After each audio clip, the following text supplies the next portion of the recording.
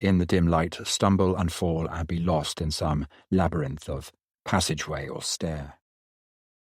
My anger grew with the daylight, yet with it also a feeling of despair. I longed more than anything to get hold of the fellow and his son, threaten them both, fight them if necessary. I would not be thrown to the ground a second time unawares. But what if they had gone away and left me in this place without means of exit? Supposing this, then, was a trick they played on strangers, and had done so through countless years, the old man before them and others before him, luring the women from the valley too, and once inside these walls leaving the victims to starvation and death. The uneasiness mounting in me would turn to panic if I thought too far ahead, and to calm myself I felt in my pocket for my cigarette case. The first few puffs steadied me. The smell and the taste of the smoke belonged to the world I knew. Then I saw the frescoes. The growing light betrayed them to me. They covered the walls of the cell and were drawn upon the ceiling too. Not the rough, primitive efforts of uncultured peasants, nor yet the saintly scrawling of religious artists deeply moved by faith. These frescoes had life and vigour, colour and intensity, and whether they told a story or not I did not know, but the motif was clearly worship of the moon. Some figures knelt, others stood. One and all had their arms up, raised to the full moon, traced upon the ceiling. Yet in some strange fashion the eyes of the worshippers, drawn with uncanny skill, looked down upon me, not upwards to the moon. I smoked my cigarette and looked away, but all the time I felt their eyes fasten on me, as the daylight grew, and it was like being back outside the walls again, aware of silent watchers from behind the slit windows. I got up, stamping on my cigarette, and it seemed to me that anything would be better than to remain there in the cell, alone with those figures on the painted walls. I moved to the opening, and as I did so I heard the laughter once again, softer this time as though subdued, but mocking and youthful still. That damned boy. I plunged through the opening, cursing him and shouting. He might have a knife upon him, but I didn't care. And there he was, flattened against the wall, waiting for me. I could see the gleam of his eyes, and I saw his close-cropped hair. I struck at his face and missed. I heard him laughing as he slipped to one side. Then he wasn't alone any more. There was another just behind him, and a third. They threw themselves upon me, and I was borne to the ground as though I had no strength at all, and the first one knelt with his knee on my chest and his hand about my throat, and he was smiling at me. I lay fighting for breath, and he relaxed his grip, and the three of them watched me, with that same mocking smile upon their lips. I saw then that none of them was the boy from the village, nor was the father there, and they did not have the faces of village people or of the valley people. Their faces were like the painted frescoes on the wall. Their eyes were heavy-lidded, slanting without mercy, like the eyes I had seen once long ago on an Egyptian tomb, and on a vase long hidden and forgotten under the dust and rubble of a buried city. Each wore a tunic to his knees, with bare arms, bare legs, and a hair cropped close to the head, and there was a strange austere beauty about them, and a devilish grace as well. I tried to raise myself from the ground, but the one who had his hand upon my throat pressed me back, and I knew I was no match for him or his companions, and if they wanted to, they could throw me from the walls down to the depths below Monteverta. This was the end, then. It was only a matter of time, and Victor would die alone back in the hut on the mountainside. "Go ahead," I said. "Have done with it." Resigned, caring no longer, I expected the laughter again, mocking and youthful, and the sudden seizing of my body with their hands and the savage thrusting of me through the slit window to darkness and to death. I closed my eyes and with nerves taut braced myself for horror. Nothing happened. I felt the boy touch my lips. I opened my eyes and he was smiling still, and he had a cup in his hands, with milk in it. He was urging me to drink, but he did not speak. I shook my head, but his companions came and knelt behind me, supporting my shoulders and my back, and I began to drink, foolishly, gratefully, like a child. The fear went as they held me, and the horror too, and it was as though strength passed from their hands to mine, and not only to my hands, but to the whole of me. When I had finished drinking, The first one took the cup from me and put it on the ground. Then he placed his 2 hands on my heart, his fingers touching, and the feeling that came to me was something I had never experienced in my life before. It was as if the peace of God came upon me, quiet and strong, and, with a touch of hands, took from me all anxiety and fear, all the fatigue and terror of the preceding night. And my memory of the cloud and mist on the mountain, and Victor dying on his lonely bed, became suddenly things of no importance. They shrank into insignificance beside this feeling of strength and beauty that I knew now. If Victor died, it would not matter. His body would be a shell lying there in the peasant hut, but his heart would be beating here, as mine was beating, and his mind would come to us too. I say to us because it seemed to me, sitting there in the narrow cell, that I had been accepted by my companions and made one of them. This, I thought to myself, still wondering but bewildered, happy, this is what I always hoped that death would be. The negation of all pain and all distress, and the centre of life flowing, not from the quibbling brain, but from the heart.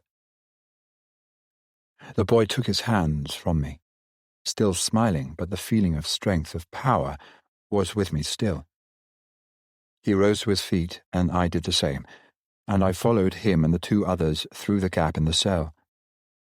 There was no honeycomb of twisting corridors, no dark cloisters, but a great open court onto which the cells all gave, and the 4th side of the court led upwards to the twin peaks of Monte Verita, ice-capped, beautiful, caught now in the rose light of the rising sun. Steps cut in the ice led to the summit, and now I knew the reason for the silence within the walls, and in the court as well, for there were the other ones, ranged upon the steps, dressed in those same tunics with bare arms and legs, girdles about the waist, and the hair cropped close to the head. We passed through the court and up the steps beside them. There was no sound. They did not speak to me or to one another, but they smiled, as the first 3 had done, and their smile was neither courteous nor tender, as we know it in the world, but had a strange, exulting quality, as if wisdom and triumph and passion were all blended into one. They were ageless, they were sexless, they were neither male nor female, old or young, but the beauty of their faces, and of their bodies too, was more stirring and more exciting than anything I had ever seen or known. And with a sudden longing I wanted to be one of them, to be dressed as they were dressed, to love as they must love, to laugh and worship and be silent.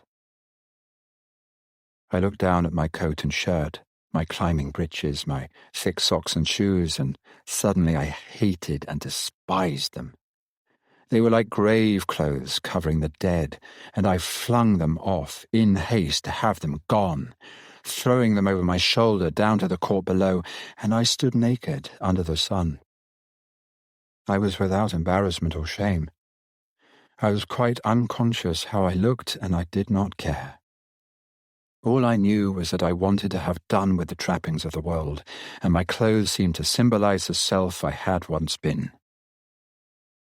We climbed the steps and reached the summit, and now the whole world lay before us, without mist or cloud, the lesser peaks stretching away into infinity, and far below, concerning us not at all, hazy and green and still, were the valleys and the streams and the little sleeping towns. Then, turning from the world below, I saw that the twin peaks of Monte Verita were divided by a great crevasse, narrow yet impassable, and standing on the summit, gazing downwards, I realized with wonder, and with awe as well, that my eyes could not penetrate the depths.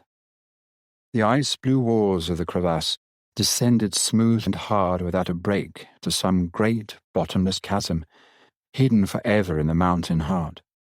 The sun that rose to bathe the peaks at midday would never touch the depths of that crevasse, nor would the rays of the full moon come to it. But it seemed to me, between the peaks, that the shape of it was like a chalice held between 2 hands. Someone was standing there, dressed in white from head to foot, on the very brink of the chasm. And although I could not see her features, for the cowl of the white robe concealed them, the tall, upright figure, with head thrown back and arms outstretched, caught at my heart with sudden, tense excitement. I knew it was Anna. I knew that no one else would stand in just that way. I forgot Victor. I forgot my mission. I forgot time and place and all the years between. I remembered only the stillness of her presence, the beauty of her face, and that quiet voice saying to me, "We are both in search of the same thing after all." I knew then that I had loved her always, and that though she had met Victor first and chosen him and married him, the ties and ceremonies of marriage concerned neither of us and never had. Our minds had met and crossed and understood from the first moment when Victor introduced us in my club, and that queer, inexplicable bond of the heart, breaking through every barrier, every restraint, had kept us close to one another always, in spite of silence, absence, and long years of separation. The mistake was mine from the beginning, in letting her go alone to find her mountain. Had I gone with them, she and Victor, when they had asked me that day in the map house long ago, intuition would have told me what was in her mind, and the spell would have come upon me as well. I would not have slept on in the hut as Victor had slept, but would have woken and gone with her, and the years that I had wasted and thrown away, futile and misspent, would have been our years, Anna's and mine, shared here on the mountain, cut off from the world. Once again I looked about me at the faces of those who stood beside me, and I guessed dimly, with a sort of hunger near to pain, what ecstasy of love they knew, that I had never known. Their silence was not a vow condemning them to darkness, but a peace that the mountain gave to them, merging their minds in tune. There was no need for speech when a smile, a glance, conveyed a message and a thought, while laughter, triumphant always, sprang from the heart's centre, never to be suppressed. This was no closed order, gloomy, sepulchral, denying all that instinct gave the heart. Here life was fulfilled, clamouring intense, and the great heat of the sun seeped into the veins, becoming part of the bloodstream, part of the living flesh. And the frozen air, merging with the direct rays of the sun, cleansed the body and the lungs, bringing power and strength, the power I had felt when the fingers touched my heart. In the space of so short a while, my values had all changed, and the self who had climbed the mountain through the mist, fearful, anxious, and angry too, but a little while ago seemed to exist no more. I was grey-haired, past middle age, a madman to the world's eyes if they could see me now, a laughing-stock, a fool, and I stood naked with the rest of them on Monte Verita and held up my arms to the sun. It rose now in the sky and shone upon us, and the blistering of my skin was pain and pleasure blended, and the heat drove through my heart and through my lungs. I kept my eyes fixed on Anna, loving her with such intensity that I heard myself calling aloud, "Anna! Anna!" And she knew that I was there, for she lifted her hand in signal. None of them minded, none of them cared. They laughed with me. They understood. Then from the midst of us came a girl, walking. She was dressed in a simple village frock with stockings and shoes, and her hair hung loose on her shoulders. I thought her hands were folded together, as though in prayer, but they were not. She held them to her heart, the fingers touching. She went to the brink of the crevasse, where Anna stood. Last night beneath the moon I should have been gripped by fear, but not now. I had been accepted. I was one of them. For one instant, in its space of time above us in the sky, the sun's ray touched the lip of the crevasse, and the blue ice shone.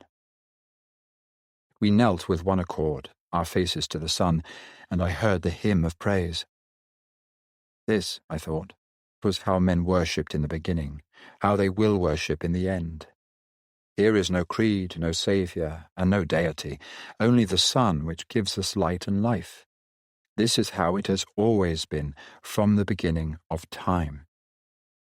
The sun's ray lifted and passed on, and then the girl, rising to her feet, threw off her stockings, and her shoes and her dress also, and Anna, with a knife in her hand, cut off her hair, cropping it close above the ears. The girl stood before her, her hands upon her heart. Now she is free, I thought. She won't go back to the valley again. Her parents will mourn her, and her young man too, and they'll never discover what she has found here on Monte Verita. In the valley, there would have been feasting and celebration, and then dancing at the wedding, and afterwards the turmoil of a brief romance turning to humdrum married life, the cares of her house, the cares of children, anxiety, fret, illness, trouble, the day-by-day routine of growing old. Now she is spared all that. Here, nothing once felt is lost. Love and beauty don't die or fade away. Living's hard because nature's hard, and nature has no mercy. But it was this she wanted in the valley. It was for this she came. She will know everything here that she never knew before and would not have discovered below there in the world. Passion and joy and laughter, the heat of the sun, the tug of the moon, love without emotion, sleep with no waking dream. And that's why they hate it, in the valley. That's why they're afraid of Monte Verita. Because here, on the summit, is something they don't possess and never will. So they are angry and envious and unhappy.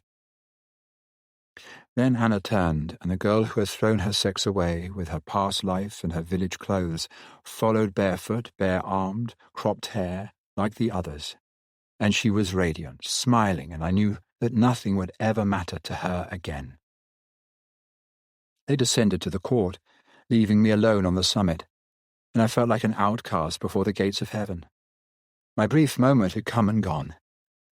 They belonged here, and I did not. I was a stranger from the world below. I put on my clothes again, restored to a sanity I did not want, and remembering Victor and my mission, I too went down the steps to the court, and looking upwards I saw that Anna was waiting for me in the tower above. The others flattened themselves against the wall to let me pass, and I saw that Anna alone amongst them wore the long white robe and the cowl.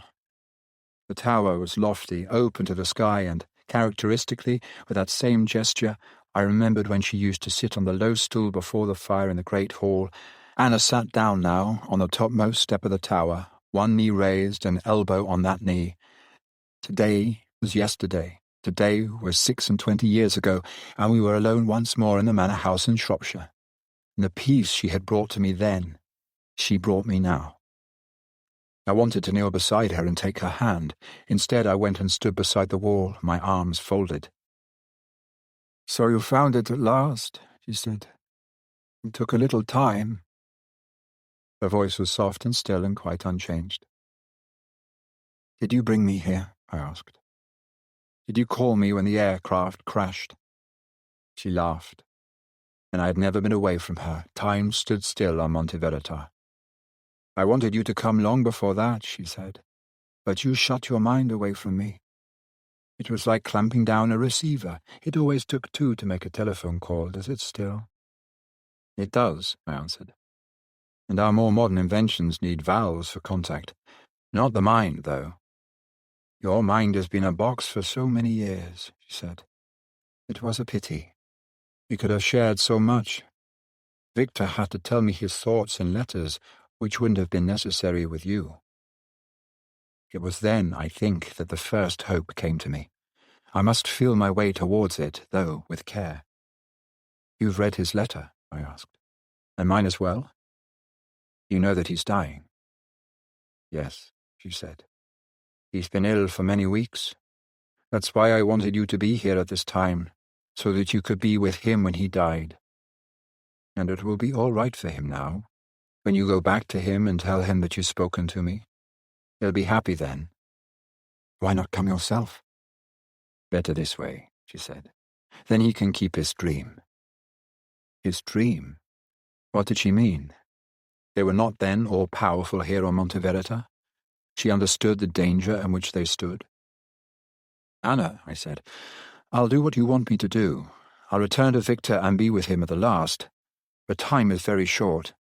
More important still is the fact that you and the others here are in great danger. Tomorrow, tonight even, the people from the valley are going to climb here to Monte Verita, and they'll break into this place and kill you. It's imperative that you get away before they come.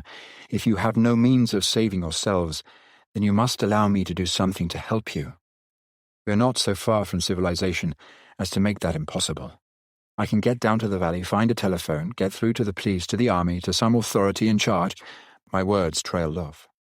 Because although my plans were not clear in my own mind, I wanted her to have confidence in me, to feel that she could trust me. But the point is, I told her, that life is going to be impossible for you here from now on. If I can prevent the attack this time, which is doubtful, it will happen next week, next month. Your days of security are numbered. You've lived here, shut away so long, that you don't understand the state of the world as it is now.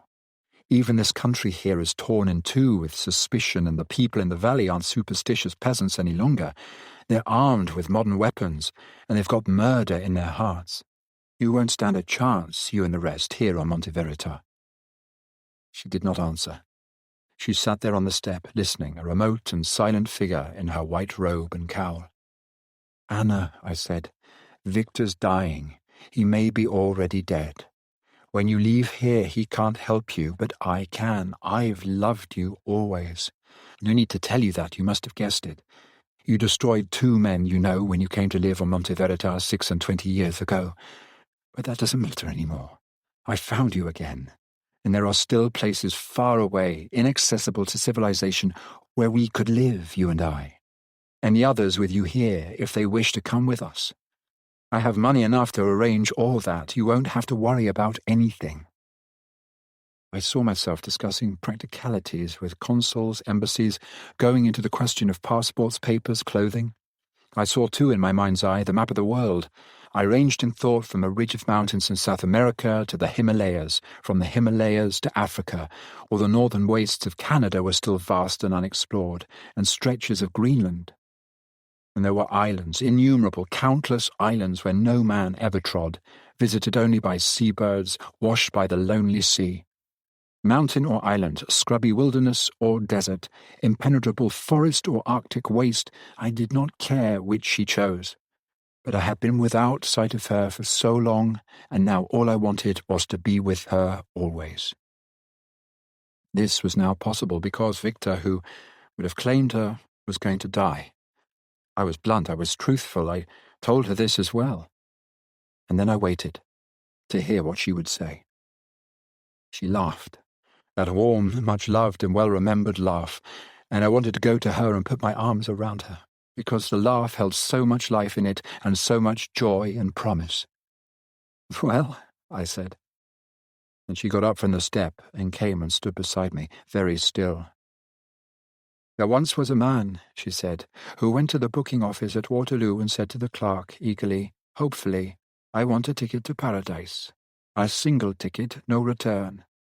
And when the clerk told him there was no such place, the man picked up the inkwell and threw it in the clerk's face. The police were summoned and took the man away and put him in prison. Isn't that what you're asking of me now? A ticket to paradise? This is the mountain of truth, which is very different." I felt hurt, irritated even. She hadn't taken a word of my plans seriously and was making fun of me. "What do you propose, then?" I asked. "To wait here, behind these walls, for the people to come and break them down?" "Don't worry about us," she said. "We know what we shall do." She spoke with indifference as if the matter was of no importance, and in agony I saw the future that I had begun to plan for us both slip away from me. "Then you do possess some secret?" I asked, almost in accusation. "You can work some miracle and save yourself and the others too." "What about me? Can't you take me with you?" "You wouldn't want to come," she said. She put her hand on my arm. "It takes time, you know, to build a Monte Verita. It isn't just doing without clothes and worshipping the sun." "I realize that," I told her. "I'm prepared to begin all over again, to learn new values, to start from the beginning. I know that nothing I've done in the world has any use. Talent, hard work, success, all those things are meaningless. But if I could be with you—" "How, with me?" she said. and I did not know what to answer, because it would be too sudden and too direct. But I knew in my heart that what I wanted was everything that could be between a woman and a man. Not at first, of course, but later, when we had found our other mountain, or our wilderness, or wherever it was we might go to hide ourselves from the world. There was no need to rehearse all that now. The point was that I was prepared to follow her anywhere, if she would let me. I love you, and have always loved you. Isn't that enough? I asked. No, she said, not on Monte Verita. And she threw back her cowl, and I saw her face. I gazed at her in horror. I could not move. I could not speak. It was as though all feeling had been frozen. My heart was cold. One side of her face was eaten quite away, ravaged, terrible. The disease had come upon her brow, her cheek, her throat, blotching, searing the skin. The eyes that I had loved were blackened, sunk deep into the sockets. You see, she said, it isn't paradise. I think I turned away. I don't remember. I know I leant against the rock of the tower and stared down into the depths below, and saw nothing but the great bank of cloud that hid the world. It happened to others, Anna said, but they died. If I survived longer, it was because I was hardier than they. Leprosy can come to anyone, even to the supposed immortals of Monte Verita. It hasn't really mattered, you know. I regret nothing. Long ago I remember telling you that those who go to the mountain must give everything. That's all there is to it. I no longer suffer, so there's no need to suffer for me. I said nothing. I felt the tears run down my face. I didn't bother to wipe them away. There are no illusions and no dreams on Monte Verita, she said. They belong to the world, and you belong there too. If I've destroyed the fantasy you made of me, forgive me. You've lost the Anna you knew once and found another one instead. Which you will remember longer rather depends upon yourself. Now go back to your world of men and women and build yourself a Monte Verita. Somewhere there was scrub and grass and stunted trees. Somewhere there was earth and stones and the sound of running water. Deep in the valley there were homes, where men lived with their women, reared their children. They had firelight, curling smoke, and lighted windows. Somewhere there were roads, there were railways, there were cities. So many cities, so many streets, and all with crowded buildings, lighted windows. They were there beneath the cloud, beneath Monte Verita. Don't be anxious or afraid, said Anna. And as for the valley people, they can't harm us. One thing only, she paused, and although I did not look at her, I think she smiled. Let Victor keep his dream, she said. Then she took my hand and we went down the steps of the tower together, and through the court into the walls of the rock face. They stood there watching us, those others, with their bare arms and legs, their close-cropped hair. And I saw, too, the little village girl, the proselyte, who had renounced the world and was now one of them. I saw her turn and look at Anna, and I saw the expression in her eyes. There was no horror there, no fear, and no revulsion. One and all they looked at Anna with triumph, with exultation, with all knowledge and all understanding, and I knew that what she felt and what she endured they felt also, and shared with her and accepted. She was not alone. They turned their eyes to me, and their expression changed. Instead of love and knowledge, I read compassion. Anna did not say goodbye. She put her hand an instant on my shoulder. Then the wall opened, and she was gone from me. The sun was no longer overhead. It had started its journey in the western sky. The great white banks of cloud rolled upward from the world below. I turned my back on Monte Verita. It was evening when I came to the village. The moon had not yet risen. Presently, within 2 hours or less, it would top the eastern ridge of the further mountains and give light to the whole sky. They were waiting, the people from the valley. There must have been 300 or more waiting there in groups beside the huts. All of them were armed, some with rifles, with grenades, others more primitive with picks and axes. They had kindled fires on the village track between the huts and had brought provisions too. They stood or sat before the fires, eating and drinking, smoking and talking. Some of them had dogs held tightly on a leash. The owner of the first hut stood by the door with his son. They too were armed. The boy had a pick and a knife thrust in his belt. The man watched me with his sullen, stupid face.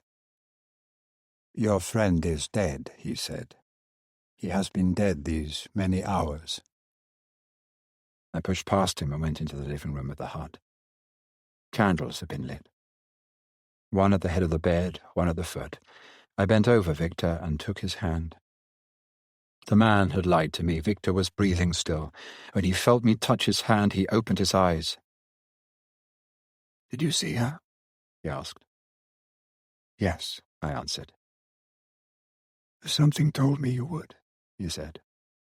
"Lying here, I felt that it would happen. She's my wife, and I've loved her all these years. But you only have been allowed to see her. Too late, isn't it? To be jealous now." The candlelight was dim. He could not see the shadows by the door, nor hear the movement and the whispering without. "Did you give her my letter?" he said. "She has it," I answered. "She told you not to worry, not to be anxious. She is all right. Everything is well with her." Victor smiled. He let go my hand. "So it's true," he said. "All the dreams I had of Monteverita. She is happy and contented, and she will never grow old, never lose her beauty.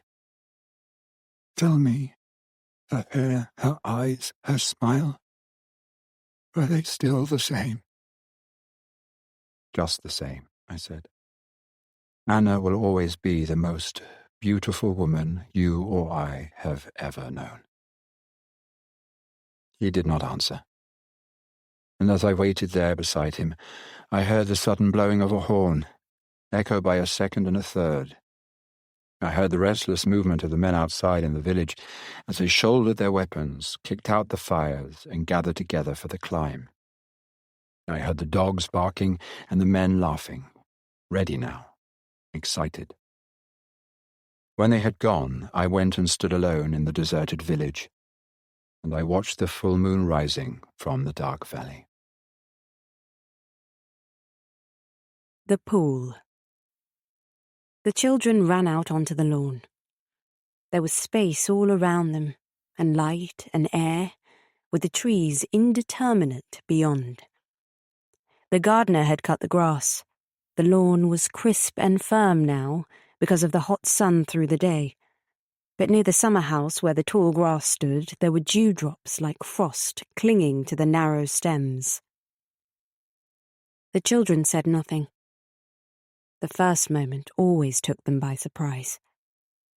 The fact that it waited, thought Deborah, all the time they were away, that day after day while they were at school, or in the Easter holidays with the aunts at Hunstanton being blown to bits, or in the Christmas holidays with their father in London riding on buses and going to theatres. The fact that the garden waited for them was a miracle known only to herself. A year was so long. How did the garden endure the snows clamping down upon it, or the chilly rain that fell in November? Surely sometimes it must mock the slow steps of Grandpapa pacing up and down the terrace in front of the windows, or Grandmama calling to Patch. The garden had to endure month after month of silence while the children were gone. Even the spring and the days of May and June were wasted. All those mornings of butterflies and darting birds with no one to watch but Patch gasping for breath on a cool stone slab. So wasted was the garden. So lost. "You must never think we forget," said Deborah, in the silent voice she used to her own possessions. "I remember, even at school, in the middle of French." But the ache then was unbearable, that it should be the hard grain of a desk under her hands and not the grass she bent to touch now. The children had had an argument once about whether there was more grass in the world or more sand, and Roger said that of course there must be more sand because of under the sea. In every ocean all over the world there would be sand if you looked deep down. But there could be grass too, argued Deborah. A waving grass, a grass that nobody had ever seen, and the colour of that ocean grass would be darker than any grass on the surface of the world, in fields or prairies or people's gardens in America. It would be taller than trees, and it would move like corn in a wind. They had run in to ask somebody adult. "What is there most of in the world, grass or sand?" Both children hot and passionate from the argument. But Grandpapa stood there in his old Panama hat, looking for clippers to trim the hedge. He was rummaging in the drawer full of screws, and he said, What? Impatiently. The boy turned red. Perhaps it was a stupid question. But the girl thought, he doesn't know. They never know. And she made a face at her brother to show that she was on his side. Later they asked their grandmother, and she, being practical, said briskly, "I should think sand. Think of all the grains." And Roger turned in triumph. "I told you so." The grains. Deborah had not considered the grains. The magic of millions and millions of grains clinging together in the world and under the oceans made her sick. Let Roger win. It did not matter. It was better to be in the minority of the waving grass. Now, on this first evening of summer holiday, she knelt and then lay full length on the lawn and stretched her hands out on either side like Jesus on the cross, only face downwards, and murmured over and over again the words she had memorized from confirmation preparation. "A full, perfect, and sufficient sacrifice. A full, perfect, and sufficient sacrifice. Satisfaction and oblation for the sins of the whole world." To offer herself to the earth, to the garden that had waited patiently all these months since last summer, surely this must be her first gesture. "Come on," said Roger, rousing himself from his appreciation of how Willis the gardener had mown the lawn to just the right closeness for cricket, and without waiting for his sister's answer, he ran to the summer house and made a dive at the long box in the corner where the stamps were kept. He smiled as he lifted the lid. The familiarity of the smell was satisfying. Old varnish and chipped paint, and surely that must be the same spider in the same cobweb. He drew out the stumps one by one, and the bales, and there was the ball. It had not been lost after all, as he had feared. It was worn, though, a greyish red. He smelt it and bit it, to taste the shabby leather. Then he gathered the things in his arms and went out to set up the stumps. "Come and help me measure the pitch," he called to his sister, and looking at her, squatting in the grass with her face hidden, his heart sank, because it meant that she was in one of her absent moods and would not concentrate on the cricket. "Deb," he called anxiously, "you are going to play?" Deborah heard his voice through the multitude of earth sounds, the heartbeat and the pulse. If she listened with her ear to the ground, there was a humming much deeper than anything that bees did, or the sea at Hunstanton. The nearest to it was the wind, but the wind was reckless. The humming of the earth was patient. Deborah sat up, and her heart sank just as her brother's had done, for the same reason in reverse. the monotony of the game ahead would be like a great chunk torn out of privacy. "How long shall we have to be?" she called. The lack of enthusiasm damped the boy. It was not going to be any fun at all if she made a favour of it. He must be firm, though. Any concession on his part, she snatched and turned to her advantage. "Half an hour," he said, "and then, for encouragement's sake, you can bat first." Deborah smelt her knees. They had not yet got the country smell, but if she rubbed them in the grass and in the earth too, the white London look would go. "All right," she said, "but no longer than half an hour." He nodded quickly, and so as to not lose time, measured out the pitch and then began ramming the stumps in the ground. Deborah went into the summer house to get the bats.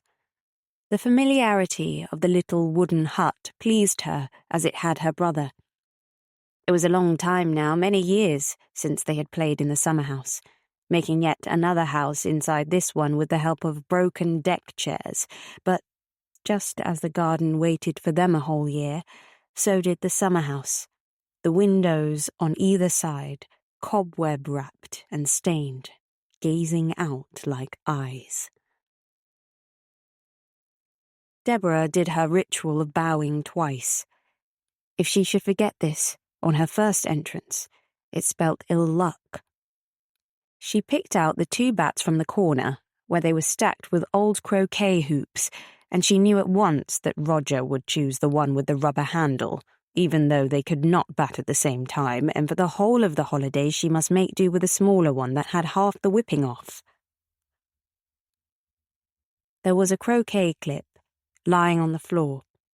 She picked it up and put it on her nose and stood a moment, wondering how it would be if forevermore she had to live thus, nostrils pinched, making her voice like punch. Would people pity her? "Hurry!"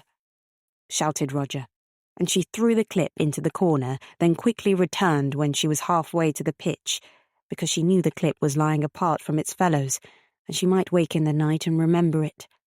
The clip would turn malevolent and haunt her. She replaced him on the floor with 2 others, and now she was absolved, and the summer house at peace.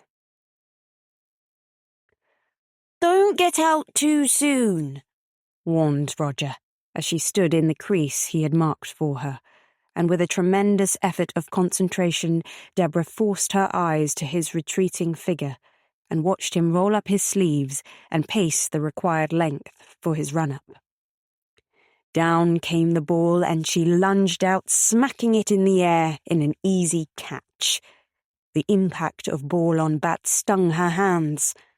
Roger missed the catch on purpose. Neither of them said anything. "Who shall I be?" called Deborah. The game could only be endured and concentration kept if Roger gave her a part to play, not an individual, but a country. "You're India," he said, and Deborah felt herself grow dark and lean. Part of her was tiger, part of her was sacred cow. The long grass fringing the lawn was jungle, the roof of the summer house a minaret. Even so, the half-hour dragged, and, when her turn came to bowl, the ball she threw fell wider every time, so that Roger, flushed and self-conscious because their grandfather had come out onto the terrace and was watching them, called angrily, "Do try!" Once again, the effort of concentration, the figure of their grandfather, a source of apprehension to the boy, for he might criticize them, acting as a spur to his sister. Grandpapa was an Indian god, and tribute must be paid to him, a golden apple. The apple must be flung to slay his enemies. Deborah muttered a prayer, and the ball she bowled came fast and true and hit Roger's off stump. In the moment of delivery, their grandfather had turned away and potted back again, through the French windows of the drawing room. Roger looked round swiftly. His disgrace had not been seen. "Jolly good ball," he said. "It's your turn to bat again." But his time was up. The stable clock chimed 6. Solemnly, Roger drew stumps. "What shall we do now?" he asked. Deborah wanted to be alone, but if she said so on this first evening of the holiday, he would be offended. "Go to the orchard and see how the apples are coming on," she suggested. "And then round by the kitchen garden in case the raspberries haven't all been picked. But you have to do it all without meeting anyone. If you see Willis or anyone, even the cat, you lose a mark." It was these sudden inventions that saved her. She knew her brother would be stimulated at the thought of outwitting the gardener. The aimless wander round the orchard would turn into a stalking exercise. "Will you come too?" he asked. "No," she said. "You have to test your skill." He seemed satisfied with this and ran off towards the orchard, stopping on the way to cut himself a switch from the bamboo. As soon as he had disappeared, Deborah made for the trees fringing the lawn, and once in the shrouded wood, felt herself safe. She walked softly along the alleyway to the pool. The late sun sent shafts of light between the trees and onto the alleyway, and a myriad insects webbed their way in the beams, ascending and descending like angels on Jacob's ladder. But were they insects, wondered Deborah, or particles of dust, or even split fragments of light itself beaten out and scattered by the sun? It was very quiet. The woods were made for secrecy. They did not recognize her as the garden did. They did not care that for a whole year she could be at school or at Hunstanton or in London. The woods would never miss her. They had their own dark, passionate life. Deborah came to the opening where the pool lay, with the 5 alleyways branching from it, and she stood a moment before advancing to the brink, because this was holy ground and required atonement. She crossed her hands on her breast and shut her eyes. Then she kicked off her shoes. "Mother of all things wild, do with me what you will," she said aloud. The sound of her own voice gave her a slight shock. Then she went down on her knees and touched the ground 3 times with her forehead. The first part of her atonement was accomplished, but the pool demanded sacrifice, and Deborah had come prepared. There was a stub of pencil she had carried in her pocket throughout the school term, which she called her luck. It had teeth marks on it and a chewed piece of rubber at one end.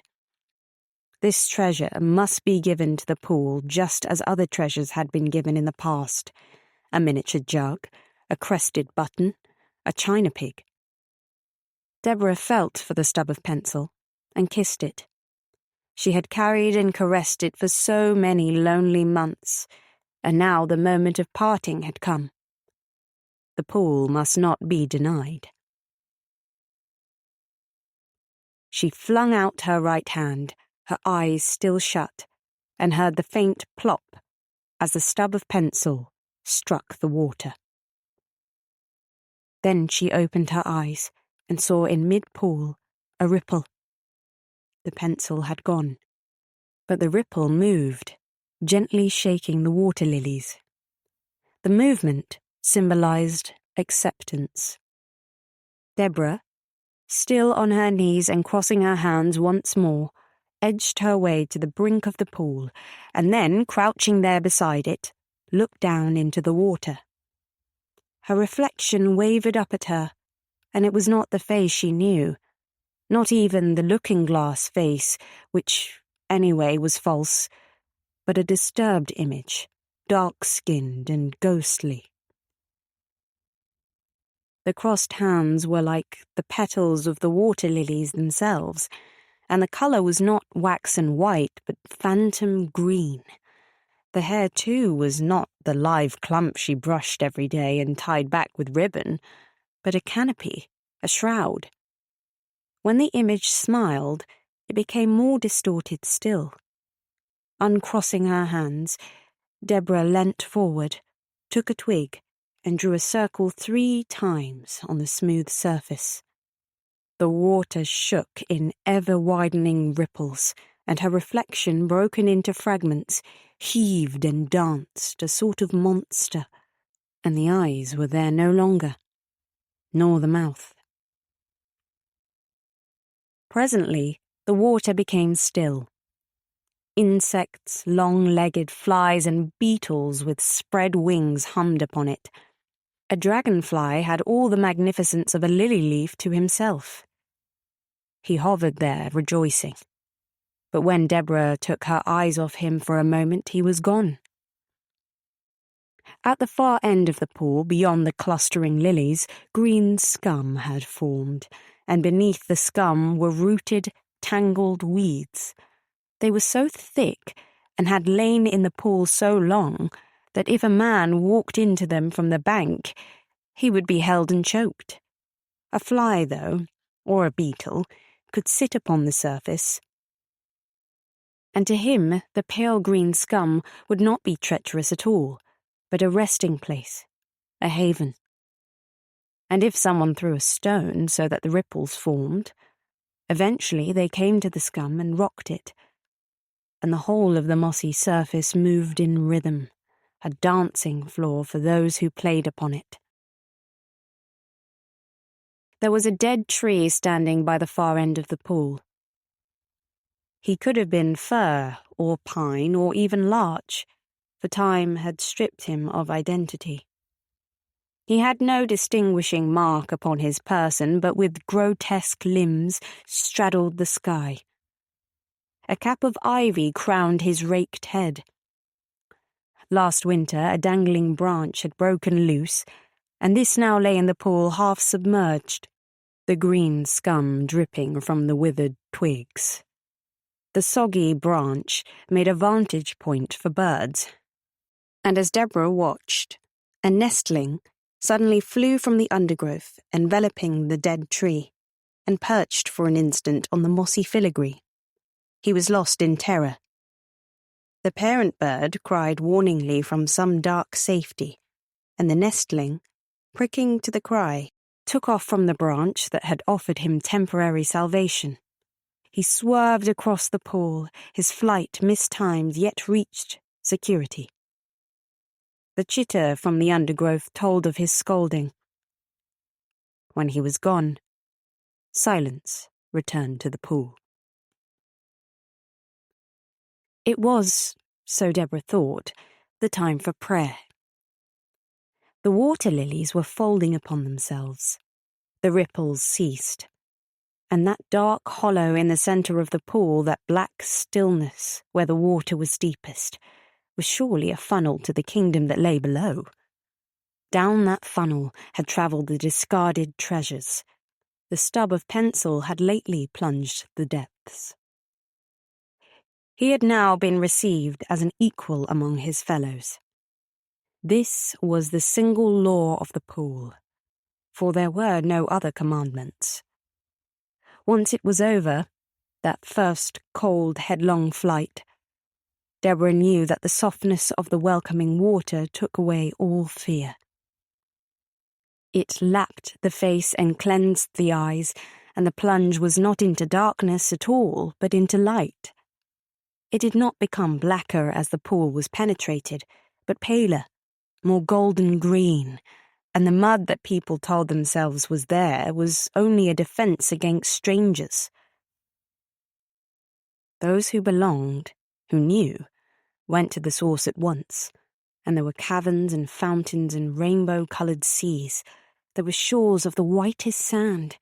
There was soundless music. Once again, Deborah closed her eyes and bent lower to the pool. Her lips nearly touched the water. This was the great silence, when she had no thoughts and was accepted by the pool, waves of quiet ringed themselves about her, and slowly she lost all feeling and had no knowledge of her legs, or of her kneeling body, or of her cold clasped hands. There was nothing but the intensity of peace.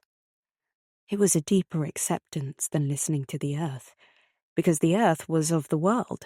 The earth was a throbbing pulse, but the acceptance of the pool meant another kind of hearing. Closing in of the waters, and just as the lilies folded, so did the soul submerge. "Deborah? Deborah?" "Oh, no. Not now. Don't let them call me back now." It was as though someone had hit her on the back or jumped out at her from behind a corner, the sharp and sudden clamour of another life destroying the silence, the secrecy. And then came the tinkle of the cowbells. It was the signal from their grandmother that the time had come to go in. Not imperious and ugly with authority, like the clanging bell at school summoning those at play to lessons or chapel, but a reminder, nevertheless, that time was all-important, that life was ruled to order, that even here, in the holiday home the children loved, the adult reigned supreme. All right," muttered Deborah, standing up and thrusting her numbed feet into her shoes. This time the rather raised tone of "Deborah!" and the more hurried clanging of cowbells brought long ago from Switzerland suggested a more imperious grandmamma than the tolerant one who seldom questioned. It must mean their supper was already laid, soup perhaps getting cold, and the farce of washing hands, of tidying, of combing hair must first be gone through. "Come on, Deb!" And now the shout was close, was right at hand, privacy lost forever, for her brother came running down the alleyway, swishing his bamboo stick in the air. "What have you been doing?" The question was an intrusion and a threat.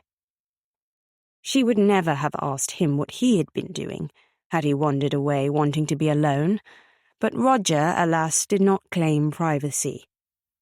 He liked companionship, and his question now, asked half in irritation, half in resentment, came really from the fear that he might lose her. "Nothing," said Deborah. Roger eyed her suspiciously.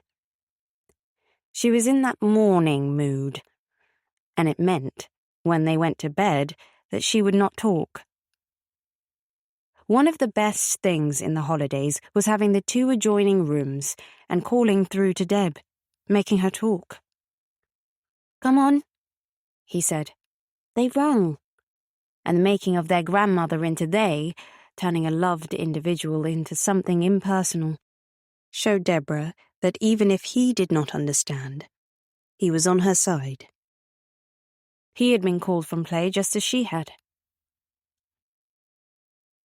They ran from the woods to the lawn and onto the terrace. Their grandmother had gone inside, but the cowbells hanging by the French window were still jangling. The custom was for the children to have their supper first, at 7, and it was laid for them in the dining room on a hot plate. They served themselves. At 7:45, their grandparents had dinner. It was called dinner, but this was a concession to their status. They ate the same as the children, though Grandpapa had a savoury which was not served to the children. If the children were late for supper, then it put out time, as well as Agnes, who cooked for both generations, and it might mean 5 minutes delay before Grandpapa had his soup. This shook routine. The children ran up to the bathroom to wash, then downstairs to the dining room. Their grandfather was standing in the hall. Deborah sometimes thought that he would have enjoyed sitting with them while they ate their supper, but he never suggested it. Grandmamma had warned them too, never to be a nuisance, or indeed to shout, if Grandpapa was near. This was not because he was nervous, but because he liked to shout himself. "There's going to be a heat wave," he said. He had been listening to the news. "That will mean lunch outside tomorrow," said Roger swiftly. Lunch was the meal they took in common with the grandparents, and it was the moment of the day he disliked. He was nervous that his grandfather would ask him how he was getting on at school. "Not for me, thank you," said Grandpapa. "Too many wasps." Roger was at once relieved. This meant that he and Deborah would have the little round garden table to themselves. But Deborah felt sorry for their grandfather as he went back into the drawing room. Lunch on the terrace could be gay, and would liven him up. When people grew old, they had so few treats. "What do you look forward to most in the day?" she once asked her grandmother. "Going to bed," was the reply, "and filling my 2 hot water bottles." Why work through being young, thought Deborah, to this? Back in the dining room, the children discussed what they should do during the heat wave. It would be too hot, Deborah said, for cricket. But they might make a house, suggested Roger, in the trees by the paddock. If he got a few old boards from Willis, and nailed them together like a platform, and borrowed the orchard ladder, then they could take fruit and bottles of orange squash and keep them up there. And it would be a camp from which they could spy on Willis afterwards. Deborah's first instinct was to say she did not want to play, but she checked herself in time. Finding the boards and fixing them would take Roger a whole morning. It would keep him employed. "Yes, it's a good idea," she said. And to foster his spirit of adventure, she looked at his notebook as they were drinking their soup and approved of items necessary for the camp while he jotted them down. It was all part of the day-long deceit she practiced to express understanding of his way of life. When they had finished supper, they took their trays to the kitchen and watched Agnes for a moment as she prepared the second meal for the grandparents. The soup was the same but garnished. Little croutons of toasted bread were added to it. And the butter was made into pats, not cut in a slab. The savoury tonight was to be cheese straws. The children finished the ones that Agnes had burnt. Then they went through to the drawing room to say good night. The older people had both changed. Grandpapa was in a smoking jacket and wore soft slippers. Grandmama had a dress that she had worn several years ago in London. She had a cardigan round her shoulders like a cape. "Go carefully in the bath water," she said. "We'll be short if there's no rain." They kissed her smooth, soft skin. It smelt of rose leaves. Grandpapa's chin was sharp and bony. He did not kiss Roger. "Be quiet overhead," whispered their grandmother.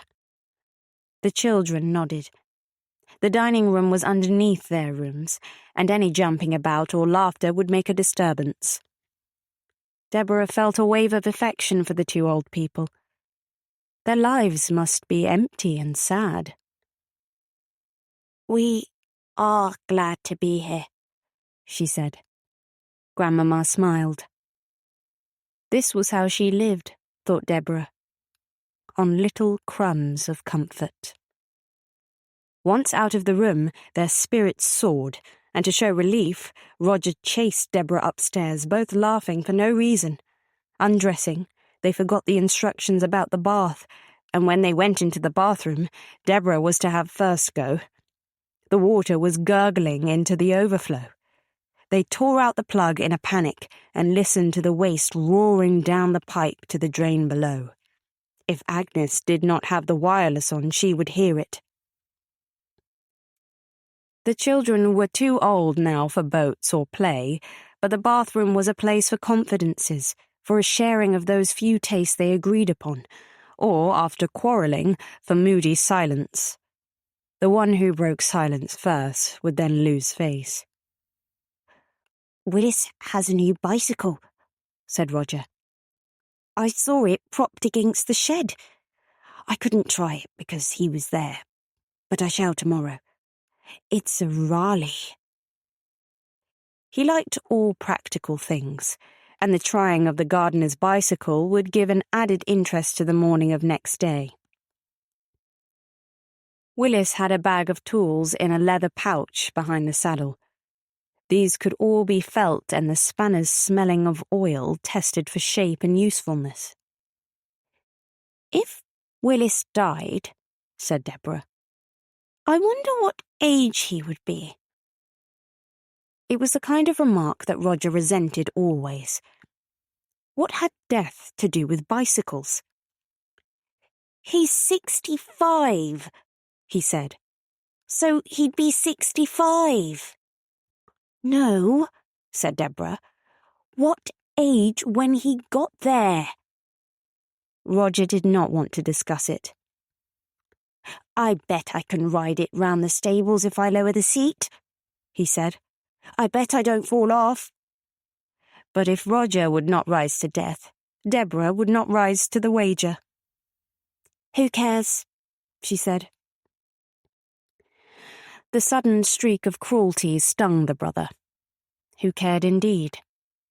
The horror of an empty world encompassed him, and to give himself confidence, he seized the wet sponge and flung it out of the window. They heard it splosh on the terrace below. "Grandpapa will step on it and slip," said Deborah, aghast. The image seized them, and choking back laughter, they covered their faces. Hysteria doubled them up. Roger rolled over and over on the bathroom floor. Deborah, the first to recover, wondered why laughter was so near to pain, why Roger's face, twisted now in merriment, was yet the same crumpled thing when his heart was breaking. "Hurry up," she said briefly. "Let's dry the floor." And as they wiped the linoleum with their towels, the action sobered them both. Back in their bedrooms, the door open between them, they watched the light slowly fading. But the air was warm, like day. Their grandfather and the people who said what the weather was going to be were right. The heat wave was on its way. Deborah, leaning out of the open window, fancied she could see it in the sky, a dull haze where the sun had been before, and the trees beyond the lawn, day-coloured, when they were having their supper in the dining room, had turned into night-birds with outstretched wings. The garden knew about the promised heat wave and rejoiced. The lack of rain was of no consequence yet, for the warm air was a trap, lulling it into a drowsy contentment. The dull murmur of their grandparents' voices came from the dining room below. What did they discuss, wondered Deborah. Did they make those sounds to reassure the children, or were their voices part of their unreal world? Presently, the voices ceased, and then there was a scraping of chairs and voices from a different quarter, the drawing room now, and a faint smell of their grandfather's cigarette. Deborah called softly to her brother, but he did not answer. She went through to his room, and he was asleep. He must have fallen asleep suddenly in the midst of talking. She was relieved. Now she could be alone again, and not have to keep up the pretense of sharing conversation. Dusk was everywhere, the sky a deepening black. "When they've gone up to bed," thought Deborah, "then I'll be truly alone." She knew what she was going to do. She waited there by the open window, and the deepening sky lost the veil that covered it, the haze disintegrated, and the stars broke through. Where there had been nothing was life, dusty and bright, and the waiting earth gave off a scent of knowledge. Dew rose from the pores. The lawn was white. Patch, the old dog who slept at the end of Grandpapa's bed on a plaid rug, came out onto the terrace and barked hoarsely. Deborah leant out and threw a piece of creeper onto him. He shook his back. Then he waddled slowly to the flower tub above the steps and cocked his leg. It was his nightly routine. He barked once more, staring blindly at the hostile trees, and went back into the drawing room. Soon afterwards, someone came to close the windows. Grandmama, thought Deborah, for the touch was light. "They are shutting out the best," said the child to herself. "All the meaning and all the point." Patch, being an animal, should know better. He ought to be in a kennel where he could watch. But instead, grown fat and soft, he preferred the bumpiness of her grandfather's bed.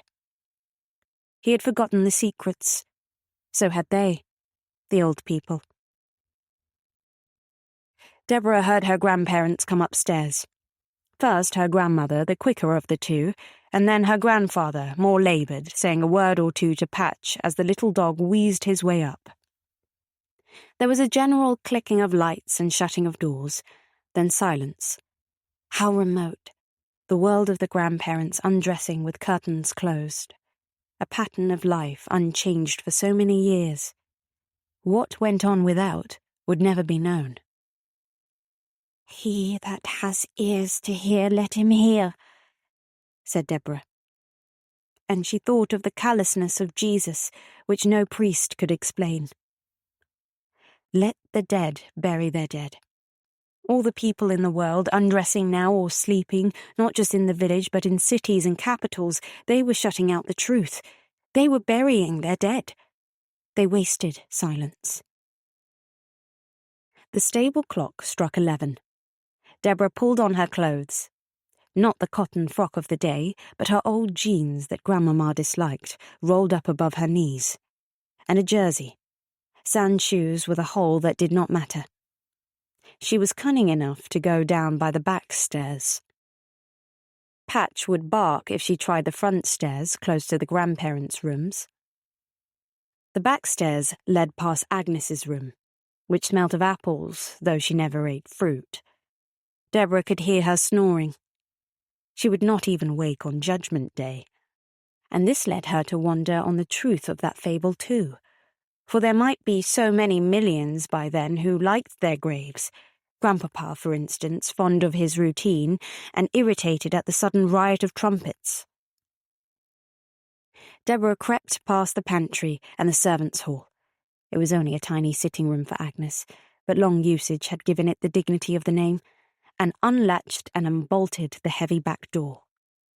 Then she stepped outside onto the gravel and took the long way round by the front of the house so as not to tread on the terrace, fronting the lawns in the garden. The warm night claimed her. In a moment it was part of her. She walked on the grass, and her shoes were instantly soaked. She flung up her arms to the sky. Power ran to her fingertips. Excitement was communicated from the waiting trees and the orchard and the paddock. The intensity of their secret life caught at her and made her run. It was nothing like the excitement of ordinary looking forward, of birthday presents, of Christmas stockings, but the pull of a magnet. Her grandfather had shown her once how it worked, little needles springing to the jaws. And now, night and the sky above were a vast magnet, and the things that waited below were needles, caught up in the great demand. Deborah went to the summer house, and it was not sleeping like the house fronting the terrace, but open to understanding, sharing complicity. Even the dusty windows caught the light, and the cobwebs shone. She rummaged for the old lilo and the moth-eaten car rug that Grandmama had thrown out 2 summers ago, and bearing them over her shoulder, she made her way to the pool. The alleyway was ghostly, and Deborah knew, for all her mounting tension, that the test was hard.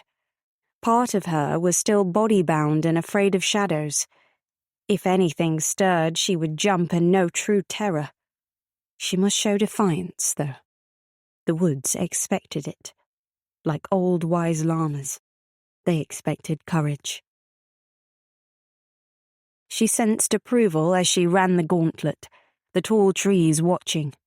Any sign of turning back, of panic, and they would crowd upon her in a choking, mass-smothering protest. Branches would become arms, gnarled and knotty, ready to strangle, and the leaves of the higher trees fold in and close like the sudden furling of giant umbrellas. The smaller undergrowth, obedient to the will, would become a briery of a million thorns, where animals of no known world crouched, snarling their eyes on fire. To show fear was to show misunderstanding. The woods were merciless. Deborah walked the alleyway to the pool, her left hand holding the lilo and the rug on her shoulder, her right hand raised in salutation. This was a gesture of respect. Then she paused before the pool and laid down her burden beside it. The lilo was to be her bed, the rug her cover. She took off her shoes, also in respect, and lay down upon the lilo. Then, drawing the rug to her chin, she lay flat, her eyes upon the sky.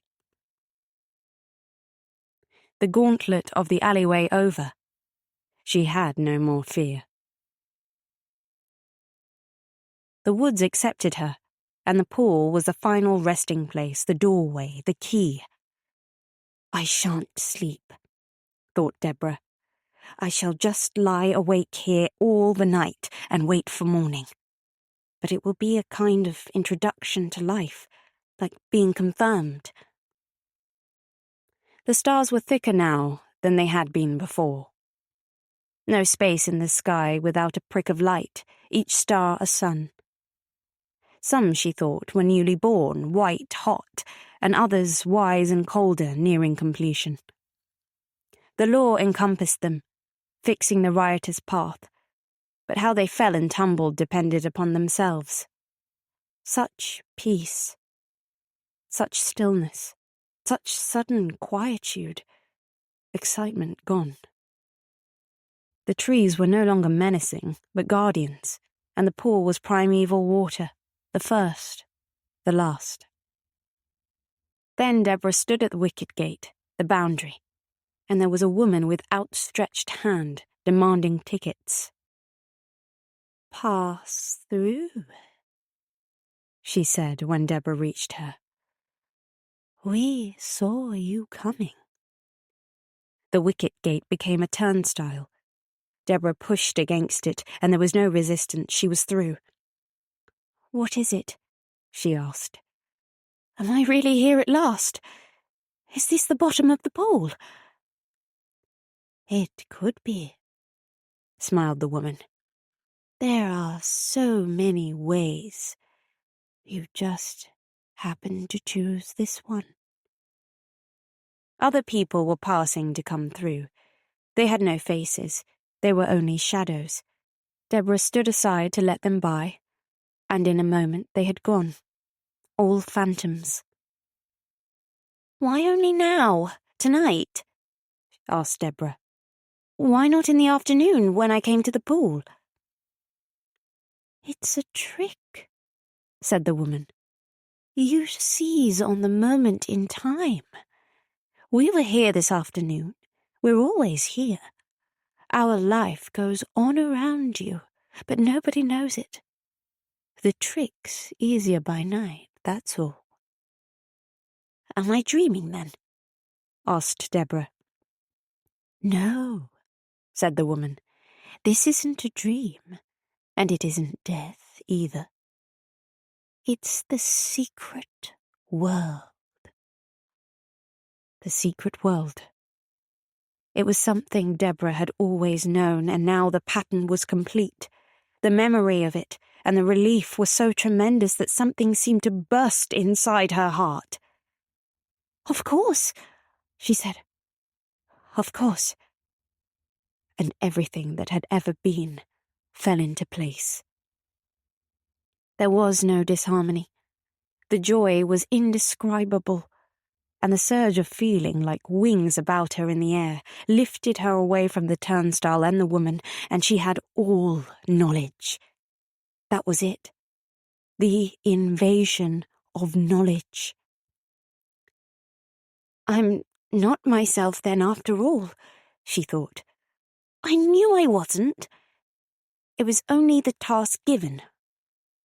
And Looking down, she saw a little child who was blind trying to find her way. Pity seized her. She bent down and put her hands on the child's eyes, and they opened, and the child was herself, at 2 years old. The incident came back. It was when her mother died and Roger was born. "It doesn't matter after all," she told the child. "You are not lost. You don't have to go on crying." Then the child that had been herself melted and became absorbed in the water and the sky, and the joy of the invading flood intensified so that there was no body at all, but only being.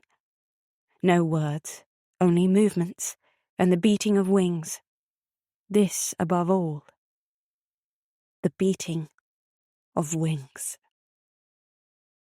"Don't let me go!" It was a pulse in her ear and a cry, and she saw the woman at the turnstile put up her hands to hold her. Then there was such darkness, such dragging, terrible darkness, and the beginning of pain all over again. The leaden heart, the tears, the misunderstanding. The voice saying, "No!" was her own harsh, worldly voice, and she was staring at the restless trees, black and ominous against the sky. One hand trailed in the water of the pool. Deborah sat up, sobbing. The hand that had been in the pool was wet and cold. She dried it on the rug, and suddenly she was seized with such fear that her body took possession, and throwing aside the rug she began to run along the alleyway, the dark trees mocking, and the welcome of the woman at the turnstile turned to treachery. Safety lay in the house behind the closed curtains. Security was with the grandparents, sleeping in their beds, and like a leaf driven before a whirlwind, Deborah was out of the woods and across the silver-soaking lawn, up the steps beyond the terrace and through the garden gate to the back door. The slumbering, solid house received her. It was like an old staid person who, surviving many trials, had learnt experience. "Don't take any notice of them," it seemed to say, jerking its head. Did a house have a head? Towards the woods beyond. "They've made no contribution to civilization. I'm man-made and different. This is where you belong, dear child. Now settle down." Deborah went back again upstairs and into her bedroom. Nothing had changed. It was still the same. Going to the open window, she saw that the woods and the lawn seemed unaltered from the moment. How long back she did not know when she had stood there deciding upon the visit to the pool. The only difference now was in herself. The excitement had gone, the tension too. Even the terror of those last moments, when her flying feet had brought her to the house, seemed unreal. She drew the curtains, just as her grandmother might have done, and climbed into bed. Her mind was now preoccupied with practical difficulties, like explaining the presence of the lilo and the rug beside the pool. Willis might find them and tell her grandfather. The feel of her own pillow and of her own blankets reassured her. Both were familiar. And being tired was familiar too. It was a solid bodily ache, like the tiredness after too much jumping or cricket. The thing was, though, and the last remaining conscious thread of thought decided to postpone conclusion until the morning. Which was real? This safety of the house, or the secret world? 2. When Deborah woke next morning, she knew at once that her mood was bad. It would last her for the day. Her eyes ached, and her neck was stiff, and there was a taste in her mouth like magnesia. Immediately Roger came running into her room, his face refreshed and smiling from some dreamless sleep, and jumped on her bed. "It's come," he said. "The heat wave's come. It's going to be 90 in the shade." Deborah considered how best she could damp his day. "It can go to 100 for all I care," she said. "I'm going to read all morning." His face fell. A look of bewilderment came into his eyes. "But the house," he said. "We decided to have a house in the trees, don't you remember? I was going to get some planks from Willis." Deborah turned over in bed and humped her knees. "You can if you like," she said. "I think it's a silly game." She shut her eyes, feigning sleep, and presently she heard his feet patter slowly back to his own room, and then the thud of a ball against the wall. If he goes on doing that, she thought maliciously, Grandpapa will ring his bell, and Agnes will come panting up the stairs. She hoped for destruction, for grumbling and snapping and everyone falling out not speaking. That was the way of the world. The kitchen where the children breakfasted faced west, so it did not get the morning sun. Agnes had hung up fly papers to catch wasps. The cereal, puffed wheat, was soggy. Deborah complained, mashing the mess with her spoon. "It's a new packet," said Agnes. "You're mighty particular all of a sudden." "Deb's got out of bed the wrong side," said Roger. The two remarks fused to make a challenge. Deborah seized the nearest weapon, a knife, and threw it at her brother. It narrowly missed his eye, but cut his cheek. Surprised, he put his hand to his face and felt the blood. Hurt not by the knife, but by his sister's action. His face turned red and his lower lip quivered. Deborah ran out of the kitchen and slammed the door. Her own violence distressed her, but the power of the mood was too strong. Going onto the terrace, she saw that the worst had happened. Willis had found the lilo and the rug, and had put them to dry in the sun. He was talking to her grandmother. Deborah tried to slip back into the house, but it was too late. "Deborah, how very thoughtless of you," said Grandmamma. "I tell you children every summer that I don't mind your taking the things from the hut into the garden if only you'll put them back." Deborah knew she should apologize, but the mood forbade it. "That old rug is full of moth," she said contemptuously, "and the lilo has a rainproof back. It doesn't hurt them." They both stared at her, and her grandmother flushed, just as Roger had done when she had thrown the knife at him. Then her grandmother turned her back and continued giving some instructions to the gardener. Deborah stalked along the terrace, pretending that nothing had happened, and skirting the lawn she made her way towards the orchard, and so to the fields beyond. She picked up a windfall, but as soon as her teeth bit into it, the taste was green. She threw it away. She went and sat on a gate and stared in front of her, looking at nothing. Such deception everywhere. Such sour sadness. It was like Adam and Eve being locked out of paradise. The Garden of Eden was no more. Somewhere very close, the woman at the turnstile waited to let her in. The secret world was all about her. But the key was gone. Why had she ever come back? What had brought her? People were going about their business. The old man who came 3 days a week to help Willis was sharpening his scythe behind the tool shed.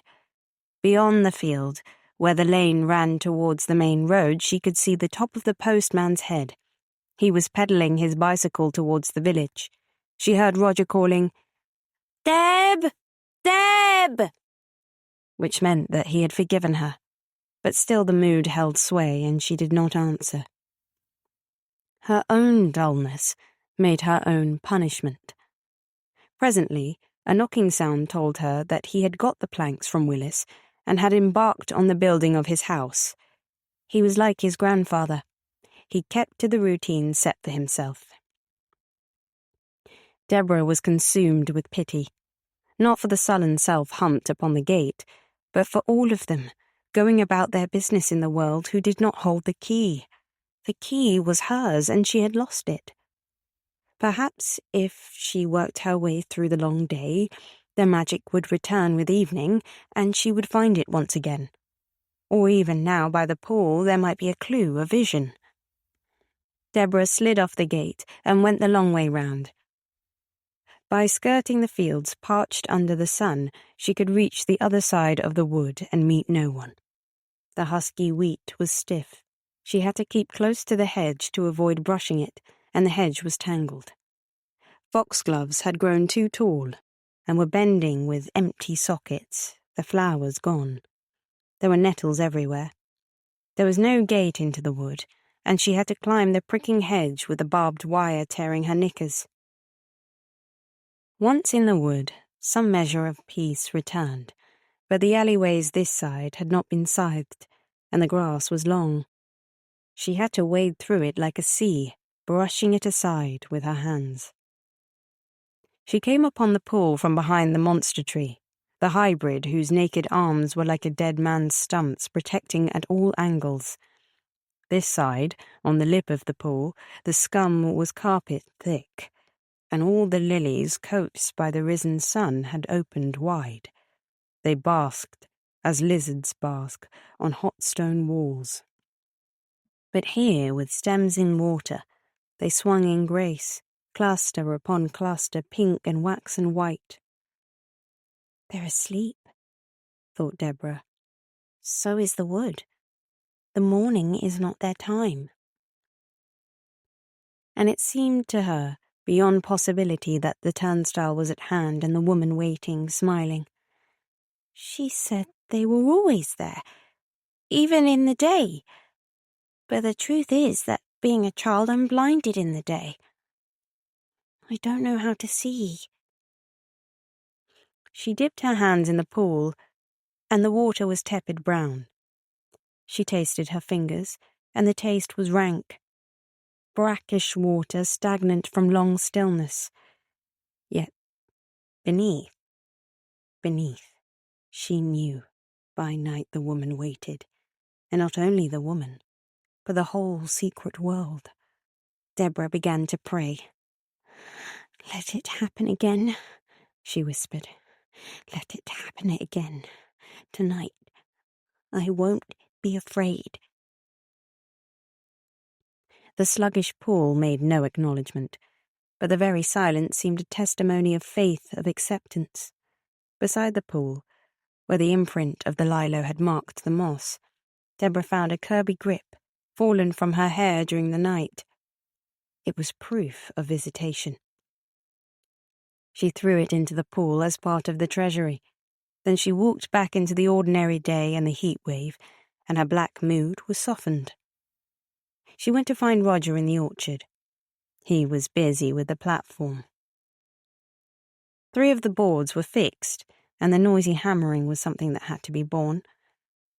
He saw her coming, and as always after trouble, sensed that her mood had changed, and mention must never be made of it. Had he called, "Feeling better?" it would have revived the antagonism, and she might not play with him all the day. Instead, he took no notice. She must be the first to speak. Deborah waited at the foot of the tree, then bent, and handed him an apple. It was green, but the offering meant peace. He ate it manfully. "Thanks," he said. She climbed onto the tree beside him and reached for the box of nails. Contact had been renewed. All was well between them. 3. The hot day spun itself out like a web. The heat haze stretched across the sky, dun-coloured and opaque. Crouching on the burning boards of the apple tree, the children drank ginger beer and fanned themselves with dock leaves. They grew hotter still. When the cowbells summoned them for lunch, they found that their grandmother had drawn the curtains of all the rooms downstairs, and the drawing-room was a vault and strangely cool. They flung themselves into chairs. No one was hungry. Patch lay under the piano, his soft mouth dripping saliva. Grandmama had changed into a sleeveless linen dress never before seen, and Grandpapa, in a dented Panama, carried a fly whisk used years ago in Egypt. 91, he said grimly, on the Air Ministry roof. It was on the 1 o'clock news. Deborah thought of the men who must measure heat, toiling up and down on this ministry roof with rods and tapes and odd-shaped instruments. Did anyone care but Grandpapa? "Can we take our lunch outside?" asked Roger. His grandmother nodded. Speech was too much effort, and she sank languidly into her chair at the foot of the dining-room table. The roses she had picked last night had wilted. The children carried chicken drumsticks to the summer house. It was too hot to sit inside, but they sprawled in the shadow it cast, their heads on faded cushions shedding kapok. Somewhere, far above their heads, an aeroplane climbed like a small silver fish and was lost in space. "A meteor," said Roger. "Grandpapa says they're obsolete." Deborah thought of Icarus, soaring towards the sun. Did he know when his wings began to melt? How did he feel? She stretched out her arms and thought of them as wings. The fingertips would be the first to curl, and then turn cloggy soft and useless. What terror in the sudden loss of height, the drooping power. Roger, watching her, hoped it was some game. He threw his picked drumstick into a flower bed and jumped to his feet. "Look," he said. "I'm a javelin." And he too stretched his arms and ran in circles, banking. Jet noises came from his clenched teeth. Deborah dropped her arms and looked at the drumstick. What had been clean and white from Roger's teeth was now earth-brown. Was it offended to be chucked away? Years later, when everyone was dead, it would be found, moulded like a fossil. Nobody would care. "Come on," said Roger. "Where to?" she asked. "To fetch the raspberries," he said. "You go," she told him. Roger did not like going into the dining room alone. He was self-conscious. Deborah made a shield from the adult eyes. In the end, he consented to fetch the raspberries without her, on condition that she played cricket after tea. After tea was a long way off. She watched him return, walking very slowly, bearing the plates of raspberries in clotted cream. She was seized with sudden pity, that same pity which, earlier, she had felt for all people, other than herself. How absorbed he was. How intent on the moment that held him. But tomorrow he would be some old man far away, the garden forgotten, and this day long past. "Grandmama says it can't go on," he announced. "There'll have to be a storm." But why? Why not forever? Why not breathe a spell so that all of them could stay locked and dreaming like courtiers in the Sleeping Beauty? Never knowing, never waking, cobwebs in their hair and on their hands, tendrils imprisoning the house itself. "Race me," said Roger. And to please him, she plunged her spoon into the mush of raspberries, but finished last, to his delight. No one moved during the long afternoon. Grandmama went upstairs to her room. The children saw her at her window in her petticoat, drawing the curtains close. Grandpapa put his feet up in the drawing-room, a handkerchief over his face. Patch did not stir from his place under the piano. Roger, undefeated, found employment still. He first helped Agnes to shell peas for supper, squatting on a back doorstep while she relaxed on a lopsided basket chair, dragged from the servants' hall. This task finished, he discovered a tin bath put away in the cellar, in which Patch had been washed in younger days. He carried it to the lawn and filled it with water. Then he stripped to bathing trunks and sat in it solemnly, an umbrella over his head to keep off the sun. Deborah lay on her back behind the summer house, wondering what would happen if Jesus and Buddha met. Would there be discussion, courtesy, an exchange of views like politicians at summit talks? Or were they after all the same person, born at separate times? The queer thing was that this topic, interesting now, meant nothing in the secret world. Last night, through the turnstile, all problems disappeared. They were non-existent. There was only the knowledge and the joy.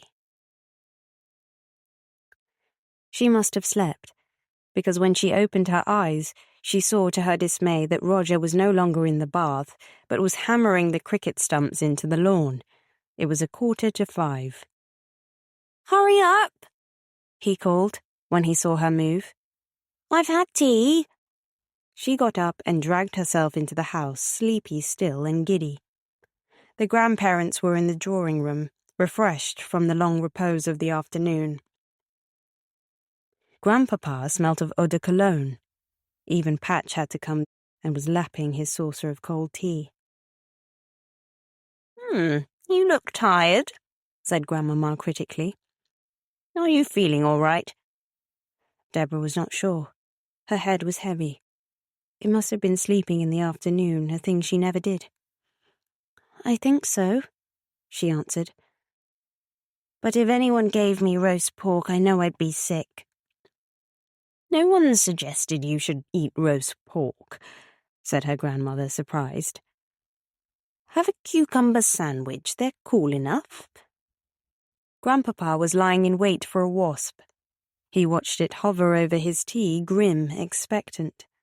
Suddenly he slammed at the air with his whisk. "Got the brute," he said in triumph. He ground it into the carpet with his heel. It made Deborah think of Jehovah. "Don't rush around in the heat," said Grandmama. "It isn't wise. Can't you and Roger play some nice, quiet game?" "What sort of game?" asked Deborah. But her grandmother was without invention. The croquet mallets were all broken. "We might pretend to be dwarves and use the heads," said Deborah, and she toyed for a moment with the idea of squatting to croquet. Their knees would stiffen, though. It would be too difficult. "I'll read aloud to you if you like," said Grandmama. Deborah seized upon the suggestion. It delayed cricket. She ran out onto the lawn and padded the idea to make it acceptable to Roger. "I'll play afterwards," she said. "And that ice cream that Agnes has in the fridge, you can eat all of it. I'll talk tonight in bed." Roger hesitated. Everything must be weighed. 3 goods to balance evil. "You know that stick of sealing wax Daddy gave you?" he said. "Yes." "Can I have it?" The balance for Deborah, too. The quiet of the moment in opposition to the loss of the long, thick stick so brightly red. "All right," she grudged. Roger left the cricket stumps, and they went into the drawing room. Grandpapa, at the first suggestion of reading aloud, had disappeared, taking Patch with him. Grandmama had cleared away the tea. She found her spectacles in the book. It was Black Beauty. Grandmama kept no modern children's books, and this made common ground for the 3 of them. She read the terrible chapter, where the stable lad lets Beauty get overheated and gives him a cold drink and does not put on his blanket. The story was suited to the day. Even Roger listened entranced, and Deborah, watching her grandmother's calm face and hearing her careful voice reading the sentences, thought how strange it was that Grandmama could turn herself into Beauty with such ease. She was a horse, suffering there with pneumonia in the stable, being saved by the wise coachman. After the reading, cricket was anticlimax, but Deborah must keep her bargain. She kept thinking of Black Beauty writing the book. It showed how good the story was, Grandmama said, because no child had ever yet questioned the practical side of it, or posed the picture of a horse with a pen in its hoof. A modern horse would have a typewriter, thought Deborah, as she began to bowl to Roger, smiling to herself as she did so, because of the 20th century beauty clacking with both hooves at a machine. This evening, because of the heat wave, the routine was changed. They had their baths first before their supper, for they were hot and exhausted from the cricket. Then, putting on pyjamas and cardigans, they ate their supper on the terrace. For once, Grandmamma was indulgent. It was still so hot that they could not take chill, and the dew had not yet risen. It made a small excitement, being in pyjamas on the terrace, like people abroad, said Roger, or natives in the South Seas, said Deborah, or beachcombers who had lost caste. Grandpapa, changed into a white tropical jacket, had not lost caste. "He's a white trader," whispered Deborah. "He's made a fortune out of pearls." Roger choked. Any joke about his grandfather, whom he feared, had all the sweet agony of danger. "What's the thermometer say?" asked Deborah. Her grandfather, pleased at her interest, went to inspect it. "Still above 80, he said with relish. Deborah, when she cleaned her teeth later, thought how pale her face looked in the mirror above the wash basin. It was not brown like Roger's from the day in the sun, but worn and yellow. She tied back her hair with a ribbon, and the nose and chin were peaky sharp. She yawned largely, as Agnes did in the kitchen on Sunday afternoons. "Don't forget you promised to talk," said Roger quickly. Talk. That was the burden. She was so tired she longed for the white smoothness of her pillow, all blankets thrown aside bearing only a single sheet. But Roger, wakeful on his bed, the door between them wide, would not relent. Laughter was the one solution, and to make him hysterical and so exhaust him sooner, she fabricated a day in the life of Willis, from his first morning kipper to his final glass of beer at the village inn. The adventures in between would have tried Gulliver. Roger's delight drew protests from the adult world below. There was the sound of a bell, and then Agnes came up the stairs and put her head round the corner of Deborah's door. "Your granny says you're not to make so much noise," she said. Deborah, spent with invention, lay back and closed her eyes. She could go no further. The children called good night to each other, both speaking at the same time, from age-long custom, beginning with their names and addresses and ending with the world, the universe, and space. Then the final main good night, after which neither must ever speak, on pain of unknown calamity. "I must try and keep awake," thought Deborah, but the power was not in her. Sleep was too compelling, and it was hours later that she opened her eyes and saw her curtains blowing and the forked flash light the ceiling, and heard the trees tossing and sobbing against the sky. She was out of bed in an instant. Chaos had come. There were no stars, and the night was sulphurous. A great crack split the heavens and tore them in two. The garden groaned. If the rain would only fall, there might be mercy, and the trees, imploring, bowed themselves this way and that, while the vivid lawn, bright in expectation, lay like a sheet of metal exposed to flame. Let the waters break. Bring down the rain. Suddenly, the lightning forked again, and standing there, alive yet immobile, was the woman by the turnstile. She stared up at the windows of the house, and Deborah recognized her. The turnstile was there inviting entry, and already the phantom figures passing through it, crowded towards the trees beyond the lawn. The secret world was waiting. Through the long day, while the storm was brewing, it had hovered there unseen beyond her reach, but now that night had come, and the thunder with it, the barriers were down. Another crack. Mighty in its summons, the turnstile yawned, and the woman with her hand upon it smiled and beckoned.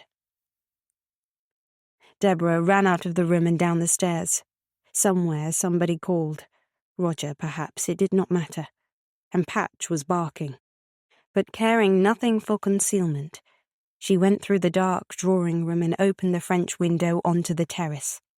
The lightning searched the terrace and lit the paving, and Deborah ran down the steps onto the lawn where the turnstile gleamed.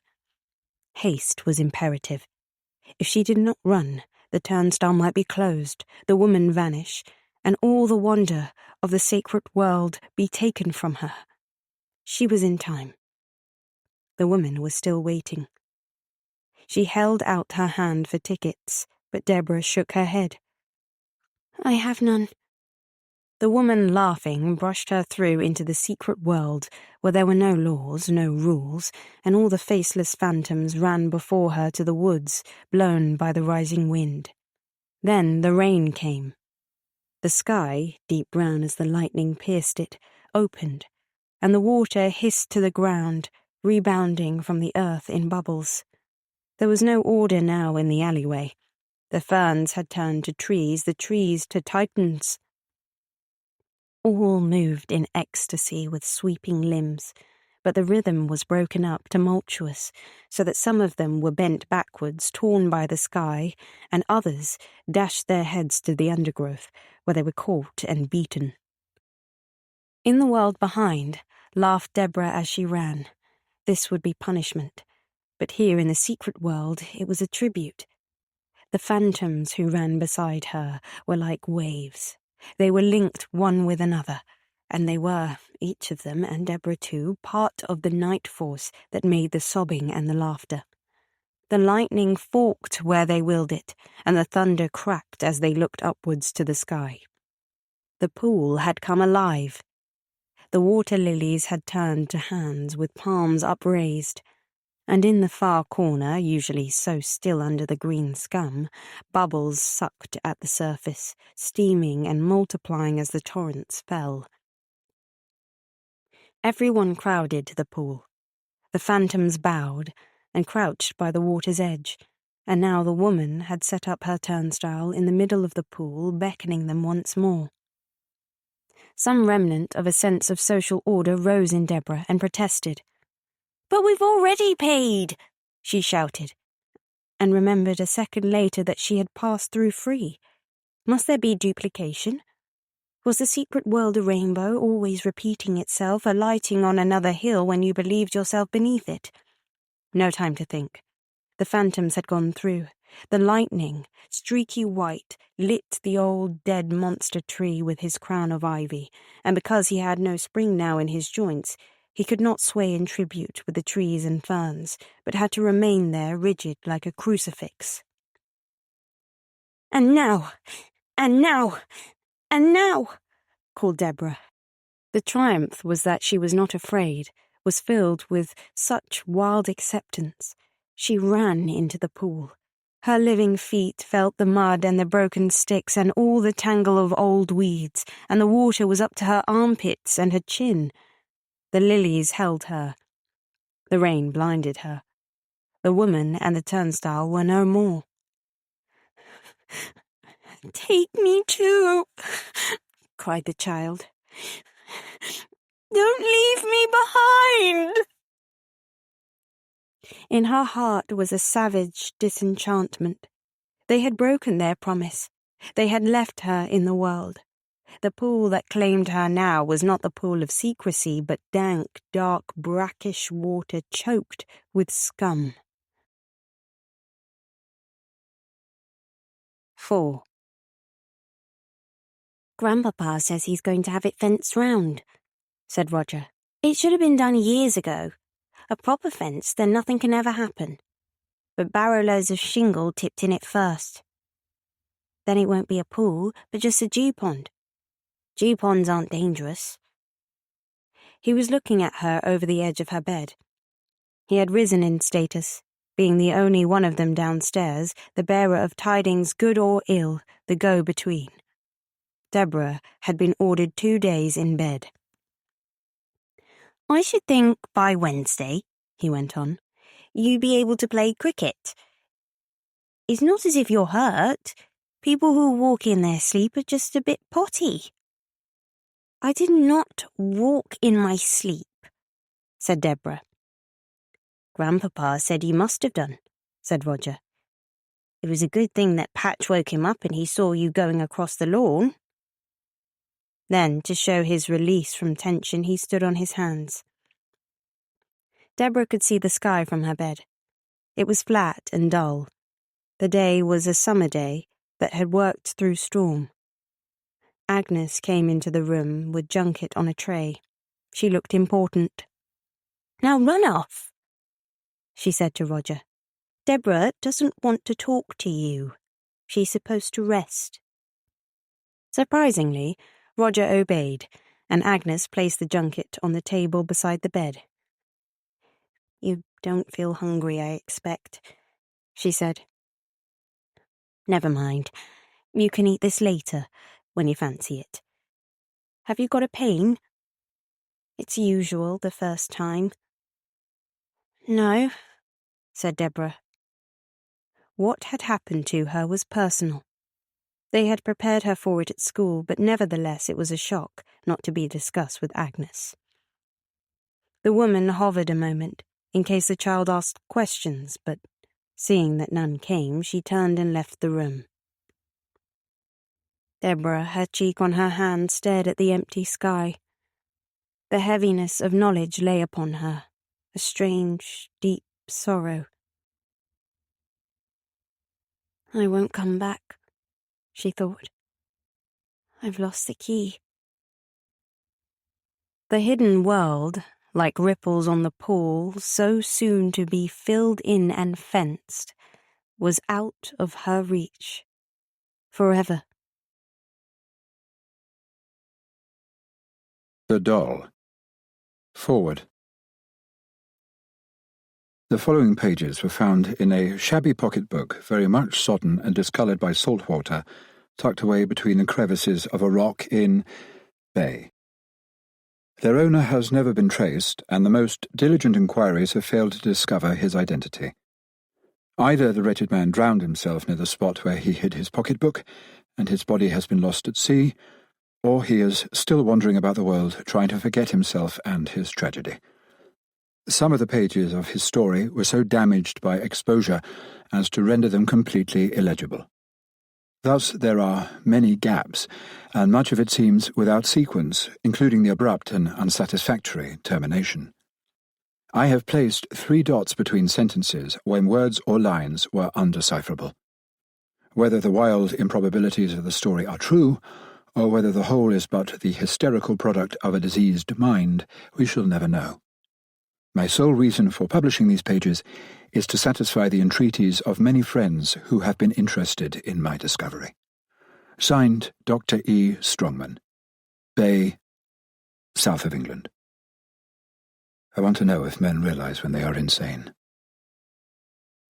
Sometimes I think that my brain cannot hold together. It is filled with too much horror, too great a despair. And there is no one. I have never been so unutterably alone. Why should it help me to write this? Vomit forth the poison in my brain. For I am poisoned. I cannot sleep, I cannot close my eyes without seeing his damned face. If only it had been a dream, something to laugh over, a festered imagination. It's easy enough to laugh. Who wouldn't crack their sides and split their tongues with laughing? Let's laugh till the blood runs from our eyes. There's fun, if you like. No, it's the emptiness that hurts, the breaking up of everything inside me. If I could feel, I should have followed her to the ends of the earth, no matter how she pleaded or how she loathed me.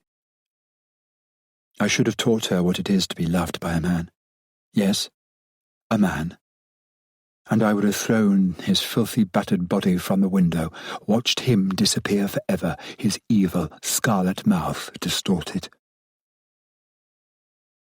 It's the hot feeling that has filled me, the utter incapacity to reason.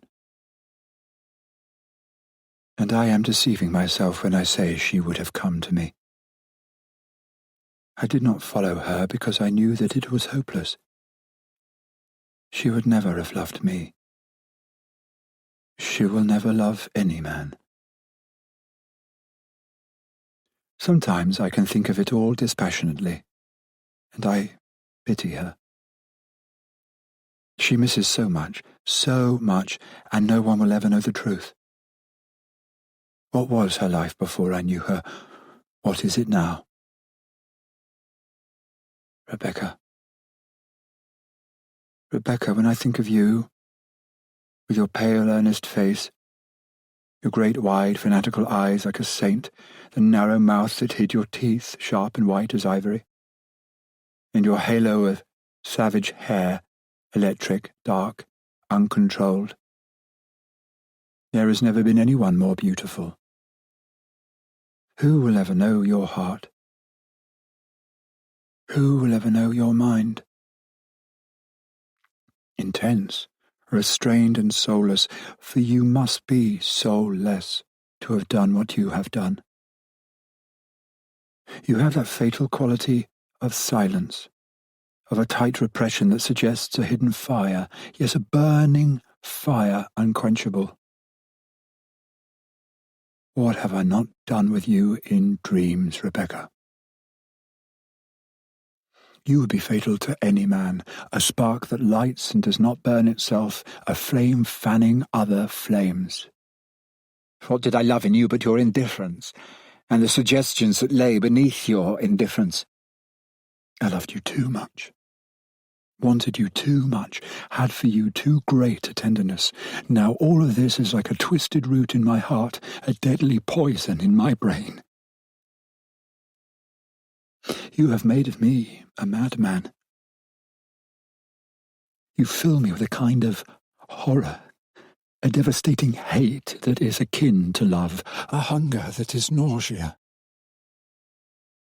If only I could be calm and clear for one moment only. I want to make a plan, an orderly arrangement of dates. It was at Olga's studio first, I think. I can remember how it rained outside, and the rain made dirty streaks on the window pane. The room was full. A lot of people were talking by the piano. Forky was there. They were trying to make him sing, and Olga was screaming with laughter. I always hated the hearth-thin reed of her laugh. You were sitting. Rebecca was sitting on a stool by the fire. Her legs were twisted under her, and she looked like an elf, a sort of boy. Her back was turned to me, and she wore a funny little fur cap on her head. I remember being amused at her position. I wanted to see her face. I called out to Olga to introduce me. "Rebecca," she said. "Rebecca, show yourself." Flinging off her cap as she turned, her hair sprung from her head like a savage, her eyes opened wide, and she smiled at me, biting her lip. I can remember sitting down on the floor beside her and talking. What does it matter what I said? Dull stuff, nonsense, of course, but she spoke breathlessly with a sort of constrained eagerness. She did not say much. She smiled, eyes of a visionary, of a fanatic. They saw too much, demanded too much. One lost oneself in them and became incapable of resistance. It was like drowning. From the moment I saw her then, I was doomed. I left her and came away and walked down the embankment like a drunkard. Faces spluttered up at me and shoulders brushed me. I was aware of dim lights reflected on wet pavements and the hazy throb of traffic. Through it all were her eyes and her wild, impossible hair, her slim body like a boy, all coming clear now. I can see each event as it happened, each moment of the game. I went to Olga's again, and she was there. She came right up to me and said, "Do you care for music?"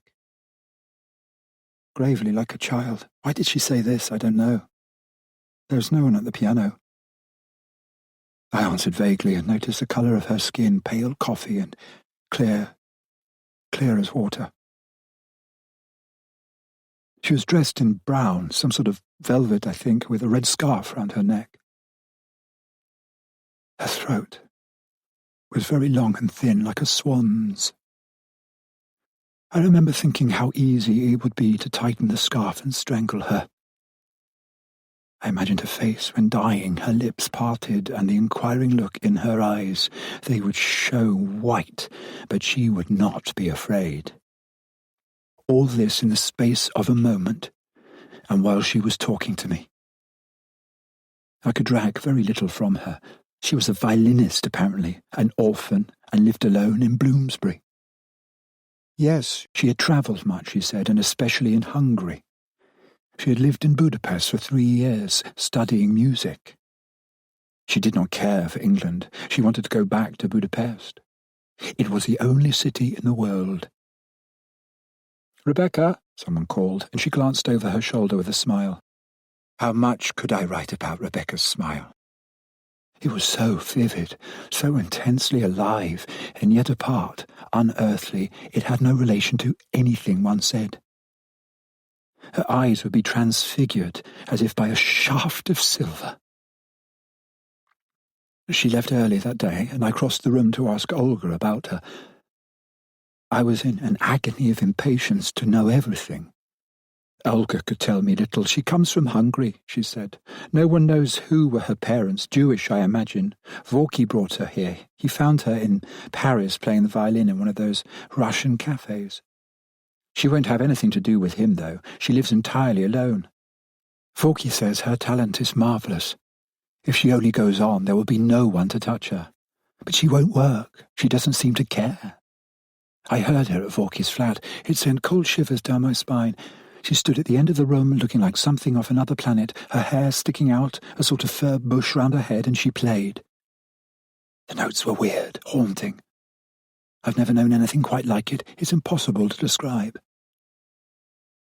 Once again I left Olga's studio in a dream, with Rebecca's face dancing before my eyes. I too could see her playing the violin. She would stand straight and firm as a child, her eyes wide open, her lips parted in a smile. She was to play at Vorky's flat the following evening, and I went to hear her. Olga had not exaggerated, with all her palpable, shallow insincerity. I sat like a drugged man, incapable of movement. I don't know what she played, but it was shattering, stupendous. I was not aware of anything but that I and Rebecca were together. Out of the world, away. Lost in unutterable bliss. We were climbing, then flying, higher.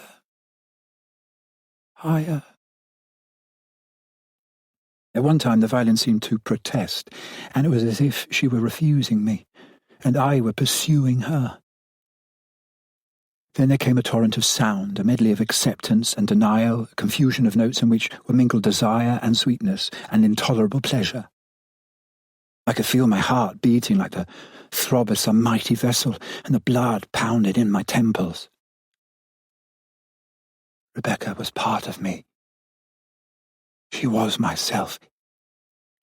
It was too much. It was too glorious. We had reached the summit. We could go no farther.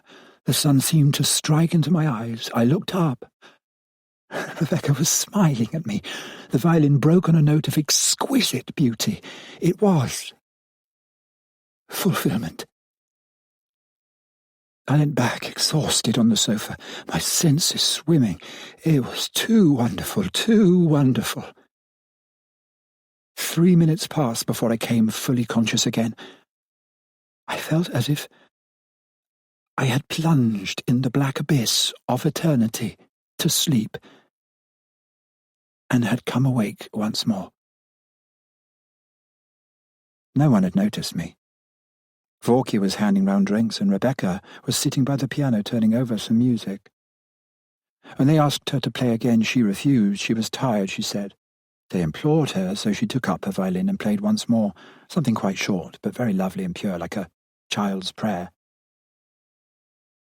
Later in the evening, she came and sat beside me. For a few moments I was too moved to speak. Then I cursed myself for a fool and turned to her and looked into her face. "You gave me a marvellous sensation when you played," I told her. "It was beautiful. Intoxicating. I shall never forget it. You have a rare, no, a very dangerous talent." She was silent, and then spoke in her restrained, breathless little voice. "I played for you," she said. "I wanted to see what it was like to play to a man." Her words bewildered me. They seemed utterly inexplicable. She was not lying. Her eyes looked straight into mine, and she was smiling. "What do you mean?" I asked her. "Have you never played for anyone before? Do you use your gift just to satisfy yourself? I don't understand." "Perhaps," he said slowly. "Perhaps it's like that. I can't explain." "I want to see you again," I told her. "I'd like to come and see you alone, where we can talk, really talk. I've thought about you ever since I saw you in Olga's studio. You knew that, didn't you? That's why you played to me tonight, wasn't it?" I wanted to drag the answer from her lips. I wanted to force her to say yes. She shrugged her shoulders. She refused to be definite. It was exasperating. "I don't know," she said. "I don't know." Then I asked her for her address, and she gave it to me. She was busy. She would not be able to see me until the end of the week. The party broke up soon after, and she disappeared. The days that passed seemed interminable. I could not wait to see her again. I thought about her ceaselessly. On Friday I could stand it no longer, so I went to her. She lived in an odd sort of house somewhere in Bloomsbury. She rented the top floor as a flat. The outlook was dull and dreary. I wonder how she could bear to live there. She opened the door to me herself, took me into a large bare room like a studio with an oil stove burning. I was struck by the cheerlessness of it, but she did not seem to notice anything, and made me sit down in a shabby armchair. "This is where I practice," Rebecca told me, "and have my meals. It's a bright room, don't you think?" I said nothing to this, and then she went to a cupboard and brought out some drinks and a few stale biscuits. She took nothing herself. I found her strange. Detached, she seemed bored at my being there. Our conversation was forced, and there were pauses. I found it impossible to say any of the things I wanted to say. She played to me for a while, but they were all classical things that I knew and quite different from what she had played that evening at Vorky's. Before I left, she showed me round her tiny flat. There was a little scullery place she used for a kitchen, a poky bathroom, and her own small bedroom which was furnished like a nun's cell, quite plain and bare. There was another room leading from the studio, but she did not show me this. It was obviously a fair-sized room, as I saw the window from the street afterwards and watched her draw the heavy curtains across it. Note: here some pages were completely illegible, covered with blots and discoloured. The narrative appears to continue in the middle of a sentence. Dr. Strongman. "Not really cold," she insisted. "I've tried to explain to you that I'm odd in some ways. I've never met anyone to care for. I've never been in love. I've always disliked people rather than been attracted by them." "That doesn't explain your music," I broke in impatiently. "You play as if you knew everything, everything." I was becoming maddened by her indifference. It was not natural, but calculated. She always gave me the impression of concealment. I felt I should never discover what was in her mind, whether she was like a child asleep, a flower before it had blossomed, or whether she was lying to me throughout, in which case every man would have been her lover, every man. I was tortured by doubt and jealousy. The thought of other men was driving me insane. And she gave me no relief. She would look at me with her great pale eyes, pure as water, until I could swear that she was untouched. And yet, a look, a smile, and back would come my torture and my misery. She was impossible. She evaded everything, and yet was this fatal quality of restraint that tore at me and broke at me until my love for her became an obsession, a terrible driving force. I asked Olga about her, asked Forky, asked everyone who knew her. No one could tell me anything. I'm forgetting days and weeks as I write this. Nothing seems to have any sequence for me. It's like rising from the dead. It's like being reincarnated from dust and ashes to live it again, to live my whole cursed life again. For what was my life before I loved Rebecca? Where was I? Who was I? I better write that Sunday now. Sunday that was really the end. And I didn't know it. I thought it was the beginning.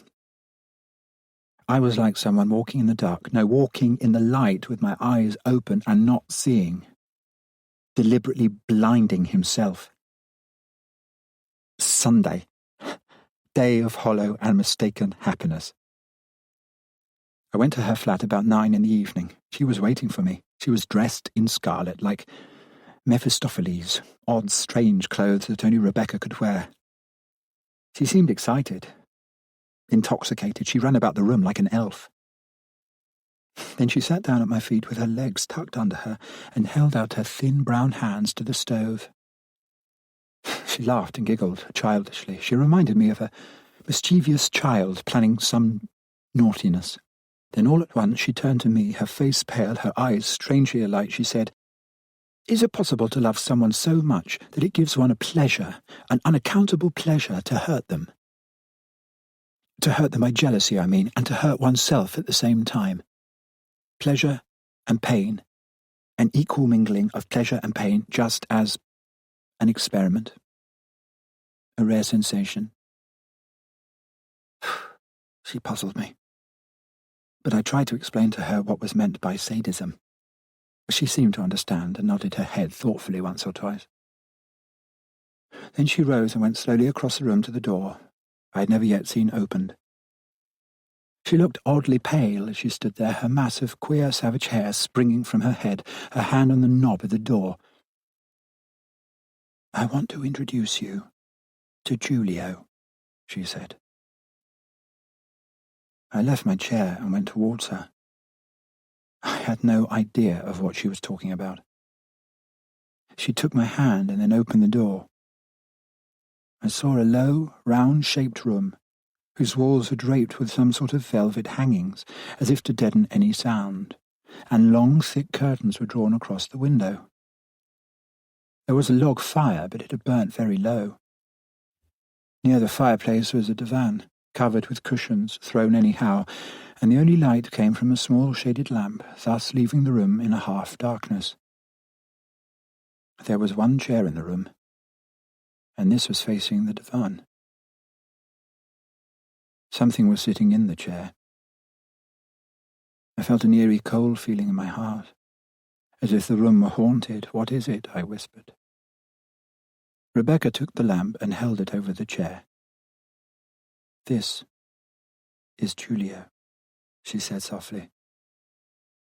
I stepped closer and saw what I took to be a boy of about 16, dressed in a dinner jacket, shirt and waistcoat, and long Spanish trousers. His face was the most evil thing I had ever seen. It was ashen pale in colour, and the mouth was a crimson gash, sensual and depraved. The nose was thin with curved nostrils, and the eyes were cruel, gleaming and narrow and curiously still. They seemed to stare right through one, the eyes of a hawk. The hair was sleek and dark, brushed right back from the white forehead. It was the face of a satyr, a grinning, hateful satyr. Then I was aware of a strange feeling of disappointment, a helpless sensation of not understanding, of dumb incredulity. There was no boy sitting in the chair. It was a doll. Human enough, damnably lifelike, with a foul, distinctive personality, but a doll. Only a doll. The eyes stared into mine without recognition. The mouth leered foolishly. I looked at Rebecca. She was watching my face. "I don't see," I said. "What's the point of all this? Where did you get this loathsome toy? Are you having a joke with me?" I spoke sharply. I felt uneasy and cold. The next moment the room was in darkness. She had turned out the lamp. I felt her arms round my neck and her mouth upon mine. "Now shall I tell you I love you?" she whispered. "Shall I?" A hot wave of something swept over me. The floor seemed to swing beneath my feet. She clung to me and kissed my throat. I could feel her fingers at the back of my neck. I let her hands wander all over my body, and she kissed me again. It was devastating. It was madness. It was like death. I don't know how long we stood there. I don't remember anything. Words or thoughts or dreams. Only the silence of that dark room, the feeble glow of the fire, the beating of my heart, the singing in my ears, and Rebecca. Rebecca. When? And whether hours had passed or years, I cannot tell. When I raised my eyes above her head, I looked straight into his eyes. His damned doll's eyes. And they seemed to squint at me and leer. One eyebrow was cocked, and his crimson, treacherous mouth was twisted at the corner. I wanted to leap at it and smash its beastly, grinning face, trample on its sordid human body. Was Rebecca mad to keep such a toy? What was her motive? Where had she found it? But she would not answer my questions. "Come away," she said, and dragged me from the room, back once more into the hard, glaring light of the bare studio. "You must go now," she said breathlessly. "It's late. I'd forgotten." I tried to take hold of her once more. I wanted to kiss her again and again. She surely did not mean me to go now. "Tomorrow," she said impatiently. "I promise you tomorrow, but not at the moment. I'm tired and bewildered, don't you see? Let me alone just for tonight. It's been too strong. I can't realize anything." She stamped her foot with impatience. She looked ill. I saw it was hopeless. I took my things and went, and walked, and walked. All night, I think. I watched the dawn break on Hampstead Heath, grey and sunless. Heavy rain fell from a leaden sky. My body was cold, but my brain was on fire. Once more, I was certain that Rebecca had lied to me. From the moment she kissed me, I knew that she had lied to me. She had known 5, 10, what mattered the number, 20 lovers, and I was not one of them. No, I was not one of them. I found myself near Camden Town. Buses rumbled along the streets. It was still raining. People straggled past me, their figures bent under umbrellas. I found a taxi somewhere and went home. Got into bed without undressing and slept. I slept for hours. When I awoke, it was dark once more. It must have been about 6 in the evening. I remember washing mechanically and then once more walking in the direction of Bloomsbury. I reached the flat and rang at her bell. She let me in without a word and then sat down in the studio before the oil stove. I told her I was going to be her lover. She said nothing. There were red rims under her eyes as if she had been crying, and thin lines round her mouth. I bent towards her to kiss her, but she pushed me away. She began to speak rapidly. "You must forget what happened last night. Today I realize I made a mistake. I'm not well. I haven't slept. All this has worried me considerably. You must leave me alone."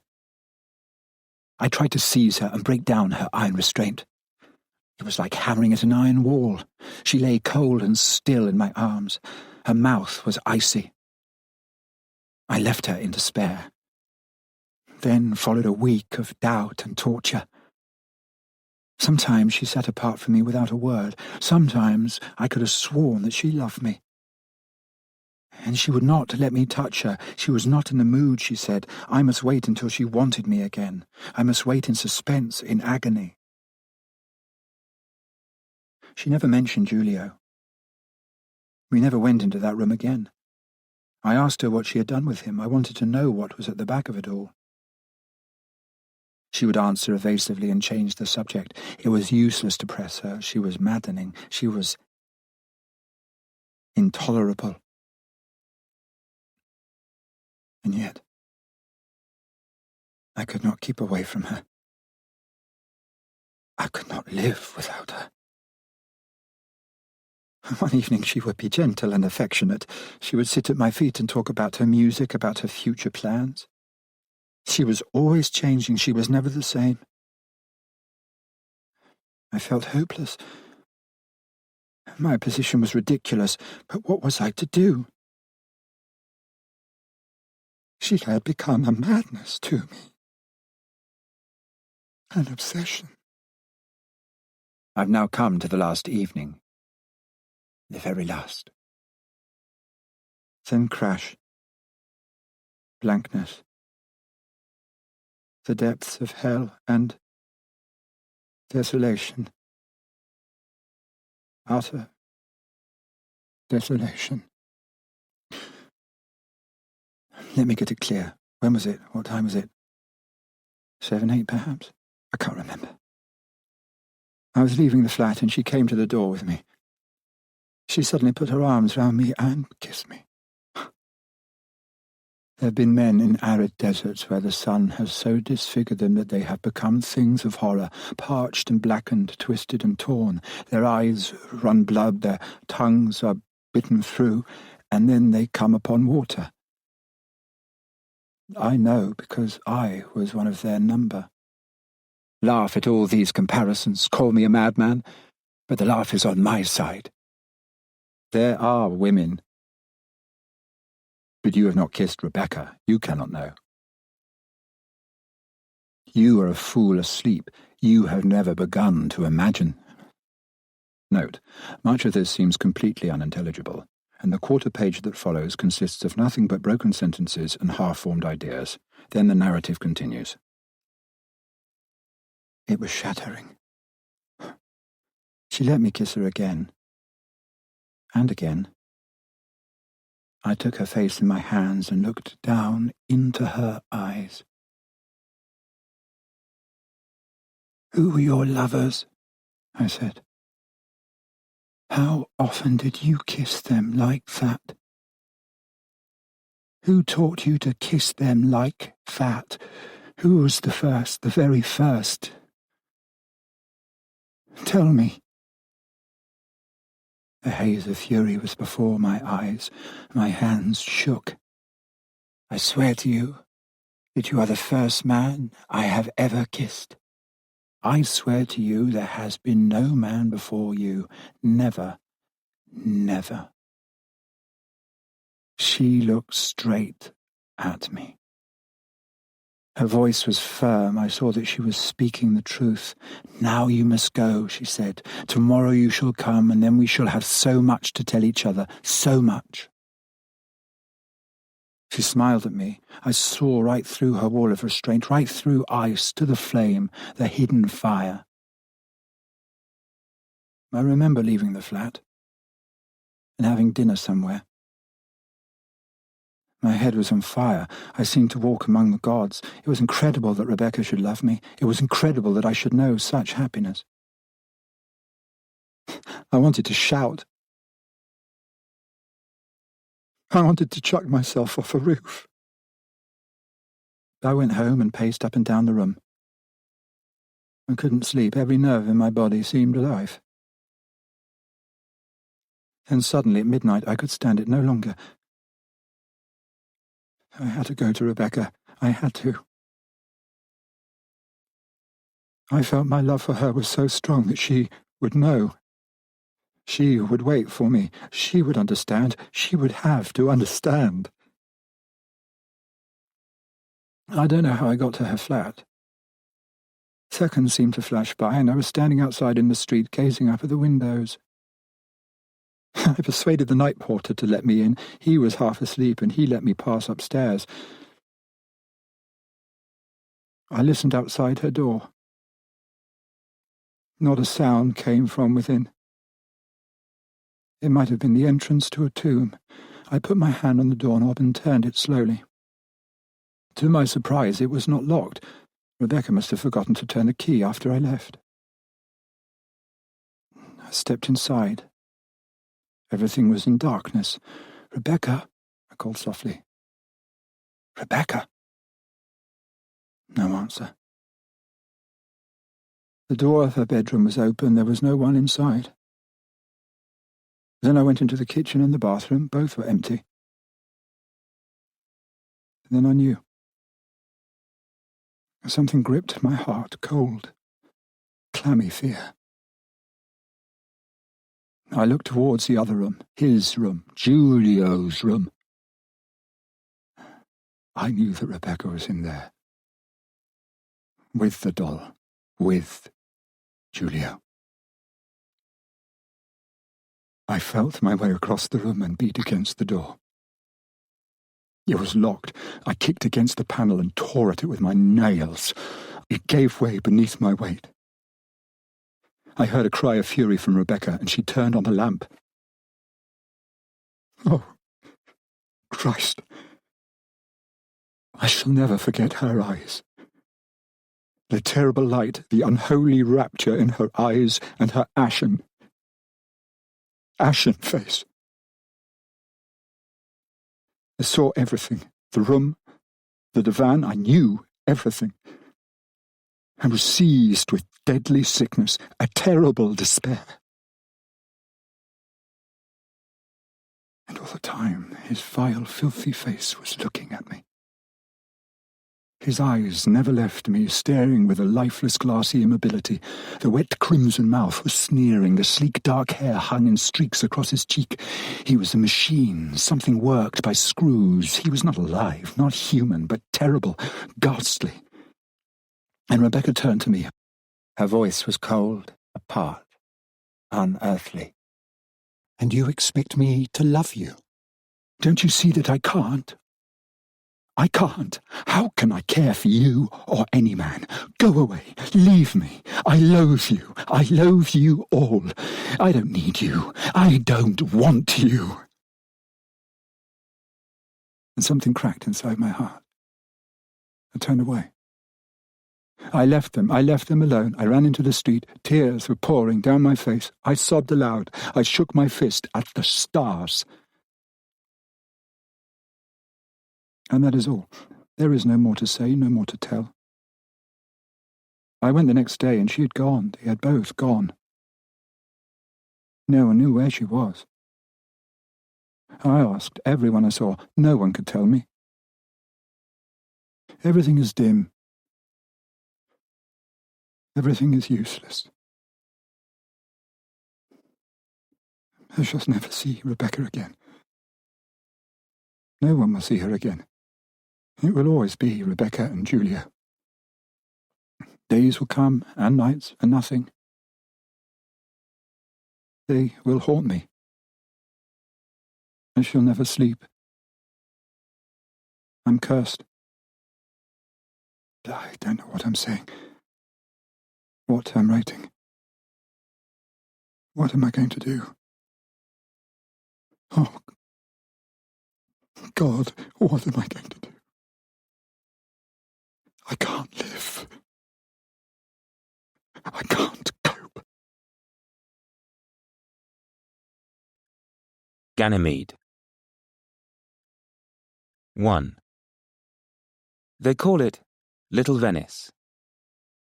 That was what drew me here in the first place.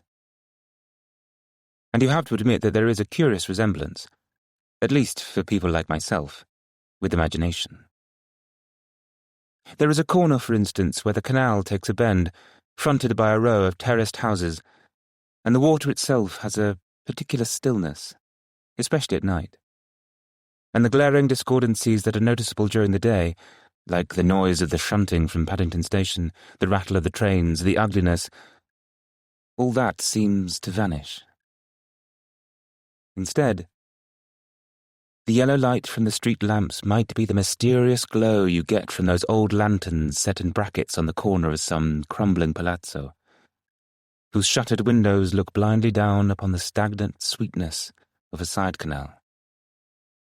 It is, and I must repeat this, essential to have imagination. And the house agents are clever. They frame their advertisements to catch the eye of waverers like myself. 2-roomed flat with balcony overlooking canal in the quiet backwater known as Little Venice. And instantly, to the famished mind, to the aching heart, comes a vision of another 2-roomed flat, another balcony, where at the hour of waking the sun makes patterns on a flaking ceiling, water patterns, and the sour Venetian smell comes through the window with the murmur of Venetian voices, the poignant "Hey!" as the gondola rounds the bend and disappears. In Little Venice we have traffic too. Not sharp-nosed gondolas, of course, gently rocking from side to side, but barges pass my window carrying bricks and sometimes coal. The coal dust dirties the balcony. And if I shut my eyes, surprised by the sudden hooting, and listen to the rapid chug-chug of the barge's engine, I can fancy myself, with my same shut eyes, waiting for a vaporetto at one of the landing stages. I stand on the wooden planking, hemmed in by a chattering crowd, and there is a great surge and throbbing as the vessel goes hard astern. Then the vaporetto is alongside, and I, with my chattering crowd, have gone on board, and we are off again, churning the water into wavelets with our wash. And I'm trying to make up my mind whether to go direct to San Marco and so to the piazza and my usual table, or to leave the vaporetto higher up the Grand Canal, and thus prolong the exquisite anticipation. The hooting stops. The barge passes. I cannot tell you where they go. There is a junction close to Paddington where the canal splits. This does not interest me. All that interests me is the echo of the barge's hooter, the echo of the engine, and, if I'm walking, the barge's wake in the canal water, so that, glancing down the bank, I can see a film of oil amongst the bubbles. And then the oil disperses, and the bubbles too, and the water becomes still. Come with me, and I'll show you something. You see the street across the canal? That one there with the shops, going towards Paddington Station. And you see the bus stop, halfway down, and the board with blue letters on it. Your eyes won't be able to pick it up at this distance, but I can tell you that it reads Mario. And it's the name of a small restaurant, an Italian restaurant, hardly more than a bar. They know me there. I go there every day. You see, the lad there, he's training to be a waiter, reminds me of Ganymede. 2. I am a classical scholar. I suppose that was really the trouble. Had my interests been scientific or geographical or even historical, though history has associations enough, heaven knows, then I don't believe anything would have happened. I could have gone to Venice and enjoyed my holiday and come away again without losing myself to such an extent that, well, what occurred there meant a total break with everything that had gone before. You see, I've given up my job. My superior was exceedingly nice about it all, most sympathetic in fact, but, as he said, they really couldn't afford to take risks. They couldn't permit one of their employees, and naturally that applied to me, to continue working for them if he had been connected— that was the word he used, not mixed up, but connected— with what he called unsavoury practices. Unsavoury is a hideous word. It's the most hideous word in the dictionary. It conjures up, to my mind, all that is ugly in life. Yes, and in death, too. The savoury is the joy, the élan, the zest that goes with mind and body working in unison. The unsavoury is the malodorous decay of vegetation, the rotted flesh, the mud beneath the water of the canal. And another thing. The word unsavoury suggests a lack of personal cleanliness. Unchanged linen, bedsheets hanging to dry, the fluff off combs, torn packets in waste paper baskets. None of this can I abide. I am fastidious. Above all things, I am fastidious. So that when my superior mentioned the word unsavoury, I knew I had to go. I knew I could never allow him or anyone so to misinterpret my actions that they could consider what had taken place as, to put it bluntly, nauseous. So I resigned. Yes, I resigned. There was nothing else for it. I just cut myself loose. And I saw the advertisement in the house agent's column, and here I am in Little Venice.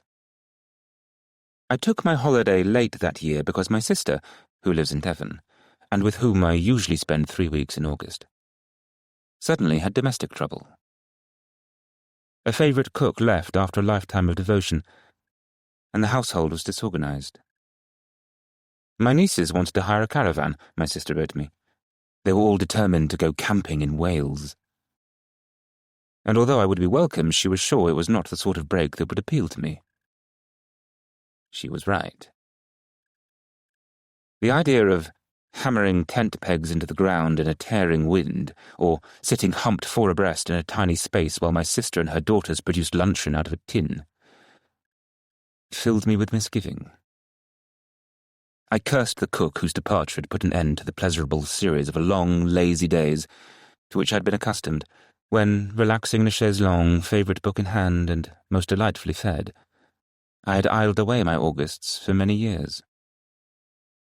When I protested over a series of trunk calls that I had nowhere to go, my sister said, or rather shouted over the muffled line, "Get abroad for a change. It would do you a world of good to break routine. Try France, or Italy." She even suggested a cruise, which frightened me even more than a caravan. Very well, I told her coldly, for in a sense I blamed her for the cook's departure and the cessation of my comfort. I will go to Venice, thinking that if I was obliged to get myself out of the rut, then I would at least be obvious.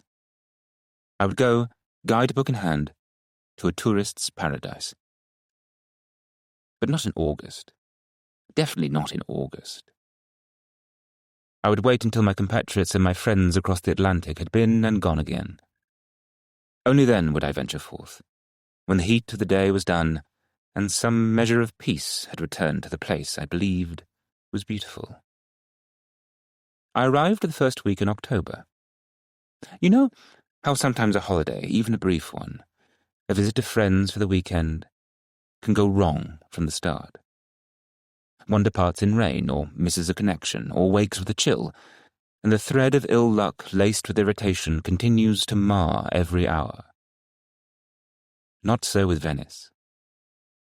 The very fact that I had left it late, that the month was October, that the people I knew were now back again at office desks, made me more aware of my own good fortune. I reached my destination just before dusk. Nothing had gone amiss. I had slept in my sleeper. I had not been annoyed by my fellow travellers. I had digested my dinner of the preceding night and my luncheon of the day. I had not been obliged to overtip. Venice, with all its glories, lay before me. I collected my baggage and stepped out of the train, and there was the Grand Canal at my feet, the thronging gondolas, the lapping water, the golden palazzi, the dappled sky. A fat porter from my hotel who had come to meet the train, so like a deceased member of the royal family that I dubbed him Prince Hal on the spot, seized my trappings from me. I was wafted, as so many travellers have been wafted before me, through the years and centuries, from the prosaic rattle of the tourist train to an instant dream world of romance. To be met by boat, to travel by water, to loll upon cushions swaying from side to side, even with the Prince Hal shouting the sights in one's ear in appalling English. All this makes for a loosening of restraint. I eased my collar, I threw off my hat. I averted my eyes from my walking stick and my umbrella and my Burberry tucked in the holdall. I invariably travel with a holdall. Lighting a cigarette, I was aware, surely for the first time in my life, of a sense of abandon, of belonging. Certainly not to the present, nor to the future, nor even to the past, but to a period in time that was changeless and was Venetian time. That was outside the rest of Europe and even the world, and existed magically for myself alone. Mark you, I realized there must be others. In that dark gondola floating by, at that wide window, even on the bridge from which, as we passed underneath, a figure peering down suddenly withdrew. I knew there must be others who, like myself, found themselves suddenly enchanted, not by the Venice they perceived, but by the Venice they felt within themselves. That uncelestial city from which no traveller returns. What am I saying, though? I anticipate events and thoughts which no doubt I could not have had during that first half hour from station to hotel. It is only now, in retrospect, that I realize there must be others like myself who, with the first glimpse, become enchanted. Damned. Oh yes, indeed. We know all about the rest. The obvious rest. The people clicking cameras, the hubbub of nationalities, the students, the schoolmistresses, the artists. And the Venetians themselves. The Prince Hal Porter, for instance, and the fellow who steered the gondola and was thinking of his pasta supper and his wife and children and the lira I would give him. And all those homeward bounders in the Vaporetti no different from other homeward bounders at home, who go by bus or tube. Those people are part of the Venice of today, just as their forebears were part of the Venice that is past. Dukes and merchants and lovers and ravished maidens. No. We have a different key, a different secret. It is what I said before. The Venice within ourselves. To the right, shouted Prince Hal, a famous palazzo now belonging to American gentlemen. Foolish and useless as his information was, it did at least suggest that some tycoon, weary of making money, had created an illusion, and, stepping into the speedboat I saw tethered at the steps, believed himself immortal. That was what I felt, you see. I had the sense of immortality, the knowledge, instantaneous as I left the station and heard the lapping water, that time contained me. I was not imprisoned. I was held. And then we left the Grand Canal and were in the backwaters, and Prince Hal fell silent, and there was no sound except the stroke of the long oar as we were propelled along the narrow stream. I remember thinking, curious, wasn't it, of the waters that usher us into this life at birth, of the waters that contain us in the womb. Somehow, they must have the same stillness, the same force. We came out of darkness into light. We shot under a bridge. It was only later that I realized it was the Bridge of Sighs. And there was the lagoon in front of us, and 100 stabbing, flickering lights, and a great jostle of figures, of people walking up and down. I had to cope at once with my unaccustomed lira, with the gondolier, with Prince Hal, before being swallowed up in the hotel and the paraphernalia of desk clerk, keys, and page showing me to my room. Mine was one of the smaller hotels, basking in the proximity of the more famous, yet comfortable enough at first glance, though a little stuffy perhaps.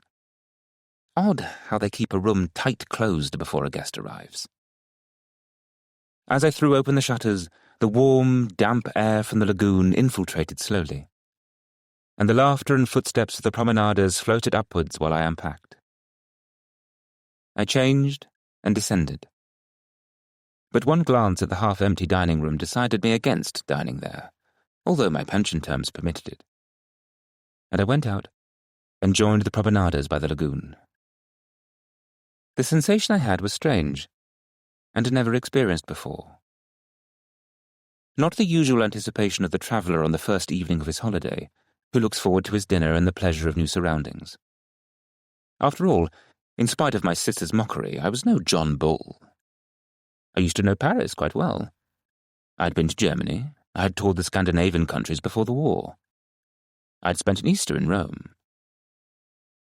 It was only that I had been idle of late years, without initiative, and to take my annual holiday in Devon saved planning and, incidentally, my purse.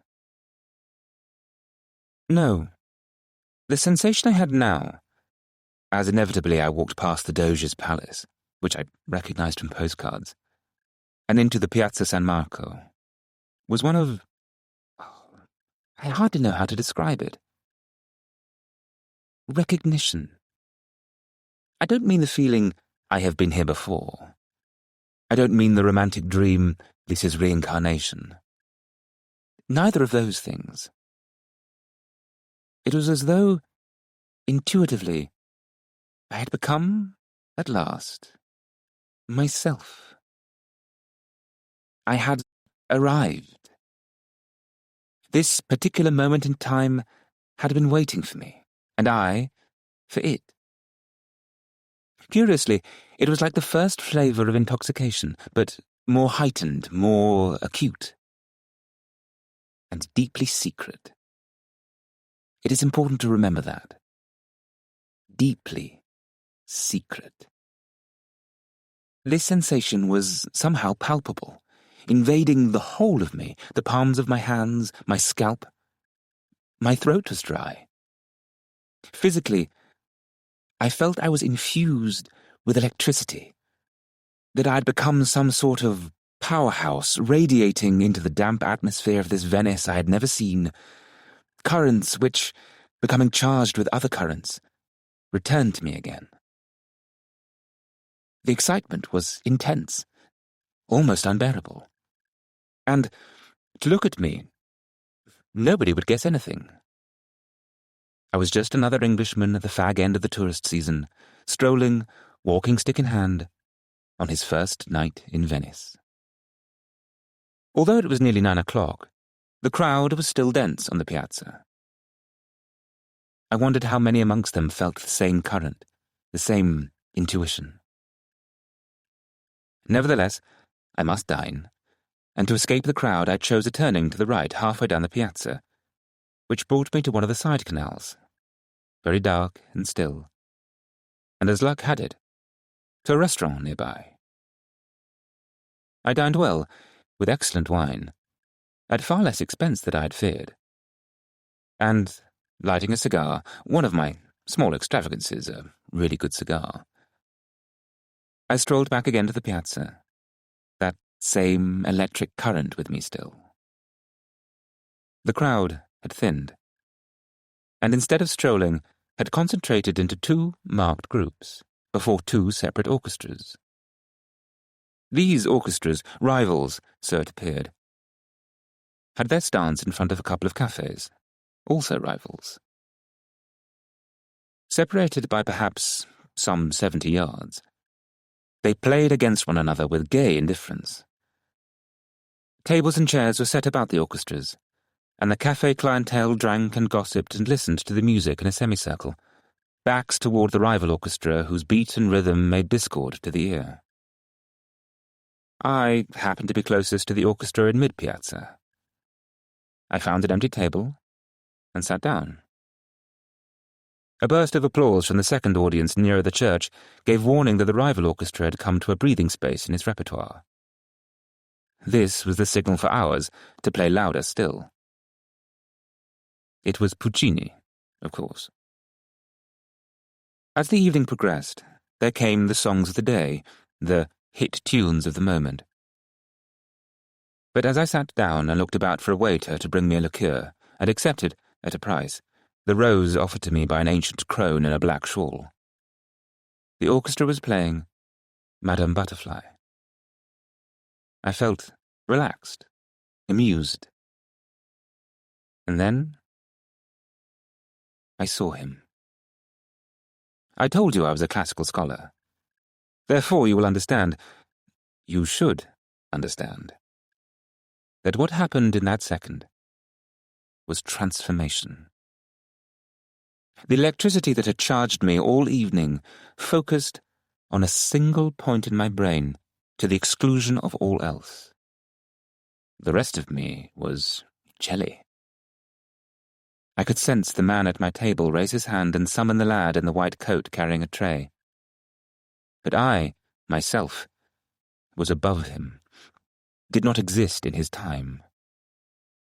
And this self who was non-existent knew with every nerve fibre, every brain cell, every blood corpuscle, that he was indeed Zeus, the giver of life and death, the immortal one, the lover, and that the boy who came towards him was his own beloved, his cupbearer, his slave, his Ganymede.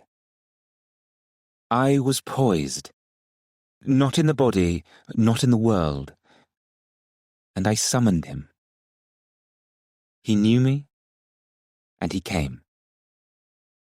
Then it was all over. The tears were pouring down my face, and I heard a voice saying, "Is anything wrong, signore?" The lad was watching me with some concern. Nobody had noticed anything. They were all intent upon their drinks or their friends or the orchestra, and I fumbled for my handkerchief and blew my nose and said, "Bring me a curacao." 3. I remember sitting, staring at the table in front of me, still smoking my cigar, not daring to raise my head, and I heard his quick footstep behind me. He put down the drink and went away again, and the question uppermost in my mind was, does he know? You see, the flash of recognition was so swift, so overwhelming, that it was like being jerked into consciousness from a lifetime of sleep. The absolute certainty of who I was and where I was, and the bond between us, possessed me just as Paul was possessed on the Damascus road. Thank heaven I was not blinded by my visions. No one would have led me back to the hotel. No.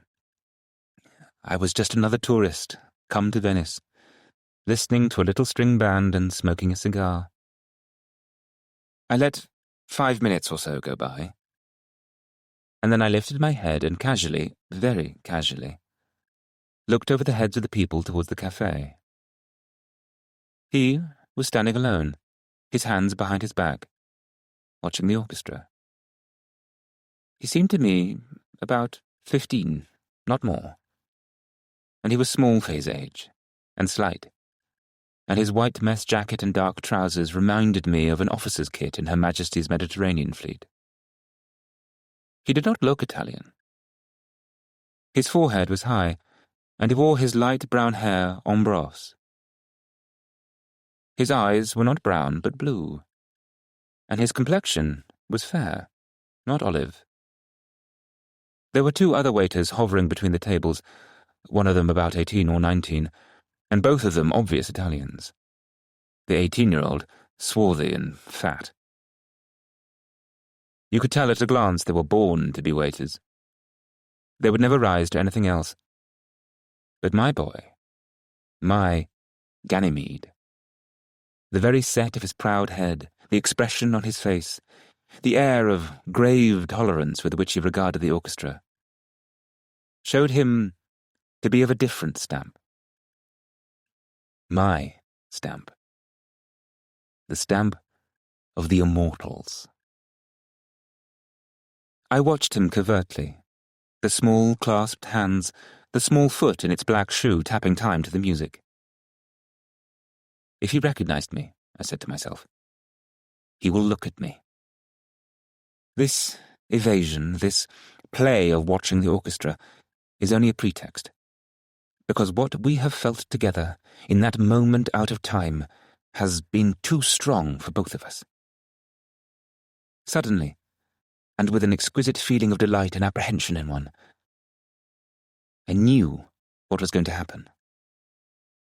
He made a decision.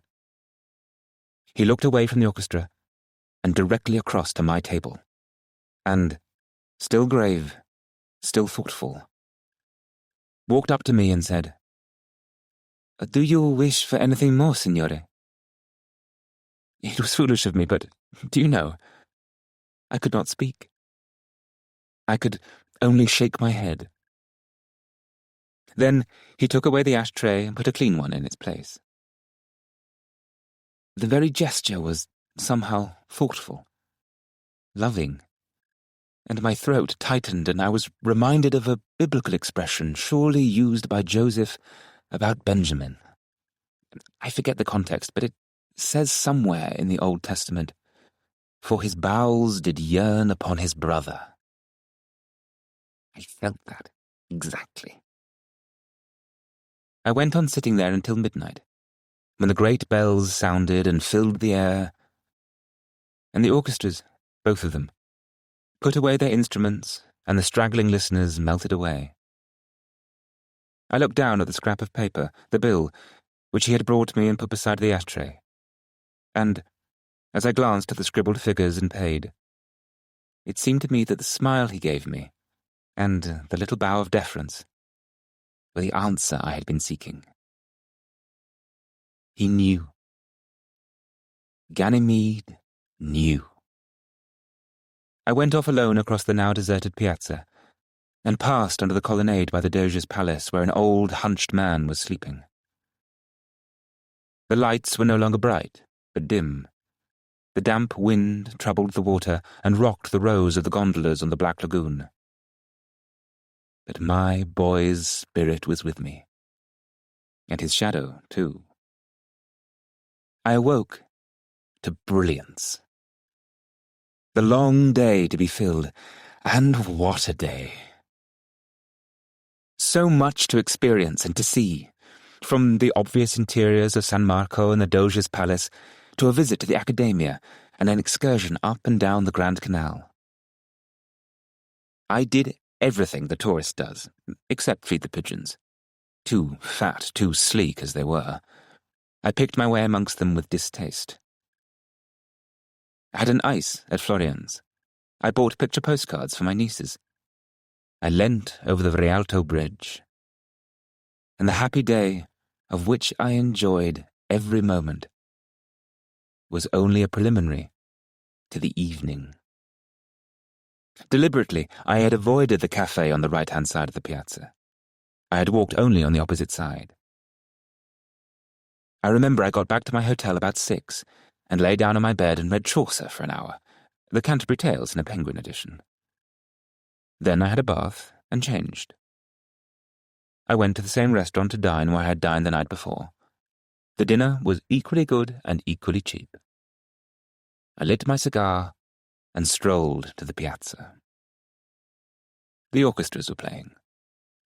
I chose a table on the fringe of the crowd, and as I put down my cigar for a moment, I noticed that my hand was trembling.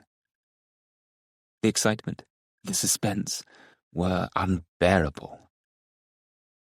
It seemed to be impossible that the family group at the table beside me should not perceive my emotion. Luckily, I had an evening paper with me. I opened it and pretended to read. Someone flicked a cloth on my table, and it was the swarthy waiter, the ungainly youth, asking for my order. I motioned him away. Presently, I said, and went on reading, or rather going through the motions of reading. The orchestra began to play a little jigging tune, and looking up, I saw that Ganymede was watching me. He was standing by the orchestra, his hands clasped behind his back. I did nothing, I did not even move my head. But in a moment, he was at my side. "A curacao, signore?" he said. Tonight, recognition went beyond the first instantaneous flash. I could feel the chair of gold and the clouds above my head, and the boy was kneeling beside me, and the cup he offered me was gold as well. His humility was not the shamed humility of a slave, but the reverence of a loved one to his master, to his God. Then the flash was gone, and, thank heaven, I was in control of emotion. I nodded my head and said, "Yes, please," and ordered half a bottle of Evian water to be brought to me with the curacao. As I watched him slip past the tables towards the cafe, I saw a large man in a white raincoat and a broad-brimmed trilby hat step out from the shadows beneath the colonnade and tap him on the shoulder. My boy raised his head and smiled. In that brief moment, I experienced evil, a premonition of disaster. The man, like a great white slug, smiled back at Ganymede and gave him an order. The boy smiled again and disappeared. The orchestra swung out of the jigging tune and ceased, with a flourish, to a burst of applause. The violinist wiped the perspiration from his forehead and laughed at the pianist. The swarthy waiter brought them drinks. The old woman in the shawl came to my table as she had done the night before and offered me a rose. This time I was wiser. I refused. And I became aware that the man in the white mackintosh was watching me from behind a column. Do you know anything of Greek mythology? I only mention the fact because Poseidon, the brother of Zeus, was also his rival. He was especially associated with the horse, and a horse, unless it is winged, symbolizes corruption. The man in the white mackintosh was corrupt. I knew it instinctively. Intuition bade me beware. When Ganymede returned with my curacao and my Evian, I did not even look up, but continued reading the newspaper.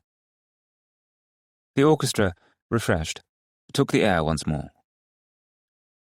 The strains of "Softly Awakes My Heart" strove for supremacy with the Colonel Bogey March from its rival near the church. The woman with the shawl, her roses all unsold, came back to my table in desperation. Brutally I shook my head, and in doing so saw that the man in the white mackintosh and the trilby hat had moved from the column and was now standing beside my chair. The aroma of evil is a deadly thing. It penetrates and stifles and somehow challenges at the same time. I was afraid. Most definitely, I was afraid, but determined to give battle, to prove that I was the stronger. I relaxed in my chair and, inhaling the last breath of my cigar before laying it in the ashtray, puffed the smoke full in his face. An extraordinary thing happened.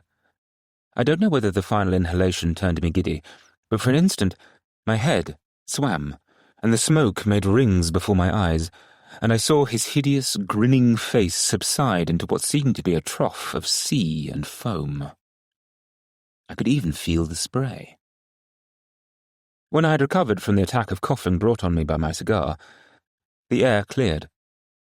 The man in the white mackintosh had disappeared, and I found that I had knocked over and smashed my half-bottle of Evian water. It was Ganymede himself who picked up the broken pieces. It was Ganymede who wiped the table with his cloth. It was Ganymede who suggested, without my ordering it, a fresh half-bottle. "The signore has not cut himself," he said. "No. The signore will have another curacao. There may be some pieces of glass in this. There will be no extra charge." He spoke with authority, with quiet confidence. This child of 15 who had the grace of a prince. And then, with exquisite hauteur, he turned to the swarthy youth who was his companion at arms, and handed him my debris, with a flow of Italian. Then he brought me the second half-bottle of Evian and the second glass of Curaçao. Un sedativo, he said, and smiled. He was not cocky. He was not familiar.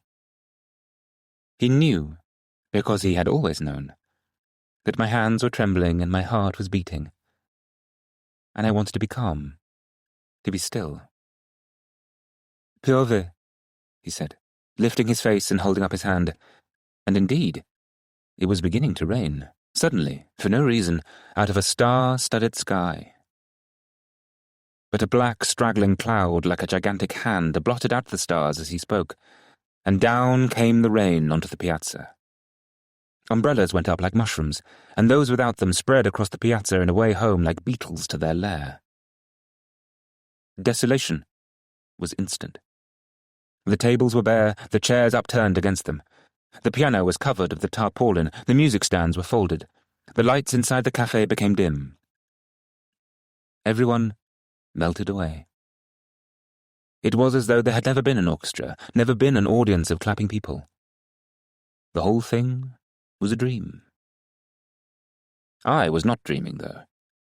I had come out, like a fool, without my umbrella.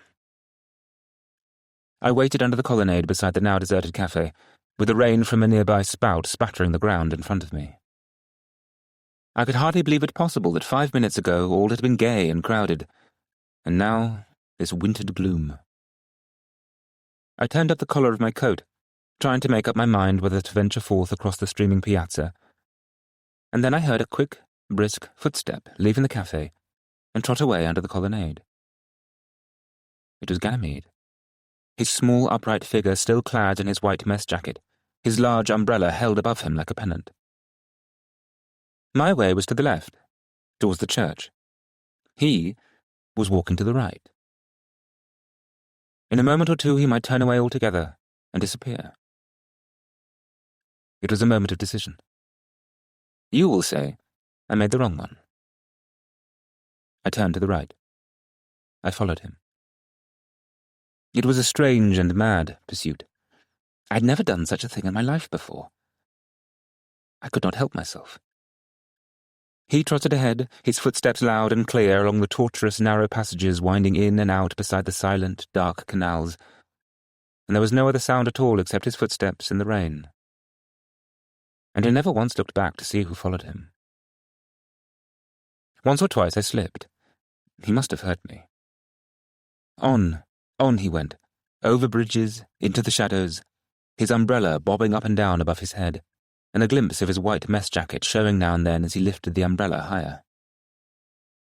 And the rain still sluiced from the roofs of the silent houses, down to the cobbles and the pavings below, down to the Styx-like canals. Then I missed him. He had turned a corner sharply. I began to run. I ran into a narrow passage where the tall houses almost touched their neighbours opposite, and he was standing in front of a great door with an iron grill before it, pulling a bell. The door opened, he folded his umbrella, and went inside. The door clanged behind him. He must have heard me running. He must have seen me brought up short when I turned the corner into the passage. I stood for a moment staring at the iron grill above the heavy oak door. I looked at my watch. It wanted 5 minutes to midnight. The folly of my pursuit struck me in all its force. Nothing had been achieved but to get very wet, to have caught a chill in all probability, and to have lost my way. I turned to go, and a figure stepped out of a doorway opposite the house with the grill and came towards me. It was the man in the white mackintosh and the broad-brimmed trilby hat.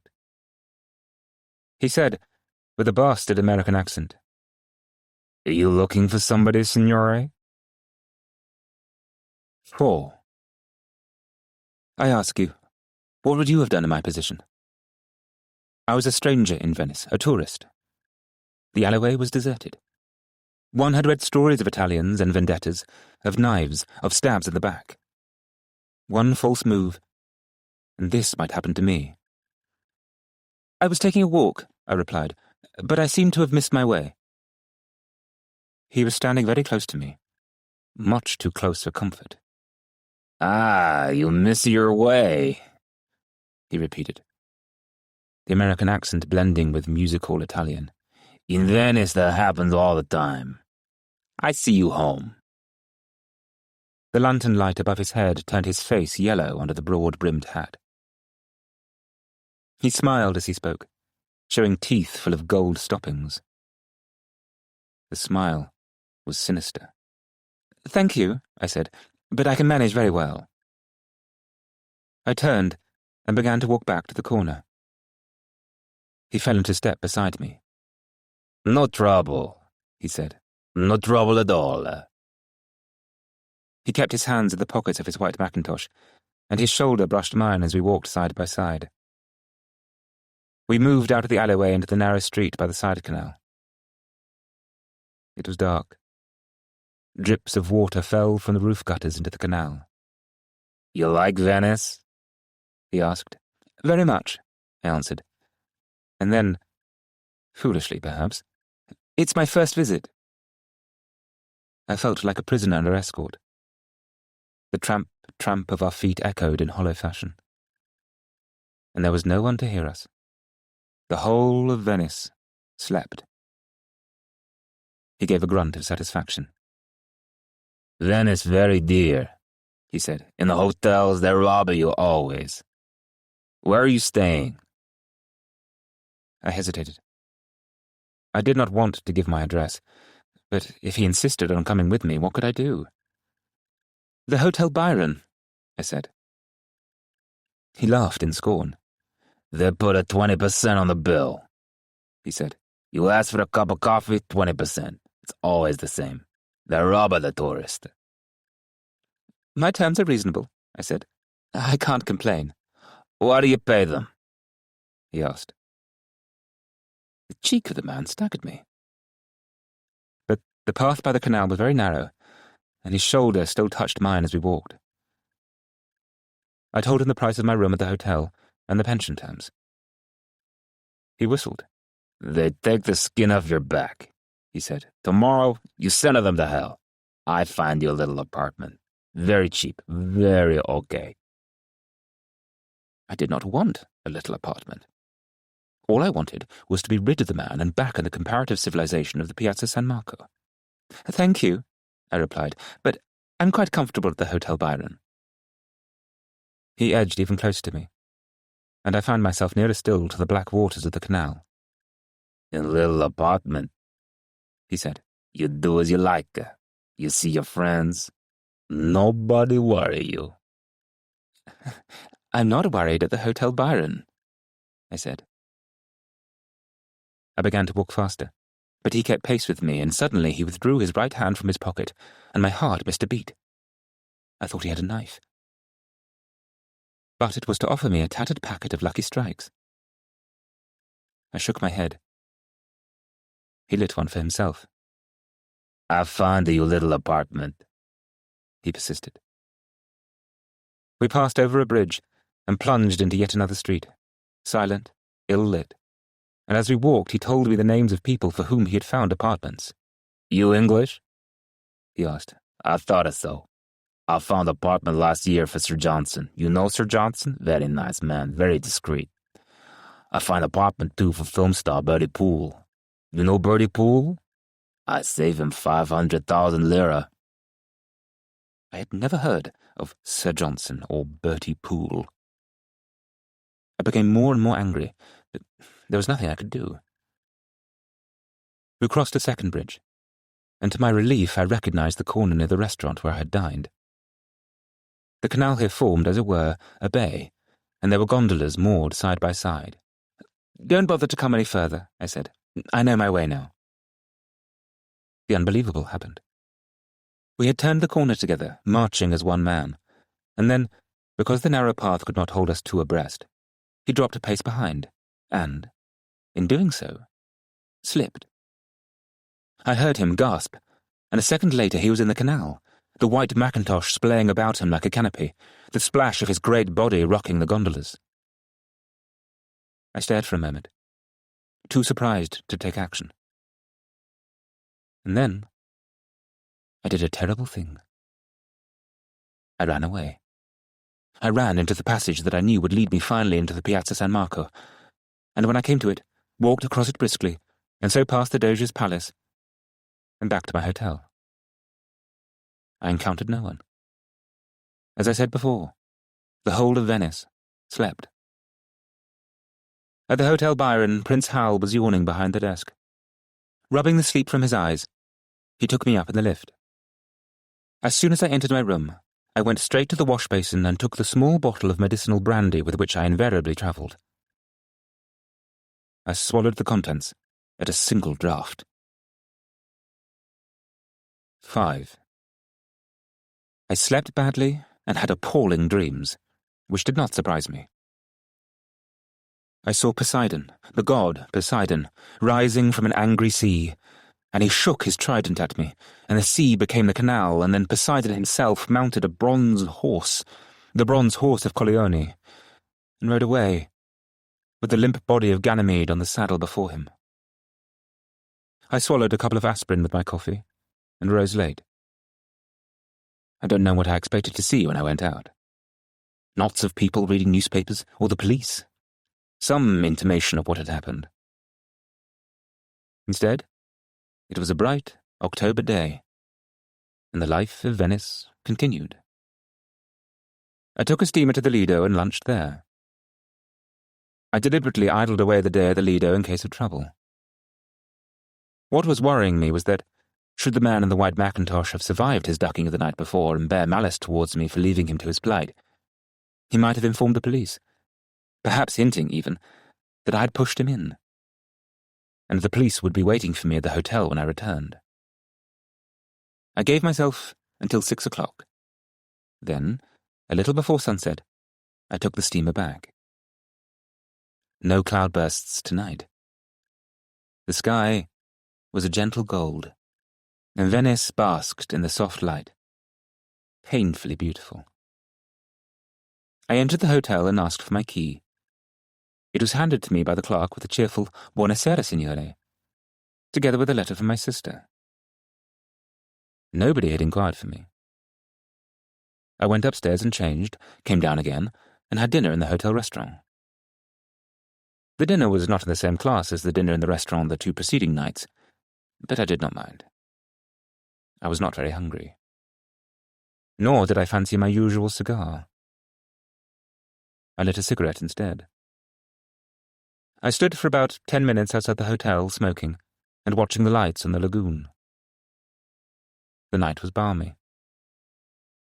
I wondered if the orchestra was playing in the piazza, if Ganymede was serving drinks.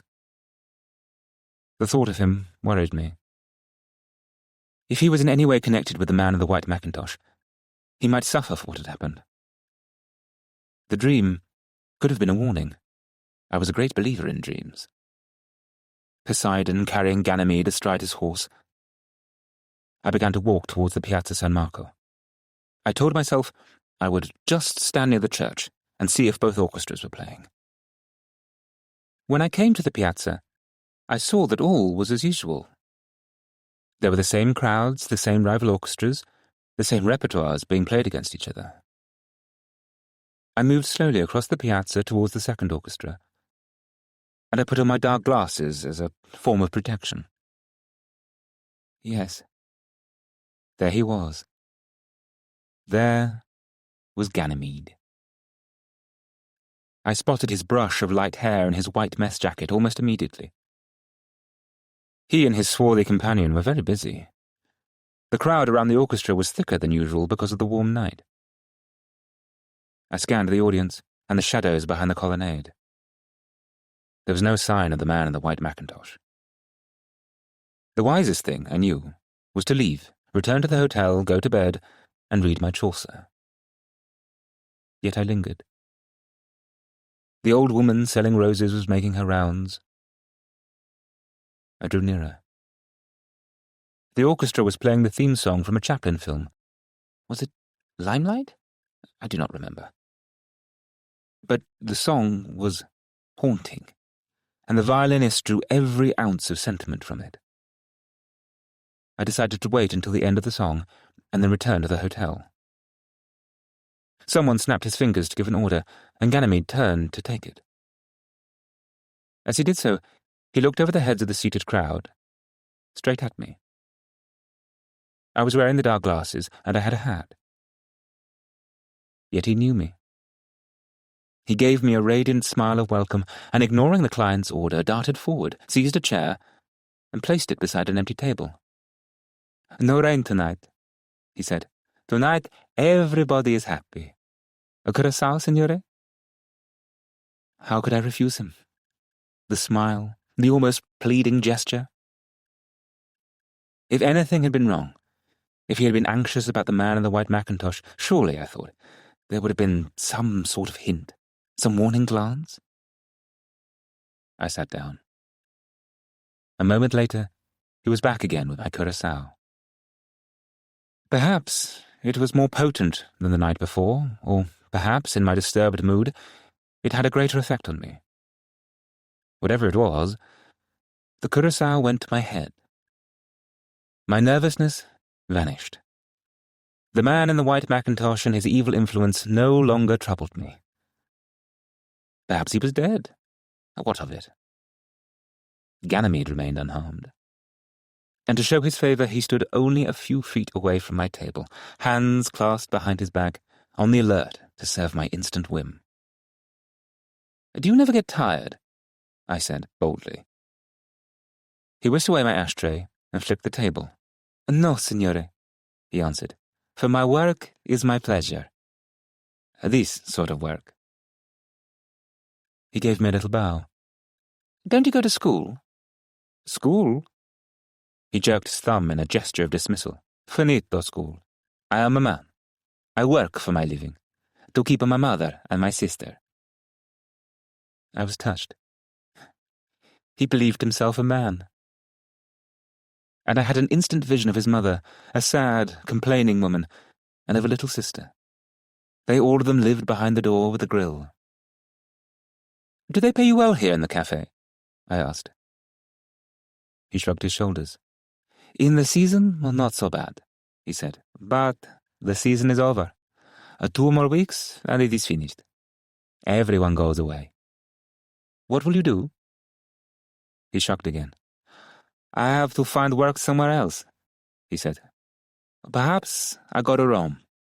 I have friends in Rome." I did not like to think of him in Rome.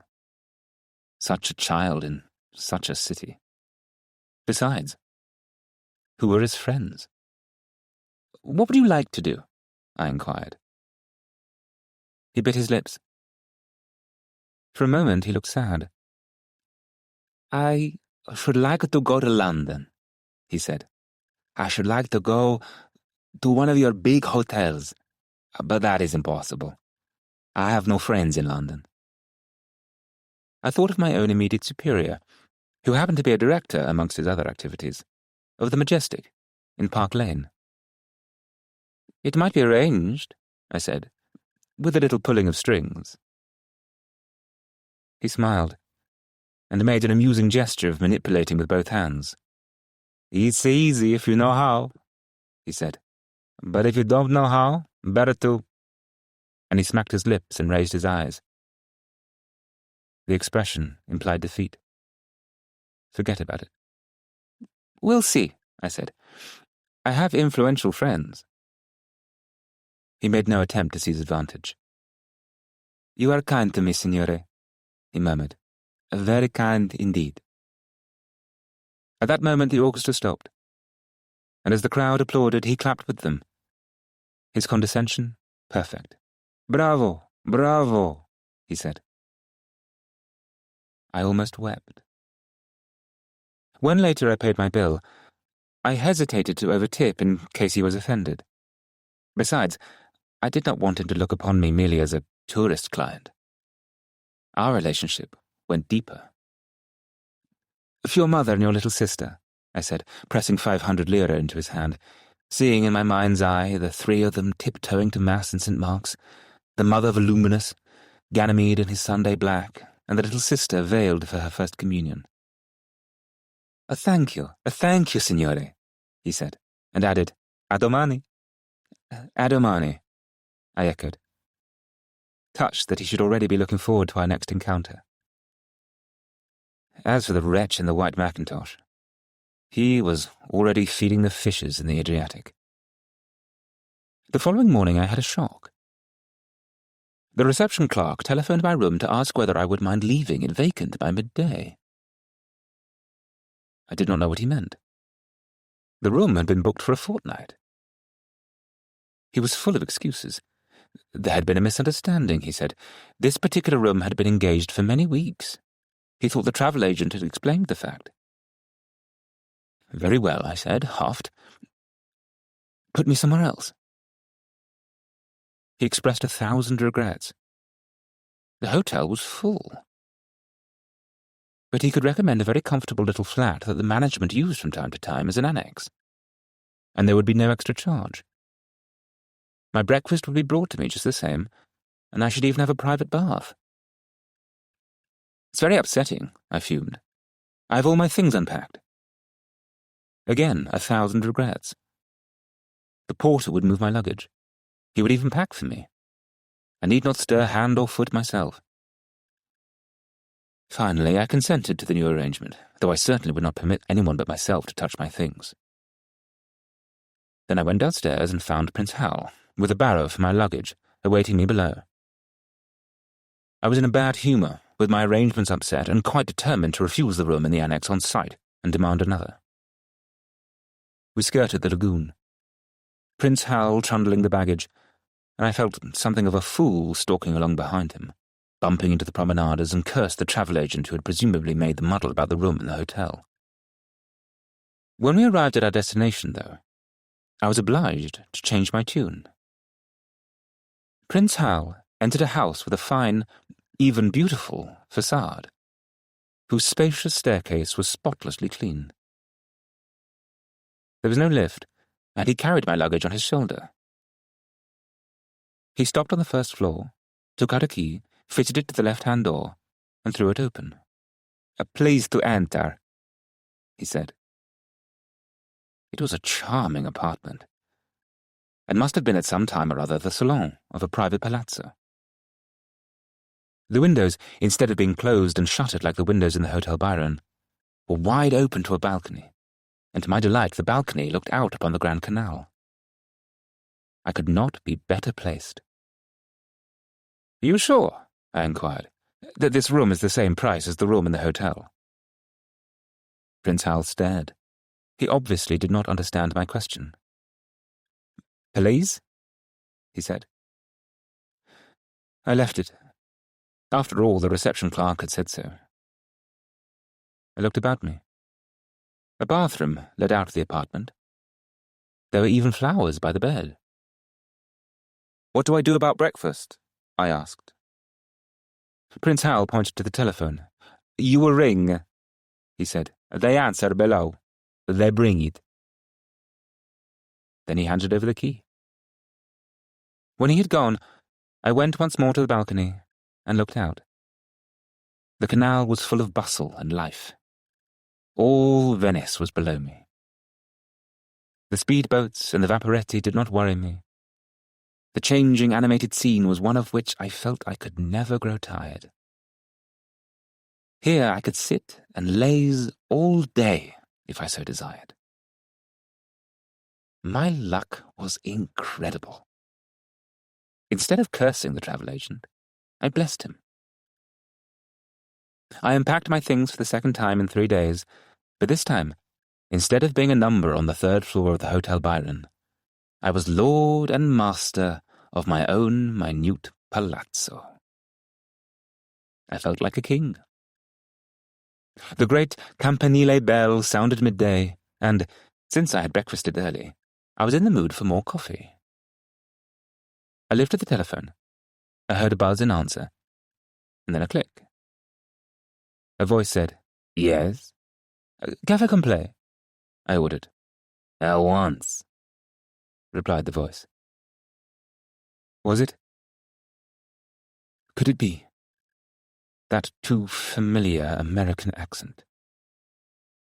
I went into the bathroom to wash my hands, and when I returned, there was a knock at the door. I called out, "Avanti!" The man who bore in the tray was not wearing a white mackintosh or a trilby hat. The light grey suit was carefully pressed. The terrible suede shoes were yellow, and he had a piece of sticking plaster on his forehead. "What did I tell you?" he said. "I arranged everything. Very nice. Very okay." 6. He put the tray down on the table near the window and waved his hand at the balcony and the sounds from the Grand Canal. "Sir Johnson spent the day here," he said. "All the day he lay on the balcony with his... how do you call him?" He raised his hands in the gesture of field glasses and swerved from side to side. His gold-filled teeth showed as he smiled. "Mr. Bertie Poole, different altogether," he added. "A speedboat to the Lido and back here after dark.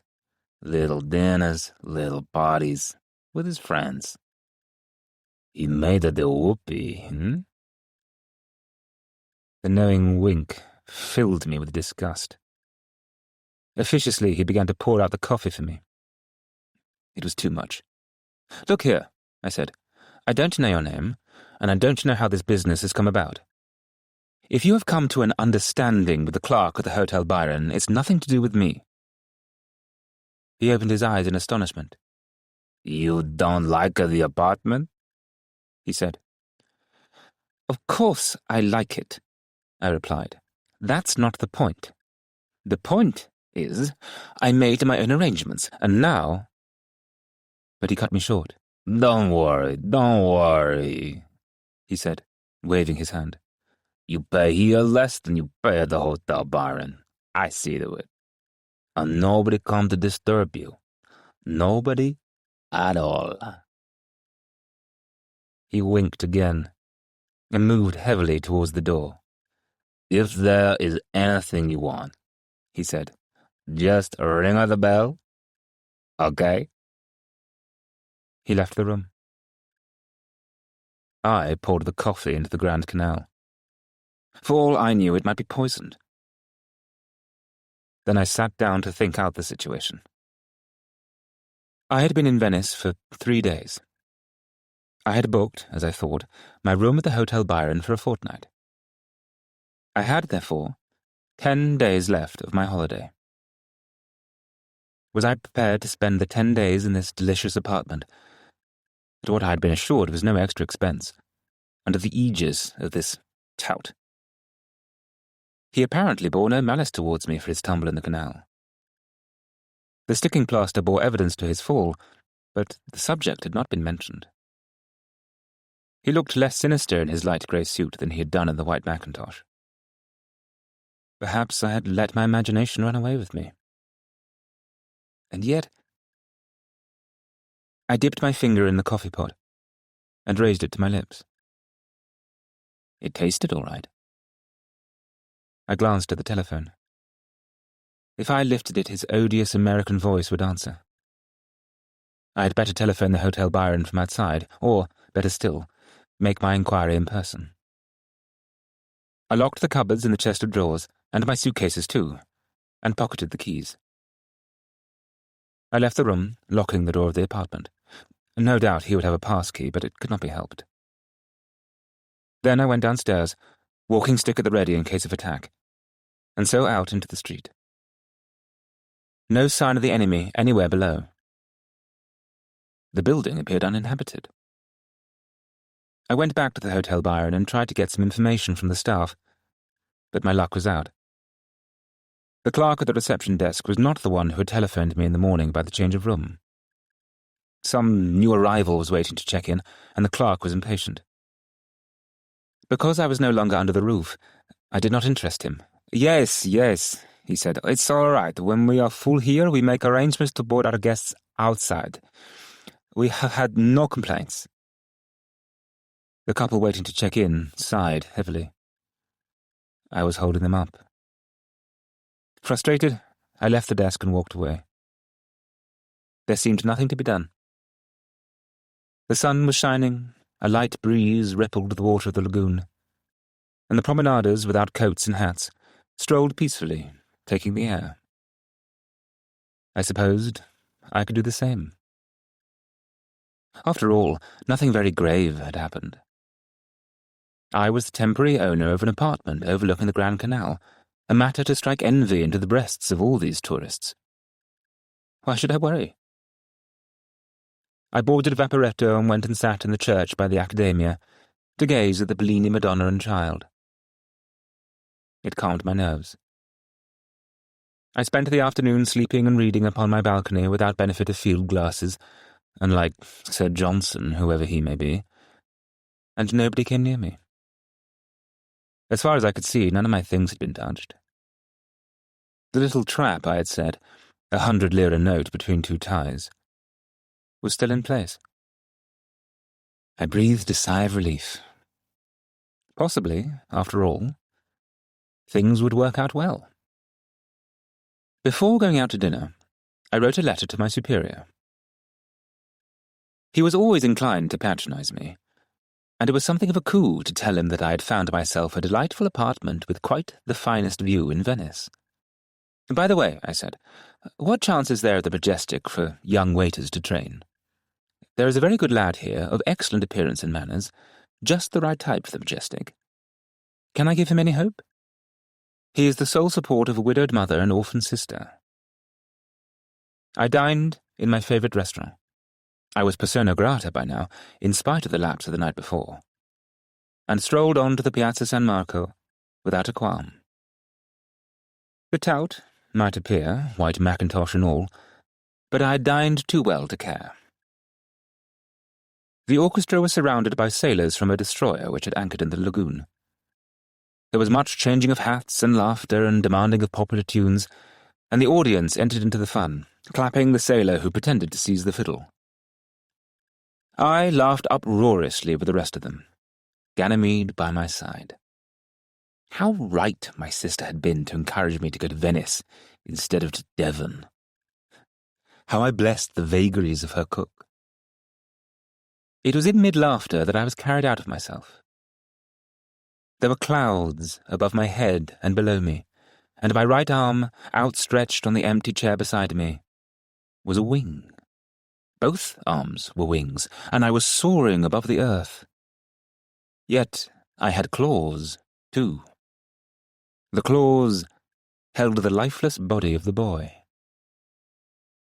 His eyes were closed. The wind currents bore me upward through the clouds, and my triumph was such that the still body of the boy only seemed to be more precious and more mine. Then I heard the sound of the orchestra again, and with it laughter and clapping, and I saw that I had put out my hand and gripped Ganymede's, and he had not withdrawn it, but had let it remain there. I was filled with embarrassment. I snatched mine away and joined in the applause. Then I picked up my glass of curaçao.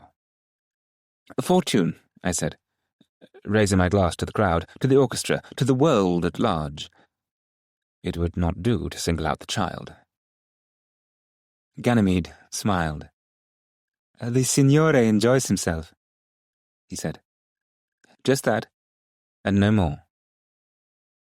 But I felt he shared my mood. An impulse made me lean forward. "I have written to a friend in London," I said. "A friend who is a director of a big hotel. I hope to have an answer from him in a few days' time." He showed no surprise. He bowed, then clasped his hands behind his back, and looked over the heads of the crowd. "It is very kind of the signore," he said. I wondered how much faith he had in me, and whether it exceeded that which he put in his friends in Rome.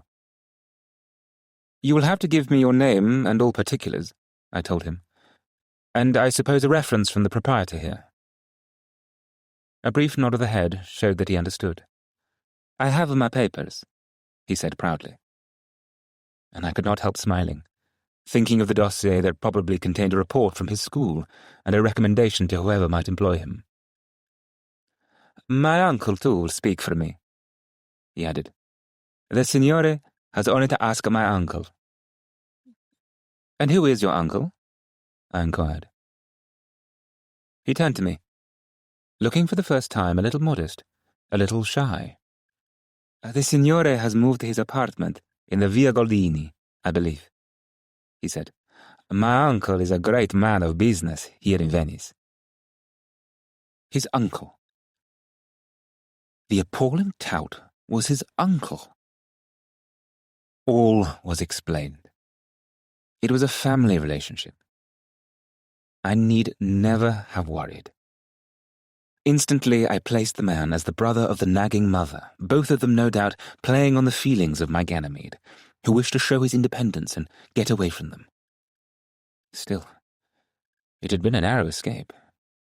I might have offended the man mortally when he took his tumble into the canal. Of course, I said, pretending I had known all the time, for he seemed to take it for granted that this was the case, and I had no desire to seem a fool. Then I went on. A very comfortable apartment. Do you know it? Naturally I know it, signore, he said, smiling. It is I who will bring you your breakfast every morning. I nearly fainted. Ganymede, bring my breakfast. It was too much to absorb in one moment. I concealed my emotion by ordering another curacao, and he darted off to obey me. I was, as the French say, bouleversé. To be tenant of the delicious apartment was one thing, and at no extra cost. But to have Ganymede thrown in, as it were, with my breakfast, was almost more than flesh and blood could stand. I made an effort to compose myself before he returned, but his announcement had thrown me into such a flutter that I could hardly sit in my seat. He was back, with a glass of curacao. Pleasant dreams, signore, he said. Pleasant dreams indeed. I had not the courage to look at him. And when I had swallowed my curacao, I took advantage of his temporary summons by another client to slip away, although it was long before midnight. I got back to the apartment by instinct rather than by conscious thought. I had not seen where I was going. And then noticed on the table the still unposted letter to London. I could have sworn I had taken it with me when I went out to dinner. However, the morning would do. I was too agitated to go out again tonight. I stood on the balcony and smoked another cigar, an unheard-of excess, and then went through my small store of books with the idea of presenting one to Ganymede when he brought me my breakfast. His English was so good that it needed a tribute, and the idea of a tip was somehow distasteful. Trollope was not right for him, nor Chaucer either, and the volume of Edwardian memoirs would be quite beyond his understanding.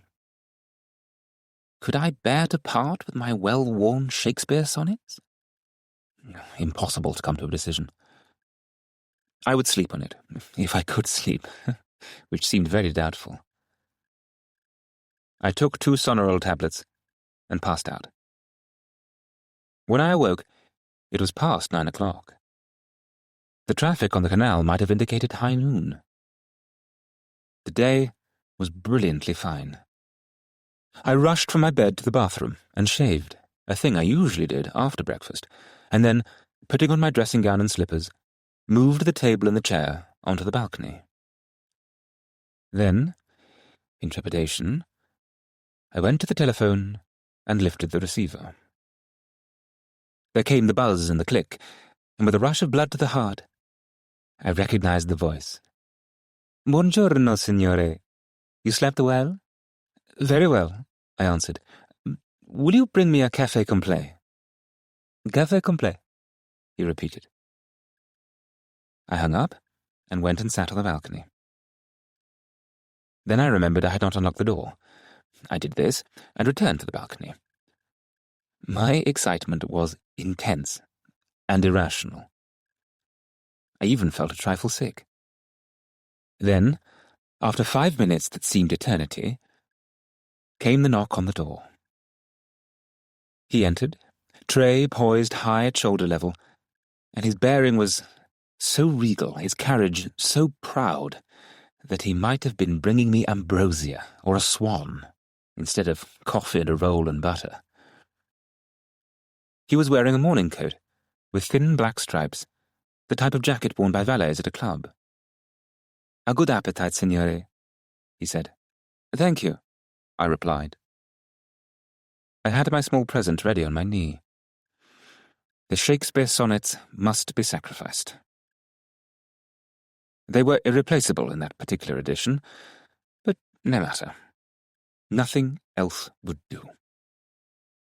First, though, before the presentation, I would sound him. "I want to make you a little present," I told him. He bowed in courtesy. "The signore is too good," he murmured. "You speak English so well," I continued, "that you need to hear only the best. Now, tell me, who do you think has been the greatest Englishman?" He considered the matter gravely, and he stood, as he did on the Piazza San Marco, with his hands clasped behind his back. "Winston Churchill," he said. I might have known it. Naturally, the boy lived in the present, or, it would be more correct to say in this instance, the immediate past. "A good answer," I said, smiling, "but I want you to think again. No, I'll put my question another way. If you had some money to spend, and you could spend it on anything you wanted connected with the English language, what would be the first thing you would buy?" This time there was no hesitation. "I would buy a long-playing gramophone record," he said. "A long-playing gramophone record of Elvis Presley or Johnny Ray." I was disappointed. It was not the answer I had hoped for. Who were these creatures? Crooners? Ganymede must be educated to better things. On second thoughts, I would not part with the sonnets. "Very well," I said, hoping I did not sound offhand, and I put my hand in my pocket and took out a 1,000 lira note. "But I suggest you buy Mozart instead." The note disappeared, crumpled out of sight in his hand. It was discreetly done, and I wondered if he had been able to glimpse the figure. After all, 1,000 lira is 1,000 lira. I asked him how he managed to evade his duties at the cafe to bring me my breakfast, and he explained that his work did not begin there until just before midday. And, anyway, there was an understanding between the proprietor of the cafe and his uncle.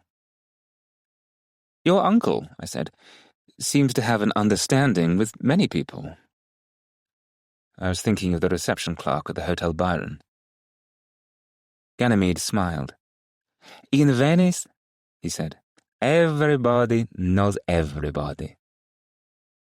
I noticed that he glanced with admiration at my dressing gown, which, when I had bought it for travelling, I had thought a shade too bright. Remembering the gramophone records, I reminded myself that he was, after all, nothing but a child, and one should not expect too much. "Do you ever have a day off?" I asked him. "On Sundays," he said. "I take it in turn with Beppo." Beppo must be the unsuitable name of the swarthy youth at the cafe. "And what do you do on your day off?" I inquired. "I go out with my friends," he replied.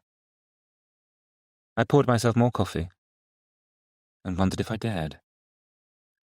A rebuff would be so hurtful. "If you have nothing better to do," I said, "and should be free next Sunday, I will take you for a trip to the Lido." I felt myself blush and bent over the coffee pot to hide it. "In a speedboat?"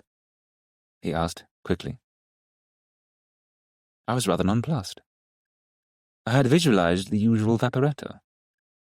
A speedboat would be very expensive.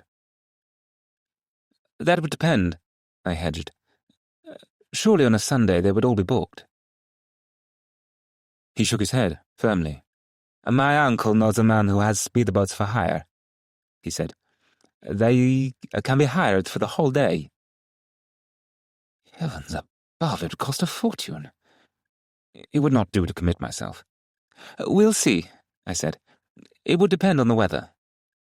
The weather will be fine, he said, smiling. It will stay fine now for the rest of the week. His enthusiasm was infectious. Poor child.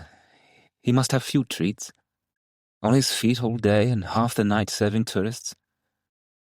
A breath of air in a speedboat would seem like paradise. Very well, then, I said. If it's fine, we'll go. I stood up, brushing the crumbs off my dressing gown. He took my gesture as one of dismissal and seized the tray. Can I do anything else for the signore? He asked. You can post my letter, I said. It's the one I told you about, to the friend who was a director of the hotel. He lowered his eyes modestly and waited for me to hand him the letter. Shall I see you this evening? I asked. Of course, signore, he said. I will keep a table for you, at the usual time. I let him go and went to run my bath, and it was only when I lay soaking in the hot water that an unpleasant thought occurred to me. Was it possible that Ganymede had also brought breakfast for Sir Johnson, and had gone to the Lido in a speedboat with Bertie Poole? I dismissed the thought. It was far too offensive. The week remained fine, as he had foretold, and each day I became more entranced with my surroundings. No sign of anyone in the apartment. My bed was made as if by magic. The uncle remained perdu. And in the morning, as soon as I touched the telephone, Ganymede replied, and brought my breakfast. Every evening the table at the café awaited me, the chair upturned, the glass of Curaçao and the half-bottle of Evian their place. If I had no more strange visions and no more dreams, at least I found myself in happy holiday mood, without a care in the world, and with what I can only call a telepathic understanding, an extraordinary sympathy between Ganymede and myself. No other client existed but me. He did his duty, but remained at my beck and call. And the morning breakfasts on the balcony were the high peak of the day. Sunday dawned fine. The high wind that might have meant a vaporetto was not forthcoming. And when he bore in my coffee and roll, the smile on his face betrayed his excitement. The signore will come to the Lido? He asked.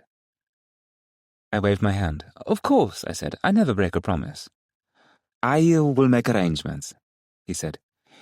If the signore will be at the first landing stage to the apartment by 11:30. And for the first time since bringing my breakfast, he vanished without further conversation. Such was his haste. It was a little alarming. I had not even inquired about the price. I attended Mass at St. Mark's, a moving experience, and one that put me in a lofty mood. The setting was magnificent, and the singing could not have been bettered. I looked around for Ganymede, half expecting to see him enter leading a little sister by the hand, but there was no sign of him in the vast crowd. Oh well, the excitement of the speedboat had proved too much for him. I came out of the church into the dazzling sunshine and put on my dark glasses. There was scarcely a ripple on the lagoon. I wished he had chosen a gondola. In a gondola I could have lain full length, stretched at my ease, and we could have gone to Torcello. I might have even brought the Shakespeare sonnets with me, and read one or two of them aloud to him. Instead, I must indulge his youthful whim, and enter the age of speed. Below the expense. It would never happen again. I saw him standing by the water's edge, changed into brief shorts and a blue shirt. He looked very much younger, a complete child. I waved my walking stick and smiled. All aboard? I called gaily. All aboard, signore, he replied. I made for the landing stage, and saw, drawn up to it, a magnificent, varnished speedboat, complete with cabin, a small pennant at the prow, a large ensign at the stern. And standing by the controls, in a flaming orange shirt open at the neck, betraying his hairy chest, was a great, ungainly figure I recognized with dismay. At sight of me, he touched the klaxon and revved up the engine so that it roared. "We go places," he said, with a revolting smile. "We hit the headlines. We have fun." 7. I stepped aboard, my heart like lead, and was instantly thrown off balance as our horrible mechanic thrust the engine into gear. I clutched at his ape-like arm to save myself from falling, and he steadied me into the seat beside him, at the same time opening the throttle to such an extent that I feared for my eardrums. We bounced across the lagoon at a fearful speed, hitting the surface every moment with a crash that nearly split the craft in two. And nothing could be seen of the grace and colour of Venice because of the wall of water that rose on either side of us. "Must we go so fast?" I screamed, endeavouring to make myself heard above the deafening roar of the engine.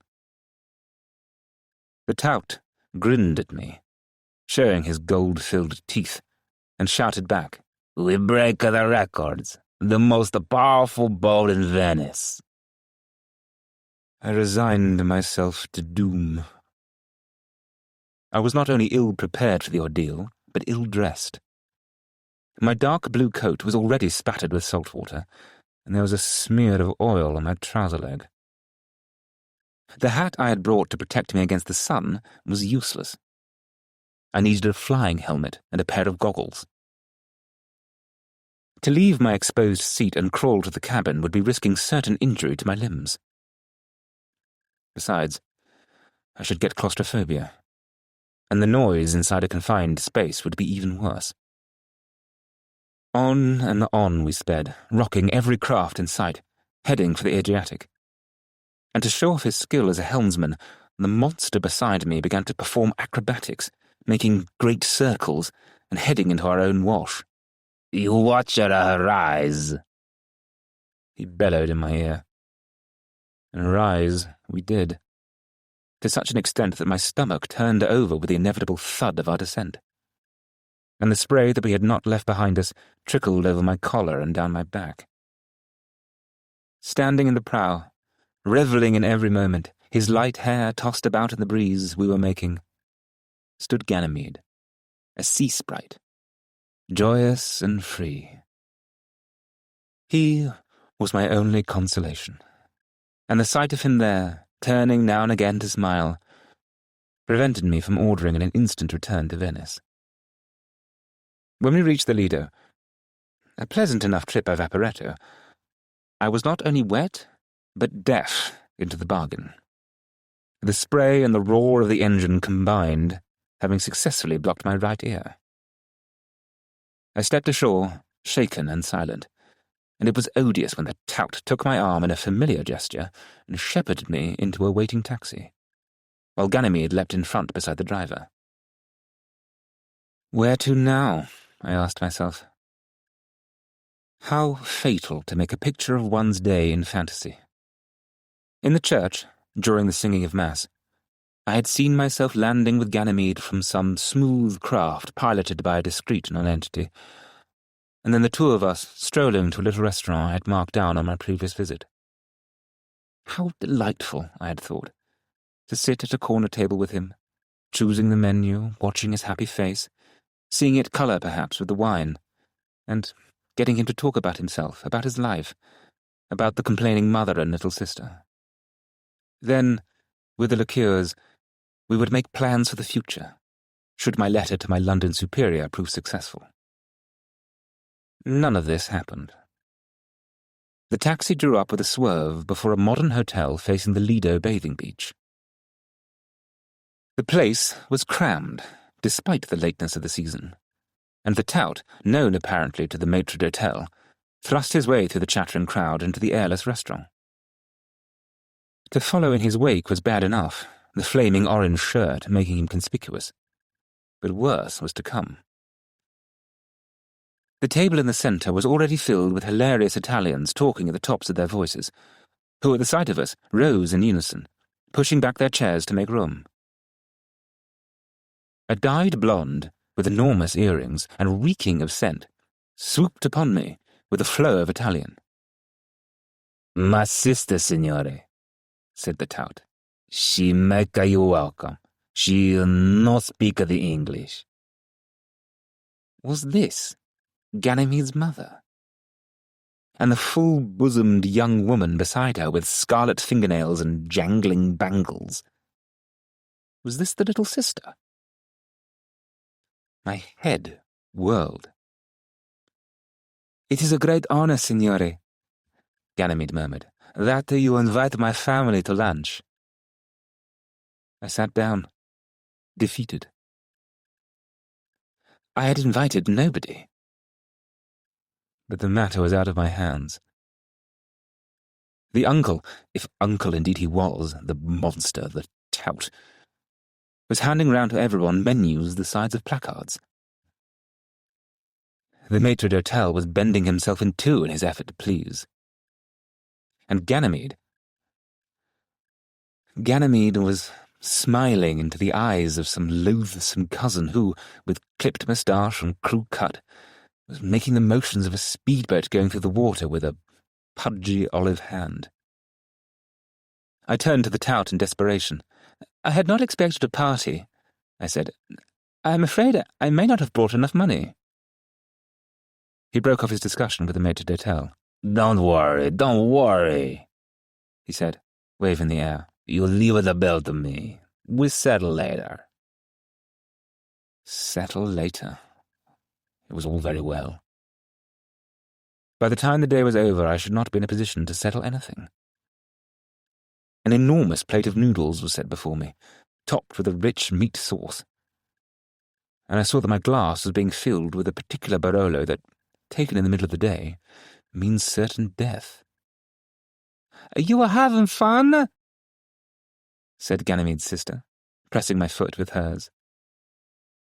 Hours later, I found myself on the beach, still seated between her and her mother, both of them changed into bikinis, lying on either side of me like porpoises, while the cousins, the uncles, the aunts splashed into the sea and back again, shrieking and laughing.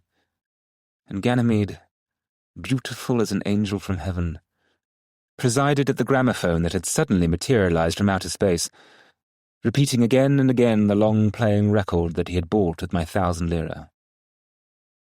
"My mother wants to thank you," said Ganymede, "for writing to London. If I go, she will come too, and my sister." We all go, said his uncle. We make one big party. We all go to London and set the Thames on fire. It was over at last. The final splashing in the sea, the final poke from the scarlet toe of the sister, the final bottle of wine. I had a splitting head, and my inside had turned on me. One by one, the relations came to shake me by the hand. The mother, voluble with thanks, embraced me. That none of them were to accompany us back to Venice in the speedboat and continue the party there was the one measure of solace left to me at the end of the disastrous day.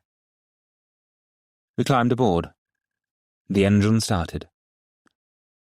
We were away. And this should have been the return journey I had already made in fantasy.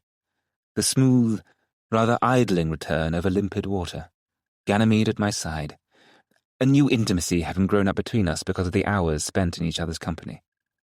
The sun, low on the horizon, turning the island that was Venice into a rose facade. Halfway across, I saw that Ganymede was struggling with a rope that lay coiled across the stern of our craft, and the uncle, easing the throttle so that our progress was suddenly slowed, left the controls to help him. We began to rock from side to side in a sickly fashion. "What is going to happen now?" I called. Ganymede shook the hair out of his eyes and smiled. "Ayawarski," he said.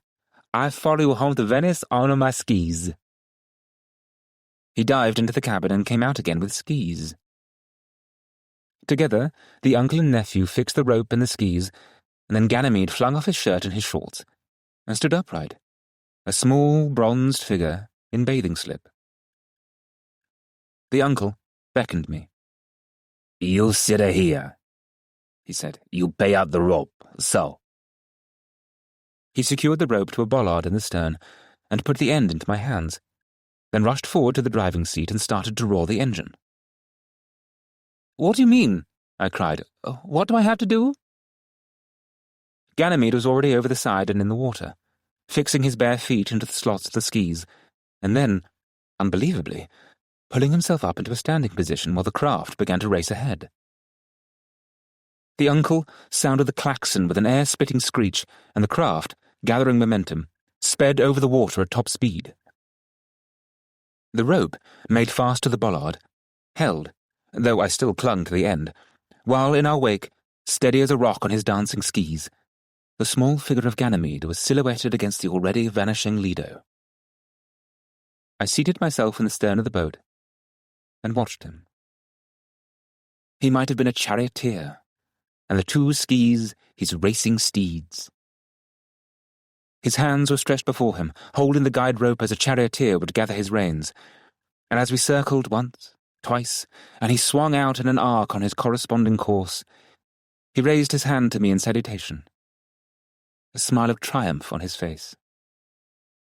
The sea was the sky, the ripple on the water wisps of cloud, and heaven knows what meteors we drove and scattered, the boy and I, soaring towards the sun. I know that at times I bore him on my shoulders, and at others he slipped away, and once it was as though both of us plunged headlong into a molten mist which was neither sea nor sky, but the luminous rings encircling a star. As the craft swung into the strait again, and bounced away on its course, he signalled to me with one hand, pointing to the rope on the bollard. I did not know whether he meant me to loosen it or to make it more secure, and I did the wrong thing, jerked it, for he overbalanced instantly and was flung into the water. He must have hurt himself, for I saw that he made no attempt to swim. Flustered, I shouted to the uncle, "Stop the engine! Go astern!" Surely the right thing to do was to bring the boat to a standstill. The uncle, startled, seeing nothing but my agitated face, put the engine hard into reverse. His action threw me off my feet, and by the time I had scrambled up again, we were almost on top of the boy. There was a mass of churning water, of tangled rope, of sudden splintering wood, and leaning over the side of the boat I saw the slim body of Ganymede drawn into the suction of the propeller, his legs enmeshed, and I bent down to lift him clear. I put up my hands to grip his shoulders. "Watch the rope," yelled the uncle. "Pull it clear." But he did not know that the boy was beside us, was beneath us, and that already he had slipped from my hands, which struggled to hold him, to bear him aloft, that already... God, already... The water was beginning to colour crimson with his blood. 8. Yes, I told the uncle. Yes, I would pay compensation. I would pay anything they asked. It had been my fault. An error of judgment. I had not understood. Yes, I would pay any and every item he liked to put down on his list. I would telegraph to my bank in London, and perhaps the British consul would help me, would give advice. If I could not raise the money immediately, I would pay so much a week, so much a month, so much a year. Indeed, the rest of my life I would continue to pay. I would continue to support the bereaved. Because it was my fault. I agreed that it was all my fault. An error of judgment on my part had been the cause of the accident. The British consul sat by my side, and he listened to the explanations of the uncle, who produced his notebook and his sheaf of bills. This gentleman take my apartment for 2 weeks, and my nephew, he bring him his breakfast every day. He bring flowers. He bring coffee and rolls. He insists my nephew look after him and no one else.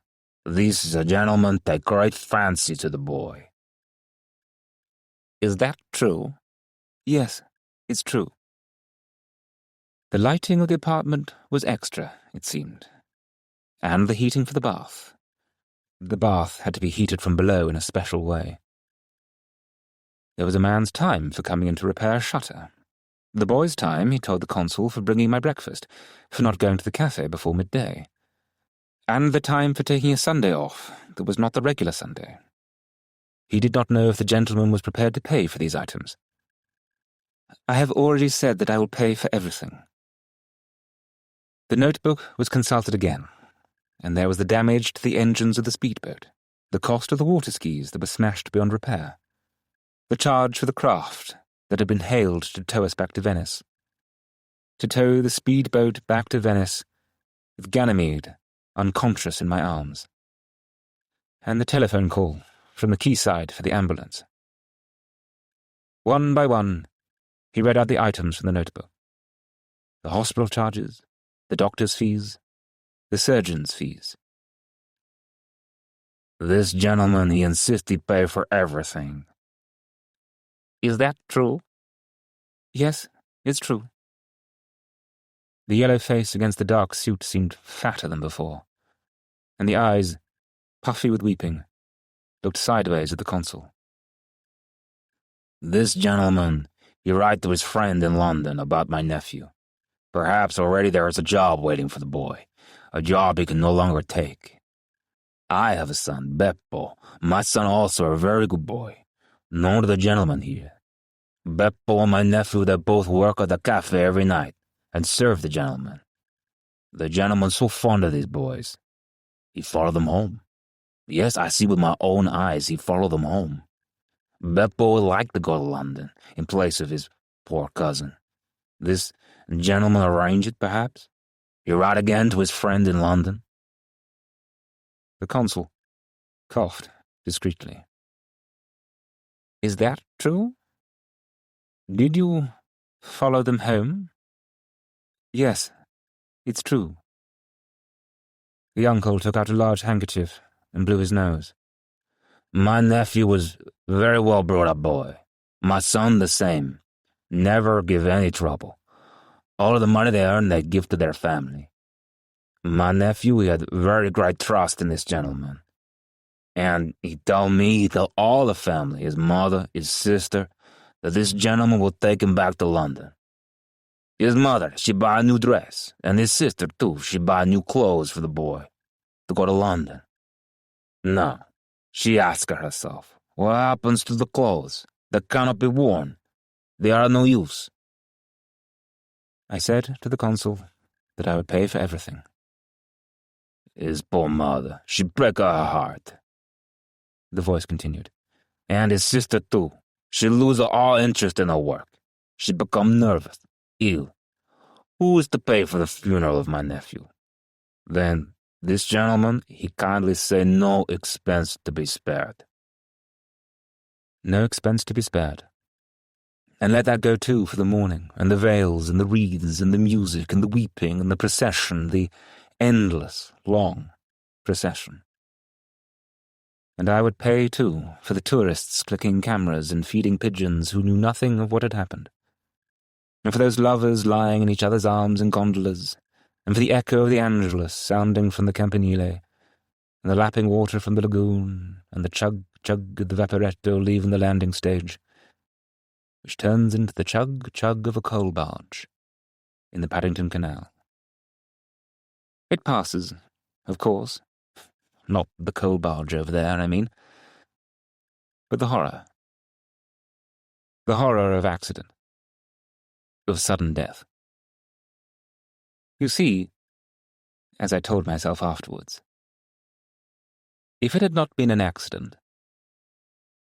it would have been a war. Or he would have come to London and grown up, grown fat, turned into a tout like the uncle, grown ugly, old. I don't want to make excuses for anything. I don't want to make excuses for anything at all. But because of what happened, my life has become rather different. As I said before, I've moved my quarters in London to this district. I've given up my job, I've dropped my friends. In a word, I've changed. I still see my sister and my nieces from time to time. No, I don't possess any other family. There was a younger brother who died when I was 5, but I don't remember him at all. I've never given him a thought. My sister has been my only living relative for years. Now, if you will excuse me, I see by my watch it is nearly 7 o'clock. The restaurant down the road will be open, and I like to be there on time. The fact is, the boy, who is training there as a waiter, celebrates his 15th birthday this evening, and I have a little present for him. Nothing very much, you understand. I don't believe in spoiling these lads. But it seems there is a singer called Perry Como, much in favour amongst the young. I have the latest record here. He likes bright colours, too. I rather thought this blue and gold cravat might catch his eye. Leading Lady. He stood in the passage, his hat on the back of his head, a cigar hanging from his mouth. He pulled out an enormous watch and stamped his foot impatiently. "Look here!" he shouted, for all the world to hear. "I'm not accustomed to be kept waiting. Doesn't Miss Fabian know I've arrived? What the hell is everybody doing?" The doorkeeper peered at him timidly. "I'm sorry, sir, it will only be a few moments. What name was it, sir?" Damn it all, this fellow hadn't even recognised him. He looked at the doorkeeper steadily, waited so that he should grasp the full significance of his reply. "Paul Haynes," he said superbly, and turned away. A frightened dresser appeared at the bottom of the stairs.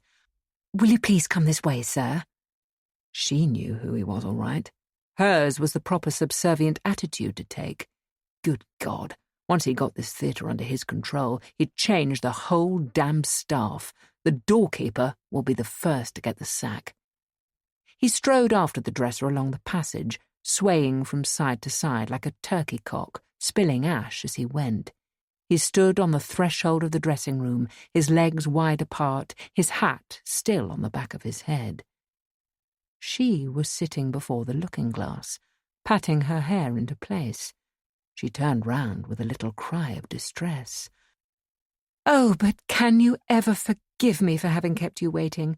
Those appalling film people never leave me alone for a moment. Keep pestering me to go to Hollywood and offering me stupendous sums. Lewisheim has been on the telephone for 20 minutes. She waited a moment to allow her words to sink into the man's brain. She murmured something unnecessary to her dresser, and then turned back to him with a smile. "However, let's forget about that. It's something quite apart. Now please sit down. Forgive this untidiness everywhere, but you know what it is, the last few days of a long run. First of all, I must tell you, I went yesterday afternoon to see your new review. Oh, it's the most marvellous thing I've ever seen, but the most. I can't speak about it. I've never enjoyed anything so much. Those girls, the whole production. Of course, you're an absolute genius. There's no one to touch you." She shrugged her shoulders almost impatiently. He did not attempt to conceal his smile of satisfaction. So she liked it. Lewisheim's productions would never hold a candle to his. This woman had sense, after all. She was looking more beautiful than ever, too. Pity, perhaps, she wore so little jewellery, only a chain round her neck. It wasn't impressive, much too simple altogether. He would like to see her in a mass of diamonds. "Yes, it's a good show, and I don't mind admitting it," he said loudly, blowing a great cloud of smoke into her face. Her manners were exquisite. She didn't even wave it away with her hand. "I spend more money on my productions than any other manager in London," he went on. "None of your skimpy, shoddy stuff for me, no painted scenery." She made a little sound in her throat and shook her head for sympathy. "Where you spend money, you draw money," he announced.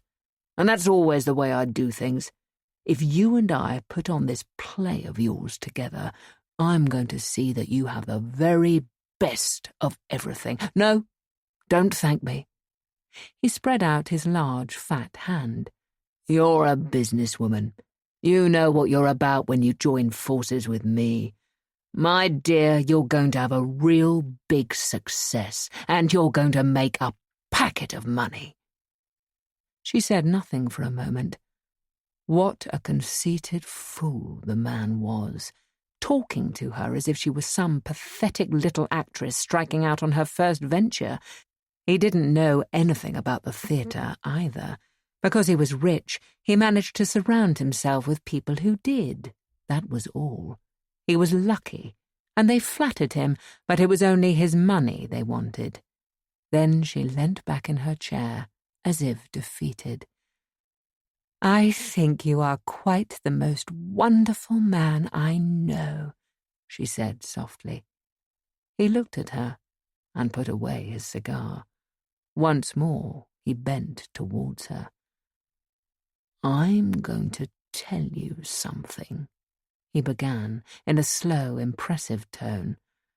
"And it's something that I don't say to many people, because I'm a very difficult man." He waited a moment, as though to prepare her for some stupendous announcement. Then, "I like you," he said. "I like you very much," he went on. "There's no nonsense about you. You look a man straight in the face and tell him the truth. I'm a great believer in truth myself. If I say a thing, I mean it. If I didn't like you, I'd be perfectly frank and tell you so. My frankness brings me many enemies, but I'm not afraid of any of them. They know what to expect. In fact, the words, 'to be frank as Paul Haines,' have become a common expression, so they tell me. If a fellow wants to hear the truth about himself, or someone else, let him come along to me." "Oh, but I admire you for that," she broke in impulsively. "It shows such strength of mind, and such a superb indifference to what the world thinks of you. They matter so little, don't they? All the people we meet in this profession. I have my few friends, my books, my child." She turned with a wistful smile at the photograph on her dressing table. Half unconsciously, she pushed the snapshot of a famous boxer out of sight behind a powder box. "You are quite unique, my dear," he continued. "If you were not, I shouldn't be sitting here now. You know, I've got a lot of ideas about the theatre that I think would interest you. I'm a bit of an idealist in my way, you know." The fatuity of this man. She glanced at her watch, shading her eyes with her hand. "Tell me about yourself," she begged. "I want to change the present conditions," he shouted. "I want to get a different atmosphere into the theatre altogether, and by heaven I'm going to do it. I've started with my own reviews, and I want to do the same with the straight plays. Do you know, my reviews are the cleanest in England. There's not a single line in my new show that would make a man blush, but that's not the point. That's not what I'm getting at.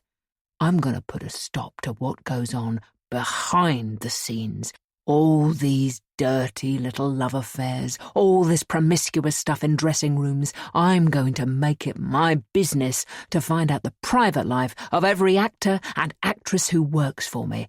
I'll make a clean sweep of the rotters. I'm a powerful man. If I find out that any man or woman hasn't got a fit record, I'll see to it they don't get another job on a London stage." He leant back, exhausted with his eloquence. "Of course you're quite right," she said without hesitating. "I suppose I'm weak, but I shut my eyes to things, and I hate to get anyone into trouble." He went on, pleased with her reply. "Do you know, you are one of the few actresses who have never been divorced. Of course, you're a widow, but even if your husband had lived, it would have made no difference. Someone told me that 5 years ago, when you went about a lot with John, what's his name, that fellow who left his wife and went out to Australia. Whether it's true or not, you showed great wisdom in cutting him out of your life. They tell me he's gone entirely to pieces, out of work, drinks like a fish. Now that's the type of thing I'm going to put a stop to, and I want you on my side. You and I together, my dear, will be practically an unbreakable force. What do you think?" She looked him straight in the eyes. "I agree with every word you say," she told him. He took her hand and patted it. "Partners, what?" he said, controlling his smile. "About the cast," he went on, clearing his throat. "We've decided on everyone, I think, except the other man. Is there anyone you fancy for that part?" She began to polish her nails carelessly. "You know Bobby Carson, the boy who has been playing my brother in the present play? He's really charming and very capable, not a bit expensive either." It requires more than capability, you know.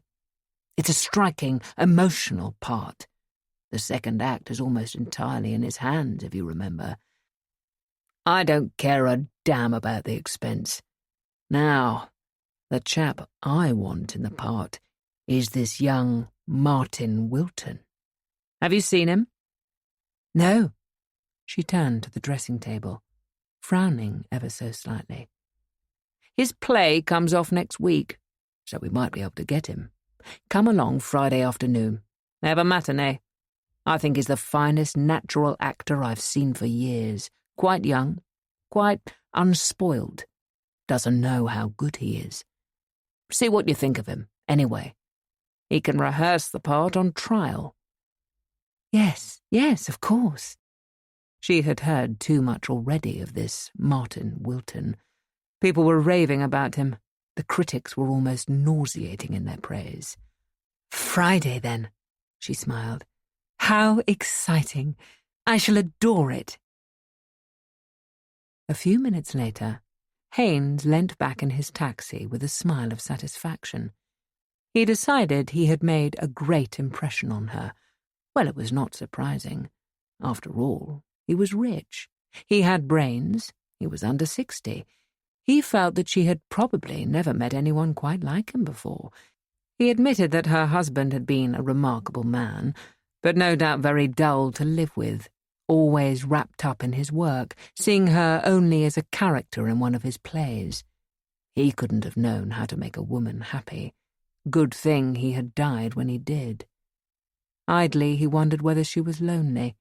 You never heard her name coupled with anyone, not since that fellow went to Australia, all of which was undoubtedly malicious gossip. Well, she had seen eye to eye with him over his ideas for the theatre.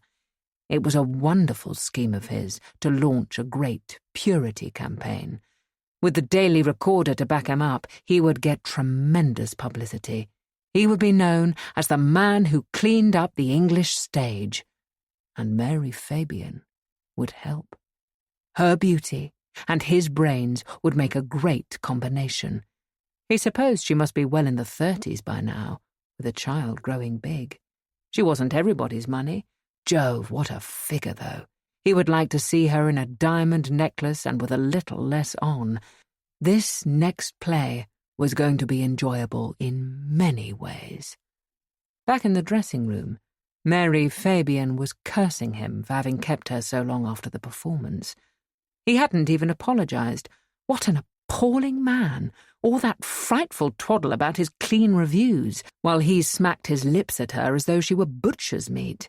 "Tell Mr. Carson I'm alone now," she said to her dresser.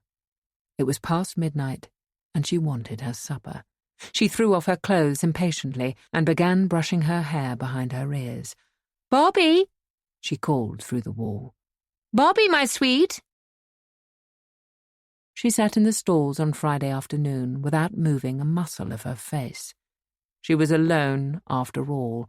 Paul Haynes had been called to Manchester. She thanked heaven for his absence. She could not have borne with his enthusiastic remarks, his eager concentration upon the stage. She drew her fur coat more closely around her. She buried herself in it, as though she did not wish to be seen. This Martin Wilton was good. Far too good. His personality stuck out a mile, with his vivid face and tawny hair. Not her type at all, of course, but that was not the point. Even had he been attractive to her, she would not have considered him. Not for a moment. It was much too dangerous. It would be fatal to have him in the new play. He would run away with it entirely. She would become a secondary figure. Her part would not matter at all. And she had reached an awkward moment in her career. The slightest slip, the smallest mistake, and attention would be drawn away from her. People would say she was becoming monotonous. She was overplaying herself. No, this boy was too good. Already she could imagine the first night, with Martin Wilton getting the applause. She would have to stand in the background and efface herself, pushing him forward with a smile. And the papers next morning would be a paean of praise. Mr. Martin Wilton gave the finest performance of the evening. And so on, and so on. Something had got to be done. He must be prevented at all costs from playing the part. She would have to be careful, though. It was not going to be easy. Mechanically, she wrote a note to Martin Wilton after the matinee. "Your performance, quite marvellous. Never seen anything like it. I want you to come and be with me in my next play. We'll send it along for you to read tonight. Wonderful part for you. Forgive me for not coming round. I've got to dash away." She felt she could not face that boy now, with his probable, insufferable conceit. She drove home, racking her brains for some solution to the problem. On the morning of the first rehearsal, when Martin Wilton was to read the part for the first time, she received a wire from Haynes. "Detained, Manchester. Impossible to attend rehearsal. Rely on judgment entirely, re Wilton." She crushed the wire in her hand and went onto the stage, sensing victory. "Mr. Haynes is in Manchester and can't get away for the rehearsal.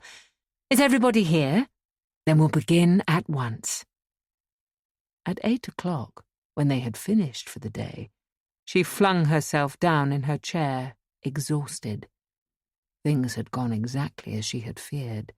The boy had been wonderful, never seemed to make a mistake, and his technique was uncanny. How she hated him. She sat in front of the mirror and began to make up her face very carefully. She cast her mind back to the night last week, when Paul Haynes had voiced his grotesque plans for delving into the private lives of actors and actresses, and the germ of an idea came into her mind. "Will you tell Mr. Wilton I should like to see him?" she said to her dresser. In a few minutes, the boy knocked at her door. "May I come in?" he said shyly. She gave him a dazzling smile. She held out her hands. "We've got so much to discuss," she told him. "Are you doing anything this evening?" The boy flushed all over his face. "As a matter of fact, I was going back to my wife. But if it's important, I can easily ring her up." She gave a little cry of astonishment. "Married? But you're far too young. What do you mean by it?" She shook her head at him in mock reproof. "Ask her to spare you for a few hours," she pleaded. "We've got to talk about the second act." In half an hour they were having dinner together in her flat. At first he was painfully shy. He would scarcely say a word. Completely unself-conscious on the stage, in private life he was nervous, clumsy, aware of his hands and feet. She pretended not to notice. She smiled encouragement. She spoke softly, using all her old tricks mechanically. Soon he began to warm to the influence of the room, her voice, the excellent food, and his second glass of Burgundy. He could scarcely believe he was sitting here alone with Mary Fabian. She sat with her face in her hands, a cigarette between her lips. The fire cast great shadows on the ceiling and played about her profile. Her hair shone dully like an old coin. She was so human, so open with him, and he loved the room, with the heavy curtains, the shaded light, and the smell of the queer stuff she burnt on the fire.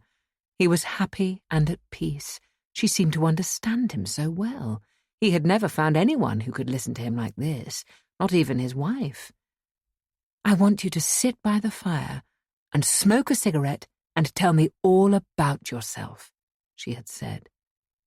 He had found himself speaking to her as if he had known her for years, explaining all the worry of those early years, how he had fought and struggled with his family. "You seem to understand things about me that no one else has ever dreamt existed," he said. "The serious side of me, what I really feel about life, because I do feel things, you know, tremendously. People have often told me that when they first meet me I seem horribly shy. All my life it's been the same. My mother, bless her, could never understand my passion for the stage. You're so awfully sympathetic." He gazed at her with worship in his eyes. "You'll think me absurd," he went on, gaining confidence. "But the one ambition of my life, ever since I first went on the stage, was to act with you. I've dreamt of it for years, grinding away in the provinces." No, you're joking," she smiled. "I promise you it's absolutely true. I saw you first about 5 years ago, and I remember thinking to myself, there is somebody worthwhile, who spends her time giving happiness to other people. Oh, you were simply wonderful. You became my ideal, my sort of guiding star, my good angel. I judged everything by what I imagined your standard to be. I guessed you would never put up with the second rate, in life or in acting. You would only accept the best. I love it more than anything in the world. The theatre, I mean." She stirred slightly and reached for his hand. "You dear," she murmured.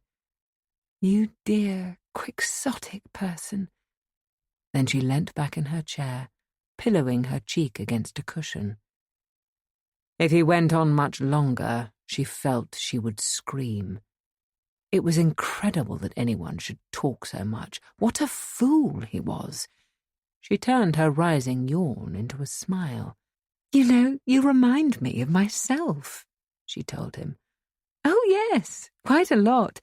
All your ideals and beliefs. I so appreciate your outlook on life. All for art and the world well lost. Oh, how well I understand. I adore my work passionately.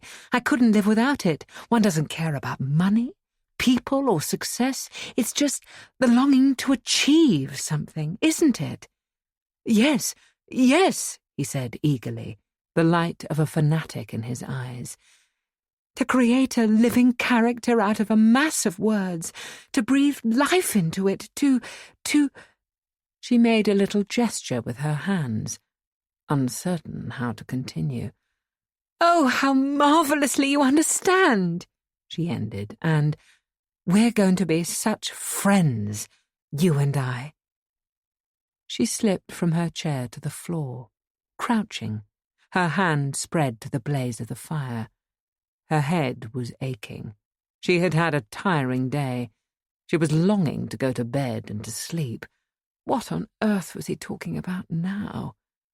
"Hamlet," he was saying. "I want to play Hamlet as no one has ever dared to play it before. There is something terrific about him, misunderstood, suppressed. You remember in the beginning of Act 3 when he is with Ophelia, when she starts, 'My lord, I have remembrances of yours,' you know?" "Yes, wonderful, wonderful," she murmured. "Oh, God, not Shakespeare, not at this hour." She made no attempt to listen. She was wondering what time Paul Haynes arrived back from Manchester. He was certain to ring her up. The boy mustn't be here then. "It will almost break my heart if I don't play this part with you," said Martin Wilton. "It's the chance of a lifetime. It's going to be hell until it's settled. Supposing Haynes thinks I'm no good?" She broke from her thoughts with an effort. "Of course. You are young," she said gently. "A little too young. Personally, I think it makes the part all the more sympathetic, and I shall tell him so. Paul Haynes is a very difficult man, but I think I can persuade him, unless he gets some absurd idea into his head. He's very thick-headed and obstinate, and once he has made up his mind, nothing in the world will make him change it. But I'm sure he will like you. He is bound to agree with me." He seized hold of her hands and kissed them. "You are being an angel to me," he said, flushing. "I can't ever forget this." She smiled at him sadly. She ran her hand through his hair. "You remind me of someone I used to be fond of," she began, and then broke off, as though emotionally moved. He cursed himself for his lack of tact. Of course, her husband was dead. It must be terrible for her. How brave she was, facing life alone like that, no one to look after her. "You must go soon," she whispered. "It's getting late, and I've got to say good-night to my little girl. She won't sleep until I've tucked her up myself."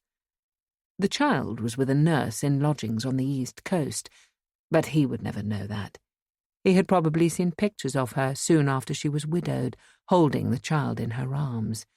When she had appeared, the first time after her husband's death, in one of his plays, carefully made up, allowing herself to look a little wan and pale, the audience had gone nearly mad.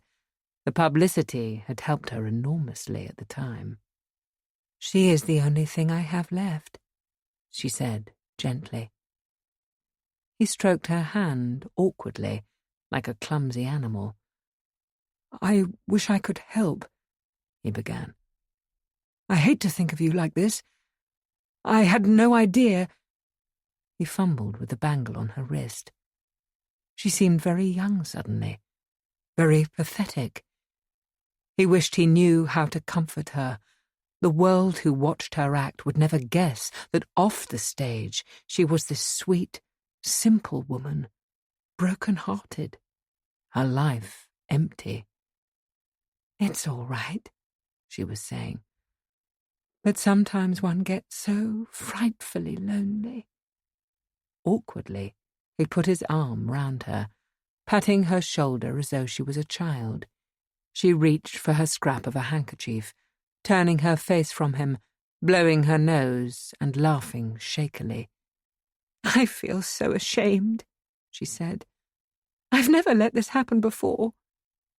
He brushed the top of her head with his lips, at a loss for words, and then, impulsively, "Look here, you ought to meet my wife. She's the most sympathetic person in the world. I know you'd like her. She has a sort of gift for killing depression. She's an absolute angel. We've only got a tiny flat in a mews, but she'd adore to meet you. Come round now. It's not too late. She said she would go to a film when I rang her before dinner, but she'll be back by 12, and we've got some wonderful records I'd love you to hear. A Beethoven concerto, César Franck. No, you mustn't tempt me like that. It isn't fair. I've been foolish tonight. I can't understand myself, and I should love to meet your wife some other time. But I'm tired now. We are both tired, and you must go. Bless you for being so sweet to me." "Oh, good Lord! I've done nothing. I've just blundered on about myself. It's been the most marvellous evening. You've brought back all my old ideals and faith in the theatre. You've made me feel that everything's worthwhile. Any success I make, I shall owe to you." He stumbled out of the flat, not looking where he was going. His head in the clouds, his mind filled with a glorious, impossible future. Thanking God she was alone at last, she sank into a chair, a cushion behind her head, a cigarette between her lips. 5 minutes after he had gone, the telephone rang. It was Paul Haynes. "Hello," he said. "I'm only this minute back from Manchester. Have you gone to bed, or can I slip round for 2 minutes?" "No, I'd love to see you," she lied. "Come along at once." She powdered her face a little whiter than usual, using no colour, but shadowing her eyes. She looked very beautiful, but tired, strained. "Now, I'm not going to keep you up," he said as soon as he came into the room. "You've had a long day and so have I. We can't afford to burn the candle at both ends in our profession, eh? Got to have beauty sleep." He smiled broadly, showing large gums. "Well, just tell me how it went. Everything go off all right without me?" "Marvellous, considering. You know what first rehearsals are." "Tell me, how did they all seem?" "Splendid on the whole. I don't think we need make any change." "And what about young Martin Wilton? Is he going to be good?" "He was very much all there. Knew exactly what to do. He won't require much producing. His technique is marvellous in anyone so young. I can't understand where he's learnt it all." "He's not too young, is he?" "No. Not really, I don't think. I hope not. We don't want to make a blunder, though. Oh, how I wish you'd been there." "Yes, I could have told you what I thought as soon as I'd clapped eyes on him. How did he strike you personally? Did he seem a nice chap? Not conceited? Will you like having him in the theatre?" She did not reply for a moment, and then laughed a little self-consciously. "He's very good at his job. I've said so already. What more can I say?" "Look here, you're keeping something back. Don't pretend with me. Part of our bargain is to tell the truth. Martin Wilton was rude? Bad-mannered?" No, please don't ask me any more. Let's forget about him." "I don't forget, and I shall worry you until I've had this out with you. Come on, my dear, what was the trouble?" "It's so unfair to the boy," she protested. "He probably didn't realise what he was doing. He's young, and I suppose mixes with a crowd of awful people. I know the type, half drunk and very promiscuous." "What are you driving at? Wasn't he sober? What did he do to upset you?" "Well, he tried to make the most violent love to me, that's all." She laughed and shrugged her shoulders. Paul Haynes looked at her in amazement. "Good God! What on earth do you mean?" "My dear, I assure you I was never more embarrassed in my life. Those sort of things don't happen to me. However, let's forget it." "No, by heaven, we won't forget it," he said savagely. "I want to get to the bottom of this. What did he do, the little swine?" "I asked him back here to talk over the second act, and he stayed on and seemed to expect dinner. Perhaps he drank a little too much, I don't know. But he started talking the most frightful nonsense about being here alone with me, and said he'd been waiting for this for years. He tried to kiss me and was, well, rather rough. I was so surprised that I wasn't prepared, you see, and, oh, I hate telling you all this." "Go on," he said. "I think he must be very unbalanced and rather peculiar. So many young men are nowadays, don't you think? I feel so sorry for his poor little wife." "Do you mean the little rat is married?" "Yes. That's the awful part about it. He seized hold of me and said, would I go to his flat? His wife was out. Wouldn't be back till late. It was quite uncontrolled. It was revolting. Finally, I quietened him down and managed to get him away. He'd been gone only a few minutes when he rang up. That's why I'm looking so exhausted. I suppose he lost his head for the moment. Probably took advantage of my being here alone. Promise me not to think any more about it. I'm very sorry, he said slowly. But do you remember what I told you the other day? It's just that type of thing I'm out to smash. It's vicious and disgusting. How he dared try it on with you, that's what gets me. He's probably stiff with drugs, an out-and-out rotter.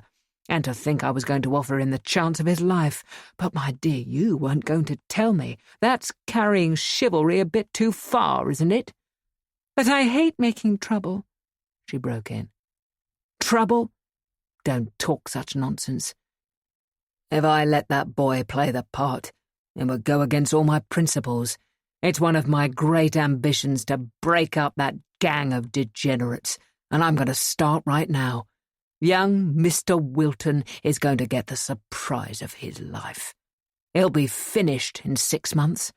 As for the part, I'd rather give it to a stagehand than to him. She shook her head hopelessly. He moved towards the door. Well, you're dead beat, my dear. I must go to bed. You've been through a very trying time. Then, as he reached for his hat, What's the name of the chap who played your brother? What? She said carelessly. Oh, Bobby Carson, why? We'll get on to him in the morning.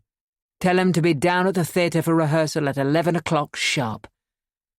Good night, my dear. Not after midnight. I am a schoolmaster by profession, or was. I handed in my resignation to the head before the end of the summer term in order to forestall inevitable dismissal. The reason I gave was true enough: ill health, caused by a wretched bug picked up on holiday in Crete, which might necessitate a stay in hospital of several weeks, various injections, etc. I did not specify the nature of the bug. He knew, though, and so did the rest of the staff, and the boys.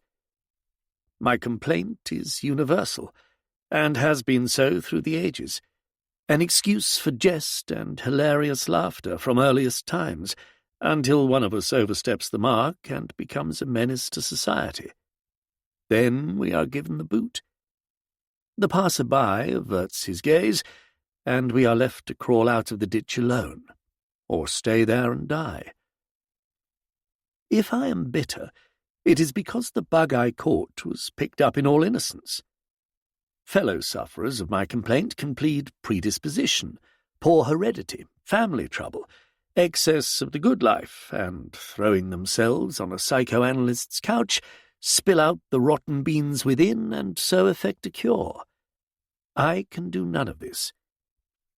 The doctor to whom I endeavoured to explain what had happened listened with a superior smile, and then murmured something about emotionally destructive identification, coupled with repressed guilt, and put me on a course of pills.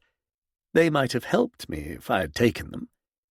Instead, I threw them down the drain and became more deeply imbued with the poison that seeped through me, made worse, of course, by the fatal recognition of my condition by the youngsters I had believed to be my friends, who nudged one another when I came into class, or with stifled laughter bent their loathsome little heads over their desks, until the moment arrived when I knew I could not continue, and took the decision to knock on the headmaster's door. Well, that's over. Done with. Finished. Before I take myself to hospital, or alternatively blot out memory, which is a second possibility, I want to establish what happened in the first place, so that, whatever becomes of me, this paper will be found, and the reader can make up his mind whether, as the doctor suggested, some want of inner balance made me an easy victim of superstitious fear, or whether, as I myself believe, my downfall was caused by an age-old magic, insidious, evil, its origins lost in the dawn of history. Suffice to say that he who first made the magic deemed himself immortal, and with unholy joy infected others, sowing in his heirs throughout the world and down the centuries the seeds of self-destruction. To return to the present. The time was April, the Easter holidays. I had been to Greece twice before, but never Crete. I taught classics to the boys at the preparatory school, but my reason for visiting Crete was not to explore the sights of Knossos or Phaistos, but to indulge a personal hobby. I have a minor talent for painting in oils, and this I find all-absorbing, whether on free days or in the school holidays. My work has been praised by one or two friends in the art world, and my ambition was to collect enough paintings to give a small exhibition. Even if none of them sold, the holding of a private show would be a happy achievement. Here, briefly, a word about my personal life. I am a bachelor, age 49, parents dead, educated at Sherborne and Brasenose, Oxford. Profession, as you already know, schoolmaster. I play cricket and golf, badminton, and rather poor bridge. Interests, apart from teaching, art, as I have already said, and occasional travel when I can afford it. Vices, up to the present, literally none, which is not being self-complacent, but the truth is that my life has been uneventful by any standard. Nor has this bothered me. I am probably a dull man. Emotionally, I have had no complications. I was engaged to a pretty girl, a neighbour, when I was 25, but she married somebody else. It hurt at the time, but the wound healed in less than a year. One fault, if fault it is, I've always had, which perhaps accounts for my hitherto monotonous life. This is an aversion to becoming involved with people.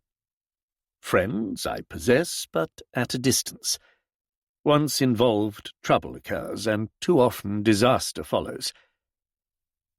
I set out for Crete in the Easter holidays with no encumbrance but a fair-sized suitcase and my painting gear. A travel agent had recommended a hotel overlooking the Gulf of Mirabello on the eastern coast, after I had told him I was not interested in archaeological sites but wanted to paint. I was shown a brochure which seemed to meet my requirements. A pleasantly situated hotel close to the sea, and chalets by the water's edge where one slept and breakfasted. Clientele well-to-do, and although I count myself no snob, I cannot abide paper bags and orange peel. A couple of pictures, painted the previous winter, a view of St. Paul's Cathedral under snow, and another one of Hampstead Heath, both sold to an obliging female cousin, would pay for my journey, and I permitted myself an added indulgence, though it was really a necessity, the hiring of a small Volkswagen on arrival at the airport of Heraklion. The flight, with an overnight stop in Athens, was pleasant and uneventful, the 40-odd miles drive to my destination somewhat tedious. For being a cautious driver, I took it slowly, and the twisting road, once I reached the hills, was decidedly hazardous. Cars passed me or swerved towards me, hooting loudly. Also, it was very hot, and I was hungry. The sight of the blue Gulf of Mirabello and the splendid mountains to the east acted as a spur to sagging spirits, and once I arrived at the hotel, set delightfully in its own grounds, with lunch served to me on the terrace despite the fact that it was after 2 in the afternoon, how different from England, I was ready to relax and inspect my quarters. Disappointment followed. The young porter led me down a garden path flagged on either side by brilliant geraniums to a small chalet bunched in by neighbours on either side, and overlooking not the sea, but a part of the garden laid out for mini-golf. My next-door neighbours, an obviously English mother and her brood, smiled in welcome from their balcony, which was strewn with bathing suits drying under the sun. 2 middle-aged men were engaged in mini-golf. I might have been in Maidenhead. "This won't do," I said, turning to my escort. "I have come here to paint. I must have a view of the sea." He shrugged his shoulders, murmuring something about the chalets beside the sea being fully booked. It was not his fault, of course. I made him trek back to the hotel with me and addressed myself to the clerk at the reception desk. "There has been some mistake," I said. "I asked for a chalet overlooking the sea, and privacy above all." The clerk smiled, apologized, began ruffling papers, and the inevitable excuses followed. My travel agent had not specifically booked a chalet overlooking the sea. These were in great demand and were fully booked. Perhaps in a few days there might be some cancellations, one never could tell. In the meantime, he was sure I should be very comfortable in the chalet that had been allotted to me. All the furnishings were the same, my breakfast would be served me, etc., etc. I was adamant. I would not be fobbed off with the English family and the mini-golf. Not having flown all those miles at considerable expense, I was bored by the whole affair, tired and considerably annoyed. "I am a professor of art," I told the clerk. "I have been commissioned to execute several paintings while I am here, and it is essential that I should have a view of the sea and neighbours who will not disturb me." My passport states my occupation as professor. It sounds better than schoolmaster or teacher, and usually arouses respect in the attitude of reception clerks. The clerk seemed genuinely concerned, and repeated his apologies. He turned again to the sheaf of papers before him. Exasperated, I strode across the spacious hall and looked out of the door onto the terrace down to the sea. "I cannot believe," I said, "that every chalet is taken. It's too early in the season. In summer, perhaps, but not now." I waved my hand towards the western side of the bay. "That group over there," I said, "down by the water's edge. Do you mean to say every single one of them is booked?" He shook his head and smiled. "We do not usually open those until mid-season. Also, they are more expensive. They have a bath as well as a shower." "How much more expensive?" I hedged. He told me. I made a quick calculation. I could afford it if I cut down on all other expenses. Had my evening meal in the hotel and went without lunch. No extras in the bar, not even mineral water. "Then there is no problem," I said grandly. "I will willingly pay more for privacy. And if you have no objection, I should like to choose the chalet which would suit me best. I'll walk down to the sea now and then come back for the key, and your porter can bring my things." I gave him no time to reply, but turned on my heel and went out onto the terrace. It paid to be firm. One moment's hesitation, and he would have fobbed me off with the stuffy chalet overlooking the mini-golf. I could imagine the consequences. The chattering children on the balcony next door, the possibly effusive mother, and the middle-aged golfers urging me to have a game. I could not have borne it. I walked down through the garden to the sea, and as I did so my spirits rose. For this, of course, was what had been so highly coloured on the agent's brochure, and why I had flown so many miles. No exaggeration either. Little whitewashed dwellings, discreetly set apart from one another, the sea washing the rocks below.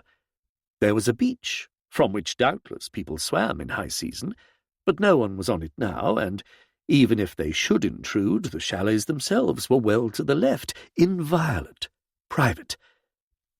I peered at each in turn, mounting the steps, standing on the balconies. The clerk must have been telling the truth about none of them being let before full season, for all had their windows shuttered. All except one. And directly I mounted the steps and stood on the balcony, I knew that it must be mine. This was the view I had imagined. The sea beneath me, lapping the rocks, the bay widening into the gulf itself, and beyond the mountains. It was perfect. The chalets to the east of the hotel, which was out of sight anyway, could be ignored. One, close to a neck of land, stood on its own like a solitary outpost with a landing stage below, but this would only enhance my picture when I came to paint it. The rest were mercifully hidden by rising ground. I turned and looked through the open windows to the bedroom within. Plain, whitewashed walls, a stone floor, a comfortable divan bed with rugs upon it, a bedside table with a lamp and telephone. But for these last, it had all the simplicity of a monk's cell, and I wished for nothing more. I wondered why this chalet, and none of its neighbours, was unshuttered, and stepping inside I heard from the bathroom beyond the sound of running water. Not further disappointment, and the place booked after all. I put my head round the open door, and saw that it was a little Greek maid swabbing the bathroom floor. She seemed startled at the sight of me. I gestured, pointed, said, "Is this taken?" She did not understand, but answered me in Greek. Then she seized her cloth and pail and, plainly terrified, brushed past me to the entrance, leaving her work unfinished. I went back into the bedroom and picked up the telephone, and in a moment the smooth voice of the reception clerk answered. "This is Mr. Gray," I told him. "Mr. Timothy Gray. I was speaking to you just now about changing my chalet." "Yes, Mr. Gray," he replied. He sounded puzzled. "Where are you speaking from?" "Hold on a minute," I said. I put down the receiver and crossed the room to the balcony. The number was above the open door. It was 62. I went back to the telephone. "I'm speaking from the chalet I have chosen," I said. It happened to be open. One of the maids was cleaning the bathroom, and I'm afraid I scared her away. This chalet is ideal for my purpose. It is number 62. He did not answer immediately, and when he did, he sounded doubtful. "Number 62, he repeated, and then after a moment's hesitation, "I am not sure if it is available." "Oh, for heaven's sake!" I began, exasperated, and I heard him talking in Greek to someone beside him at the desk. The conversation went back and forth between them.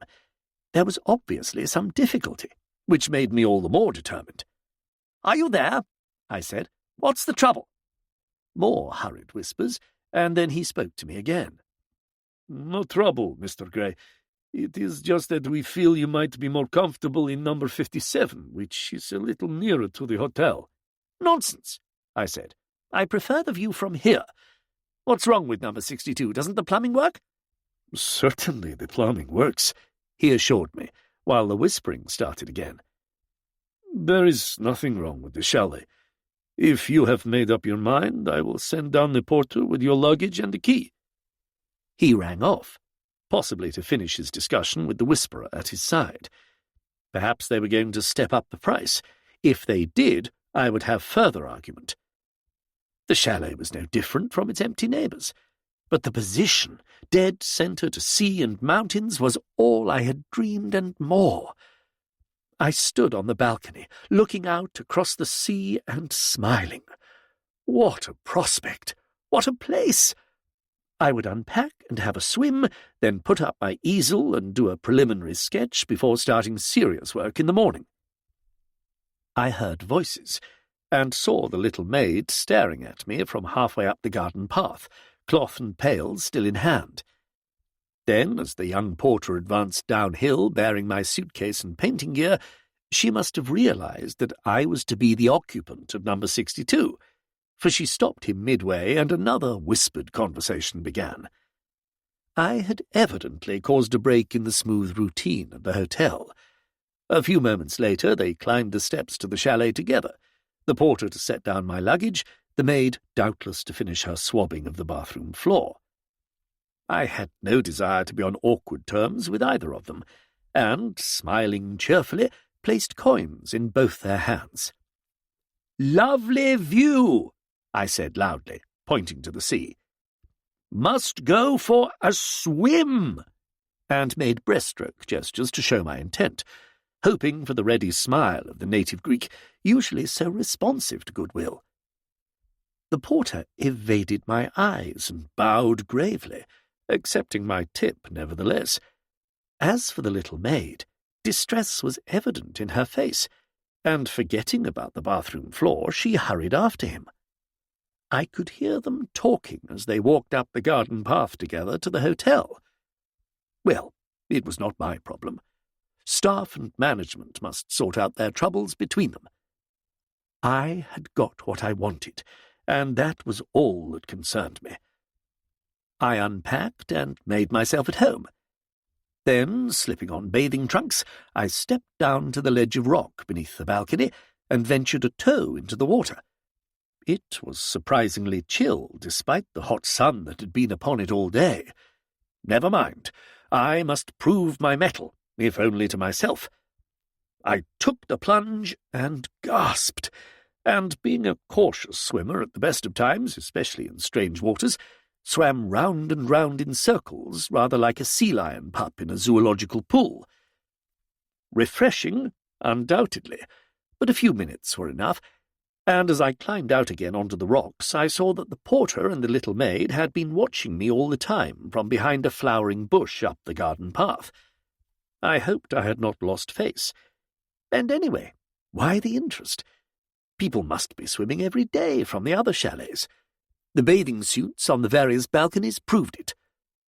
I dried myself on the balcony, observing how the sun, now in the western sky behind my chalet, made dappled patterns on the water. Fishing boats were returning to the little harbour port a few miles distant, the chug-chug engines making a pleasing sound. I dressed, taking the precaution of having a hot bath, for the first swim of the year is always numbing, and then set up my easel and instantly became absorbed. This was why I was here, and nothing else mattered. I worked for a couple of hours, and as the light failed and the colour of the sea deepened and the mountains turned a softer purple-blue, I rejoiced to think that tomorrow I should be able to seize this afterglow in paint instead of charcoal, and the picture would begin to come alive. It was time to stop. I stacked away my gear, and before changing for dinner and drawing the shutters, doubtless there were mosquitoes and I had no wish to be bitten, watched a motorboat with gently purring engine draw in softly to the eastward point with the landing stage away to my right. 3 people aboard, fishing enthusiasts no doubt, a woman amongst them. One man, a local probably, made the boat fast and stepped on the landing stage to help the woman ashore. Then all 3 stared in my direction, and the second man, who had been standing in the stern, put up a pair of binoculars and fixed them on me. He held them steady for several minutes, focusing no doubt on every detail of my personal appearance, which is unremarkable enough, heaven knows, and would have continued had I not suddenly become annoyed and withdrawn into the bedroom, slamming the shutters to. How rude can you get? I asked myself. Then I remembered that these western chalets were all unoccupied, and mine was the first to open for the season. Possibly this was the reason for the intense interest I appeared to cause, beginning with members of the hotel staff and now embracing guests as well. Interest would soon fade. I was neither pop star nor millionaire, and my painting efforts, however pleasing to myself, were hardly likely to draw a fascinated crowd. Punctually at 8 o'clock, I walked up the garden path to the hotel and presented myself in the dining room for dinner. It was moderately full, and I was allotted a table in the corner, suitable to my single status, close to the screen dividing the service entrance from the kitchens. Never mind. I preferred this position to the centre of the room, where I could tell immediately that the hotel clientele were on what my mother used to describe as an all-fellows-to-football basis. I enjoyed my dinner, treated myself, despite my deluxe chalet, to half a bottle of Domestica wine, and was peeling an orange when an almighty crash from the far end of the room disturbed us all. Waiters hurried to the scene. Heads turned, mine amongst them. A hoarse American voice, hailing from the deep south, called loudly, "For God's sake, clear up this goddamn mess!" It came from a square-shouldered man of middle age, whose face was so swollen and blistered by exposure to the sun that he looked as if he had been stung by 1,000,000 bees.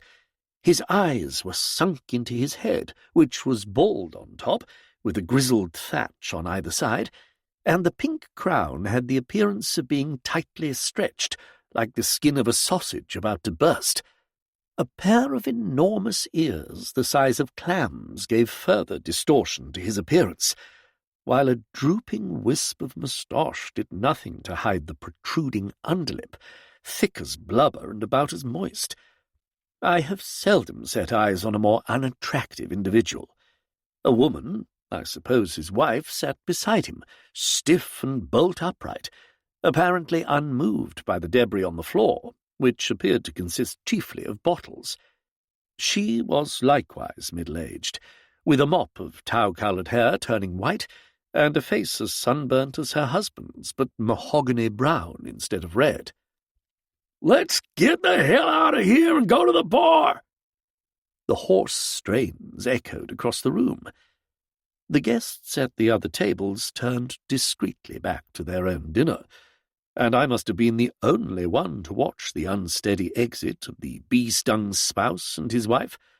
I could see the deaf aid in her ear, hence possibly her husband's rasping tones, as he literally rolled past me to the bar, a lurching vessel in the wake of his steady partner. I silently commended the efficiency of the hotel staff, who made short work of clearing the wreckage. The dining room emptied. "Coffee in the bar, sir," murmured my waiter. Fearing a crush and loud chatter, I hesitated before entering, for the camaraderie of hotel bars has always bored me, but I hate going without my after-dinner coffee. I need not have worried. The bar was empty, apart from the white-coated server behind the bar and the American sitting at a table with his wife. Neither of them was speaking. There were 3 empty beer bottles already on the table before him. Greek music played softly from some lair behind the bar. I sat myself on a stool and ordered coffee. The bartender, who spoke excellent English, asked if I had spent a pleasant day. I told him yes. I had had a good flight, found the road from Heraklion hazardous and my first swim rather cold. He explained that it was still early in the year. "In any case," I told him, "I have come to paint, and swimming will take second place. I have a chalet right on the waterfront, number 62, and the view from the balcony is perfect." Rather odd. He was polishing a glass, and his expression changed. He seemed about to say something, then evidently thought better of it and continued with his work. "Turn that goddamn record off!" The hoarse, imperious summons filled the empty room. The barman made at once for the gramophone in the corner and adjusted the switch. A moment later the summons rang forth again. "Bring me another bottle of beer!" Now, had I been the bartender, I should have turned to the man and, like a parent to a child, insisted that he said please. Instead, the brute was promptly served, and I was just downing my coffee when the voice from the table echoed through the room once more. "Hi, you there, chalet number 62. You're not superstitious?" I turned on my stool. He was staring at me, glass in hand. His wife looked straight in front of her. Perhaps she had removed her deaf aid. Remembering the maxim that one must humour madmen and drunks, I replied courteously enough. "No," I said. "I'm not superstitious. Should I be?" He began to laugh, his scarlet face creasing into 100 lines. "Well, God darn it, I would be," he answered. "The fellow from that chalet was drowned only 2 weeks ago, missing for 2 days, and then his body brought up in a net by a local fisherman. half-eaten by octopuses?" He began to shake with laughter, slapping his hand on his knee. I turned away in disgust and raised my eyebrows in inquiry to the bartender. "An unfortunate accident," he murmured. "Mr. Gordon's such a nice gentleman, interested in archaeology. It was very warm the night he disappeared, and he must have gone swimming after dinner.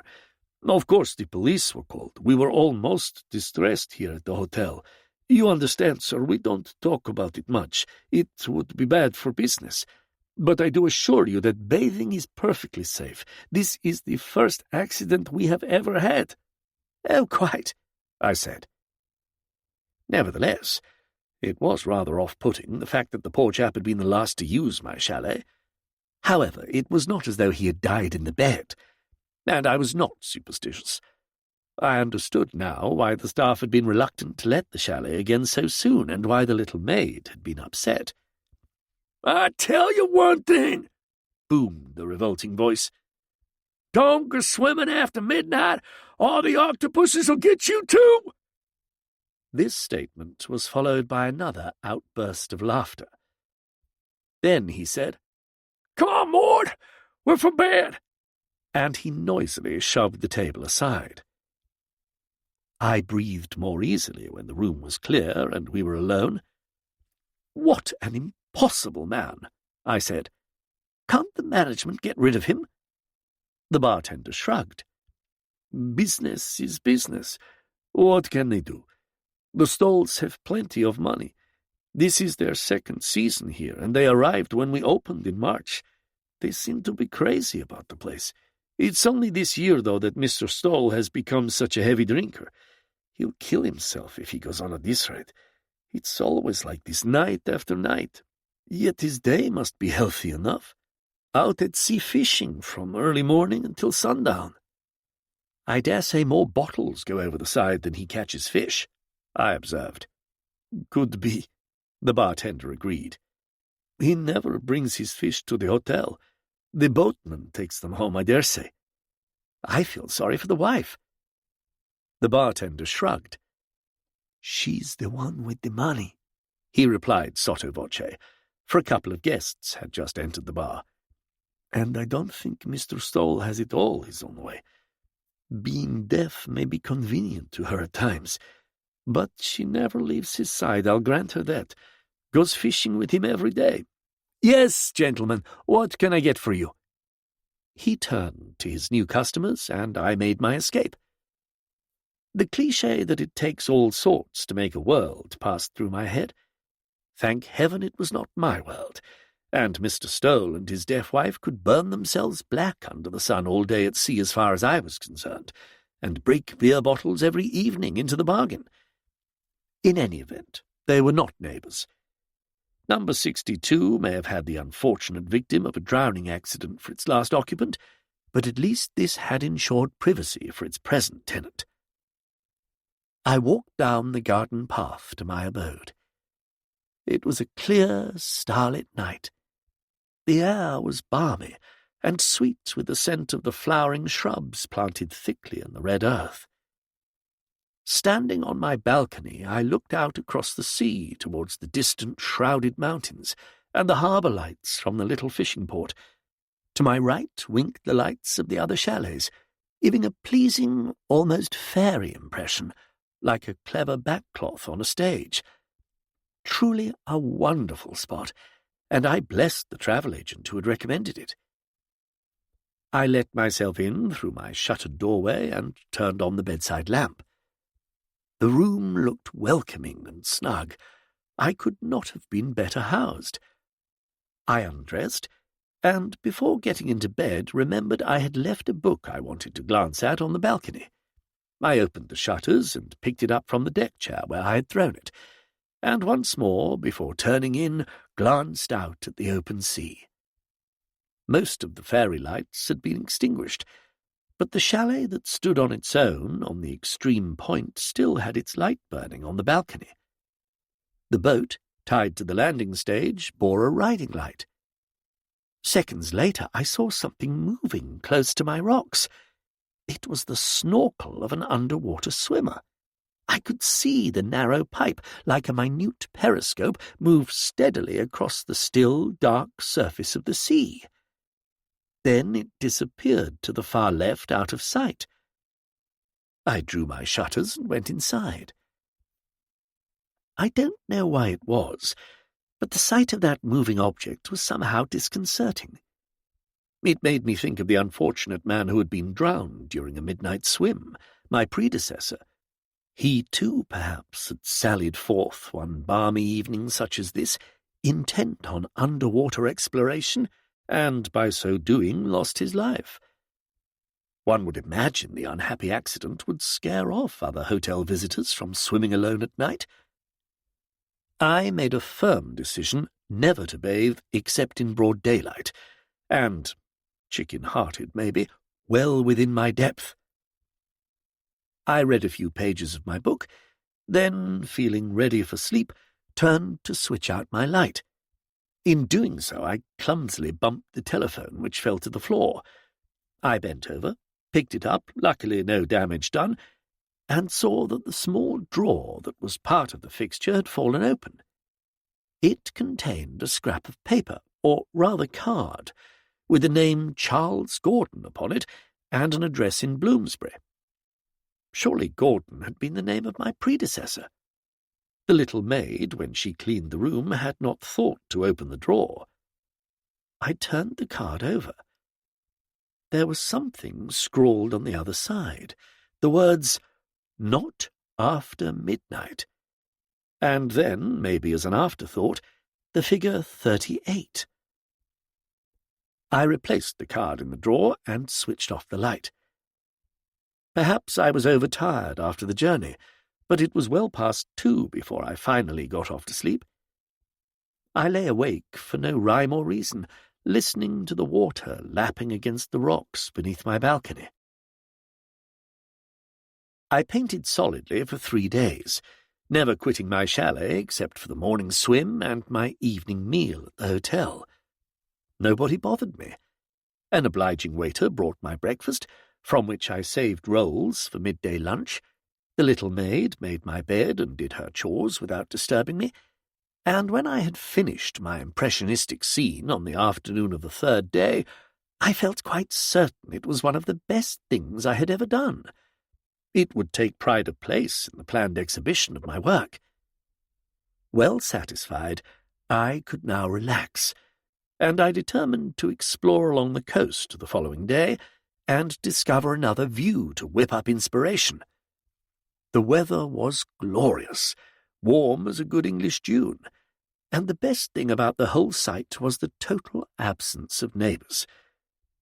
The other guests kept to their side of the domain, and apart from bows and nods from adjoining tables as one entered the dining-room for dinner, no one attempted to strike up acquaintance. I took good care to drink my coffee in the bar before the obnoxious Mr. Stowell had left his table. I realized now that it was his boat which lay anchored off the point. They were away too early in the morning for me to watch their departure, but I used to spot them returning in the late afternoon.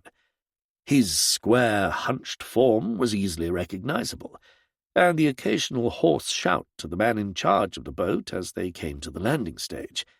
Theirs, too, was the isolated chalet on the point, and I wondered if he had picked it purposely in order to soak himself into oblivion out of sight and earshot of his nearest neighbours. Well, good luck to him, as long as he did not obtrude his offensive presence upon me. Feeling the need of gentle exercise, I decided to spend the rest of the afternoon taking a stroll to the eastern side of the hotel grounds. Once again I congratulated myself on having escaped the cluster of chalets in this populated quarter. Mini-golf and tennis were in full swing, and the little beach was crowded with sprawling bodies on every available patch of sand. But soon the murmur of the world was behind me, and, screened and safe behind the flowering shrubs, I found myself on the point near to the landing stage. The boat was not yet at its mooring, nor even in sight out in the gulf. A sudden temptation to peep at the unpleasant Mr. Stowell's chalet swept upon me. I crept up the little path, feeling as furtive as a burglar on the prowl, and stared up at the shuttered windows. It was no different from its fellows, or mine for that matter, except for a telltale heap of bottles lying in a corner of the balcony. Brute! Then something else caught my eye. A pair of frog feet and a snorkel. Surely, with all that liquor inside him, he did not venture his carcass under water. Perhaps he sent the local Greek whom he employed as crew to seek for crabs. I remembered the snorkel on my first evening, close to the rocks, and the riding light in the boat. I moved away, for I thought I could hear someone coming down the path, and did not want to be caught prying. But before doing so, I glanced up at the number of the chalet. It was 38. The figure had no particular significance for me then, but later on, changing for dinner, I picked up the tie pin I had placed on my bedside table, and on sudden impulse opened the drawer beneath the telephone to look at my predecessor's card again. Yes, I thought so. The scrawled figure was 38. Pure coincidence, of course, and yet not after midnight. The words suddenly had meaning. Stoll had warned me about swimming late on my first evening. Had he warned Gordon too? And Gordon had jotted down the warning on his card with Stoll's chalet number underneath. It made sense, but obviously poor Gordon had disregarded the advice, and so, apparently, did one of the occupants of chalet 38. I finished changing, and instead of replacing the card in the telephone drawer, put it in my wallet.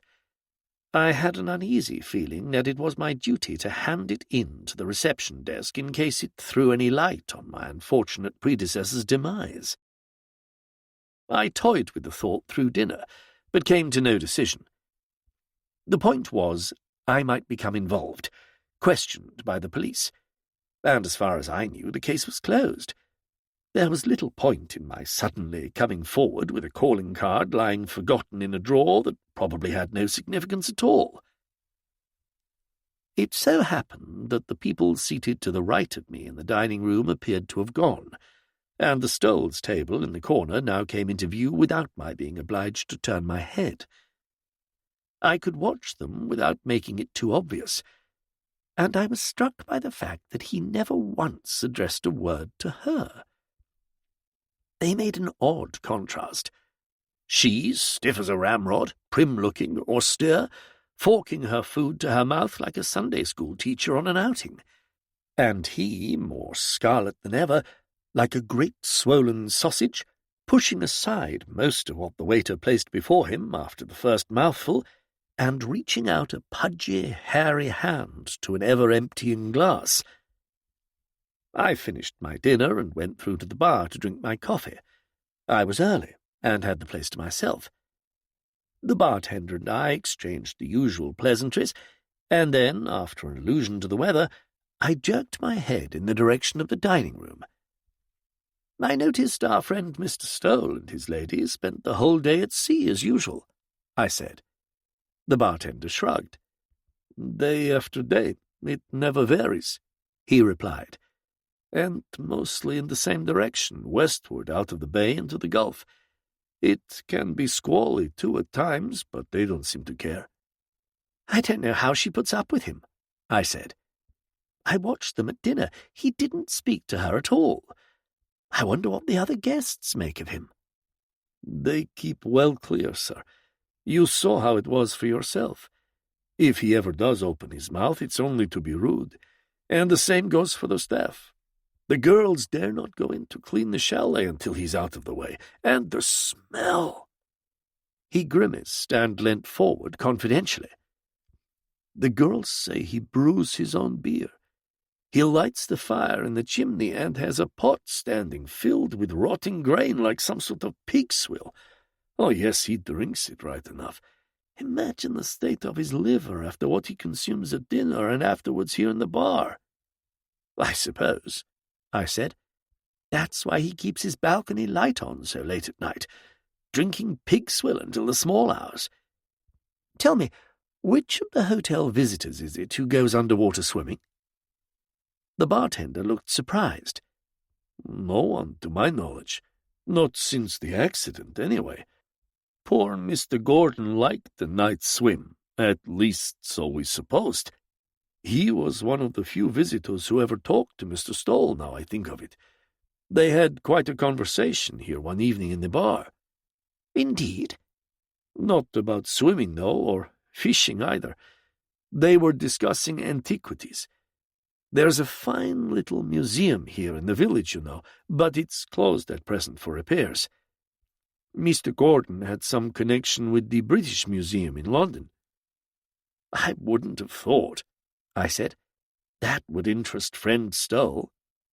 "Ah," said the bartender, "you'd be surprised.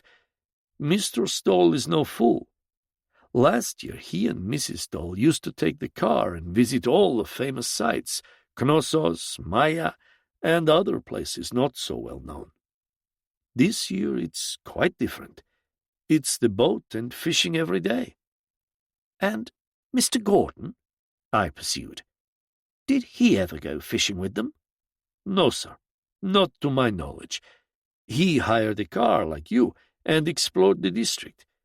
He was writing a book, he told me, on archaeological finds in eastern Crete and their connection with Greek mythology." "Mythology?" "Yes. I understood him to tell Mr. Stoll it was mythology, but it was all above my head, you can imagine. Nor did I hear much of the conversation. We were busy that evening in the bar. Mr. Gordon was a quiet sort of gentleman, rather after your own style, if you'll excuse me, sir, seeming very interested in what they were discussing, all to do with the old gods. They were at it for over an hour." I thought of the card in my wallet. Should I or should I not hand it over to the reception clerk at the desk? I said good night to the bartender and went back through the dining room to the hall. The Stolls had just left their table and were walking ahead of me. I hung back until the way was clear, surprised that they had turned their backs upon the bar and were making for the hall. I stood by the rack of postcards to give myself an excuse for loitering, but out of their range of vision, and watched Mrs. Stoll take her coat from a hook in the lobby near the entrance, while her unpleasant husband visited the cloakroom, and then the pair of them walked out of the front door which led direct to the car park. They must be going for a drive, with Stoll at the wheel in his condition. I hesitated. The reception clerk was on the telephone. It wasn't the moment to hand over the card. Some impulse, like that of a small boy playing detective, made me walk to my own car, and when Stoll's tail light was out of sight, he was driving a Mercedes, I followed in his wake. There was only the one road, and he was heading east towards the village and the harbour lights. I lost him inevitably on reaching the little port, for, instinctively making for the quayside opposite what appeared to be a main cafe, I thought he must have done the same. I parked the Volkswagen and looked around me. No sign of the Mercedes. Just a sprinkling of other tourists like myself and local inhabitants, strolling or drinking in front of the cafe. Oh, well, forget it. I'd sit and enjoy the scene, have a lemonade. I must have sat there for over half an hour, savouring what is known as local colour, amused by the passing crowd. Greek families taking the air, pretty self-conscious girls eyeing the youths who appeared to stick together, practising a form of segregation, a bearded Orthodox priest who smoked incessantly at the table next to me, playing some game of dice with a couple of very old men, and, of course, the familiar bunch of hippies from my own country, considerably longer-haired than anybody else, dirtier, and making far more noise. When they switched on a transistor and squatted on the cobbled stones behind me, I felt it was time to move. I paid for my lemonade and strolled to the end of the quay and back. The line upon line of fishing boats would be colourful by day, and possibly the scene worth painting. And then I crossed the street, my eye caught by a glint of water inland, where a side road appeared to end in a cul-de-sac. This must be the feature mentioned in the guidebook as the bottomless pool, much frequented and photographed by tourists in the high season. It was larger than I had expected, quite a sizable lake, the water full of scum and floating debris, and I did not envy those who had the temerity to use the diving board at the further end of it by day. Then I saw the Mercedes. It was drawn up opposite a dimly lit cafe, and there was no mistaking the hunched figure at the table, beer bottles before him, the upright lady at his side. But to my surprise, and I may add disgust, he was not imbibing alone, but appeared to be sharing his after-dinner carousal with a crowd of raucous fishermen at the adjoining table. Clamour and laughter filled the air. They were evidently mocking him, Greek courtesy forgotten in their cups, while strains of song burst forth from some younger member of the clan, and suddenly he put out his hand and swept the empty bottles from his table onto the pavement, with the inevitable crash of broken glass and the accompanying cheers of his companions. I expected the local police to appear at any moment and break up the party, but there was no sign of authority. I did not care what happened to Stoll. A night in jail might sober him up, but it was a wretched business for his wife. However, it wasn't my affair, and I was turning to go back to the quay when he staggered to his feet, applauded by the fisherman, and lifting the remaining bottle from his table, swung it over his head. Then, with amazing dexterity for one in his condition, he pitched it like a discus thrower into the lake. It must have missed me by a couple of feet, and he saw me duck. This was too much. I advanced towards him, livid with rage. "What the hell are you playing at?" I shouted. He stood before me, swaying on his feet. The laughter from the cafe ceased as his cronies watched with interest. I expected a flood of abuse, but Stoll's swollen face creased into a grin, and he lurched forward and patted me on the arm. "Know something?" he said. "If you hadn't been in the way, I could have lobbed it into the center of the goddamn pool, which is more than any of those fellas could. Not a pure-blooded Cretan amongst them. They're all of them goddamn Turks." I tried to shake him off, but he clung on to me with the effusive affection of the habitual drunkard who has suddenly found, or imagines he has found, a lifelong friend. "You're from the hotel, aren't you?" he hiccuped. "Don't deny it, buddy boy. I've got a good eye for faces. You're the fella who paints all day on his goddamn porch. Well, I admire you for it. Know a bit about art myself. I might even buy your picture." His bonhomie was offensive, his attempt at patronage intolerable. "I'm sorry," I said stiffly. "The picture is not for sale." "Oh, come off it," he retorted. "You artists are all the same. Play hard to get until someone offers them a darn good price. Take Charlie Gordon now." He broke off, peering slyly into my face. "Hang on. You didn't meet Charlie Gordon, did you?" "No," I said shortly. "He was before my time." That's right, he agreed. "Poor fella's dead. Drowned in the bay there right under your rocks. At least that's where they found him." His slit eyes were practically closed in his swollen face, but I knew he was watching for my reaction. "Yes," I said. "So I understand. He wasn't an artist." "An artist?" Stoll repeated the word after me, then burst into a guffaw of laughter. "No, he was a connoisseur, and I guess that means the same goddamn thing to a chap like me. Charlie Gordon, connoisseur. Well, didn't do him much good in the end, did it?" "No," I said. "Obviously not." He was making an effort to pull himself together, and still rocking on his feet, he fumbled for a packet of cigarettes and a lighter. He lit one for himself, then offered me the packet. I shook my head, telling him I did not smoke. Then, greatly daring, I observed, I don't drink either." "Good for you," he answered astonishingly.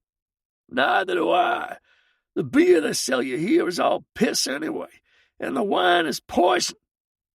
He looked over his shoulder to the group at the cafe, and with a conspiratorial wink dragged me to the wall beside the pool. "I told you all those bastards are Turks, and so they are," he said. "Wine-drinking, coffee-drinking Turks. They haven't brewed the right stuff here for over 5,000 years. They knew how to do it then." I remembered what the bartender had told me about the pig swill in his chalet. "Is that so?" I inquired. He winked again, and then his slit eyes widened, and I noticed that they were naturally bulbous and protuberant, a discoloured muddy brown with the whites red flecked. "Know something?" he whispered hoarsely. "The scholars got it all wrong. It was beer the Cretans drank here in the mountains, brewed from spruce and ivy long before wine. Wine was discovered centuries later by the goddamn Greeks." He steadied himself, one hand on the wall, the other on my arm. Then he leant forward and was sick into the pool. I was very nearly sick myself. "That's better," he said. "Gets rid of the poison. Doesn't do to have poison in the system. Tell you what, we'll go back to the hotel, and you shall come along and have a nightcap at our chalet. I'm taking a fancy to you, Mr. What's-your-name. You got the right ideas. Don't drink, don't smoke, and you paint pictures. What's your job?" It was impossible to shake myself clear, and I was forced to let him tow me across the road. Luckily, the group at the cafe had now dispersed, disappointed no doubt because we had not come to blows, and Mrs. Stoll had climbed into the Mercedes and was sitting in the passenger seat in front. "Don't take any notice of her," he said. "She's stone deaf unless you bawl at her. Plenty of room at the back." "Thank you," I said. "I've got my own car on the key." "Suit yourself," he answered. "Well, come on, tell me, Mr. Artist. What's your job? An academician?" I could have left it at that, but some pompous strain in me made me tell the truth, in the foolish hope that he would then consider me too dull to cultivate. "I'm a teacher," I said, "in a boys' preparatory school." He stopped in his tracks, his wet mouth open wide in a delighted grin. "Oh, my God!" he shouted. "That's rich! That's really rich! A goddamn tutor! A nurse to babes and sucklings! You one of us, my buddy, you one of us! And you've the nerve to tell me you've never brewed spruce and ivy?"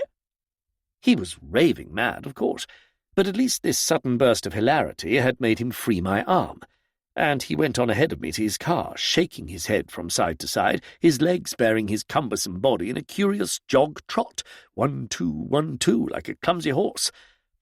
I watched him climb into the car beside his wife, and then I moved swiftly away to make for the safety of the quayside. But he had turned his car with surprising agility, and had caught up with me before I reached the corner of the street. He thrust his head out of the window, smiling still. "Come and call on us, Mr. Tutor, any time you like. You'll always find a welcome. Tell him so, Maud. Can't you see the fellow's shy?" His bawling word of command echoed through the street. Strolling passers-by looked in our direction. The stiff, impassive face of Mrs. Stoll peered over her husband's shoulder. She seemed quite unperturbed, as if nothing was wrong, as if driving in a foreign village beside a drunken husband was the most usual pastime in the world. "Good evening," she said in a voice without any expression. "Pleased to meet you, Mr. Tudor. Do call on us. Not after midnight. Chalet 38. Stoll waved his hand, and the car went roaring up the street to cover the few kilometres to the hotel, while I followed behind, telling myself that this was one invitation I should never accept if my life depended on it. It would not be true to say the encounter cast a blight on my holiday and put me off the place. A half-truth, perhaps. I was angry and disgusted, but only with the Stoles. I awoke refreshed after a good night's sleep to another brilliant day, and nothing seemed so bad in the morning. I had only the one problem, which was to avoid Stole and his equally half-witted wife. They were out in their boat all day, so this was easy. By dining early, I could escape them in the dining room. They never walked about the grounds, and meeting them face to face in the garden was not likely. If I happened to be on my balcony when they returned in the evening from fishing, and he turned his field glasses in my direction, I would promptly disappear inside my chalet. In any event, with luck, he might have forgotten my existence, or if that was too much to hope for, the memory of our evening's conversation might have passed from his mind. The episode had been unpleasant, even in a curious sense alarming, but I was not going to let it spoil the days that remained to me. The boat had left its landing stage by the time I came onto my balcony to have breakfast, and I intended to carry out my plan of exploring the coast with my painting gear, and once absorbed in my hobby could forget all about them. And I would not pass on to the management poor Gordon's scribbled card. I guessed now what had happened. The poor devil, without realizing where his conversation in the bar would lead him, had been intrigued by Stole's smattering of mythology and nonsense about ancient Crete, and as an archaeologist had thought further conversation might prove fruitful. He had accepted an invitation to visit Chalet 38, the uncanny similarity of the words on the card and those spoken by Mrs. Stole still haunted me, though why he had chosen to swim across the bay instead of walking the slightly longer way by the rock path was a mystery. A touch of bravado, perhaps? Who knows? Once in Stole's chalet he had been induced, poor victim, to drink some of the hell brew offered by his host, which must have knocked all sense and judgment out of him, and when he took to the water once again, the carousal over, what followed was bound to happen. I only hoped he had been too far gone to panic and sank instantly. Stole had never come forward to give the facts, and that was that. Indeed, my theory of what had happened was based on intuition alone, coincidental scraps that appeared to fit, and prejudice. It was time to dismiss the whole thing from my mind and concentrate on the day ahead, or rather days. My exploration along the coast westward, in the opposite direction from the harbour, proved even more successful than I had anticipated. I followed the winding road to the left of the hotel, and having climbed for several kilometres, descended again from the hills to sea level, where the land on my right suddenly flattened out to what seemed to be a great stretch of dried marsh, sun-baked, putty-coloured, the dazzling blue sea affording a splendid contrast as it lapped the stretch of land on either side. Driving closer, I saw that it was not marsh at all, but salt flats, with narrow causeways running between them, the flats themselves contained by walls intersected by dikes to allow the seawater to drain, leaving the salt behind. Here and there were the ruins of abandoned windmills, their rounded walls like castle keeps, and in a rough patch of ground a few 100 yards distant and close to the sea was a small church. I could see the minute cross on the roof shining in the sun. Then the salt flats ended abruptly, and the land rose once more to form the long, narrow isthmus of Spina Longa beyond. I bumped the Volkswagen down to the track leading to the flats. The place was quite deserted. This, I decided, after viewing the scene from every angle, would be my pitch for the next few days. The ruined church in the foreground, the abandoned windmills beyond, the salt flats on the left, and blue water rippling to the shore of the isthmus on my right. I set up my easel, planted my battered felt hat on my head, and forgot everything but the scene before me. Those 3 days on the salt flats, for I repeated the expedition on successive days, were the high spot of my holiday. Solitude and peace were absolute. I never saw a single soul. The occasional car wound its way along the coast road in the distance and then vanished. I broke off for sandwiches and lemonade, which I'd brought with me, and then, when the sun was hottest, rested by the ruined windmill. I returned to the hotel in the cool of the evening, had an early dinner, and then retired to my chalet to read until bedtime. A hermit at his prayers could not have wished for greater seclusion. The fourth day, having completed 2 separate paintings from different angles, yet loath to leave my chosen territory, which had now become a personal stamping ground, I stacked my gear in the car and struck off on foot to the rising terrain of the isthmus, with the idea of choosing a new site for the following day. Height might give an added advantage. I toiled up the hill, fanning myself with my hat, for it was extremely hot, and was surprised when I reached the summit to find how narrow was the isthmus, no more than a long neck of land, with the sea immediately below me. Not the calm water that washed the salt flats I had left behind, but the curling crests of the outer gulf itself, whipped by a northerly wind that nearly blew my hat out of my hand. A genius might have caught those varying shades on canvas, turquoise blending into Aegean blue with wine-deep shadows beneath, but not an amateur like myself. Besides, I could hardly stand upright. Canvas and easel would have instantly blown away. I climbed downwards towards a clump of broom affording shelter, where I could rest for a few minutes and watch that curling sea. And it was then that I saw the boat. It was moored close to a small inlet where the land curved and the water was comparatively smooth. There was no mistaking the craft. It was theirs all right. The Greek they employed as crew was seated in the bows, with a fishing line over the side, but from his lounging attitude the fishing did not seem to be serious, and I judged he was taking his siesta. He was the only occupant of the boat. I glanced directly beneath me to the spit of sand along the shore, and saw there was a rough stone building, more or less ruined, built against the cliff face, possibly used at one time as a shelter for sheep or goats. There was a haversack and a picnic basket lying by the entrance, and a coat. The Stolls must have landed earlier from the boat, although nosing the bows of the craft onto the shore must have been hazardous in the running sea, and were now taking their ease out of the wind. Perhaps Stoll was even brewing his peculiar mixture of spruce and ivy, with some goat dung added for good measure, and this lonely spot on the isthmus of Spinalonga was his still. Suddenly the fellow in the boat sat up, and, winding in his line, he moved to the stern and stood there watching the water. I saw something move, a form beneath the surface, and then the form itself emerged, headpiece, goggles, rubber suiting, aqualung and all.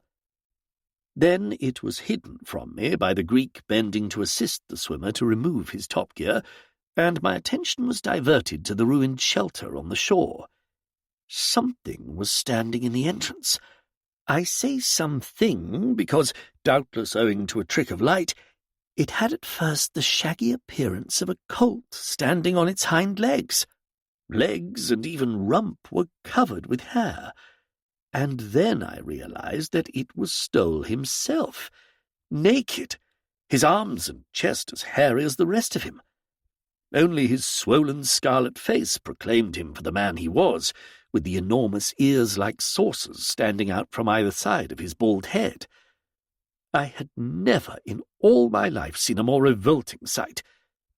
He came out into the sunlight and looked towards the boat, and then, as if well pleased with himself and his world, strutted forward, pacing up and down the spit of sand before the ruined shelter with that curious movement I had noticed earlier in the village. Not the rolling gait of a drunken man, but a stumping jog-trot, arms akimbo, his chest thrust forward, his backside prominent behind him. The swimmer, having discarded goggles and aqualung, was now coming into the beach with long, leisurely strokes, still wearing flippers. I could see them thrash the surface like a giant fish. Then, flippers cast aside on the sand, the swimmer stood up, and despite the disguise of the rubber suiting, I saw with astonishment that it was Mrs. Stoll.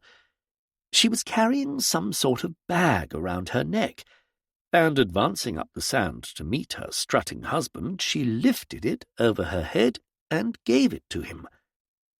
I did not hear them exchange a word, and they went together to the hut and disappeared inside. As for the Greek, he had gone once more to the bows of the boat to resume his idle fishing. I lay down under cover of the broom and waited.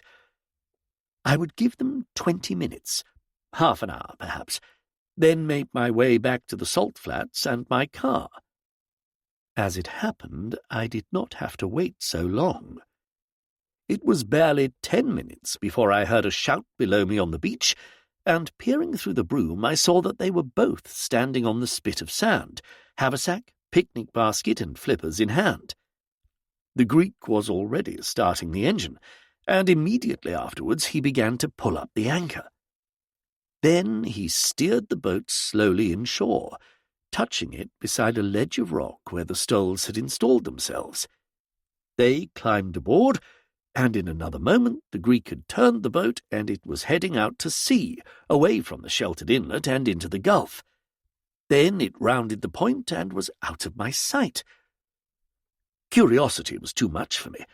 I scrambled down the cliff onto the sand and made straight for the ruined shelter. As I thought, it had been a haven for goats. The muddied floor reeked and their droppings were everywhere. In a corner, though, a clearing had been made, and there were planks of wood forming a sort of shelf. The inevitable beer bottles were stacked beneath this, but whether they had contained the local brew or Stoll's own poison I could not tell. The shelf itself held odds and ends of pottery, as though someone had been digging in a rubbish dump and had turned up broken pieces of discarded household junk. There was no earth upon them, though. They were scaled with barnacles, and some of them were damp. And it suddenly occurred to me that these were what archaeologists call sherds, and came from the seabed. Mrs. Stoll had been exploring, and exploring underwater. Whether for shells or for something of greater interest I did not know, and these pieces scattered here were throwouts, of no use, and so neither she nor her husband had bothered to remove them. I am no judge of these things, and after looking around me and finding nothing of further interest, I left the ruin. The move was a fatal one. As I turned to climb the cliff, I heard the throb of an engine, and the boat had returned once more to cruise along the shore, so I judged from its position. All three heads were turned in my direction, and inevitably the squat figure in the stern had field glasses poised. He would have no difficulty, I feared, in distinguishing who it was that had just left the ruined shelter and was struggling up the cliff to the hill above. I did not look back, but went on climbing, my hat pulled down well over my brows in the vain hope that it might afford some sort of concealment. After all, I might have been any tourist who had happened to be at that particular spot at that particular time. Nevertheless, I feared recognition was inevitable. I tramped back to the car on the salt flats, tired, breathless, and thoroughly irritated. I wished I had never decided to explore the further side of the peninsula. The Stolls would think I had been spying upon them, which indeed was true. My pleasure in the day was spoilt. I decided to pack it in and go back to the hotel. Luck was against me, though, for I had hardly turned onto the track leading from the marsh to the road when I noticed that one of my tires was flat. By the time I had put on the spare wheel, for I am ham-fisted at all mechanical jobs, 40 minutes had gone by. My disgruntled mood did not improve when at last I reached the hotel to see that the Stolls had beaten me to it. Their boat was already at its moorings beside the landing stage, and Stoll himself was sitting on his balcony with field glasses trained upon my chalet. I stumped up the steps, feeling as self-conscious as someone under a television camera, and went into my quarters, closing the shutters behind me. I was taking a bath when the telephone rang. "Yes?" Towel round the middle, dripping hands, It could not have rung at a more inconvenient moment. "That you, Mr. Tudor boy?" The rasping, wheezing voice was unmistakable. He did not sound drunk, though. "This is Timothy Gray," I replied stiffly. "Grey or black, it's all the same to me," he said. His tone was unpleasant, hostile. "You were out in Spina this afternoon, correct?" "I was walking on the peninsula," I told him. "I don't know why you should be interested." "Oh, stuff it up," he answered. "You can't fool me. You're just like the other fella. You're nothing but a goddamn spy. Well, let me tell you this. The wreck was clean picked centuries ago." "I don't know what you're talking about," I said. "What wreck?" There was a moment's pause. He muttered something under his breath, whether to himself or to his wife I could not tell. But when he resumed speaking, his tone had moderated. Something of pseudo-bonhomie had returned. Okay, Tudor boy," he said. "We won't argue the point. Let us say you and I share an interest. Schoolmasters, university professors, college lecturers, we're all alike under the skin, and above it too sometimes." His low chuckle was offensive. "Don't panic. I won't give you away," he continued. "I've taken a fancy to you, as I told you the other night. You want something for your goddamn school museum, correct? Something you can show the pretty lads in your college, too. Fine. Agreed. I've got just the thing. You call round here later this evening, and I'll make you a present of it. I don't want your goddamn money." He broke off, chuckling again, and Mrs. Stoll must have made some remark, for he added, That's right. We'll have a cozy little party, just the three of us. My wife's taken quite a fancy to you, too." The towel round my middle slipped to the floor, leaving me naked. I felt vulnerable for no reason at all, and the patronizing, insinuating voice infuriated me. "Mr. Stoll," I said, "I'm not a collector of schools, colleges, or museums. I'm not interested in antiquities. I am here on holiday to paint for my own pleasure, and quite frankly, I have no intention of calling upon you or any other visitor at the hotel. Good evening." I slammed down the receiver and went back to the bathroom. Infernal impudence! Loathsome man! The question was, would he now leave me alone, or would he keep his glasses trained on my balcony until he saw me go up to the hotel for dinner, and then follow me, wife in tow, to the dining room? Surely he would not dare to resume the conversation in front of waiters and guests. If I guessed his intentions aright, he wanted to buy my silence by fobbing me off with some gift. Those day-long fishing expeditions of his were a mask for underwater exploration, hence his allusion to a wreck, during which he hoped to find, possibly had found already, objects of value that he intended to smuggle out of Crete. Doubtless he had succeeded in doing this the preceding year, and the Greek boatman would be well paid for holding his tongue. This season, however, it had not worked to plan.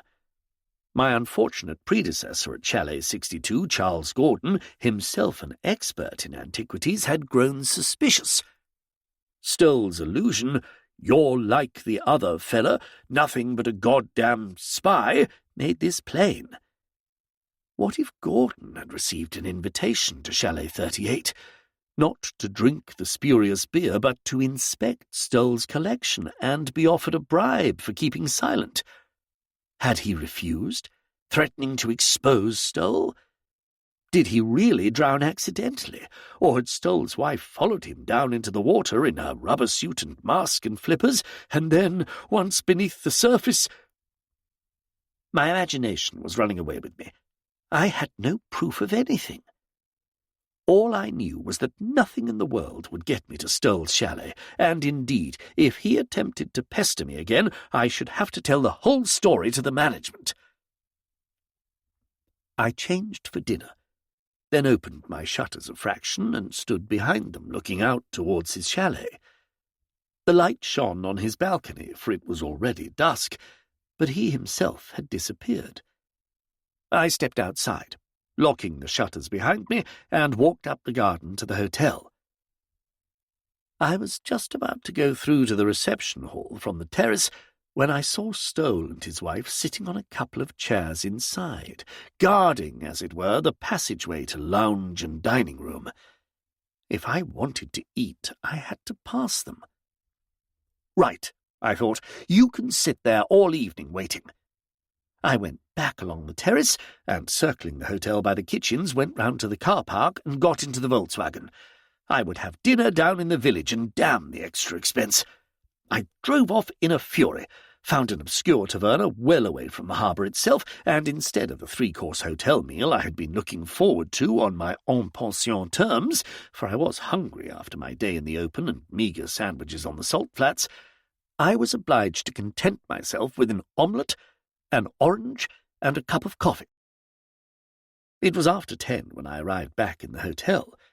I parked the car and, skirting the kitchen quarters once again, made my way furtively down the garden path to my chalet, letting myself in through the shutters like a thief. The light was still shining on Stoll's balcony, and by this time he was doubtless deep in his cups.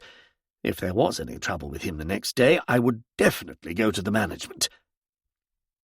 I undressed and lay reading in bed until after midnight. Then, feeling sleepy, switched out my light and went across the room to open the shutters, for the air felt stuffy and close.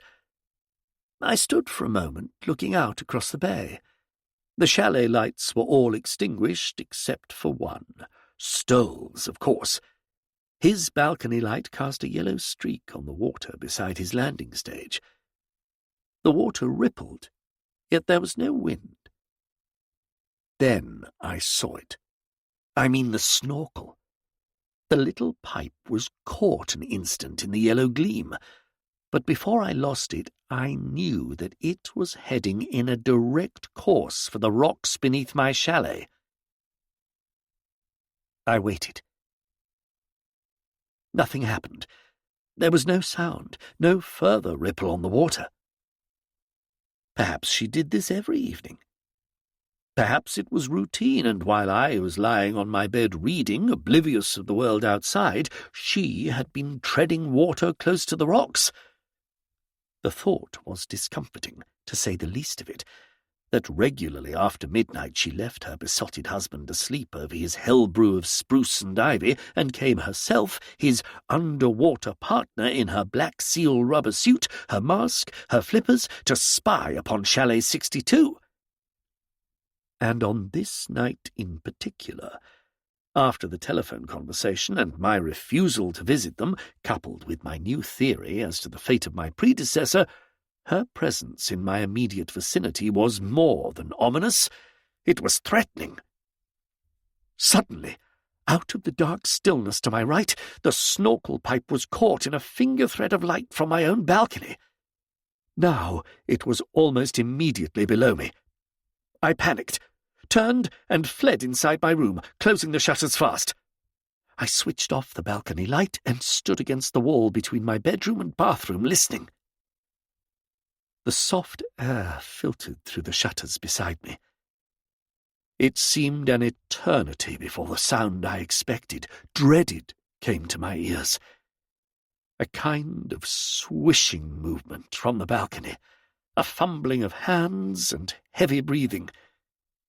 I could see nothing from where I stood against the wall, but the sounds came through the chinks in the shutters, and I knew she was there.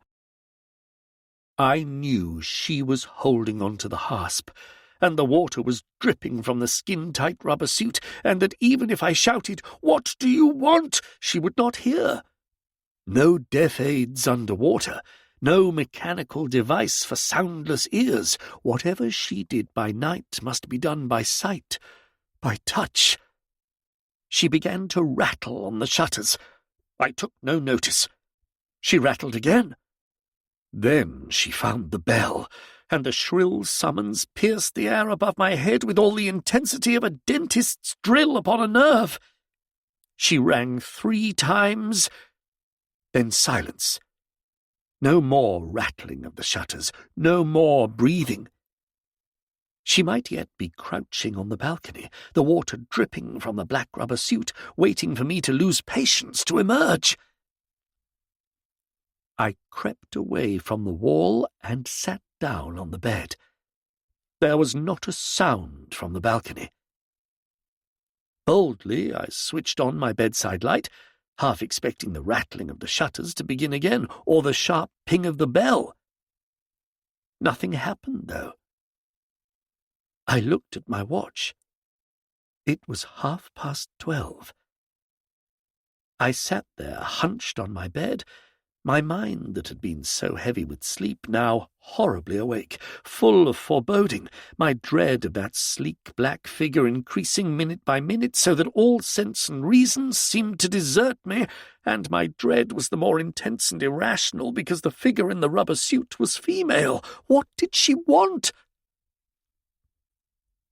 I sat there for an hour or more until reason took possession once again. She must have gone. I got up from the bed and went to the shutters and listened. There wasn't a sound, only the lapping of water beneath the rocks. Gently, very gently, I opened the hasp and peered through the shutters. Nobody was there. I opened them wider and stepped onto the balcony. I looked out across the bay, and there was no longer any light shining from the balcony of number 38. The little pool of water beneath my shutters was evidence enough of the figure that had stood there an hour ago, and the wet footmarks leading down the steps towards the rocks suggested she had gone the way she came. I breathed a sigh of relief. Now I could sleep in peace. It was only then that I saw the object at my feet, lying close to the shutter's base. I bent and picked it up. It was a small package, wrapped in some sort of waterproof cloth. I took it inside and examined it sitting on the bed. Foolish suspicions of plastic bombs came to my mind, but surely a journey underwater would neutralize the lethal effect. The package was sewn about with twine, criss-crossed. It felt quite light. I remembered the old classical proverb, "Beware of the Greeks when they bear gifts." But the Stoles were not Greeks, and whatever lost Atlantis they might have plundered, explosives did not form part of the treasure trove of that vanished continent. I cut the twine with a pair of nail scissors, then unthreaded it piece by piece and unfolded the waterproof wrapping. A layer of finely meshed net concealed the object within, and this unravelled, the final token itself lay in my open hand. It was a small jug, reddish in colour, with a handle on either side for safe holding. I had seen this sort of object before. The correct name, I believe, is Riton, displayed behind glass cases in museums. The body of the jug had been shaped cunningly and brilliantly into a man's face, with upstanding ears like scallop shells, while protruding eyes and bulbous nose stood out above the leering open mouth, the moustache drooping to the rounded beard that formed the base.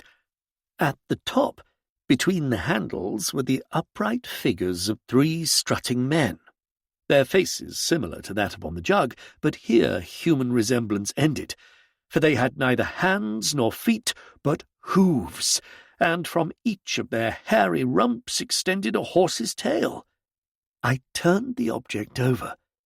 The same face leered at me from the other side, the same 3 figures strutted at the top.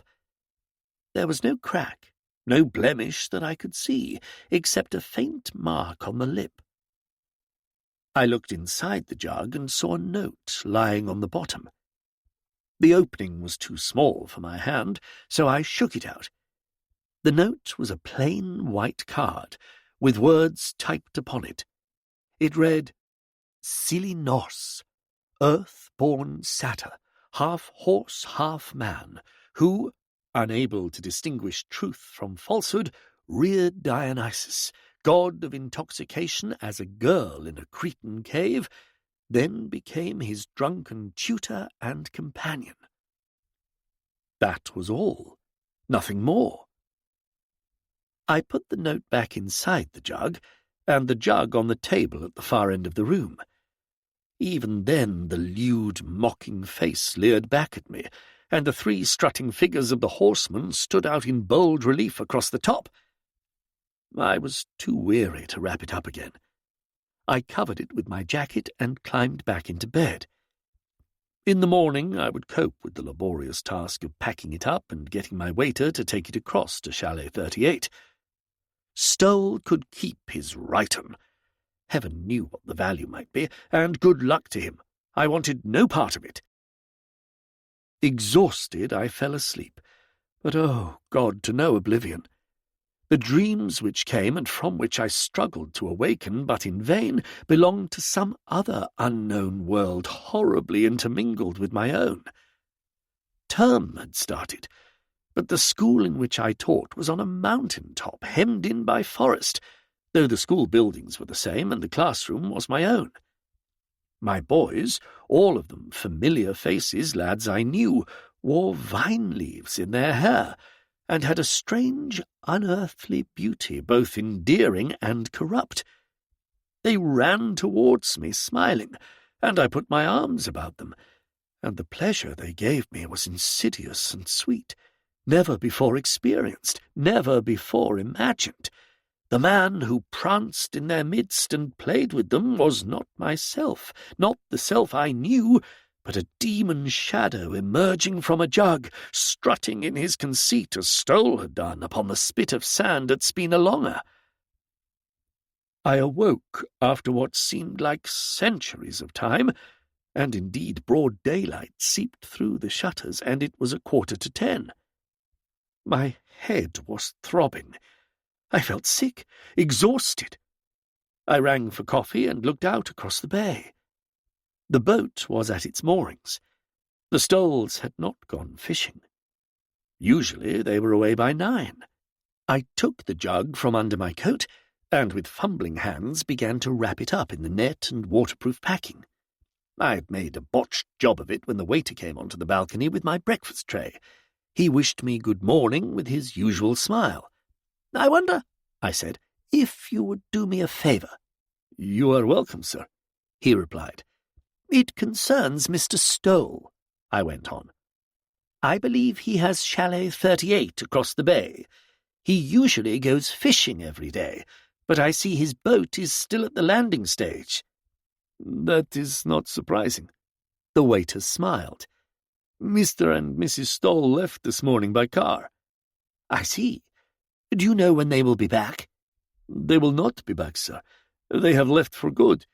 They are driving to the airport en route for Athens. The boat is probably vacant now if you wish to hire it." He went down the steps into the garden, and the jar in its waterproof packing was still lying beside the breakfast tray. The sun was already fierce upon my balcony. It was going to be a scorching day, too hot to paint. And anyway, I wasn't in the mood.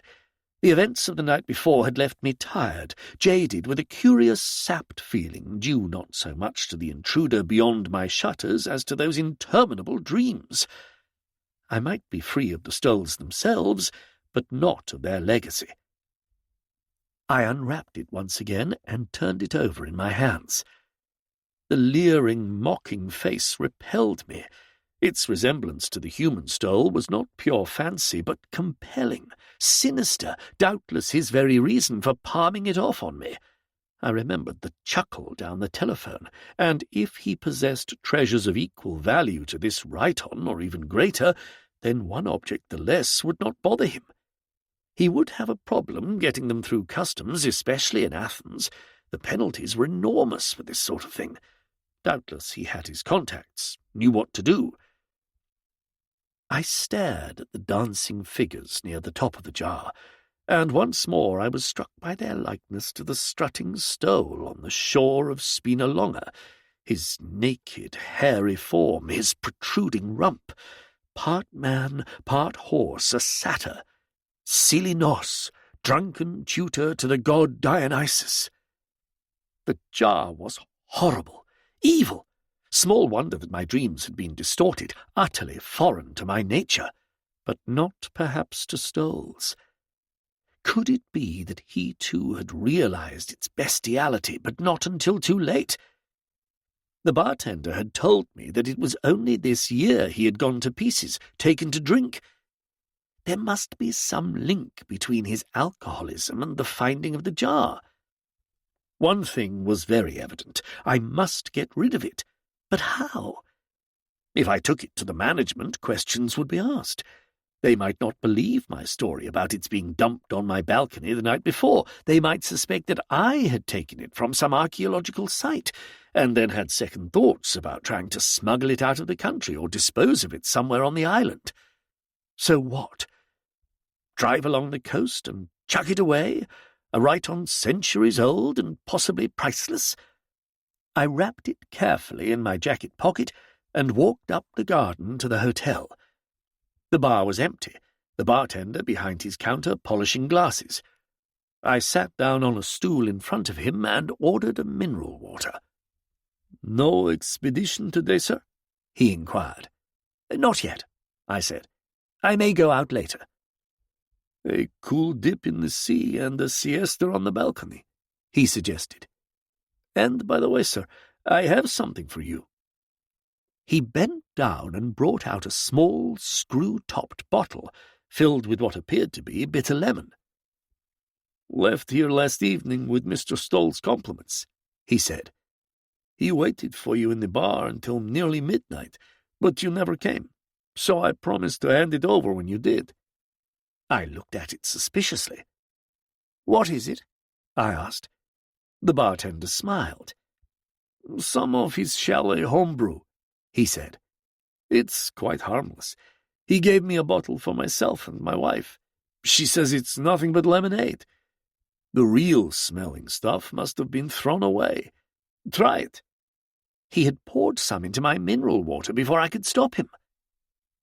Hesitant, wary, I dipped my finger into the glass and tasted it. It was like the barley water my mother used to make when I was a child, and equally tasteless. And yet it left a sort of aftermath on the palate and the tongue.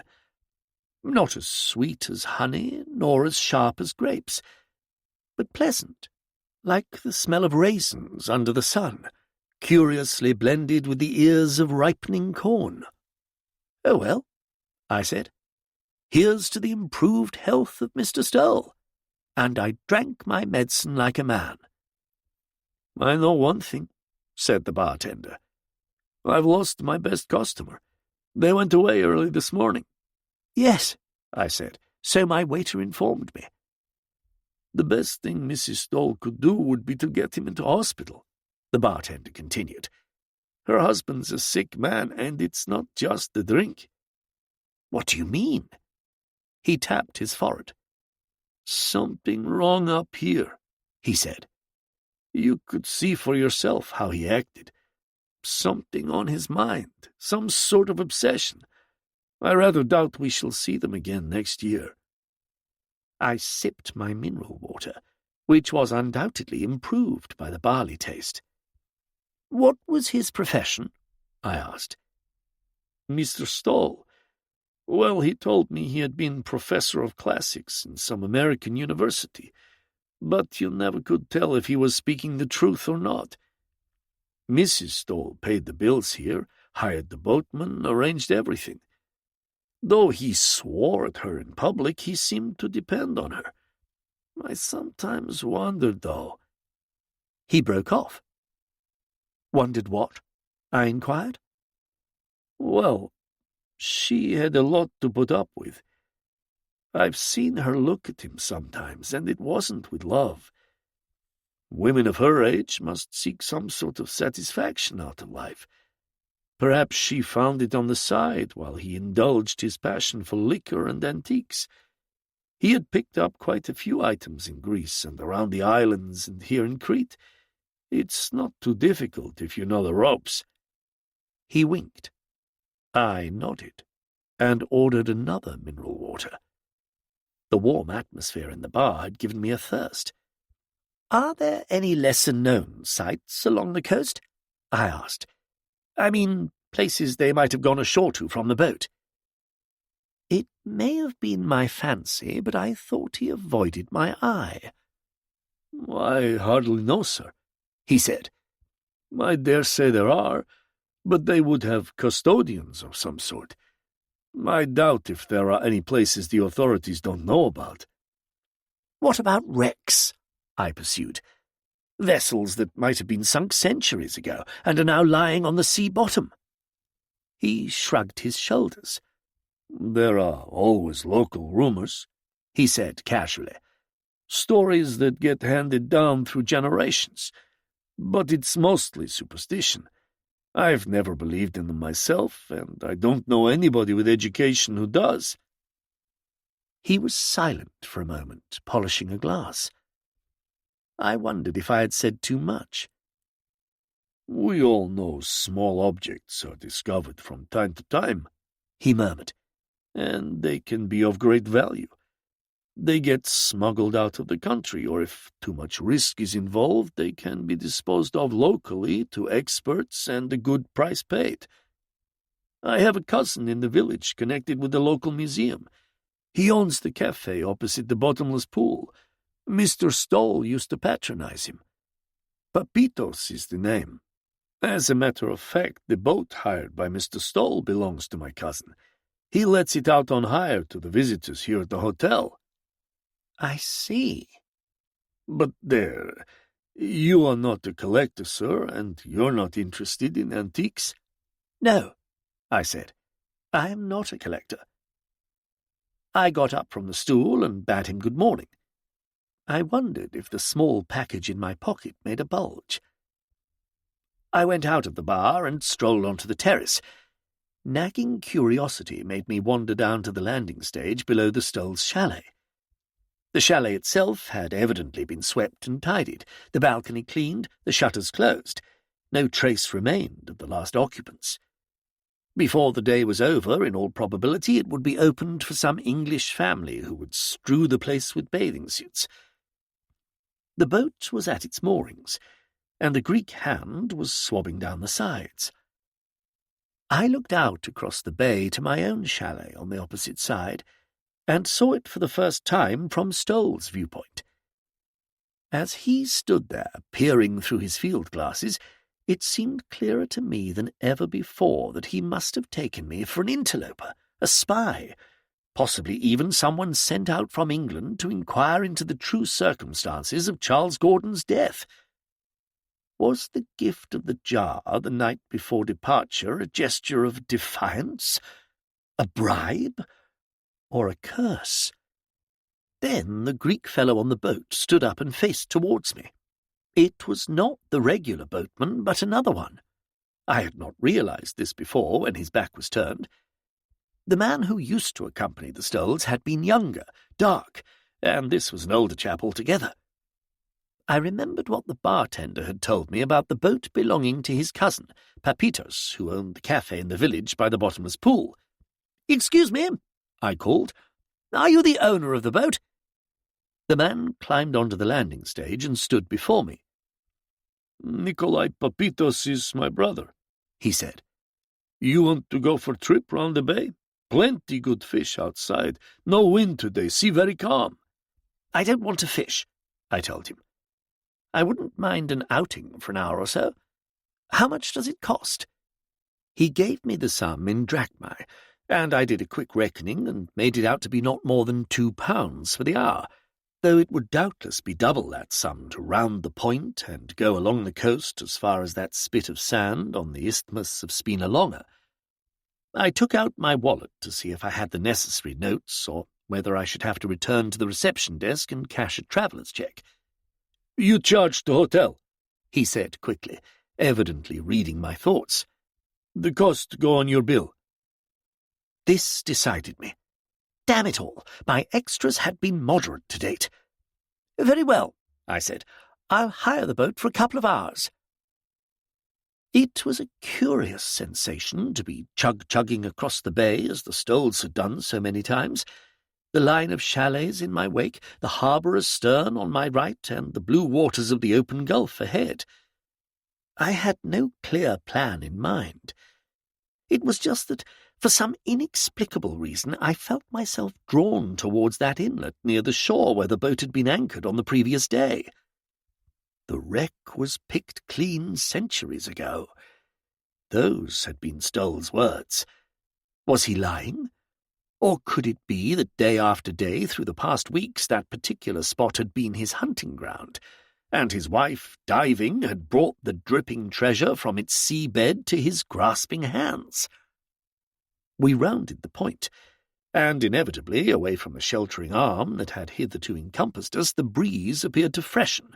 The boat became more lively as the bows struck the short, curling seas.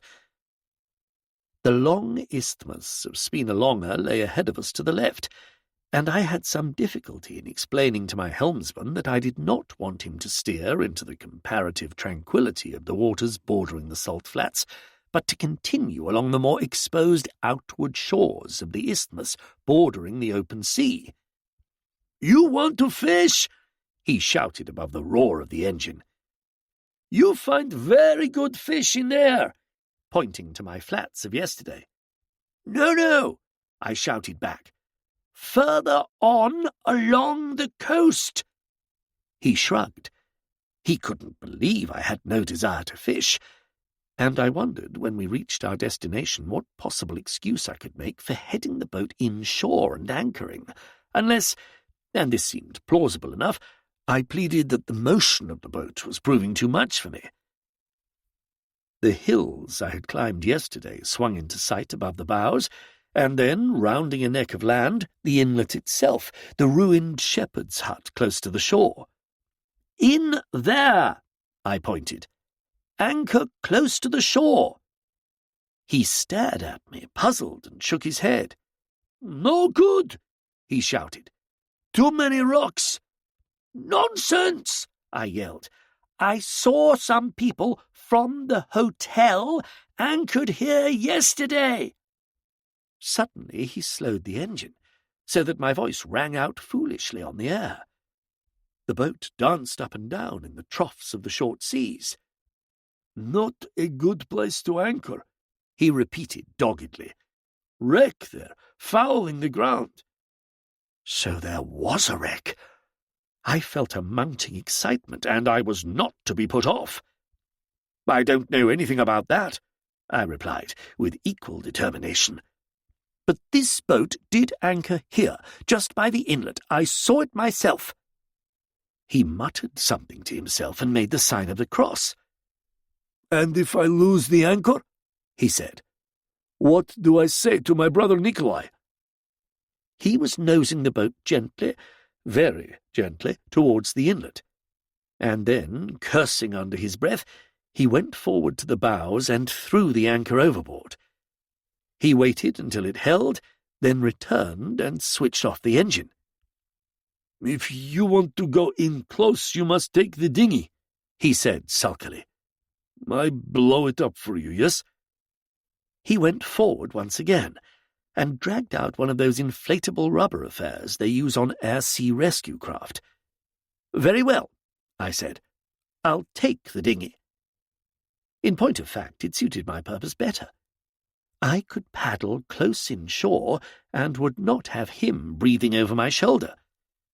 At the same time, I couldn't forbear a slight prick to his pride. "The man in charge of the boat yesterday anchored further in without mishap," I told him. My helmsman paused in the act of inflating the dinghy. "If he liked to risk my brother's boat, that is his affair," he said shortly. "I have charge of it today. Other fellow not turn up for work this morning, so he lose his job. I do not want to lose mine." I made no reply. If the other fellow had lost his job, it was probably because he had pocketed too many tips from Stoll. The dinghy inflated, and in the water, I climbed into it gingerly and began to paddle myself towards the shore. Luckily, there was no run upon the spit of sand, and I was able to land successfully and pull the dinghy after me. I noticed that my helmsman was watching me with some interest from his safe anchorage. Then, once he perceived that the dinghy was unlikely to come to harm, he turned his back and squatted in the bows of the boat, shoulders humped in protest, meditating, no doubt, upon the folly of English visitors. My reason for landing was that I wanted to judge from the shore the exact spot where the boat had anchored yesterday. It was as I thought. Perhaps 100 yards to the left of where we had anchored today, and closer inshore. The sea was smooth enough. I could navigate it perfectly in the rubber dinghy. I glanced towards the shepherd's hut, and saw my footprints of the day before. There were other footprints, too. Fresh ones. The sand in front of the hut had been disturbed.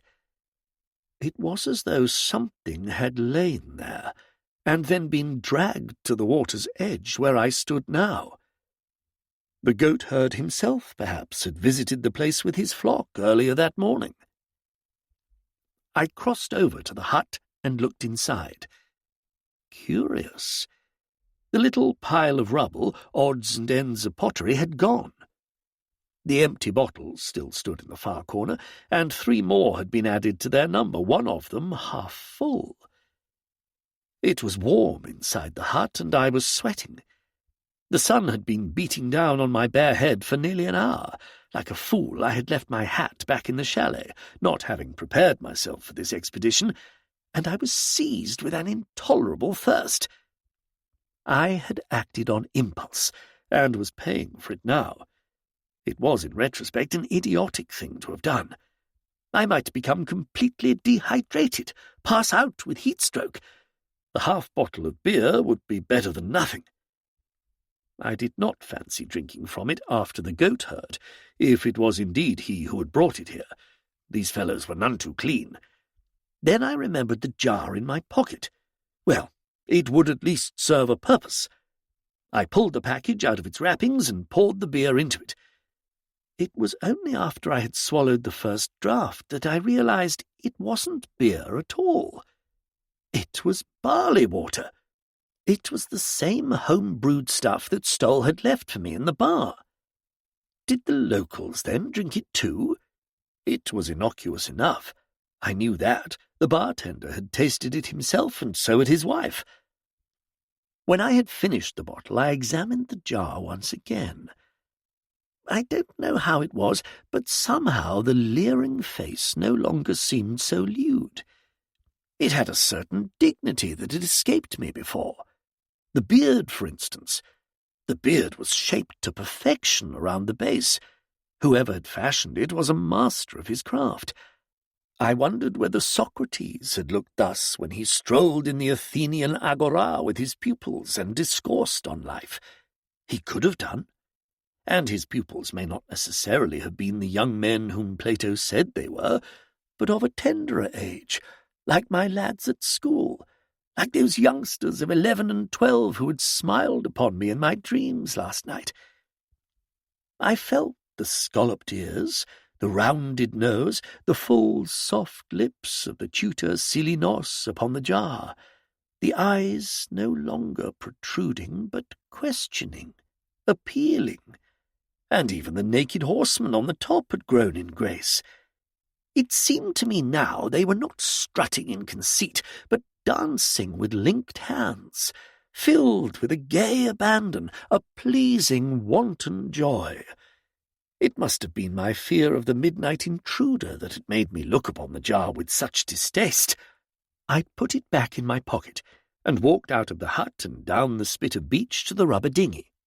Supposing I went to the fellow Papitos, who had connections with the local museum, and asked him to value the jar.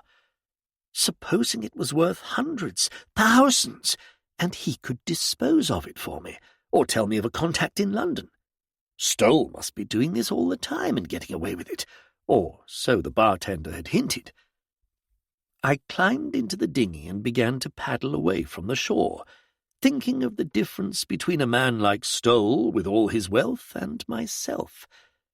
There he was, a brute with a skin so thick you couldn't pierce it with a spear, and his shelves back at home in the States loaded with loot, whereas I, teaching small boys on an inadequate salary, and all for what? Moralists said that money made no difference to happiness, but they were wrong. If I had a quarter of the Stoll's wealth, I could retire, live abroad on a Greek island, perhaps, and winter in some studio in Athens or Rome. A whole new way of life would open up, and just at the right moment, too, before I touched middle age. I pulled out from the shore and made for the spot where I judged the boat to have anchored the day before.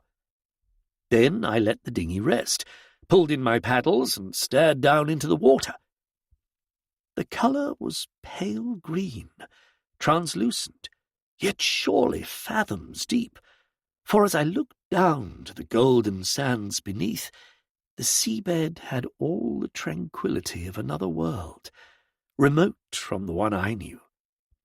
A shoal of fish, silver bright and gleaming, wriggled their way towards a tress of coral hair that might have graced Aphrodite, but was seaweed moving gently in whatever currents lapped the shore. Pebbles that on land would have been no more than rounded stones were brilliant here as jewels. The breeze that rippled the gulf beyond the anchored boat would never touch these depths, but only the surface of the water, and as the dinghy floated on, circling slowly without pull of wind or tide, I wondered whether it was the motion in itself that had drawn the unhearing Mrs. Stoll to underwater swimming. Treasure was the excuse to satisfy her husband's greed, but down there in the depths she would escape from a way of life that must have been unbearable. Then I looked up at the hills above the retreating spit of sand, and I saw something flash. It was a ray of sunlight upon glass, and the glass moved. Someone was watching me through field glasses. I rested upon my paddles and stared. 2 figures moved stealthily away over the brow of the hill, but I recognized them instantly. One was Mrs. Stoll, the other the Greek fellow who had acted as their crew. I glanced over my shoulder to the anchored boat. My helmsman was still staring out to sea. He had seen nothing. The footsteps outside the hut were now explained. Mrs. Stoll, the boatman in tow, had paid a final visit to the hut to clear the rubble, and now, their mission accomplished, they would drive on to the airport to catch the afternoon plane to Athens, their journey made several miles longer by the detour along the coast road. And Stoll himself? Asleep, no doubt, at the back of the car upon the salt flats, awaiting their return.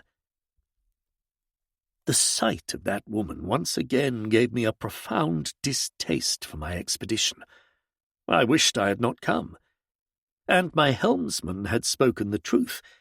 The dinghy was now floating above rock. A ridge must run out here from the shore in a single reef. The sand had darkened, changed in texture, become grey. I peered closer into the water, cupping my eyes with my hands, and suddenly I saw the vast encrusted anchor, the shells and barnacles of centuries upon its spokes, and as the dinghy drifted on, the bones of the long-buried craft itself appeared, broken, sparless, her decks, if decks there had been, long since dismembered or destroyed. Stoll had been right. Her bones had been picked clean. Nothing of any value could now remain upon that skeleton. No pitchers, no jars, no gleaming coins. A momentary breeze rippled the water, and when it became clear again and all was still, I saw the second anchor by the skeleton bows, and a body, arms outstretched, legs imprisoned in the anchor's jaws. The motion of the water gave the body life, as though in some desperate fashion it still struggled for release, but, trapped as it was, escape would never come. The days and nights would follow, months and years, and slowly the flesh would dissolve, leaving the frame impaled upon the spikes. The body was Stoll's. Head, trunk, limbs grotesque, inhuman as they swayed backwards and forwards at the bidding of the current. I looked up once more to the crest of the hill, but the two figures had long since vanished, and in an appalling flash of intuition a picture of what had happened became vivid. Stoll strutting on the spit of sand, the half-bottle raised to his lips, and then they struck him down and dragged him to the water's edge, and it was his wife who towed him drowning to his final resting place beneath the surface, there below me, impaled on the crusted anchor. I was sole witness to his fate, and no matter what lies she told to account for his disappearance, I would remain silent. It was not my responsibility. Guilt might increasingly haunt me, but I must never become involved. I heard the sound of something choking beside me. I realized now it was myself in horror and in fear, and I struck at the water with my paddles and started pulling away from the wreck back to the boat. As I did so, my arm brushed against the jar in my pocket, and in sudden panic I dragged it forth and flung it overboard. Even as I did so, I knew the gesture was in vain. It did not sink immediately, but remained bobbing on the surface, then slowly filled with that green translucent sea, pale as the barley liquid laced with spruce and ivy. Not innocuous, but evil, stifling conscience, dulling intellect, the hell brew of the smiling god Dionysus, which turned his followers into drunken sots, would claim another victim before long. The eyes in the swollen face stared up at me, and they were not only those of Silinos, the satyr tutor, and of the drowned Stoll, but my own as well, as I should see them soon reflected in a mirror. They seemed to hold all knowledge in their depths, and all despair. Split second. Mrs. Ellis was methodical and tidy. Unanswered letters, unpaid bills, the litter and rummage of a slovenly writing desk were things that she abhorred. Today, more than usual, she was in what her late husband used to call her clearing mood. She had wakened to this mood. It remained with her throughout breakfast and lasted the whole morning. Besides, it was the first of the month, and as she ripped off the page of her daily calendar and saw the bright, clean 1 staring at her, it seemed to symbolize a new start to her day. The hours ahead of her must somehow seem untarnished like the date. She must let nothing slide. First, she checked the linen, the smooth white sheets lying in rows upon their shelves, pillow slips beside, and one set still in its pristine newness from the shop, tied with blue ribbon, waiting for a guest who never came.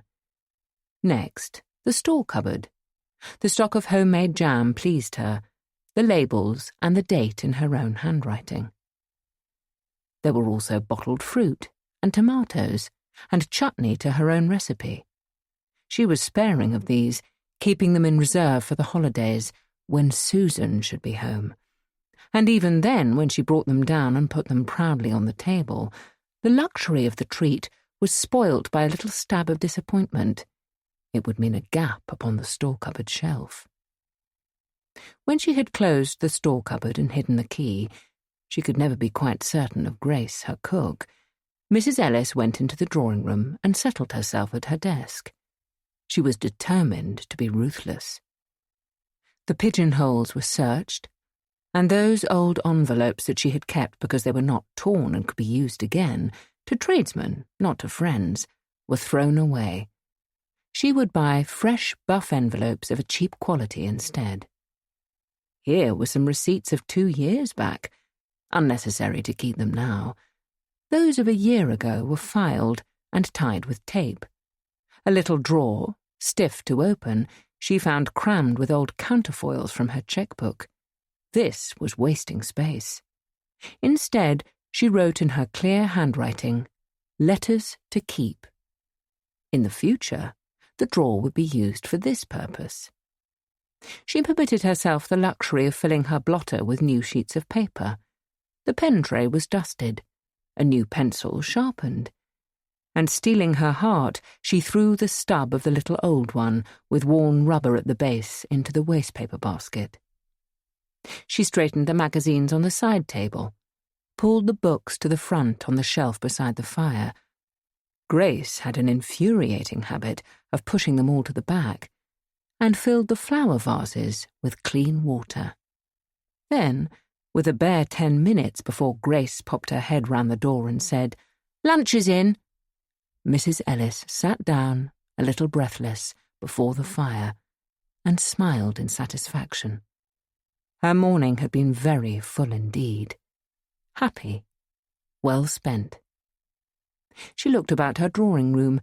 Grace insisted on calling it the lounge, and Mrs. Ellis was forever correcting her, and thought how comfortable it was, and bright, and how wise they had been not to move when poor Wilfred suggested it a few months before he died. They had so nearly taken that house in the country because of his health and his fad that vegetables should be picked fresh every morning. And then, luckily, well, hardly luckily, it was most terribly sad and a fearful shock to her, but before they had signed the lease, Wilfred had a heart attack and died. Mrs. Ellis was able to stay on in the home she knew and loved, and where she had first come as a bride 10 years before. People were inclined to say the locality was going downhill, that it had become worse than suburban. Nonsense. The blocks of flats that were going up at the top of the road could not be seen from her windows, and the houses, solid like her own, standing in a little circle of front garden, were quite unspoilt. Besides, she liked the life. Her mornings, shopping in the town, her basket over her arm. The tradesmen knew her, treated her well. Morning coffee at 11, at the cosy cafe opposite the bookshop, was a small pleasure she allowed herself on cold mornings. She could not get Grace to make good coffee. And in the summer the cosy cafe sold ice cream. Childishly, she would hurry back with this in a paper bag and eat it for lunch. It saved thinking of a sweet. She believed in a brisk walk in the afternoons, and the heath was so close to hand it was just as good as the country, and in the evenings she read or sewed or wrote to Susan. Life, if she thought deeply about it, which she did not, because to think deeply made her uncomfortable, was really built round Susan. Susan was 9 years old, and her only child. Because of Wilfred's ill health and, it must be confessed, his irritability, Susan had been sent to boarding school at an early age. Mrs. Ellis had passed many sleepless nights before making this decision, but in the end she knew it would be for Susan's good. The child was healthy and high-spirited, and it was impossible to keep her quiet and subdued in one room, with Wilfred fractious in another. It meant sending her down to the kitchen with Grace, and that, Mrs. Ellis decided, did not do. Reluctantly, the school was chosen, some 30 miles away. It was easily reached within an hour and a half by Green Line bus. The children seemed happy and well cared for. The principal was grey-haired and sympathetic, and, as the prospectus described it, the place was a home from home. Mrs. Ellis left Susan, on the opening day of her first term, in agony of mind. But constant telephone calls between herself and the headmistress during the first week reassured her that Susan had settled placidly to her new existence. When her husband died, Mrs. Ellis thought Susan would want to return home and go to a day school, but to her surprise and disappointment, the suggestion was received with dismay and even tears.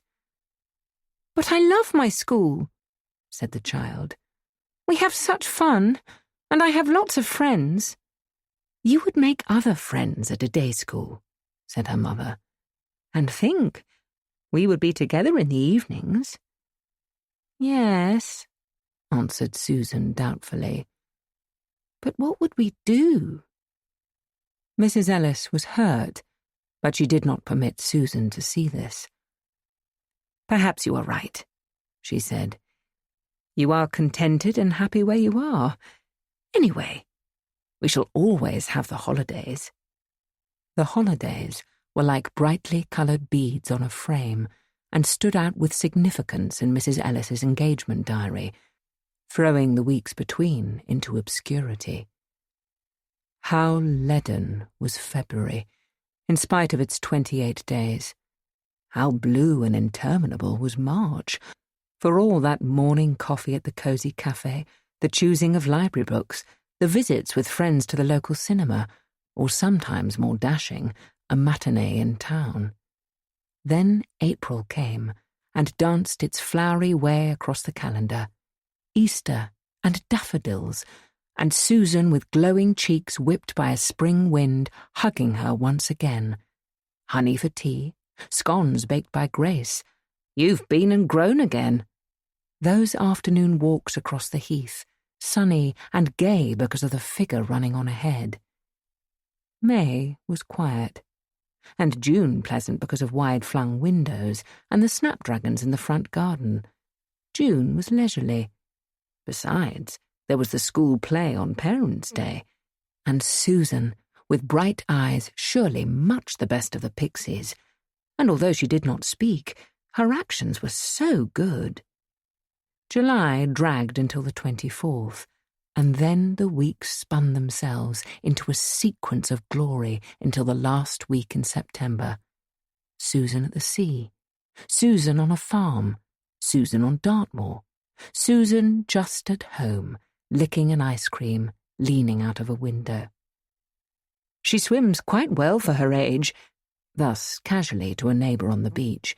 "She insists on going in, even when it's cold."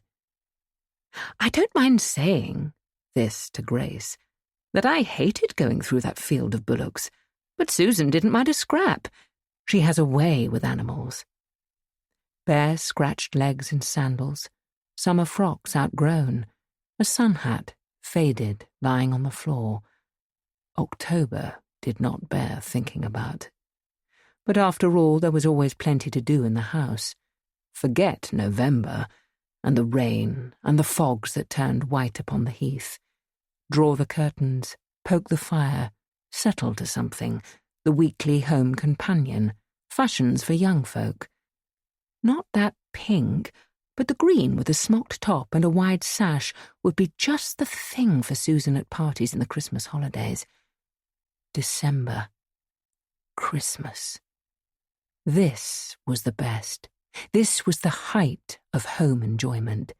As soon as Mrs. Ellis saw the first small trees standing outside the florist's and those orange boxes of dates in the grocer's window, her heart would give a little leap of excitement. Susan would be home in 3 weeks now. Then the laughter and the chatter, the nods between herself and Grace, the smiles of mystery, the furtiveness of wrappings. All over in one day, like the bursting of a swollen balloon. Paper ribbon, cracker novelties, even presents chosen with care thrown aside. But no matter. It was worth it. Mrs. Ellis, looking down upon a sleeping Susan tucked in with a doll in her arms, turned down the light and crept off to her own bed, sapped, exhausted. The egg cosy, Susan's handiwork at school, hastily stitched, stood on her bedside table. Mrs. Ellis never ate boiled eggs, but, as she said to Grace, there is such a gleam in the hen's eye. It's very cleverly done. The fever, the pace of the new year, the circus, the pantomime. Mrs. Ellis watched Susan, never the performers. You should have seen her laugh when the seal blew the trumpet. I've never known a child with such a gift for enjoyment. And how she stood out at parties, in the green frock, with her fair hair and blue eyes. Other children were so stumpy, ill-made little bodies or big, shapeless mouths.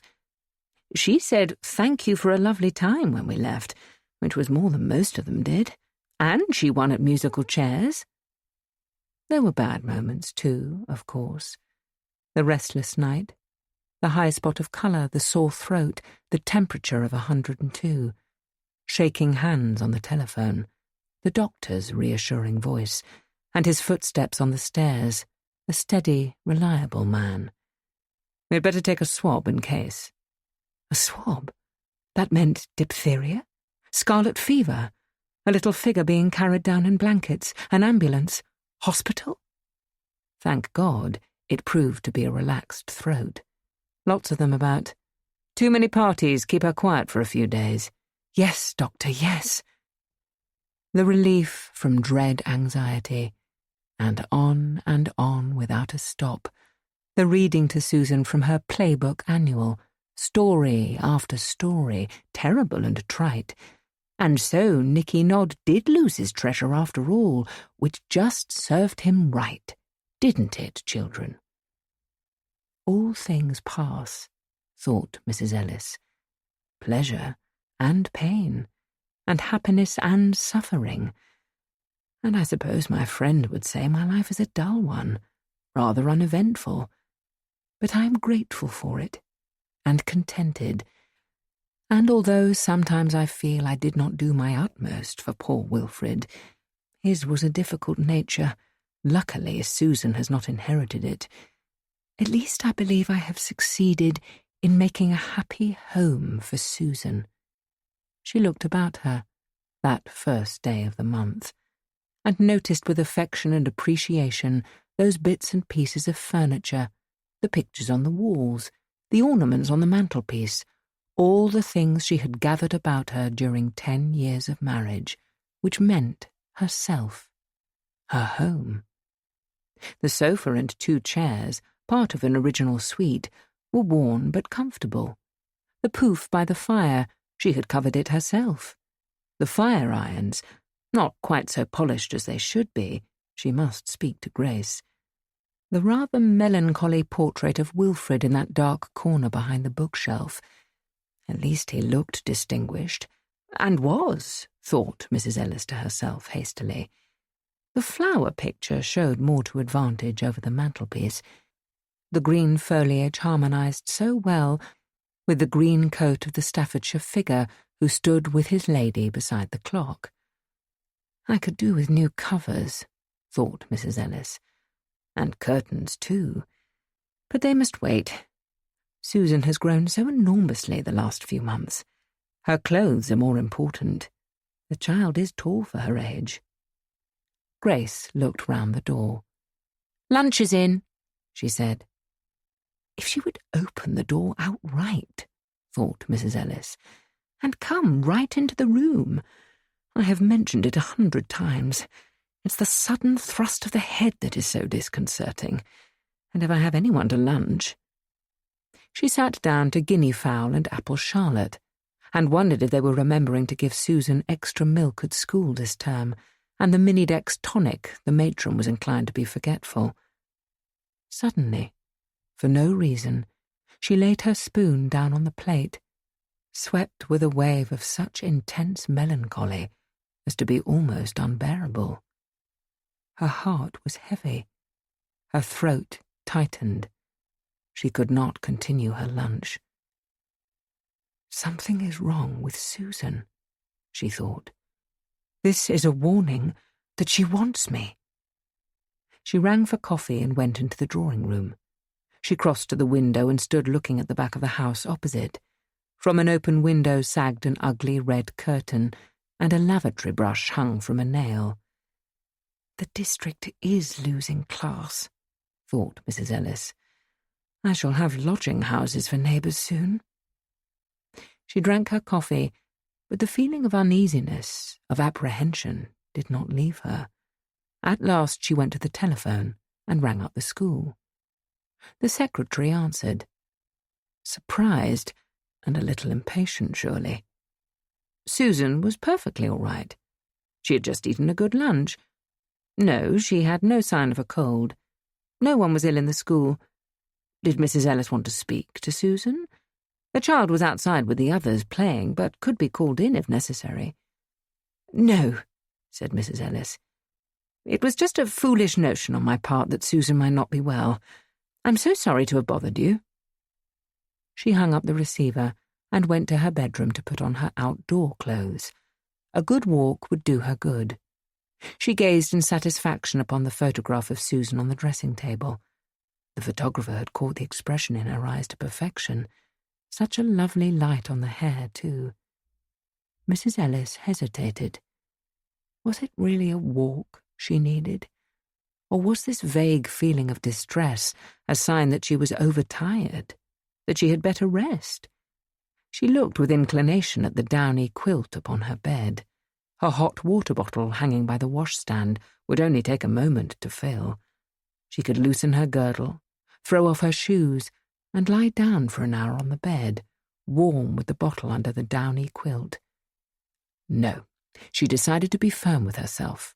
She went to the wardrobe and got out her camel coat, wound a scarf round her head, pulled on a pair of gauntlet gloves, and walked downstairs.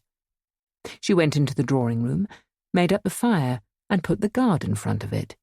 Grace was apt to be forgetful of the fire.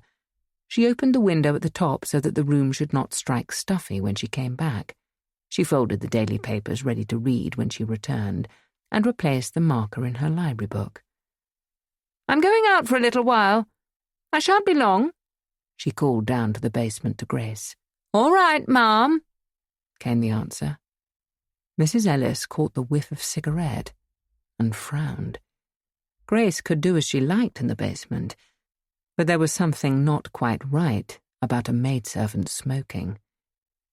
She shut the front door behind her, went down the steps and into the road, and turned left towards the heath. It was a dull, grey day, mild for the time of year, almost to oppression. Later there would be fog, perhaps, rolling up from London the way it did, in a great wall, stifling the clean air. Mrs. Ellis made her short round, as she always called it, eastward to the Viaduct Ponds, and then back circling to the Vale of Health. It was not an inviting afternoon, and she did not enjoy her walk. She kept wishing she was home again, in bed with a hot water bottle, or sitting in the drawing-room beside the fire, soon to shut out the muggy, murky sky and draw the curtains.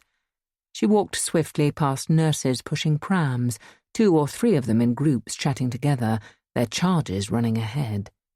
Dogs barked beside the ponds. Solitary men in mackintoshes stared into vacancy. An old woman on a seat threw crumbs to chirping sparrows. The sky took on a darker olive tone. Mrs. Ellis quickened her steps. The fairground by the Vale of Health looked sombre, the merry-go-round shrouded in its winter wrappings of canvas, and 2 lean cats stalked each other in and out of the palings. A milkman, whistling, clanked his tray of bottles, and lifting them to his cart, urged the pony to a trot. "I must," thought Mrs. Ellis inconsequently, "get Susan a bicycle for her birthday. 9 is a good age for a first bicycle." She saw herself choosing one, asking advice, feeling the handlebars. The colour red, perhaps, or a good blue, a little basket on the front, and a leather bag for tools strapped to the back of the seat. The brakes must be sound, but not too gripping, otherwise Susan would topple headfirst over the handlebars and graze her face. Hoops were out of fashion, which was a pity. When she had been a child, there had been no fun like a good springy hoop, struck smartly with a little stick, bowling its way ahead of you. Quite an art to it, too. Susan would have been good with a hoop. Mrs. Ellis came to the junction of 2 roads and crossed to the opposite side. The second road was her own, and her house the last one on the corner. As she did so, she saw the laundry van swinging down towards her, much too fast. She saw it swerve, heard the screech of its brakes. She saw the look of surprise on the face of the laundry boy. "I shall speak to the driver next time he calls," she said to herself. One of these days there will be an accident. She thought of Susan on the bicycle and shuddered. Perhaps a note to the manager of the laundry would do more good. If you could possibly give a word of warning to your driver, I should be grateful. He takes his corners much too fast. And she would ask to remain anonymous. Otherwise, the man might complain about carrying the heavy basket down the steps each time. She had arrived at her own gate. She pushed it open and noticed with annoyance that it was nearly off its hinges. The men calling for the laundry must have wrenched at it in some way and done the damage. The note to the manager would be stronger still. She would write immediately after tea, while it was on her mind. She took out her key and put it in the Yale lock of the front door. It stuck. She could not turn it. How very irritating. She rang the bell. This would mean bringing Grace up from the basement, which she did not like. Better to call down, perhaps, and explain the situation. She leant over the steps and called down to the kitchen. "Grace, it's only me," she said. "My key has jammed in the door. Could you come up and let me in?" She paused. There was no sound from below. Grace must have gone out. This was sheer deceit. It was an agreed bargain between them that when Mrs. Ellis was out, Grace must stay in. The house must not be left. But sometimes Mrs. Ellis suspected that Grace did not keep to the bargain. Here was proof. She called once again, rather more sharply this time. "Grace!" There was a sound of a window opening below, and a man thrust his head out of the kitchen. He was in shirt sleeves, and he had not shaved. "What are you bawling your head off about?" he said. Mrs. Ellis was too stunned to answer. So this was what happened when her back was turned.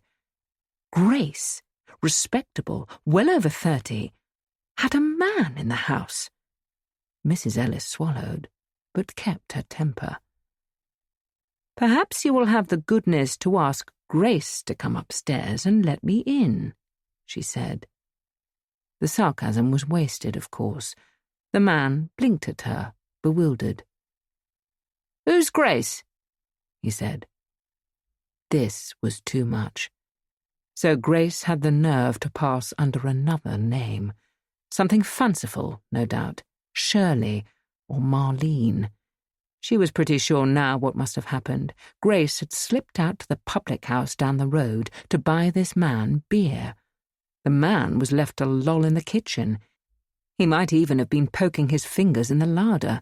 Now she knew why there was so little left on the joint 2 days ago. "If Grace is out," said Mrs. Ellis, and her voice was icy, "kindly let me in yourself. I prefer not to use the back entrance." That would put him in his place. Mrs. Ellis trembled with rage. She was seldom angry. She was a mild, even-tempered woman. But this reception from a lout in shirt-sleeves at her own kitchen window was rather more than she could bear. It was going to be unpleasant, the interview with Grace. Grace would give notice in all probability, but some things could not be allowed to slide, and this was one of them.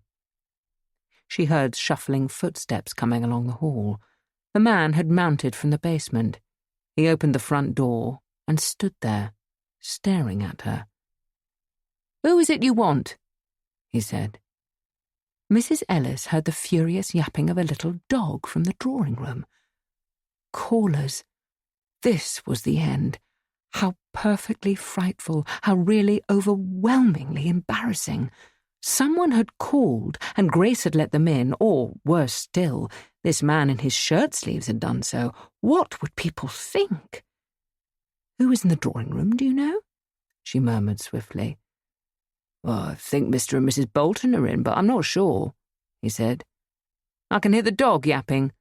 Was it them you wanted to see?" Mrs. Ellis did not know a Mr. and Mrs. Bolton. She turned impatiently towards the drawing-room, first whipping off her coat and putting her gloves in her pocket. "You had better go down to the basement again," she said to the man, who was still staring at her. Tell Grace not to bring tea until I ring. These people may not stay."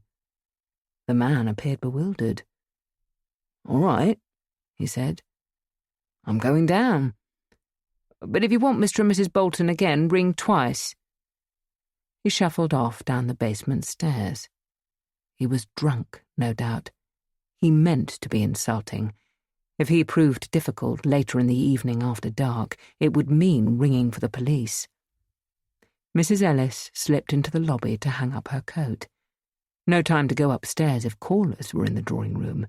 She fumbled for the switch, but the bulb had gone. Another pinprick. Now she could not see herself in the mirror. She stumbled over something and bent to see what it was. It was a man's boot. And here was another, and a pair of shoes, and beside them a suitcase and an old rug. If Grace had allowed that man to put his things in her lobby, then Grace would go tonight. Crisis had come. High crisis. Mrs. Ellis opened the drawing-room door, forcing a smile of welcome, not too warm, upon her lips. A little dog rushed towards her, barking furiously. "Quiet, Judy," said a man, grey-haired with horn spectacles, sitting before the fire. He was clicking a typewriter. Something had happened to the room. It was covered with books and papers. Odds and ends of junk littered the floor. A parrot in a cage hopped on its perch and screeched a welcome. Mrs. Ellis tried to speak, but her voice would not come. Grace had gone raving mad. She had let that man into the house, and this one too, and they had brought the most terrible disorder. They had turned the room upside down. They had deliberately, maliciously set themselves to destroy her things. No. Worse. It was part of a great thieving plot. She had heard of such things. Gangs went about, breaking into houses. Grace, perhaps, was not at fault. She was lying in the basement, gagged and bound. Mrs. Ellis felt her heart beating much too fast. She also felt a little faint. "I must keep calm," she said to herself. "Whatever happens, I must keep calm. If I can get to the telephone, to the police, it is the only hope. This man must not see that I am planning what to do." The little dog kept sniffing at her heels. "Excuse me," said the intruder, pushing his horn spectacles onto his forehead. "Do you want anything? My wife is upstairs." The diabolic cunning of the plot. The cool bluff of his sitting there, the typewriter on his knees. They must have brought all this stuff in through the door to the back garden. The French window was ajar. Mrs. Ellis glanced swiftly at the mantelpiece. It was as she feared. The Staffordshire figures had been removed, and the flower picture too. There must be a car, a van waiting down the road. Her mind worked quickly. It might be that the man had not guessed her identity. Two could play at bluff. Memories of amateur theatricals flashed through her mind. Somehow she must detain these people until the police arrived. How fast they had worked. Her desk was gone. The bookshelves too, nor could she see her armchair. But she kept her eyes steadily on the stranger. He must not notice her brief glance round the room. "Your wife is upstairs?" said Mrs. Ellis, her voice strained yet calm. "Yes," said the man. "If you've come for an appointment, she always makes them. You'll find her in the studio, room in the front."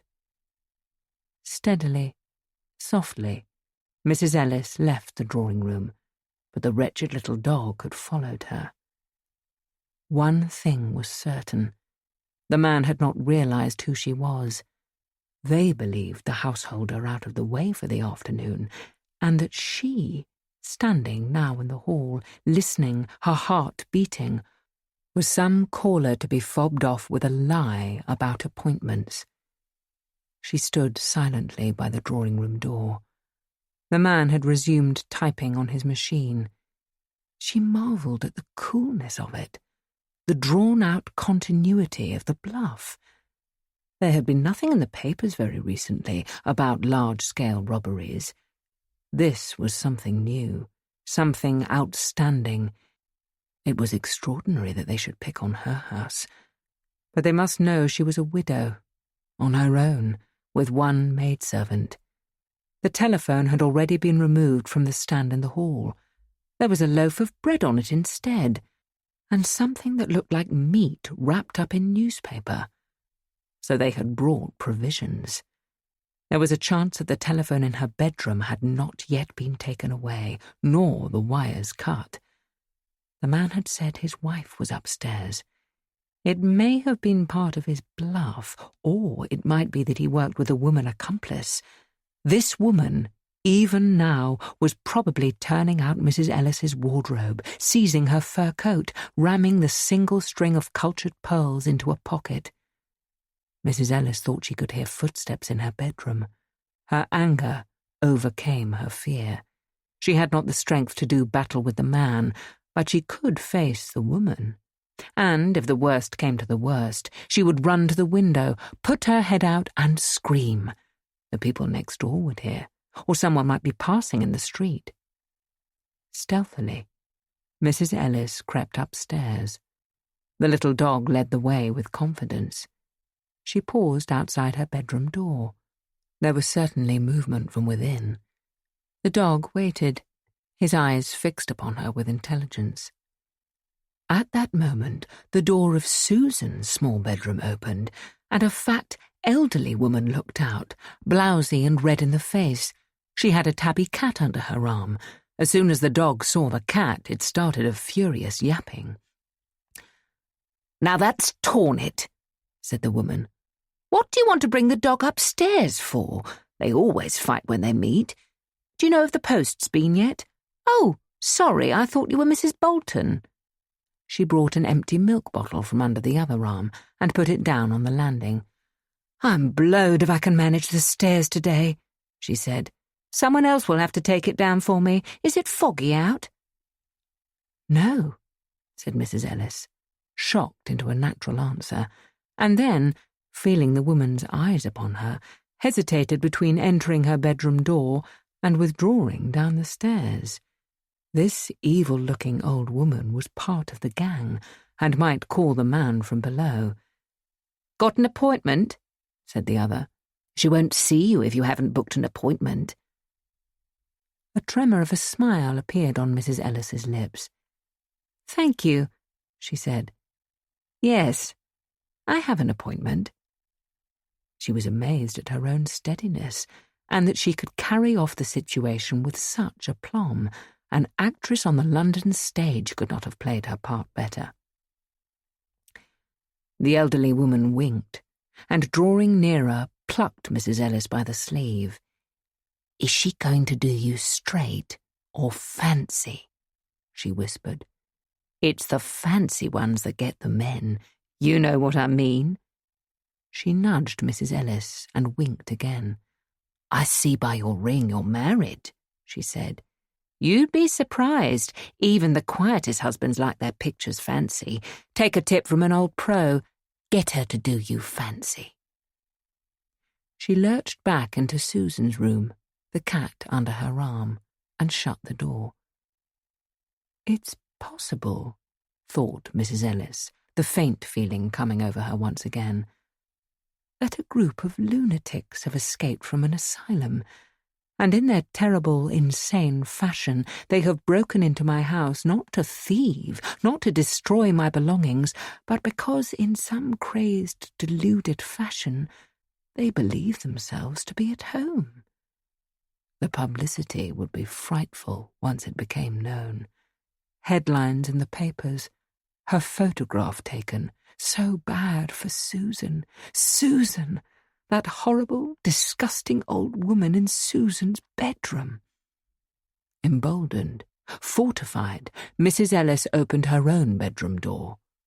One glance revealed the worst. The room was bare. stripped. There were several lights at various points, and a camera on a tripod. A divan was pushed against the wall. A young woman with a crop of thick, fuzzy hair was kneeling on the floor, sorting papers. "Who is it?" she said. "I don't see anyone without an appointment. You've no right to come in here." Mrs. Ellis, calm, resolute, did not answer. She had made certain that the telephone, though it had been moved like the rest of her things, was still in the room. She went to it and lifted the receiver. "Leave my telephone alone!" cried the shock-haired girl, and she began to struggle to her knees. "I want the police," said Mrs. Ellis firmly to the exchange. "I want them to come at once to 17 Elmhurst Road. I am in great danger. Please report this message to the police at once." The girl was beside her now, taking the receiver from her. "Who sent you here?" said the girl, her face sallow, colourless against the fuzzy hair. "If you think you can come in snooping, you're mistaken. You won't find anything. Nor the police, neither. I have a trade licence for the work I do."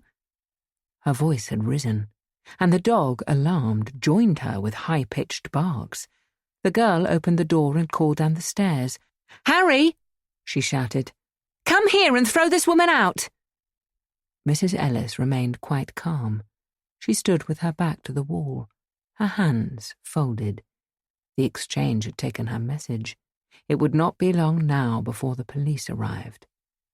She heard the drawing-room door open from below, and the man's voice called up, petulant, irritated. "What's the matter?" he shouted. "You know I'm busy. Can't you deal with the woman? She probably wants a special pose." The girl's eyes narrowed. She looked closely at Mrs. Ellis. "What did my husband say to you?" she said. "Ah," thought Mrs. Ellis triumphantly. "They're getting frightened. It's not such an easy game as they think." "I had no conversation with your husband," she said quietly. "He merely told me I should find you upstairs, in this room. Don't try any bluff with me. It's too late. I can see what you have been doing." She gestured at the room. The girl stared at her. "You can't put any phony business over on me," she said. "This studio is decent, respectable. Everyone knows that. I take camera studies of children. Plenty of clients can testify to that. You've got no proof of anything else. Show me a negative, and then I might believe you." Mrs. Ellis wondered how long it would be before the police came. She must continue to play for time. Later, she might even feel sorry, perhaps, for this wretched, deluded girl who had wrought such havoc in the bedroom, believing herself to be a photographer. But this moment now, she must be calm. Calm. "Well," said the girl, "what are you going to say when the police come? What's your story?" It did not do to antagonize lunatics. Mrs. Ellis knew that. They must be humoured. She must humour this girl until the police came. "I shall tell them that I live here," she said gently. "That is all they will need to know. Nothing further." The girl looked at her, puzzled, and lit a cigarette. "Then it is a pose you want?" she said. "That call was just a bluff.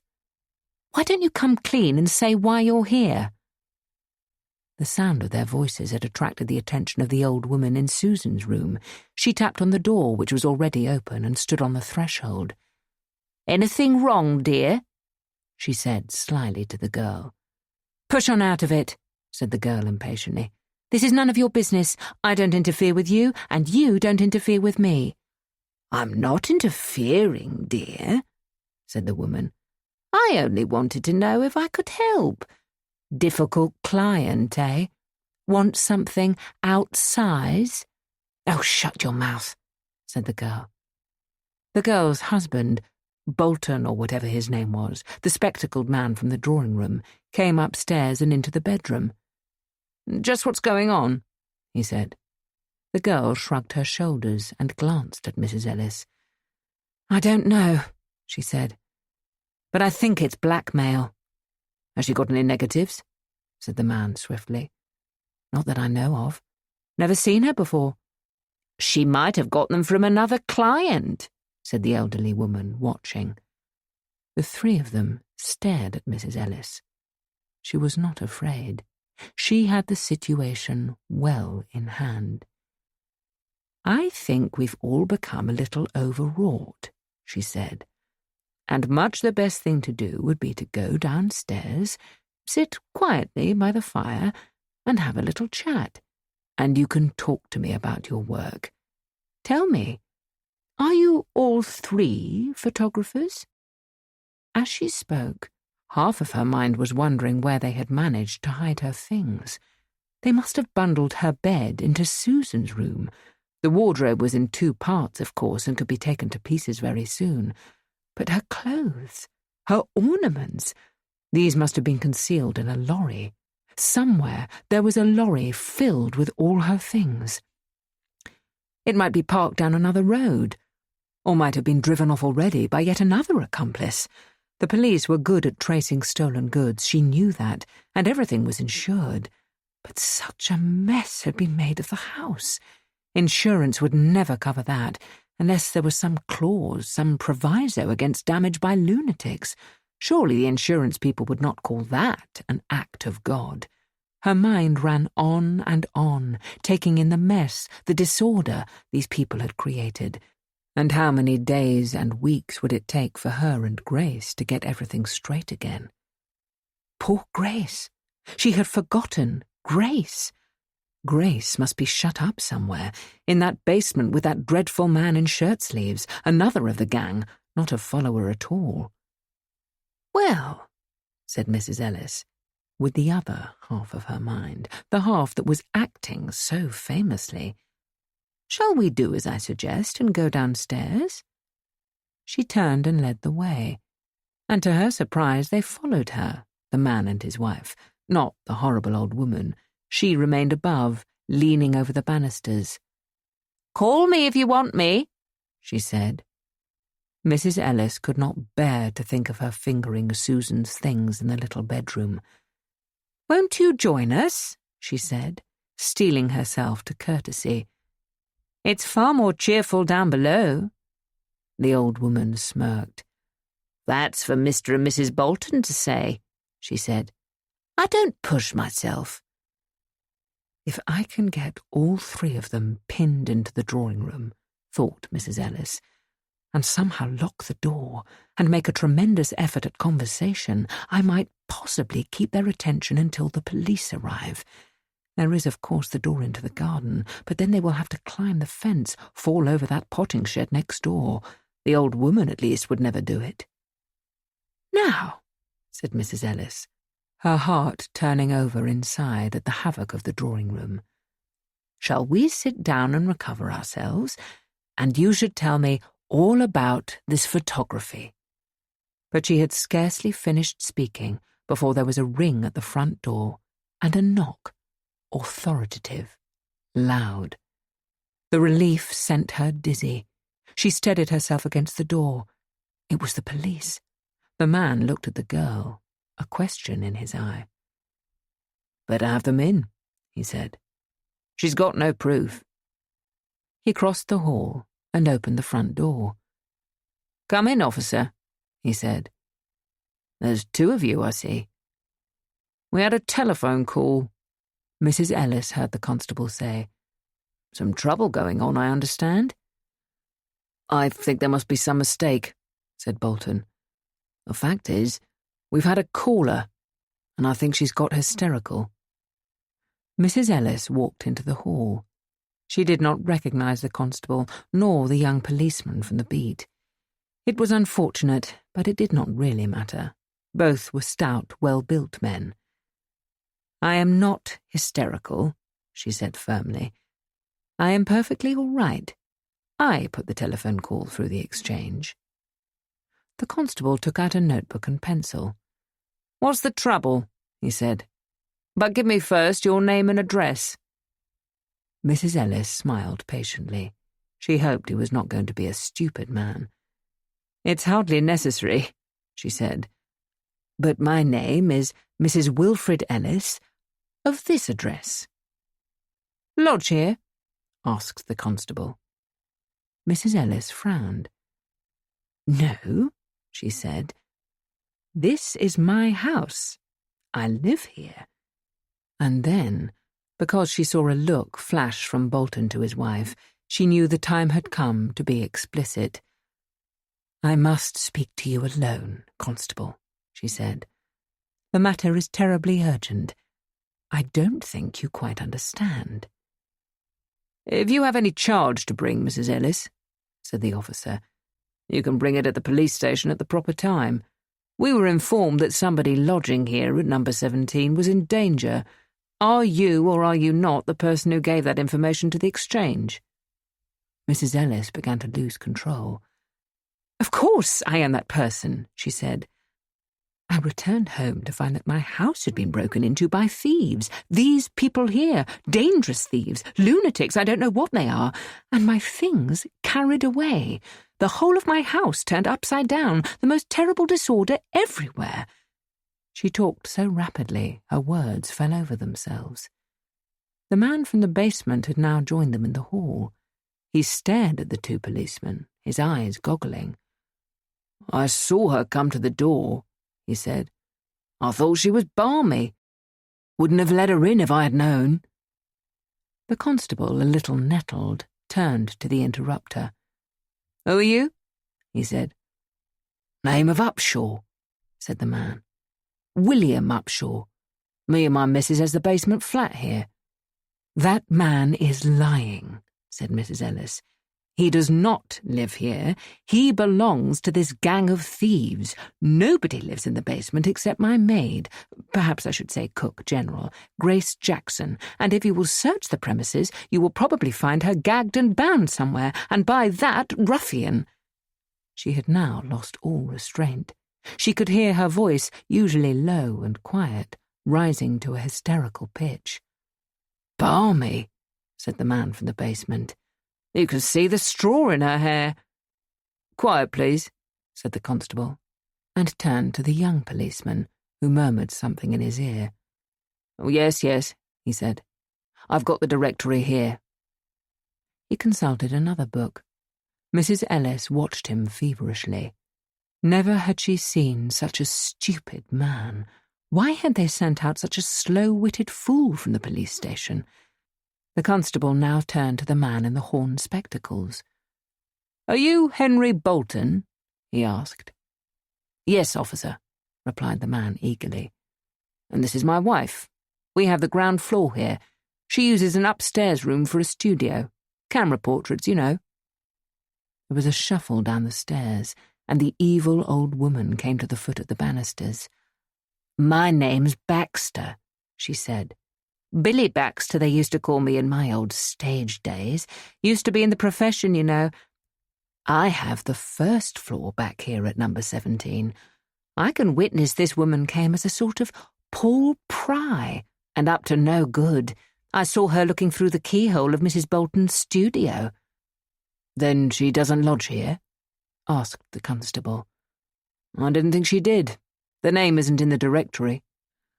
"We've never seen her before, officer," said Bolton. "Mr. Upshaw led her into the house through some error. She walked into our living room and then forced her way into my wife's studio, threatened her, and in hysterical fashion rang for the police." The constable looked at Mrs. Ellis. "Anything to say?" he said. Mrs. Ellis swallowed. If only she could keep calm. If only her heart would not beat so dreadfully fast, and the terrible desire to cry would not rise in her throat. "Constable," she said, "there has been some terrible mistake. You are new to the district, perhaps, and the young policeman too. I don't seem to recognize him, but if you would kindly get through to your headquarters, they must know all about me. I have lived here for years. My maid Grace has been with me a very long time. I am a widow. My husband, Wilfred Ellis, has been dead 2 years. I have a little girl of 9 at school. I went out for a walk on the heath this afternoon, and during my absence, these people have broken into my house, seized or destroyed my belongings. The whole place is upside down. If you would please get through immediately to your headquarters." There, said the constable, putting his notebook away. "That's all right. We can go into all that quietly down at the station. Now, do any of you want to charge Mrs. Ellis with trespassing?" There was silence. Nobody said anything. "We don't wish to be unkind," said Bolton diffidently. "I think my wife and I are quite willing to let the matter pass." "I think it should be clearly understood," interposed the shock-head girl, "that anything this woman says about us at the police station is completely untrue." "Quite," said the officer. "You will both be called if needed, but I very much doubt the necessity. Now, Mrs. Ellis," he turned to her, not harshly in any way, but with authority, "we have a car outside, and we can run you down to the station, and you can tell your story there. Have you a coat?" Mrs. Ellis turned blindly to the lobby. She knew the police station well. It was barely 5 minutes away. It was best to go there direct. See someone in authority, not this fool, this hopeless, useless fool. But in the meantime, these people were getting away with their criminal story. By the time she and an additional police force returned, they would have fled. She groped for her coat in the dark lobby, stumbling again over the boots, the suitcases. "Constable," she said softly. "Here. 1 minute." He moved towards her. "Yes?" he said. "They've taken away the electric bulb," she said rapidly in a low whisper. "It was perfectly all right this afternoon, and these boots and this pile of suitcases, all these have been brought in and thrown here. The suitcases are probably filled with my ornaments. I must ask you most urgently to leave the policeman in charge here until we return, to see that these people don't escape." "That's all right, Mrs. Ellis," said the officer. "Now, are you ready to come along?" She saw a look pass between the constable and the young policeman. The young policeman was trying to hide his smile. Mrs. Ellis felt certain that the constable was not going to remain in the house, and a new suspicion flashed into her mind. Could this officer and his subordinate be genuine members of the police force? Or were they, after all, members of the gang? This would explain their strange faces, their obvious mishandling of the situation, in which case they were now going to take her away to some lair, drug her, kill her possibly. "I'm not going with you," she said swiftly. "Now, Mrs. Ellis," said the constable, "don't give any trouble. You shall have a cup of tea down at the station, and no one is going to hurt you." He seized her arm. She tried to shake it off. The young policeman moved closer. "Help!" she shouted. "Help! Help!" There must be someone. Those people from next door. She barely knew them, but no matter if she raised her voice loud enough. "Poor thing," said the man in shirt sleeves. "Seems sad, don't it? I wonder how she got like it." Mrs. Ellis saw his bulbous eyes fixed on her with pity, and she nearly choked. "You rogue," she said. "How dare you? How dare you?" But she was being bundled down the steps, through the front garden and into the car, and there was another policeman at the wheel of the car, and she was thrust at the back, the constable keeping a steady hold upon her arm. The car turned downhill, past the stretch of heath. She tried to see out of the windows where they were going, but the bulk of the constable prevented her. After twisting and turning, the car stopped, to her great surprise, in front of the police station. Then these men were genuine after all. They were not members of the gang. Stupefied for a moment, but relieved, thankful, Mrs. Ellis stumbled from the car. The constable, still holding her arm, led her inside. The hall was not unfamiliar. She remembered coming once before, years ago, when the ginger cat was lost. There was somebody in charge always, sitting at a sort of desk, everything very official, very brisk. She supposed she would stop here in the hall, but the constable led her on to an inner room, and here was another officer seated at a large desk, a more superior type altogether, thank heaven, and he looked intelligent. She was determined to get her word in before the constable spoke. "There has been great confusion," she began. "I am Mrs. Ellis, of 17 Elmhurst Road, and my house has been broken into. Robbery is going on at this moment on a huge scale. I believe the thieves to be very desperate and extraordinarily cunning. They have completely taken in the constable here and the other policeman." To her indignation, this superior officer did not look at her. He raised his eyebrows at the constable, and the constable, who had taken off his hat, coughed and approached the desk. A policewoman, appearing from nowhere, stood beside Mrs. Ellis and held her arm. The constable and the superior officer were talking together in low tones. Mrs. Ellis could not hear what they were saying. Her legs trembled with emotion. She felt her head swim. Thankfully, she accepted the chair dragged forward by the policewoman, and in a few moments she was given a cup of tea. She did not want it, though. Precious time was being lost. "I must insist that you hear what I have to say," she said, and the policewoman tightened her grip on Mrs. Ellis's arm. The officer behind the desk motioned her forward, and she was assisted to another chair, the policewoman remaining beside her all the while. "Now," he said, "what is it you want to tell me?" Mrs. Ellis gripped her hands together. She had a premonition that this man, in spite of his superior face, was going to prove as great a fool as the constable. "My name is Ellis," she said. "Mrs. Wilfred Ellis of 17 Elmhurst Road. I am in the telephone book. I am very well known in the district and have lived at Elmhurst Road for 10 years. I am a widow, and I have one little girl of 9 years at present in school. I employ one maidservant, Grace Jackson, who cooks for me and does general work. This afternoon I went for a short walk on the heath round by the viaduct and the Vale of Health ponds, and when I returned home I found my house had been broken into. My maid had disappeared, the rooms were already stripped of my belongings, and the thieves were in possession of my home, putting up a stupendous act of bluff that deceived even the constable here. I put the call through to the exchange, which frightened my thieves, and I endeavoured to keep them pinned in my drawing-room until help arrived." Mrs. Ellis paused for breath. She saw that the officer was paying attention to her story and kept his eyes fixed upon her. "Thank you," he said. "That is very helpful, Mrs. Ellis.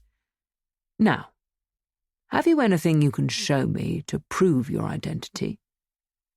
She stared at him. Prove her identity? Well, of course. But not here, not actually on her person.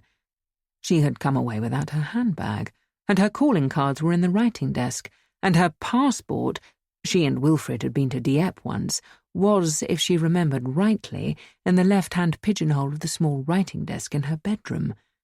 But she suddenly remembered the havoc of the house. Nothing would be found.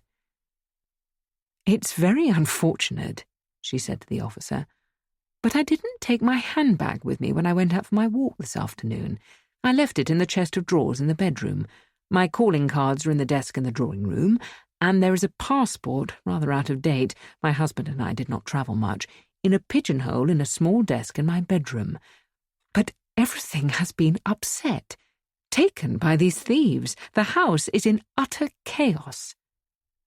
The officer made a note on the pad beside him. "You can't produce your identity card or your ration book?" he asked. "I have explained," said Mrs. Ellis, governing her temper. "My calling cards are in my writing desk. I don't know what you mean by ration book." The officer went on writing on his pad. He glanced at the policewoman, who began feeling Mrs. Ellis's pockets, touching her in a familiar way. Mrs. Ellis tried to think which of her friends could be telephoned to, who could vouch for her, who could come at once by car and make these idiots, these stone-witted fools, see sense. I must keep calm, she told herself again. I must keep calm. The Collins were abroad. They would have been the best. But Netta Draycott should be at home. She was usually home about this time because of the children. I have asked you, said Mrs. Ellis, to verify my name and address in the telephone book. If you refuse to do that, ask the postmaster or the manager of my bank, a branch of which is in the High Street, where I cashed a cheque on Saturday. Finally, would you care to ring up Mrs. Draycott, a friend of mine, 21 Charlton Court, the block of flats in Charlton Avenue, who will vouch for me? She sat back in the chair, exhausted. No nightmare, she told herself, could ever have the horror, the frustrated hopelessness of her present plight. Little incident piled on little incident. If she had only remembered to bring her handbag. There was a calling card case in her handbag, and all the while those thieves, those devils, breaking up her home, getting away with her precious things, her belongings. Now, Mrs. Ellis, said the officer, we have checked up on your statements, you know, and they won't do. You are not in the telephone book, nor in the local directory. I assure you I am, said Mrs. Ellis with indignation.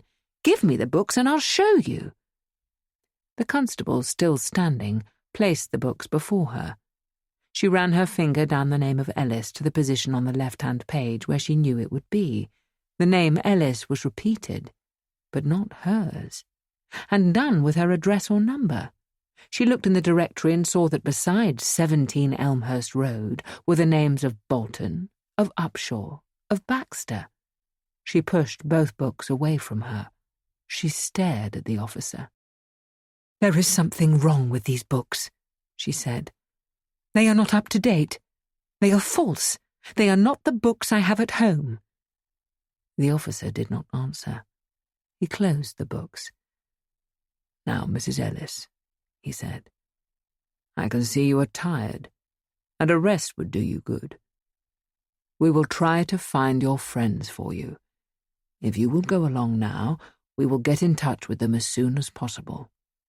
I will send a doctor to you, and he may chat with you a little and give you a sedative, and then, after some rest, you will feel better in the morning, and we may have news for you. The policeman helped Mrs. Ellis to her feet. Come along now, she said. But my house, said Mrs. Ellis. Those thieves! And my maid, Grace. Grace may be lying in the basement. Surely you are going to do something about the house. You won't permit them to get away with this monstrous crime. Even now we have wasted a precious half-hour. That's all right, Mrs. Ellis, said the officer. You can leave everything in our hands. The policewoman led her away, still talking, still protesting, and now she was being taken down a corridor, and the policewoman kept saying, Now don't fuss, take it calmly, no one's going to hurt you. And she was in a little room with a bed. Heavens, it was a cell where they put the prisoners, and the policewoman was helping her off with her coat, unpinning the scarf that was still tied round her hair, and because Mrs. Ellis felt so faint, the policewoman made her lie down on the bed, covered her with the coarse grey blanket, placed the little hard pillow under her head. Mrs. Ellis seized the woman's hands. Her face, after all, was not unkind. I beg of you, she said, ring up Hampstead 4072, the number of my friend Mrs. Draycott, and ask her to come here. The officer won't listen to me. He won't hear my story. Yes, that will be all right, said the policewoman. Now somebody else was coming into the room, the cell. Clean-shaven, alert, he carried a case in his hands. He said good evening to the policewoman and opened his case. He took out a stethoscope and a thermometer. He smiled at Mrs. Ellis. "Feeling a little upset, I hear," he said. "Well, we'll soon put that to rights. Now, will you give me your wrist?"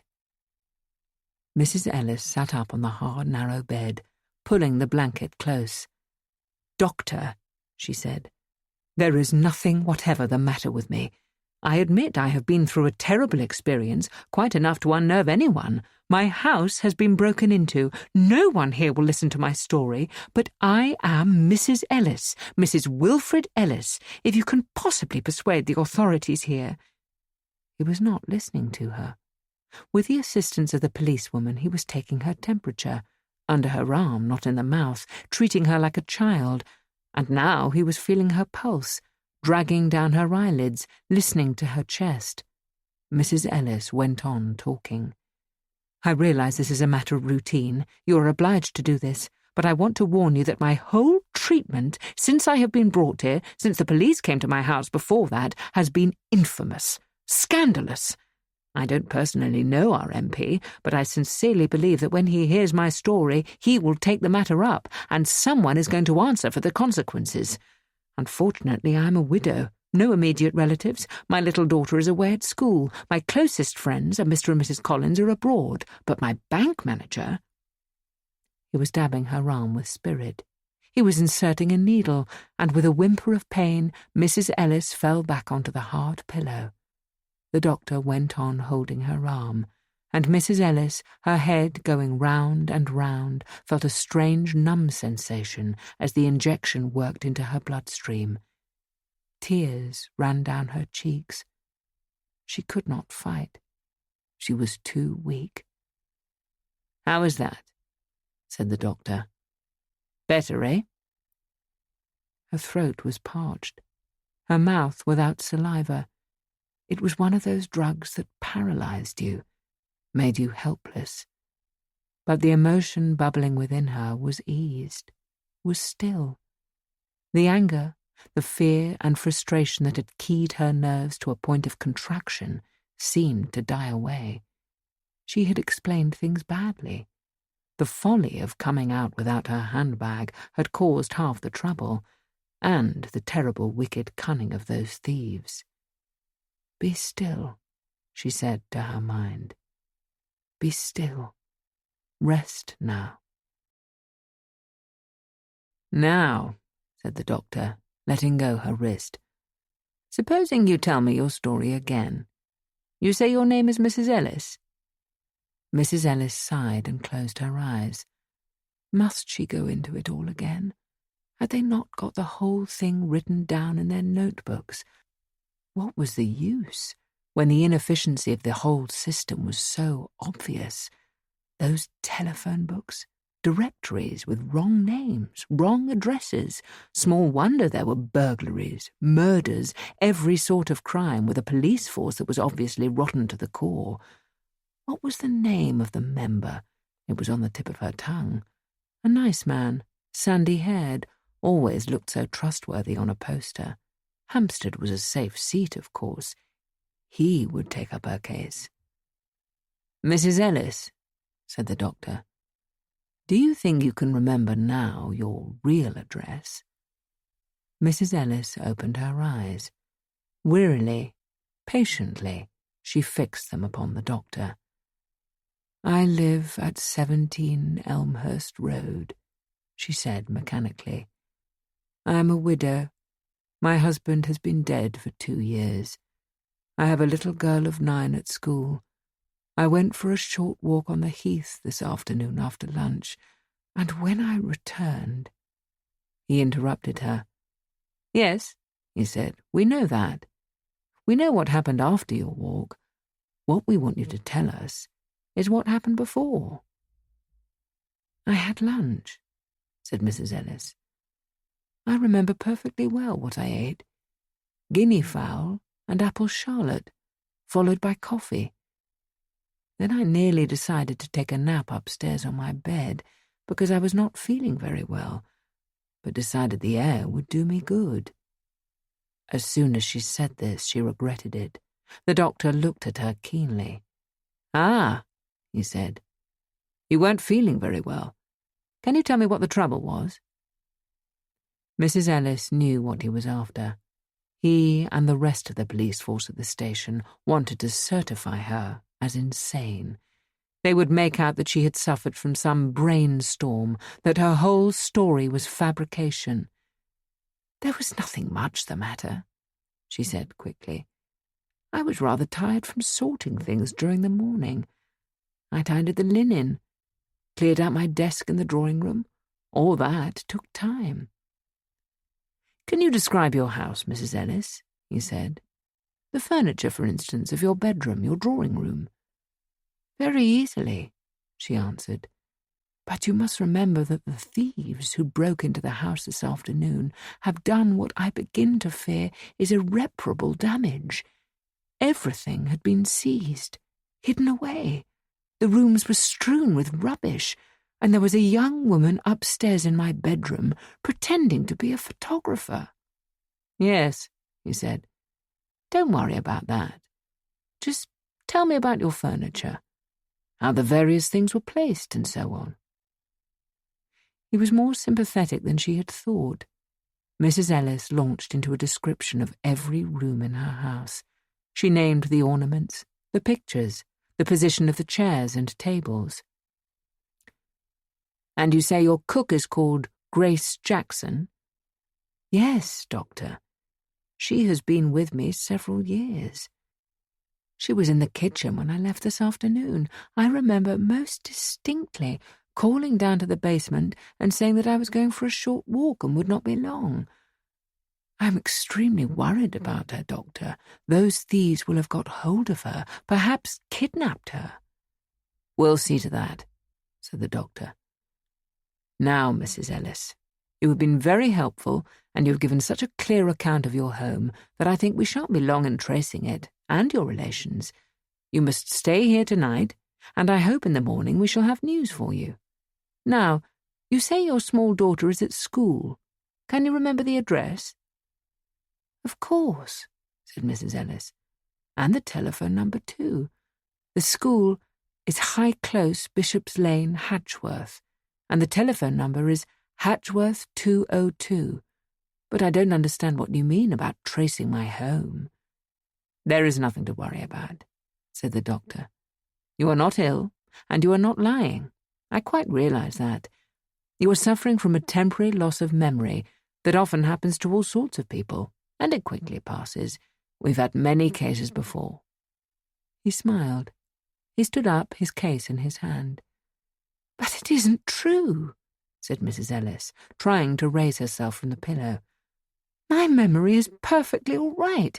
I have given you every detail I can think of. I have told you my name, where I live, a description of my home, the address of my daughter at school." "All right," he said. "Now don't worry. Just try to relax and have a little sleep. We shall find your friends for you." He murmured something to the policewoman and left the cell. The policewoman came over to the bed and tucked in the blanket. "Now cheer up," she said. "Do as the doctor said. Get a little rest.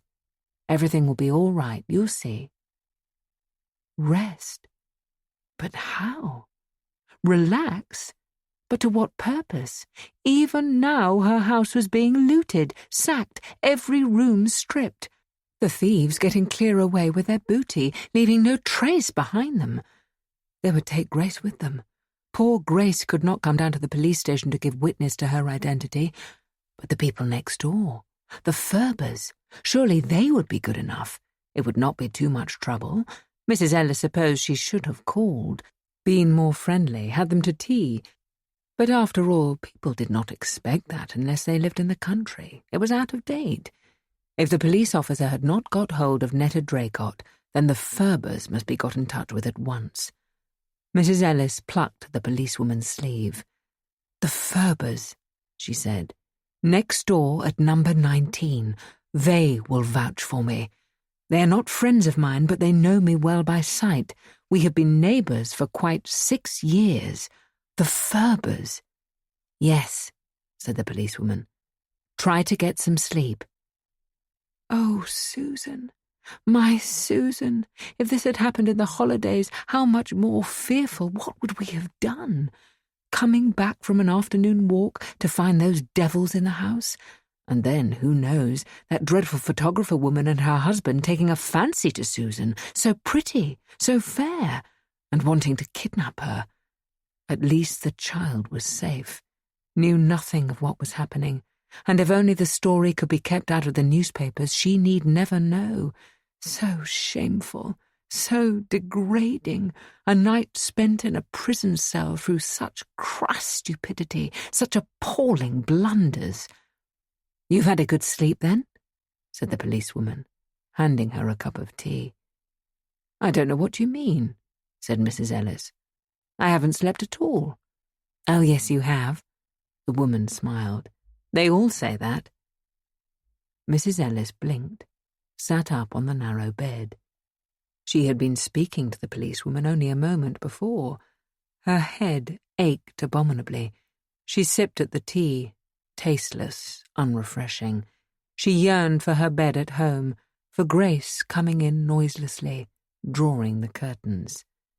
"You're to have a wash," said the policewoman, "and I'll give you a comb-through, and then you are to see the doctor again." Mrs. Ellis suffered the indignity of washing under supervision, of having her hair combed, then her scarf and coat and gloves were given to her again, and she was taken out of the cell, along the corridor, back through the hall to the room where they had questioned her the night before. This time, a different officer sat at the desk, but she recognized the police constable, and the doctor too. The last came towards her with that same bland smile on his face. "How are you feeling today?" he said. "A little more like your true self?" "On the contrary," said Mrs. Ellis. "I am feeling very unwell indeed, and shall continue to do so until I know what has happened at home. Is anyone here prepared to tell me what has happened since last night? Has anything at all been done to safeguard my property?" The doctor did not answer, but guided her towards the chair at the desk. "Now," he said, "the officer here wants to show you a picture in a newspaper."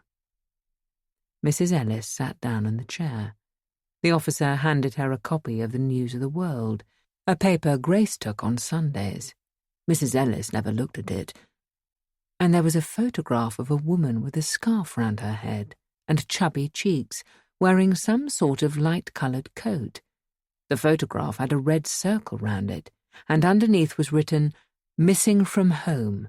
Ada Lewis, age 36, widow, of 105 Albert Buildings, Kentish Town." She handed the paper back across the desk. "I'm afraid I can't help you," she said. "I don't know this woman." "The name Ada Lewis conveys nothing to you?" said the officer. "Nor Albert Buildings?" "No," said Mrs. Ellis. "Certainly not." Suddenly she knew the purpose of this interrogation.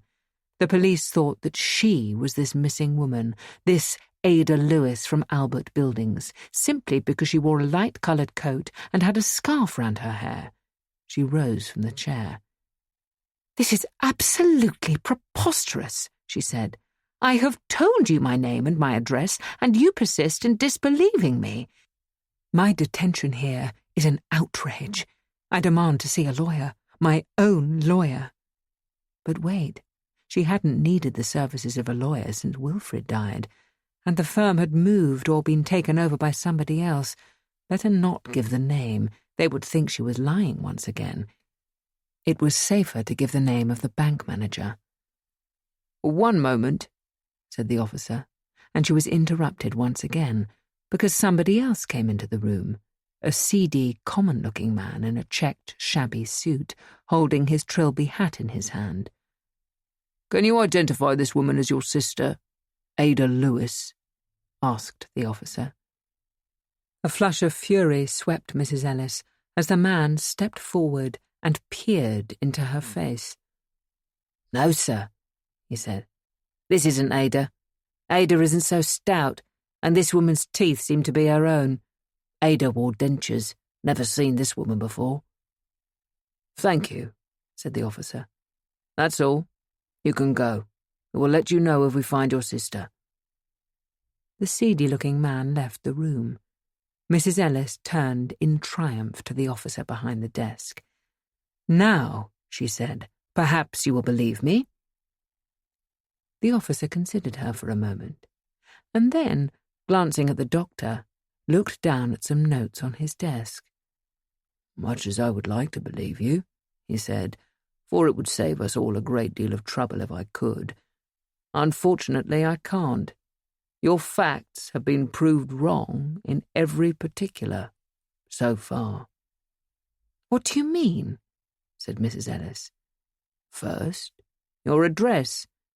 You do not live at 17 Elmhurst Road, because the house is occupied by various tenants who have lived there for some time and who are known to us. Number 17 is an apartment house, and the floors are let separately. You are not one of the tenants." Mrs. Ellis gripped the sides of her chair. The obstinate, proud, and completely unmoved face of the officer stared back at her. "You are mistaken," she said quietly. "Number 17 is not a lodging house. It is a private house. My own." The officer glanced down again at his notes. "There are no people called Ferber living at number 19, he went on. "Number 19 is also a lodging house. You were not in the directory under the name of Ellis, nor in the telephone book. There is no Ellis on the register of the branch at the bank you mentioned to us last night, nor can we trace anyone of the name of Grace Jackson in the district." Mrs. Ellis looked up at the doctor, at the police constable, at the policewoman who was still standing by her side. "Is there some conspiracy?" she said. "Why are you all against me? I don't understand what I have done." Her voice faltered. She must not break down. She must be firm with them, be brave for Susan's sake. "You rang up my friend at Charlton Court?" she asked. "Mrs. Draycott, that big block of flats?" "Mrs. Draycott is not living at Charlton Court, Mrs. Ellis," said the police officer, "for the simple reason that Charlton Court no longer exists. It was destroyed by a firebomb." Mrs. Ellis stared at him in horror. "A firebomb? But how perfectly terrible! When? How? In the night? Disaster upon disaster. Who could have done it? Anarchists? Strikers? Unemployed? Gangs of people? Possibly those who had broken into her house. Poor Netta and her husband and children." Mrs. Ellis felt her head reeling.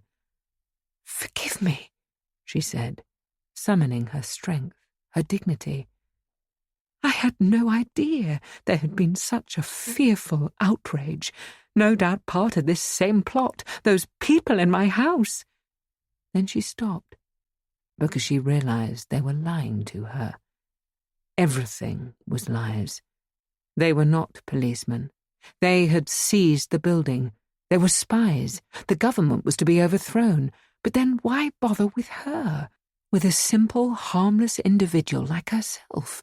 Why were they not getting on with the Civil War, bringing machine guns into the street, marching to Buckingham Palace?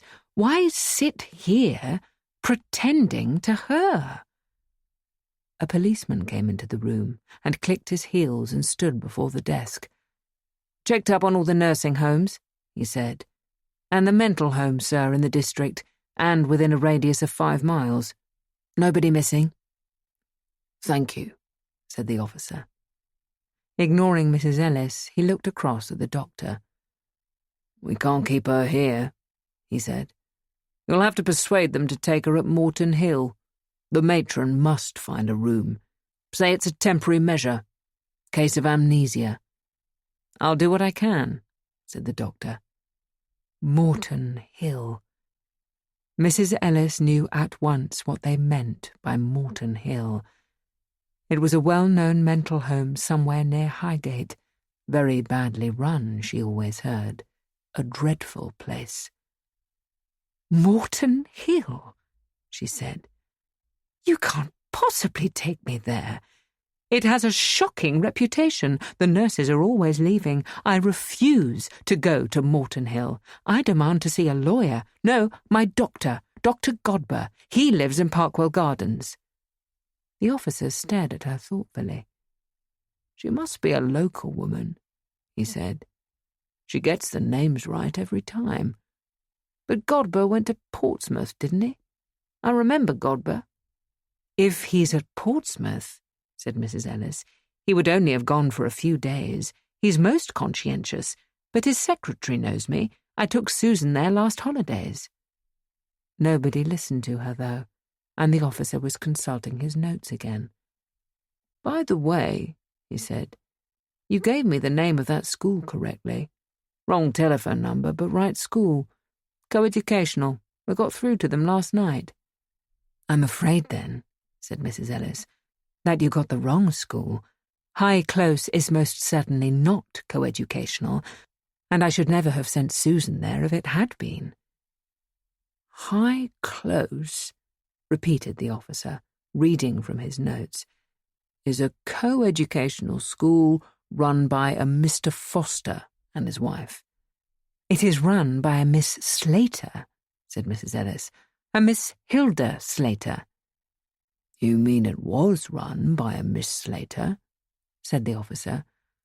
"A Miss Slater had the school, and then retired, and it was taken over by Mr. and Mrs. Foster. They have no pupil there of the name of Susan Ellis." Mrs. Ellis sat very still in her chair. She looked at each face in turn. None was harsh, none was unfriendly, and the policewoman smiled encouragement. They all watched her steadily. At last she said, "You are not deliberately trying to mislead me?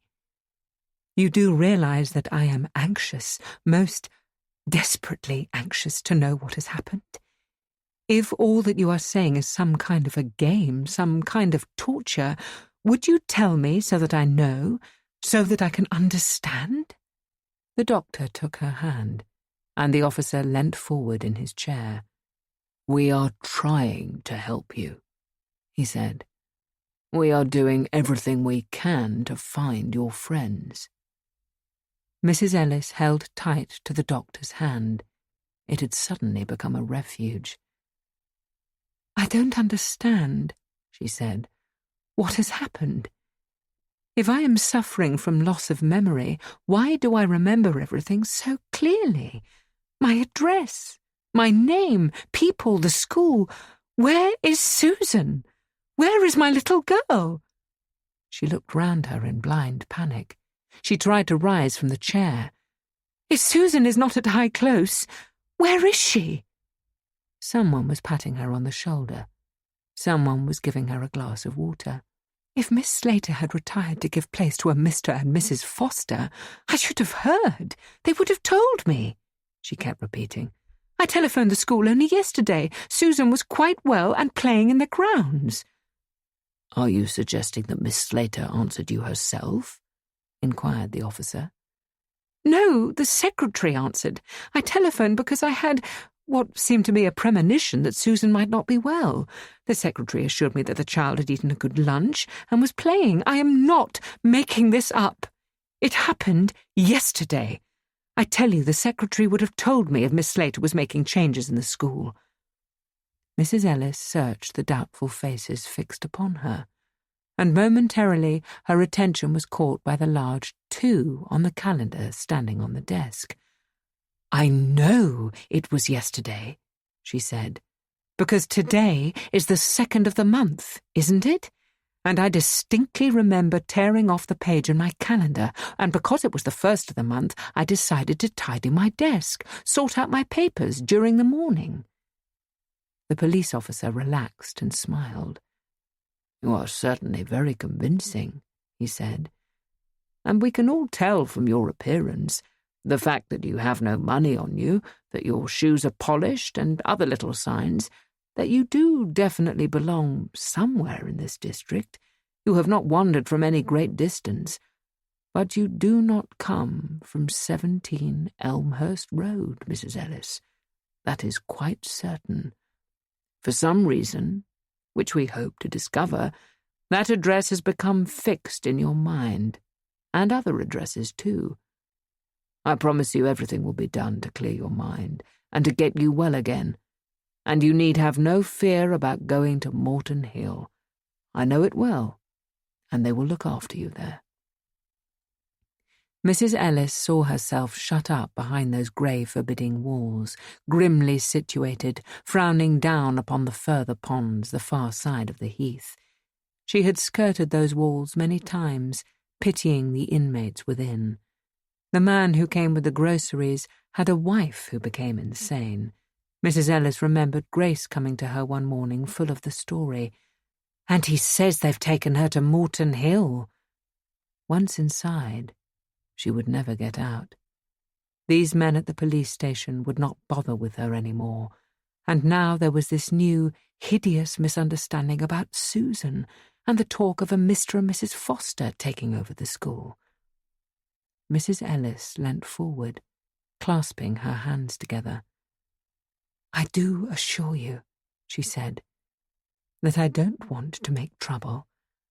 I have always been a very quiet, peaceable sort of person, not easily excited, never quarrelsome, and if I have really lost my memory, I will do what the doctor tells me, take any drugs or medicines that will help. But I am worried, desperately worried about my little girl and what you have told me about the school and Miss Slater's having retired. Would you do just one thing for me? Telephone the school and ask them where you can get in touch with Miss Slater. It is just possible that she has taken the house down the road and removed there with some of the children, Susan amongst them. And whoever answered the telephone was new to the work and gave you vague information." She spoke clearly, without any sort of hysteria or emotion. They must see that she was in deadly earnest, and this request of hers was not wild fancy. The police officer glanced at the doctor, then he seemed to make up his mind. "Very well," he said. "We will do that. We will try to contact this Miss Slater, but it may take time. Meanwhile, I think it is best if you wait in another room while we put through the inquiry." Mrs. Ellis stood up, this time without the help of the policewoman.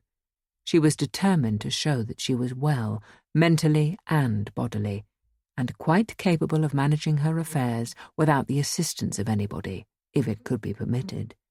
She wished she had a hat instead of the scarf, which she knew instinctively was unbecoming, and her hands were lost without her handbag. At least she had gloves. But gloves were not enough. She nodded briskly to the police officer and the doctor. At all costs she must show civility, and followed the policewoman to a waiting room. This time she was spared the indignity of a cell. Another cup of tea was brought to her. "It's all they think about," she said to herself. "Cups of tea, instead of getting on with their job." Suddenly she remembered poor Netta Draycott and the terrible tragedy of the firebomb. Possibly she and her family had escaped and were now with friends, but there was no immediate means of finding out. "Is it all in the morning papers about the disaster?" she asked the policewoman.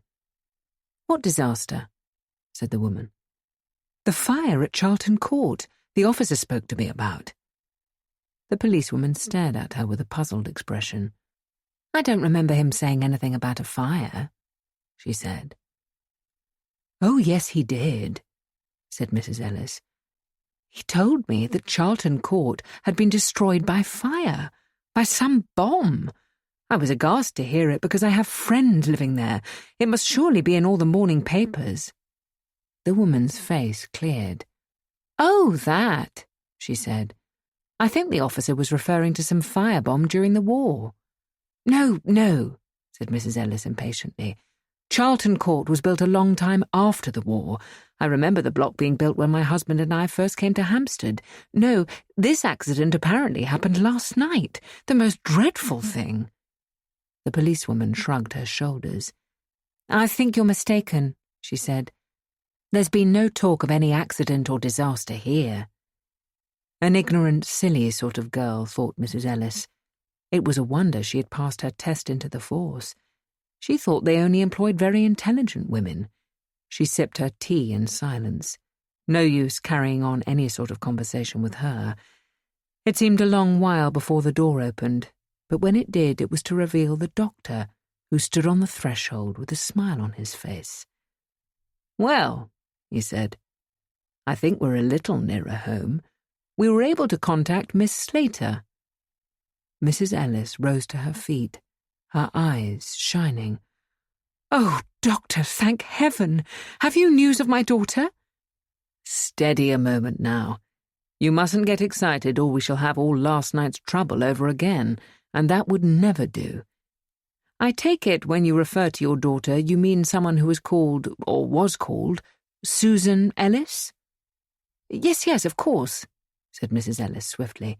"Is she all right? Is she with Miss Slater?" "No, she is not with Miss Slater, but she is perfectly well. I have spoken to her on the telephone myself, and I have the present address here in my notebook." The doctor patted his breast pocket and smiled again.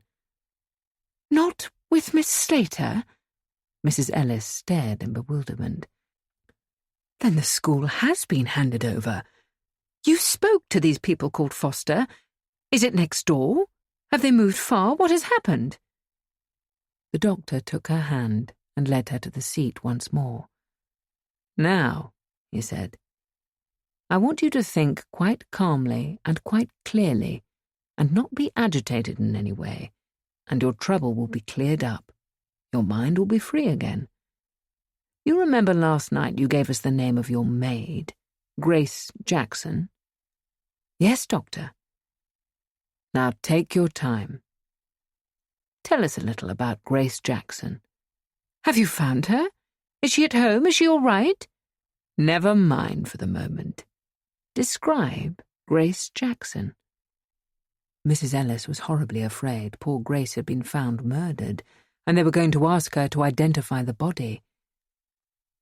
"She is a big girl," she said. "At least not really a girl. About my own age. But you know how one is inclined to talk of a servant as a girl. She has a large bust, rather thick ankles, brownish hair, grey eyes. And she'll be wearing, let me see, I think she may not have changed into her cap and apron when those thieves arrived. She was still probably in her overalls. She is inclined to change rather late in the afternoon. I have often spoken about it. It looks so bad to open the front door in overalls, slovenly, like a boarding house. Grace has good teeth and a pleasant expression, though, of course, if anything has happened to her, she would hardly—" Mrs. Ellis broke off. Murdered. Battered. Grace would not be smiling. The doctor did not seem to notice this. He was looking closely at Mrs. Ellis. "You know," he said, "you have given a very accurate description of yourself." "Myself?" said Mrs. Ellis. "Yes. Figure, colouring, and so on. We think, you know, it is just possible that your amnesia has taken the form of mistaken identity, and that you are really Grace Jackson, believing yourself to be a Mrs. Ellis, and now we are doing our best to trace the relatives of Grace Jackson." This was too much. Mrs. Ellis swallowed. Outraged pride rose in her. "Doctor," she said rapidly, "you have gone a little too far. I bear no sort of resemblance to my maid, Grace Jackson, and if and when you ever find trace of the unfortunate girl, she will be the first to agree with me.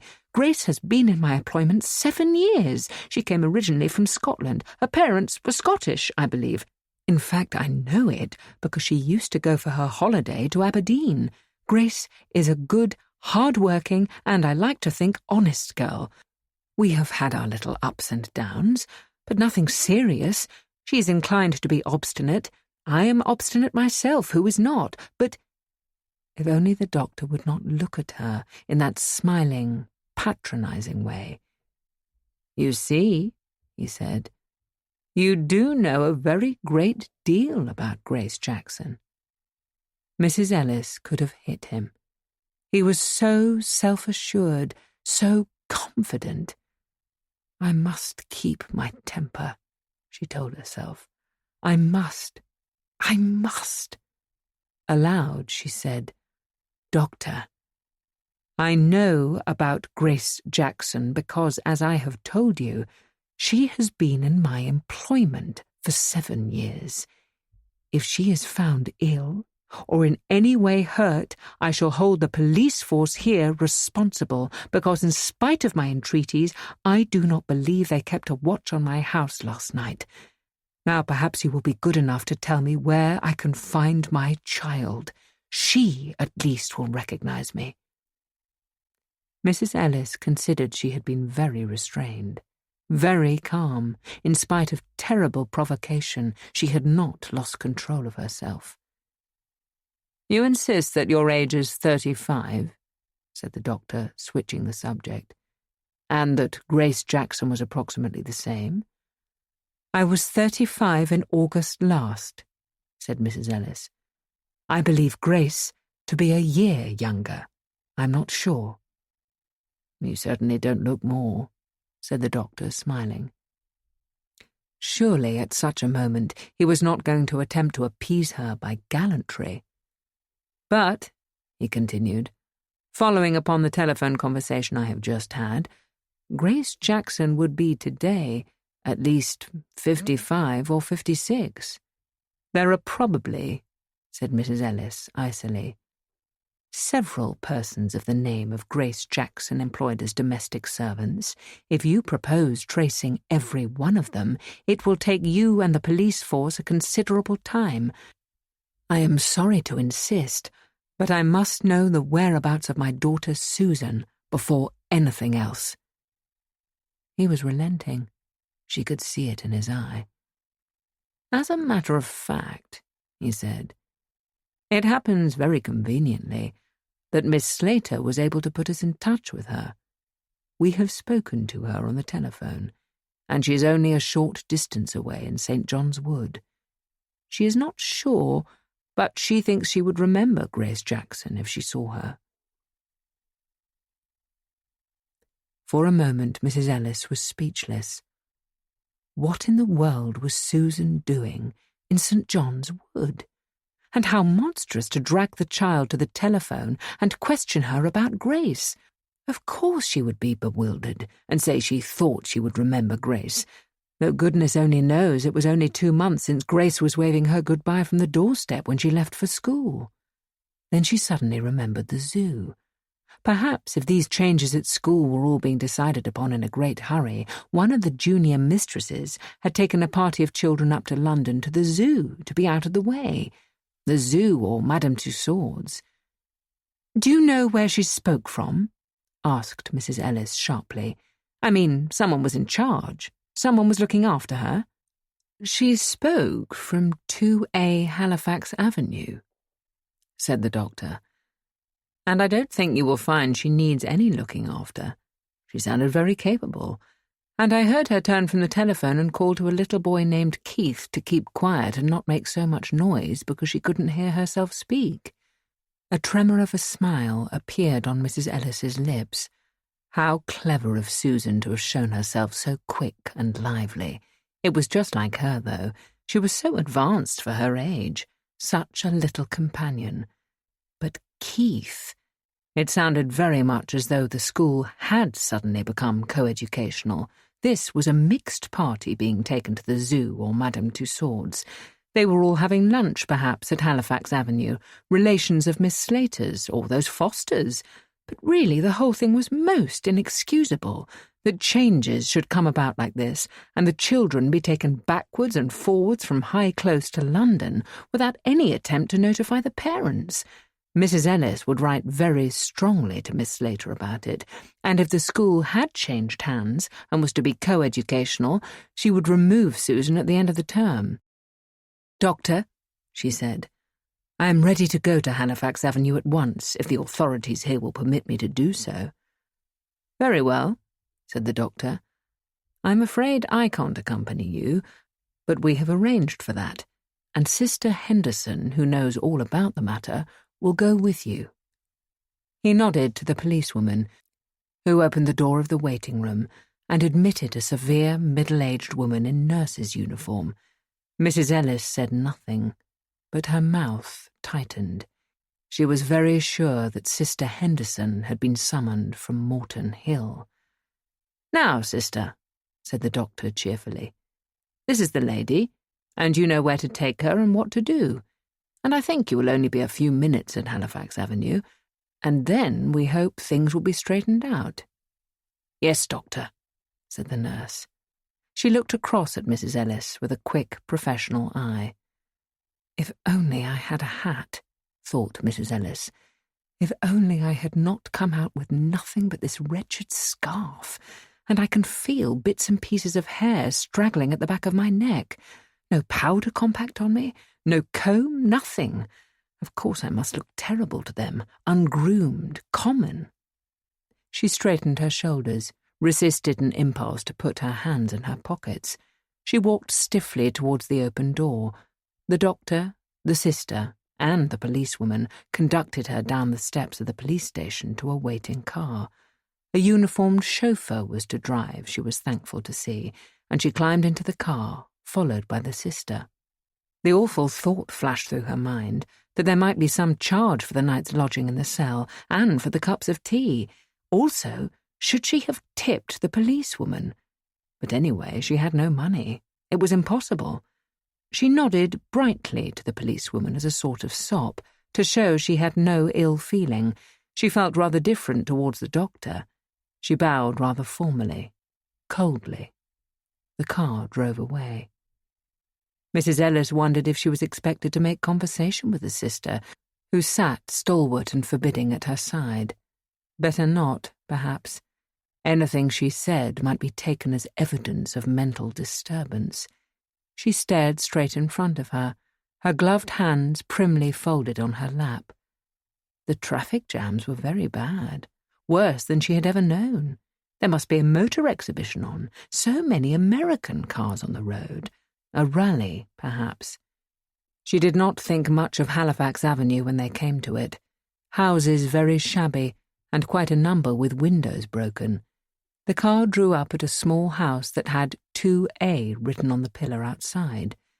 Curious place to take a party of children for lunch. A good Lion's Cafe would have been so much better. The sister got out of the car and waited to help Mrs. Ellis. "We shan't be long," she said to the chauffeur. "That's what you think," said Mrs. Ellis to herself, "but I shall certainly stay with Susan as long as I please." They walked through the piece of front garden to the front door. The sister rang the bell. Mrs. Ellis saw a face looking at them from the front window, and then quickly dart behind a curtain. Good heavens! It was Dorothy, Wilfred's younger sister, who was a schoolteacher in Birmingham. Of course it was. It must be. Everything became clearer. The Fosters must know Dorothy. People to do with education always knew each other. But how awkward. What a bore. Mrs. Ellis had never cared for Dorothy, had stopped writing to her, in fact. Dorothy had been so unpleasant when poor Wilfred died, and had insisted that the writing bureau was hers, and a rather nice piece of jewellery that Mrs. Ellis had always understood Wilfred's mother had given to her, Mrs. Ellis. And in fact the whole afternoon after the funeral had been spent in such unpleasant argument and discussion that Mrs. Ellis had been only too glad to send Dorothy away with the jewellery and the bureau and a very nice rug to which she had no right at all.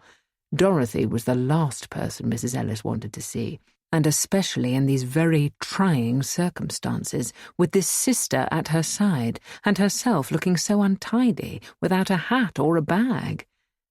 There was no time to compose herself, because the door opened.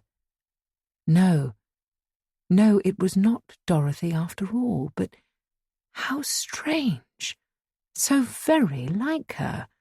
That same thin nose and rather peeved expression, a little taller perhaps, and the hair was lighter. The resemblance, though, was really quite extraordinary. "Are you Mrs. Drew?" asked the sister.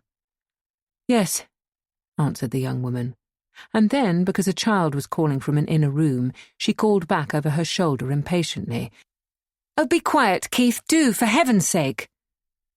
A little boy of about 5 appeared along the hall, dragging a toy on wheels.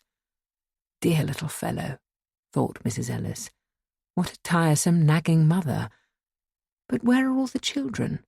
Where is Susan? "This is the person I've brought along for you to identify," said the sister. "You'd better come inside," said Mrs. Drew, rather grudgingly. "I'm afraid everything's in a fearful mess. I've got no help, and you know how it is."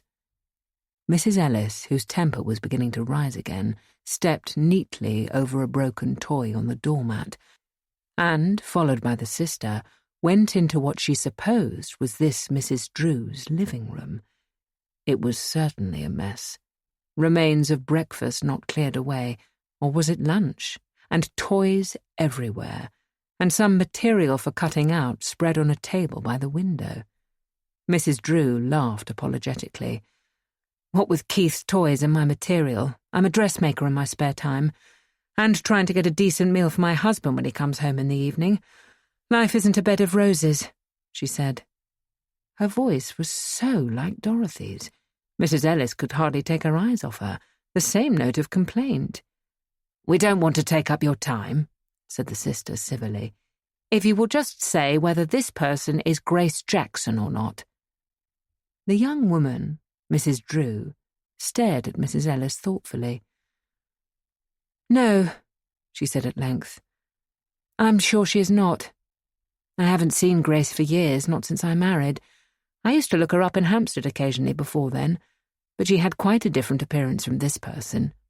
She was stouter, darker, older too." "Thank you," said the sister. "Then you are sure you have never seen this lady before?" "No, never," said Mrs. Drew. "Very well, then," said the sister. "We needn't detain you any longer." She turned as though to go, but Mrs. Ellis was not to be fobbed off with the nonsense that had just passed. "Excuse me," she said to Mrs. Drew. "There has been a most unfortunate misunderstanding all round. But I understand you spoke to the doctor at the police station at Hampstead this morning, or someone did from this house, and that you have a party of school children here from High Close, my child amongst them. Can you tell me if she is still here? Is anyone from the school in charge?" The sister was about to intervene, but Mrs. Drew did not notice this, because the little boy had come into the room dragging his toy. "Keith, I told you to stay outside," she nagged. Mrs. Ellis smiled at the boy. She loved all children. "What a pretty boy," she said, and she held out her hand to him. He took it, holding it tight.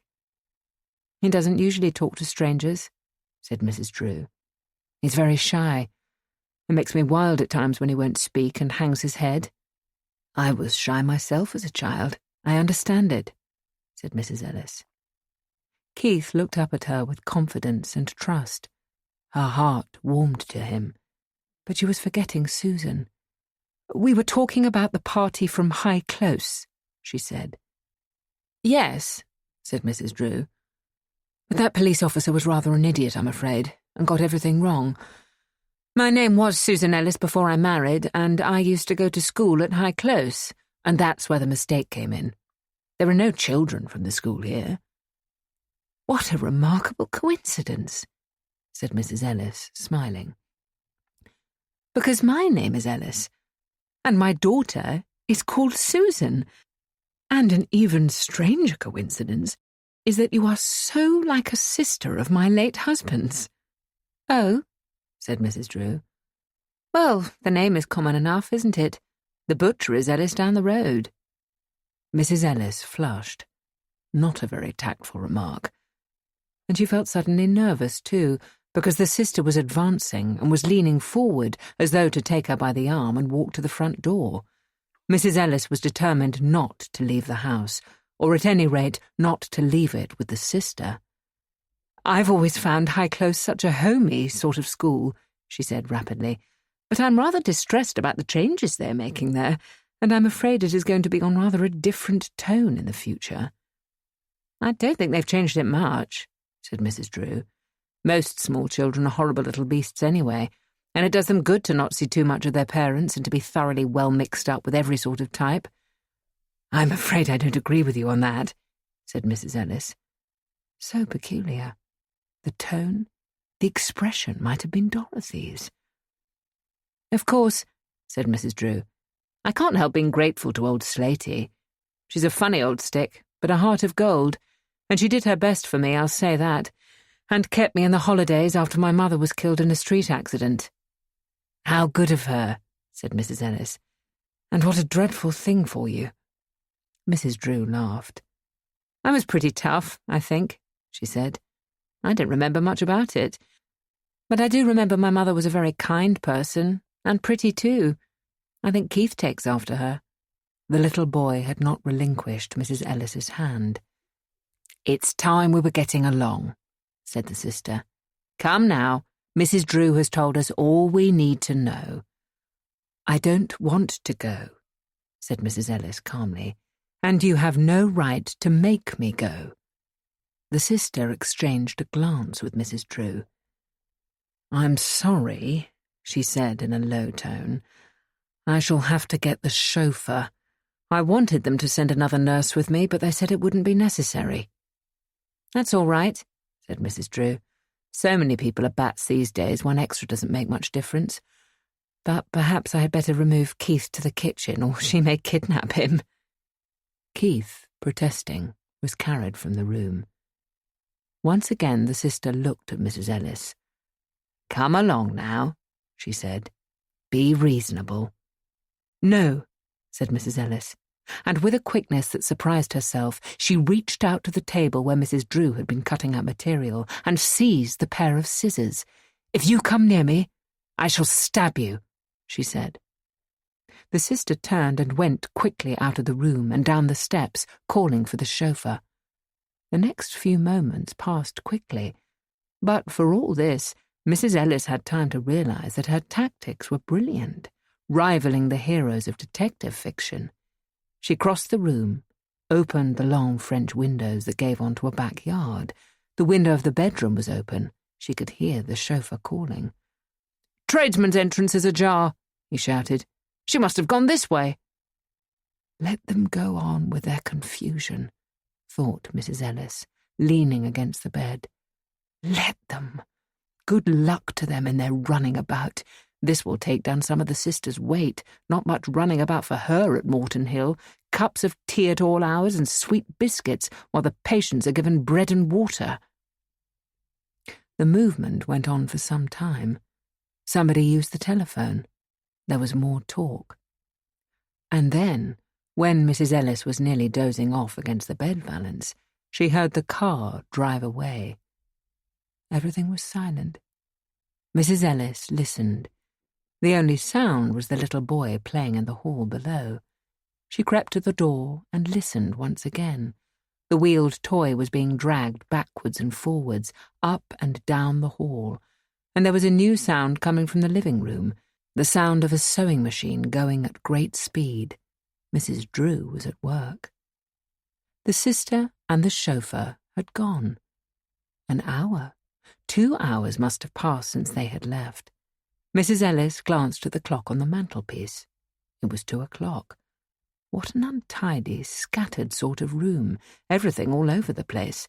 Shoes in the middle of the floor, a coat flung down on a chair, and Keith's cot had not been made up.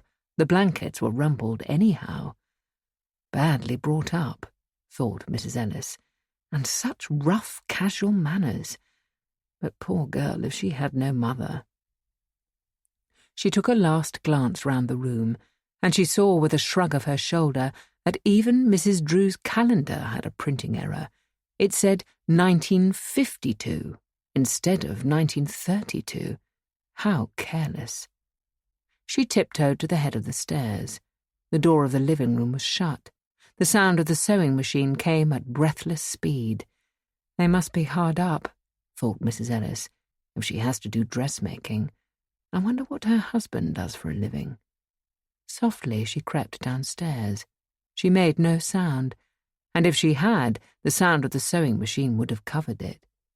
As she passed the living room door, it opened. The boy stood there, staring at her.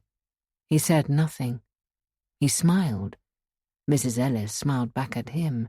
She could not help herself. She had a feeling that he would not give her away. "Shut the door, Keith, do!" nagged his mother from within. The door slammed. The sound of the sewing machine became more distant, muffled. Mrs. Ellis let herself out of the house and slipped away.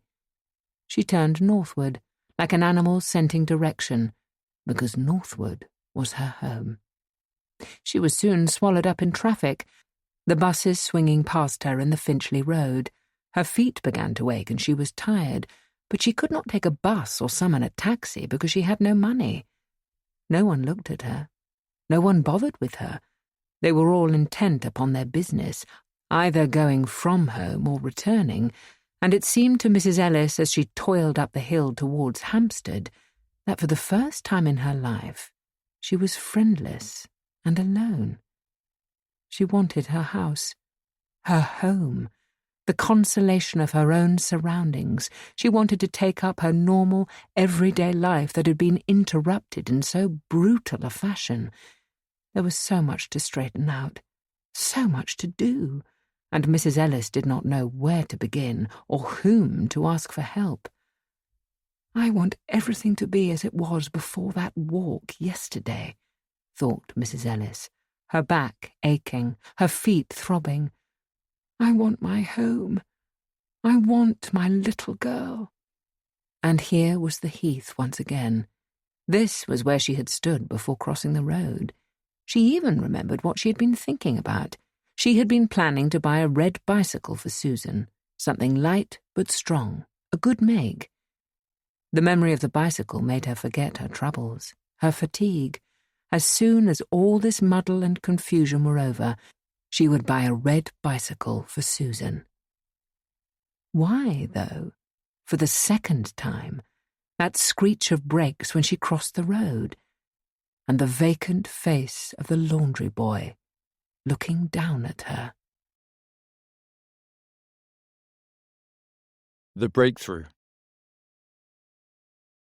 My part in the affair started on September the 18th, when my chief sent for me and told me he was transferring me to Saxmere on the east coast. He was sorry about it, he said, but I was the only one with the necessary technical qualifications for the particular work they had on hand. No, he couldn't give me any details. They were an odd lot down there, and shut themselves up behind barbed wire at the slightest provocation. The place had been a radar experimental station a few years back, but this was finished, and any experiments that were going on now were of an entirely different nature, something to do with vibrations and the pitch of sound.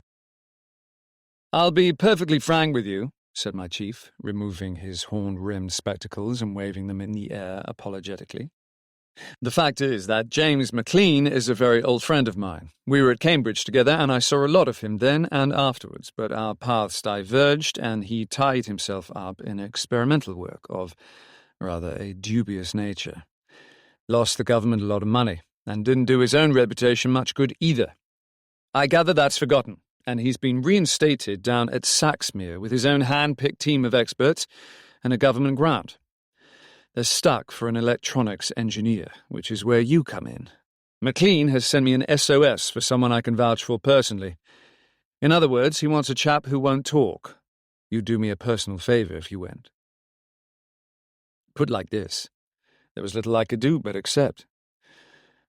It was a damn nuisance all the same. The last thing in the world I wanted was to leave Associated Electronics Limited and its unique facilities for research and drift off to the East Coast to work for someone who had blotted his copybook once and might do so again. "When do you want me to go?" I asked. The chief looked more apologetic than ever. "As soon as you can make it. The day after tomorrow? I'm really very sorry, Saunders. With any luck, you'll be back by Christmas. I've told McLean I'm lending you to him for this particular project only. No question of a long-term transfer. You're too valuable here. This was the sop, the pat on the back. AEL would forget about me for the next 3 months. I had another question, though. What sort of chap is he?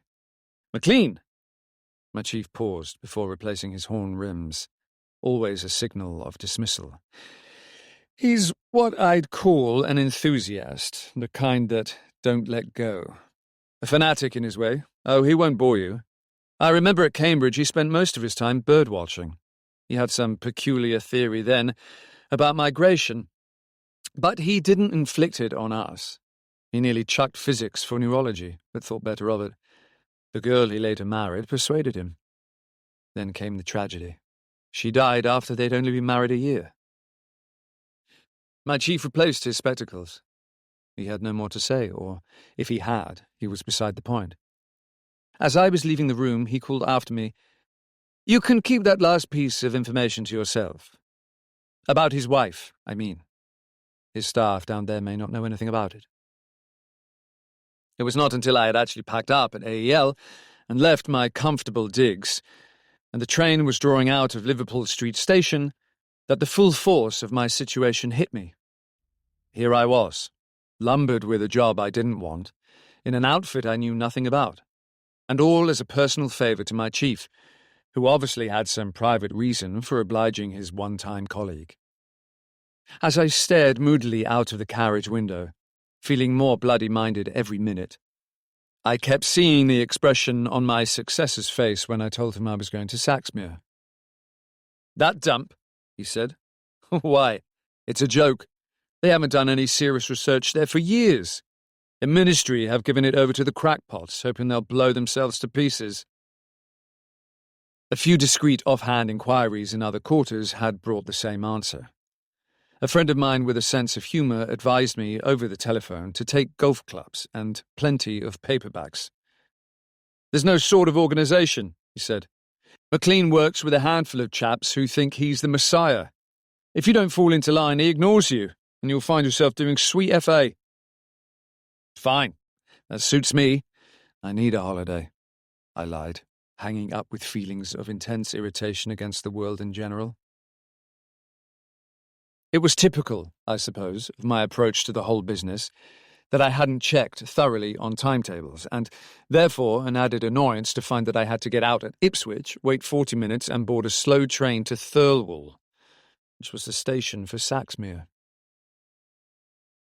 It was raining when I finally descended upon the empty windswept platform, and the porter who took my ticket told me that the taxi which usually waited for this particular train had been snapped up 5 minutes before. "There's a garage opposite the Three Cocks," he added. "They might still be open and could run you over to Saxmere." I walked past the booking office carrying my bags and blaming myself for my bad staff work. As I stood outside the station, wondering whether to brave the doubtful hospitality of the Three Cocks, it was close to 7, and even if a car was not available, I could do with a drink. A very ancient Morris came swerving into the station yard and pulled up in front of me. The driver got out and made a dive for my bags. "You're Saunders, I take it?" he asked, smiling.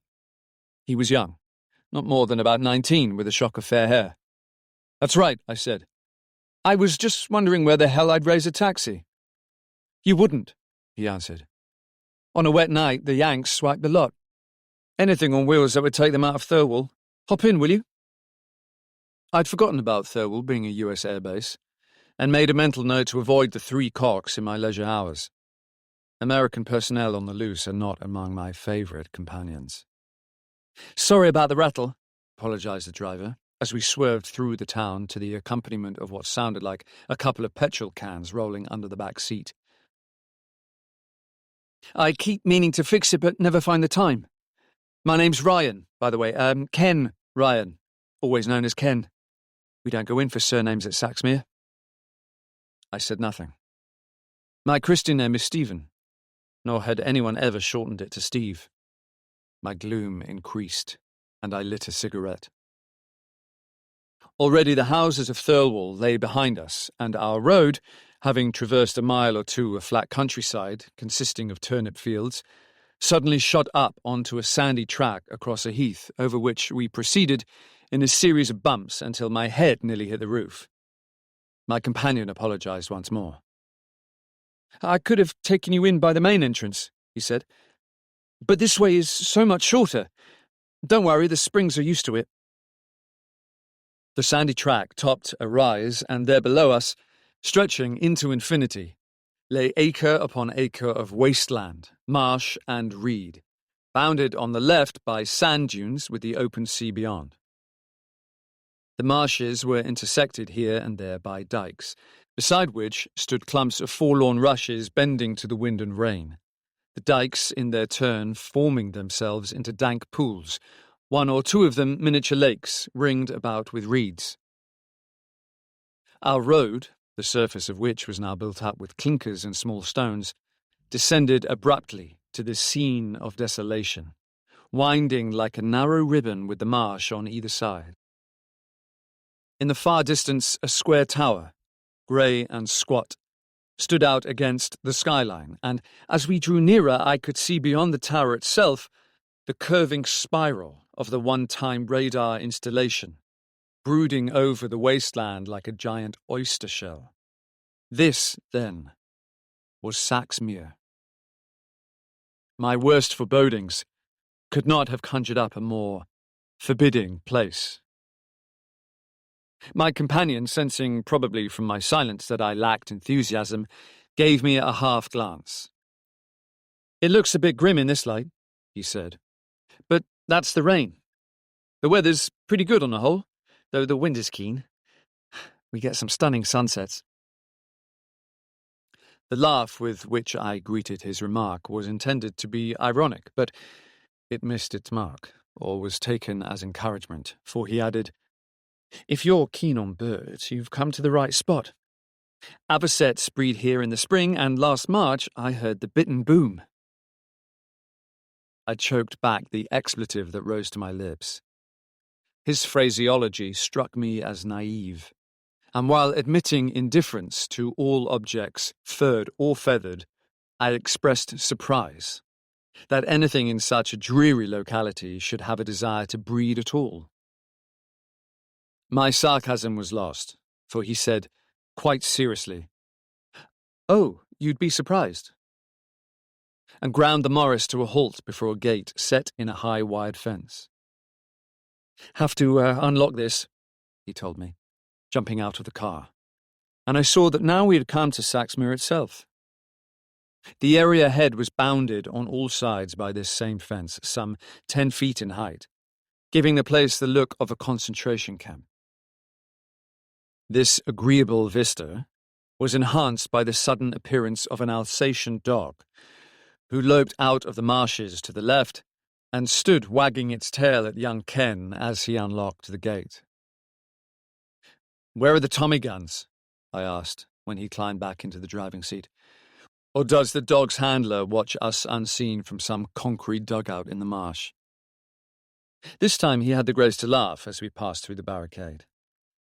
"No guns, no handlers," he said. "Cerberus is as gentle as a lamb. Not that I expected to find him here, but Mac will have him under control." He got out once more and locked the gate, while the dog, his head pointing across the marsh, took no more notice of us. Then all at once, pricking his ears, he dived into the reeds, and I watched him running along a narrow muddy track in the direction of the tower. "He'll be home before we are," said Ken, letting in the clutch, and the car swerved to the right along a broad asphalt road, the marsh giving place now to scrub and shingle. The rain had stopped, the clouds had broken into splintered fragments, and the squat tower of Saxmere stood out bold and black against a copper sky. Did this, I wondered, herald one of the famous sunsets? If so, no member of the staff appeared to be taking advantage of it. Road and marsh alike were deserted. We passed the fork to the main entrance and turned left towards the disused radar installation and the tower itself, grouped about with sheds and concrete buildings. The place looked more like a deserted Dachau than ever. Ken drove past the tower and the main buildings, taking a side road running seaward, at the end of which was a row of prefabricated huts. "Here we are," he said. "And what did I tell you? Cerberus has beaten us to it." The dog emerged from a track on the left and ran off behind the huts. "How is he trained?" I asked. Hi-fi whistle?" "Not exactly," answered my companion. I got out of the car, and he heaved my bags from the rear seat. "These are the sleeping quarters, I suppose." I glanced about me. The prefabs at least looked wind and watertight. "It's the whole works," replied Ken. "We sleep, feed, and do everything here." He ignored my stare and led the way ahead. There was a small entrance hall and a corridor beyond, running right and left. Nobody was about. The walls of both hall and corridor were a dull grey, the floor covered with linoleum. The impression was that of a small-town country surgery after hours. "We feed at 8, but there's loads of time," said Ken. "You'd like to see your room and have a bath, perhaps?" I had no particular desire for a bath, but I badly needed a drink. I followed him down the left-hand corridor, and he opened a door and switched on the light, then crossed the floor and pulled aside the curtains. "Sorry about that," he said. Janice likes to bed us down early before going through to the kitchen. Winter or summer, these curtains are drawn at 6:30, and the covers removed from the beds. He's a stickler for routine. I looked around. Whoever designed the room must have had a hospital training, all right. It had the bare essentials: bed, wash basin, chest of drawers, wardrobe, one chair. The window gave on to the entrance front. The blankets on the bed were folded, hospital fashion, and a military hospital at that. "Okay?" asked Ken. He looked puzzled. Possibly my expression surprised him. "Fine," I answered. "Now what about a drink?" I followed him up the corridor once more, across the entrance hall, and on through a swing door at the far end. I heard the light clack-clack of ping-pong balls and braced myself for frivolity. The room we entered was empty. The sportsmen, whoever they were playing in the room beyond. Here there were easy chairs, a table or two, an electric fire, and a bar in the far corner, behind which my youthful companion installed himself. I noticed, with misgiving, 2 enormous urns. "Coffee or cocoa?" he asked. "Or do you prefer something cool? I can recommend the orange juice with a splash of soda." "I'd like a scotch," I said. He looked distressed. His expression became that of an anxious host whose guest demands fresh strawberries in midwinter. "I'm frightfully sorry," he said. "We none of us touch alcohol. Mac won't have it served. It's one of his things. But, of course, you can bring your own supply and drink it in your room. What a fool I was to not have warned you. We could have stopped at Thirlwall and brought you back a bottle from the Three Cocks." His distress was so genuine that I controlled the floodgates of emotion that threatened to burst from me, and told him I would settle for orange juice. He looked relieved, and splashed the nauseous liquid into a tall glass, deftly sousing it with soda. I felt the time had come for further explanation, not only about him, the acolyte, but about the rest of the establishment. Was the order Benedictine or Franciscan? And at what hour would the bell sound for Vespers and Compline? "Forgive my ignorance," I said, "but my briefing before leaving AEL was somewhat short. I don't know the first thing about Saxmere or what you do here." "Oh, don't worry," he answered, smiling. "Mac will explain all that." He poured some juice into his own glass and said, "Cheers." I ignored the toast and listened to the echo of the ping-pong balls. You told me, I continued, that all the work was done in this building where we are now. That's right, he said. But where do all the personnel hang out? I persisted. Personnel, he echoed, frowning. There are no personnel. That's to say there's only Mac, Robbie, Janice, I suppose you'd count Janice, and myself. And now, of course, you. I put down my glass and stared. Was he having me on? No. He seemed perfectly serious, tossing down his orange juice like a cup-bearer of the gods quaffing ambrosia. He watched me from behind the bar. It's okay, you know, he said.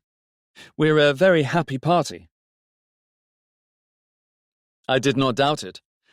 What with cocoa, ping-pong, and the booming bittern, this team of sportsmen would make the members of a women's institute seem like trolls. My baser instincts made me yearn to prick the youngster's pride. And what, I asked, is your position on the staff? Ganymede to the professor's Jove? To my intense surprise, he laughed, and with an ear cocked to the further room, where the sound of balls had ceased, set 2 more glasses down upon the bar and filled them both with juice. How smart of you to guess, he answered. That's roughly the idea. To snatch me from this earth to a doubtful heaven. No. Seriously, I'm Mac's guinea pig, along with Janice's daughter and Cerberus the dog. At that moment the door opened, and 2 men came into the room. Instinctively, I recognized McLean. He was 50-ish, craggy, tall, with the pale, rather light blue eyes which I associate with drunkards, criminals, and fighter pilots. In my view, the 3 frequently combine. His lightish hair receded from a high forehead, and the prominent nose was matched by a thrusting chin. He wore baggy corduroy trousers and an immense pullover with a turtleneck. His companion was sallow, bespectacled and squat. Shorts and a baggy shirt gave him a Boy Scout appearance, nor did the circular sweat stains under his armpits enhance his charm. McLean advanced towards me, holding out his hand, the broad smile of welcome suggesting I had already become one of his small band of brothers. I'm so very glad to see you, he said. I do hope Ken has been looking after you all right. Such a wretched evening for your first glimpse of Saxmere, but we'll do better for you tomorrow, won't we, Robbie? His voice, his manner was that of an old-fashioned host. I might have been a late arrival at a country house shoot. He put his hand on my shoulder and urged me towards the bar. Orange juice for all, please, Ken, he said.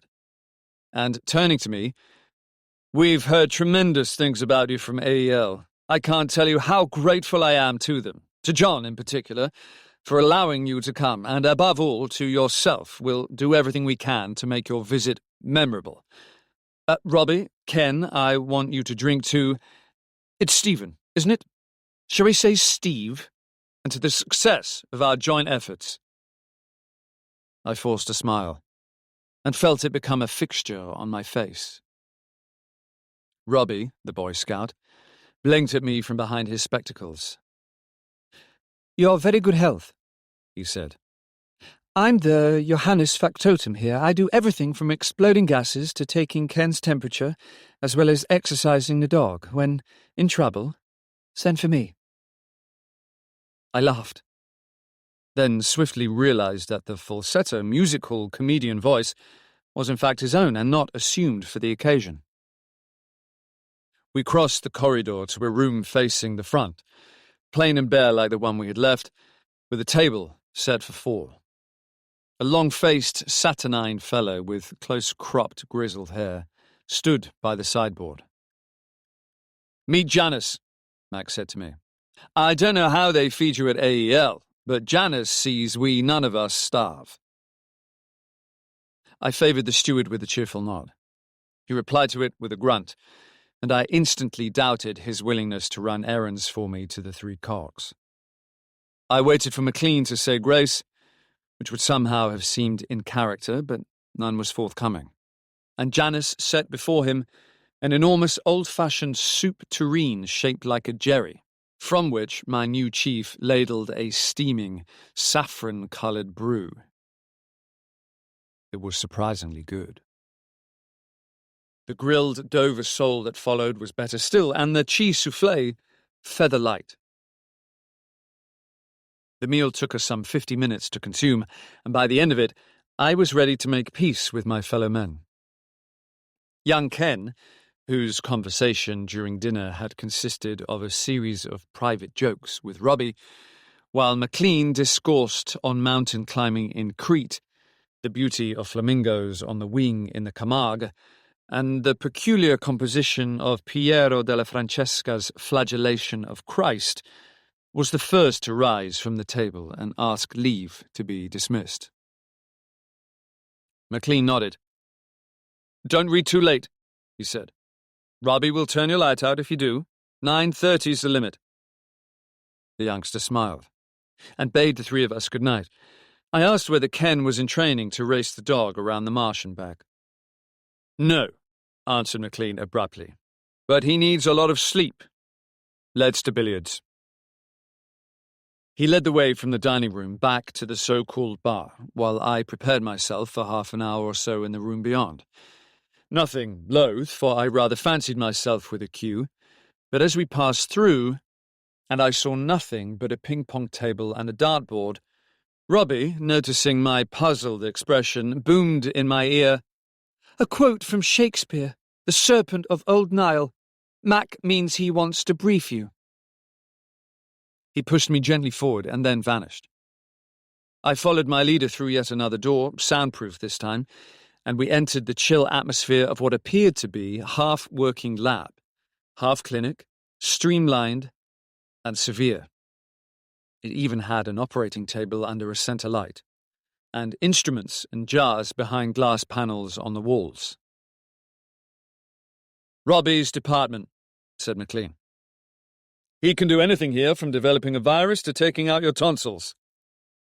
I made no comment, having small desire to offer myself as a potential victim to the Boy Scouts' doubtful ministrations, and we passed from the laboratory to the room adjoining. "You'll feel more at home here," observed McLean, and as he switched on the lights I saw that we had reached the electronics department. The first installation to which we came appeared similar to the one we had built for the GPO some years ago.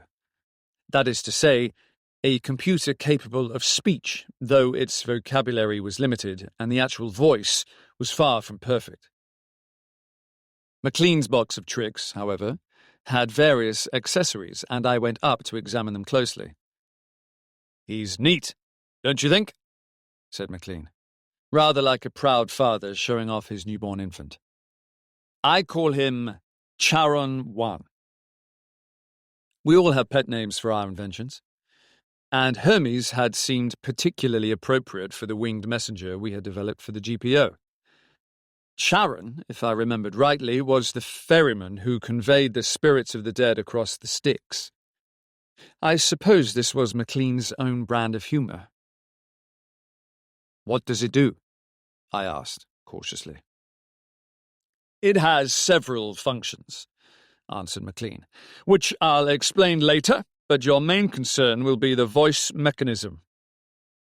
He went through a starting-up procedure, much as we had done at AEL, but the result was very different. The voice reproduction was perfect, and he had got rid of all the hesitation.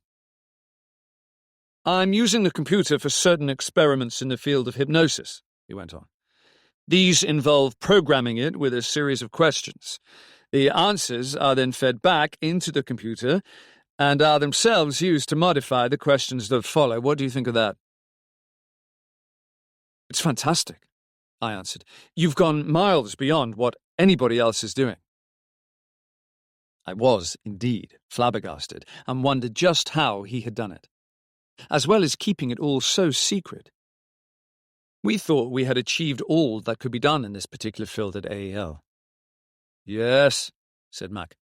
Your experts will hardly improve upon it. Charon 1 will have many uses, especially in the medical world. I won't go into any more details tonight, except to say that it is primarily concerned with an experiment I'm working on which the Ministry knows nothing whatever about. He smiled.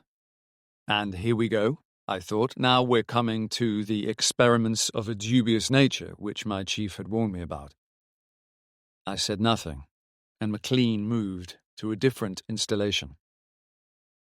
This, he said, is what really concerns the government and the military chaps in particular. You know, of course, that blast is difficult to control. An aeroplane breaking the sound barrier may shatter windows indiscriminately, but not one particular window or one particular target. Chairman 2 can do just that. He crossed the room to a cabinet, took out a glass jar, and placed it on the working bench by the wall. Then he threw a switch on his second installation, and the glass shivered to fragments. Rather neat, don't you think? Said McLean. But of course the point is the long-range use, should you wish to inflict serious damage on specific objects at a distance. I personally don't. Blast doesn't interest me, but the services would find it effective on occasion. It's just a case of a special method of transmission. But my particular concern is high-frequency response between individuals, and between people and animals. I'm keeping this quiet from my masters, who give me a grant.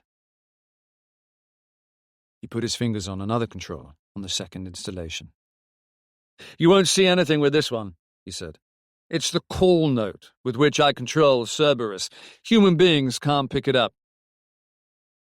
We waited in silence, and a few minutes later I heard the sound of a dog scratching at the further door. McLean let him in. All right. Good boy. Lie down.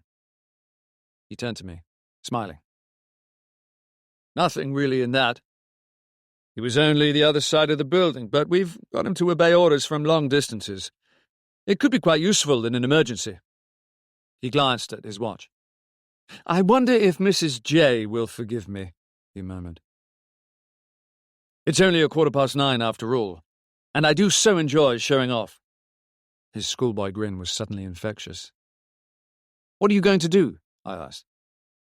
Bring her small daughter to the telephone or wake her up if she's asleep. He made another adjustment to the apparatus, and once again we waited. In about 2 minutes the telephone rang. McLean crossed the room to answer it. Hello, he said. Sorry, Mrs. J, just an experiment. I'm sorry if I've woken her up. Yes, put her on. Hello, Nicky. No, it's all right. You can go back to bed.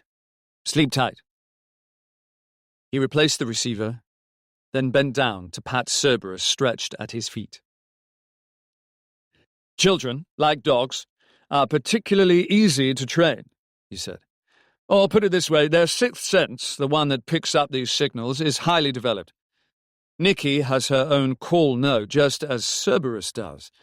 And the fact that she suffers from retarded development makes her an excellent subject. He patted his box of tricks, in much the same fashion that he had patted his dog. Then he glanced up at me and smiled. Any questions? Obviously, I replied. The first being, what is the exact object of the exercise? Are you trying to prove that certain high-frequency signals have potentialities not only for destruction, but also for controlling the receptive mechanism in an animal and also the human brain? I forced a composure I was far from feeling. If these were the sort of experiments that were going on at Saxmere, small wonder the place had been shrugged aside as a crackpot's paradise. McLean looked at me thoughtfully. Of course, Charon 2 could be said to prove exactly that, he said. Though this is not my intention. The Ministry may possibly be very disappointed in consequence. No, I personally am trying to tackle something more far-reaching. He paused, then put his hand on my shoulder. We'll leave Charons 1 and 2 for tonight. Come outside for a breath of air. We left by the door, which the dog had scratched at. It led to another corridor and finally to an entrance at the back of the building. McLean unbolted the door and I followed him through. The rain had ceased, and the air was clean and cold, the sky brilliant with stars. In the distance, beyond the line of sand dunes, I could hear the roar of sea breaking upon shingle. McLean inhaled deeply. His face turned seaward. Then he looked upward at the stars. I lit a cigarette and waited for him to speak. "Have you any experience of poltergeists?" he asked. "Things that go bump in the night," I said. "No, I can't say I have." I offered him a cigarette, but he shook his head. "What you watched just now," said McLean, "the glass shivering to pieces, is the same thing. Electrical force released. Mrs. J had trouble with crashing objects long before I developed Charon. Saucepans and so on, hurling themselves about at the Coast Guard's cottage where they live. It was Nicky, of course." I stared at him, incredulous. "You mean the child?" "Yes." He thrust his hands in his pockets and began pacing up and down. "Naturally, she was quite unaware of the fact," he continued. "So were her parents. It was only psychic energy exploding. Extra strong in her case because her brain is undeveloped. And since she is the only survivor of identical twins, the force was doubled." This was rather too much to swallow, and I laughed. He swung round and faced me. "Have you a better solution?" he asked. "No," I admitted. "But surely—" "Exactly," he interrupted. "Nobody ever has. There are hundreds, thousands of cases of these so-called phenomena, and almost every time they are reported there is evidence to show that a child, or someone who is regarded as of substandard intelligence, was in the locality at the time." He resumed his walk, and I beside him, the dog at our heels. "So what?" I said. "So that," he went on, "it suggests we all possess an untapped source of energy within us that awaits release. Call it, if you like, Force 6. It works in the same way as the high-frequency impulse which I released just now from Charon. Here is the explanation of telepathy, precognition, and all the so-called psychic mysteries. The power we develop in any electronic device is the same as the power that the Janus child possesses, with one difference. To date, we can control the one, but not the other." I saw his meaning, but not where the discussion was leading us. God knows life is complicated enough without seeking to probe the unconscious forces that may lie dormant within man, especially if the connecting link must first be an animal or an idiot child. "All right," I said, "so you tap this Force 6, as you call it, not only in Janus's daughter, but in all animals, in backward children, and finally in the human race. You have us breaking glasses, sending saucepans flying, exchanging messages by telepathic communication, and so on and so forth. But wouldn't it add immeasurably to our difficulties, so that we ended up in the complete chaos from which we presumably sprang?" This time it was McLean who laughed. Our walk had taken us to a ridge of high ground, and we were looking across the sand dunes to the sea beyond. The long shingle beach seemed to stretch into eternity, as drear and featureless as the marsh behind it. The sea broke with a monotonous roar, sucking at the dragging stones, only to renew the effort and spend itself once more. "No doubt it would," he said, "but that's not what I'm after. Man will find a proper use for Force 6 in his own good time. I want to make it work for him after the body dies." I threw my cigarette onto the ground and watched it glow an instant before it flickered to a wet stub. What on earth do you mean? I asked him. He was looking at me, trying to size up my reaction to his words. I could not make up my mind if he was mad or not, but there was something vaguely endearing about him. As he stood there, hunched, speculative, like an overgrown schoolboy in his corduroy bags and his old turtle-necked sweater. "I'm quite serious," he said. "The energy is there, you know, when it leaves the body on the point of death. Think of the appalling wastage through the centuries. All that energy escaping as we die, when it might be used for the benefit of mankind. It's the oldest of theories, of course, that the soul escapes through the nostrils or the mouth. The Greeks believed in it. So do certain African tribes today. You and I are not concerned with souls, and we know that our intelligence dies with our body, but not the vital spark. The life force continues as energy, uncontrolled, and up to the present. Useless. It's above us and around us as we stand talking here." Once again he threw back his head and looked at the stars, and I wondered what deep inner loneliness had driven him to this vain quest after the intangible. Then I remembered that his wife had died. Doubtless his theoretical bunk had saved him. "I'm afraid it will take you a lifetime to prove," I said to him. "No," he answered. "At the most, a couple of months. You see, Charon 3, which I didn't show you, has a built-in storage unit to receive and contain power, or, to be exact, to receive and contain Force 6 when it is available." He paused. The glance he threw at me was curious, speculative. I waited for him to continue. "The groundwork has all been done," he said. "We are geared and ready for the great experiment when Charons 1 and 3 will be used in conjunction, but I need an assistant, fully trained to work both installations when the moment comes. I'll be perfectly frank with you. Your predecessor here at Saxmere wouldn't cooperate."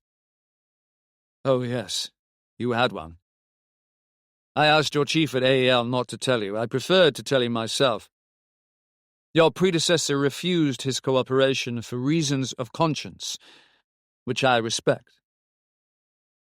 I stared. I was not surprised at the other fellow refusing to cooperate, but I did not see where ethics came into it. "He was a Catholic," explained McLean, "believing as he did in the survival of the soul and its sojourn in purgatory. He couldn't stomach any idea of imprisoning the life force and making it work for us here on Earth, which, as I have told you, is my intention." He turned away from the sea and began walking back the way we had come. The lights were all extinguished in the low line of prefabs, where presumably we were to eat, work, sleep, and have our being during the 8 weeks that lay ahead. Behind them loomed the square tower of the disused radar station, a monument to the ingenuity of man. "They told me at AEL you had no religious scruples," went on McLean. "Neither have the rest of us at Saxmere, though we like to think of ourselves as dedicated men. As young Ken puts it himself, it comes to the same thing as giving your eyes to a hospital or your kidneys to cold storage. The problem is ours, not his." I had a sudden recollection of the youngster at the bar, pouring out the orange juice and calling himself a guinea pig. "What's Ken's part in all this, then?" I asked. McLean paused in his walk and looked straight at me. "The boy has leukemia," he said. "Robbie gives him 3 months at the outside. There'll be no pain. He has tremendous guts and believes wholeheartedly in the experiment. It's very possible the attempt may fail. If it fails, we'll lose nothing. His life is forfeit anyway. If we succeed—" He broke off, catching his breath as though swept by a sudden deep emotion. "If we succeed, you see what it will mean," he said. we shall have the answer at last to the intolerable futility of death. When I awoke next morning to a brilliant day and looked from my bedroom window along the asphalt road to the disused radar tower, brooding like a sentinel over empty sheds and rusted metal towards the marsh beyond, I made my decision then and there to go. I shaved, bathed, and went along to breakfast, determined to be courteous to all and to ask for 5 minutes alone with McLean immediately afterwards. I would catch the first available train, and with luck be in London by 1 o'clock. If there was any unpleasantness with AEL, my chief would take the rap for it, not I. The dining room was empty, except for Robbie, who was attacking an enormous plateful of soused herrings. I bade him a brief good day and helped myself to bacon. I looked round for a morning paper, but there was none. Conversation would be forced upon me. "Fine morning," I observed. He did not answer me immediately. He was engaged in dissecting his herring with the finesse of an expert. Then his falsetto voice came at me across the table. "Are you proposing to back out?" he asked. His question took me by surprise, and I disliked the note of derision. "I'm an electronics engineer," I answered. "I'm not interested in psychical research." "No more were Lister's colleagues concerned with discovering antisepsis," he rejoined.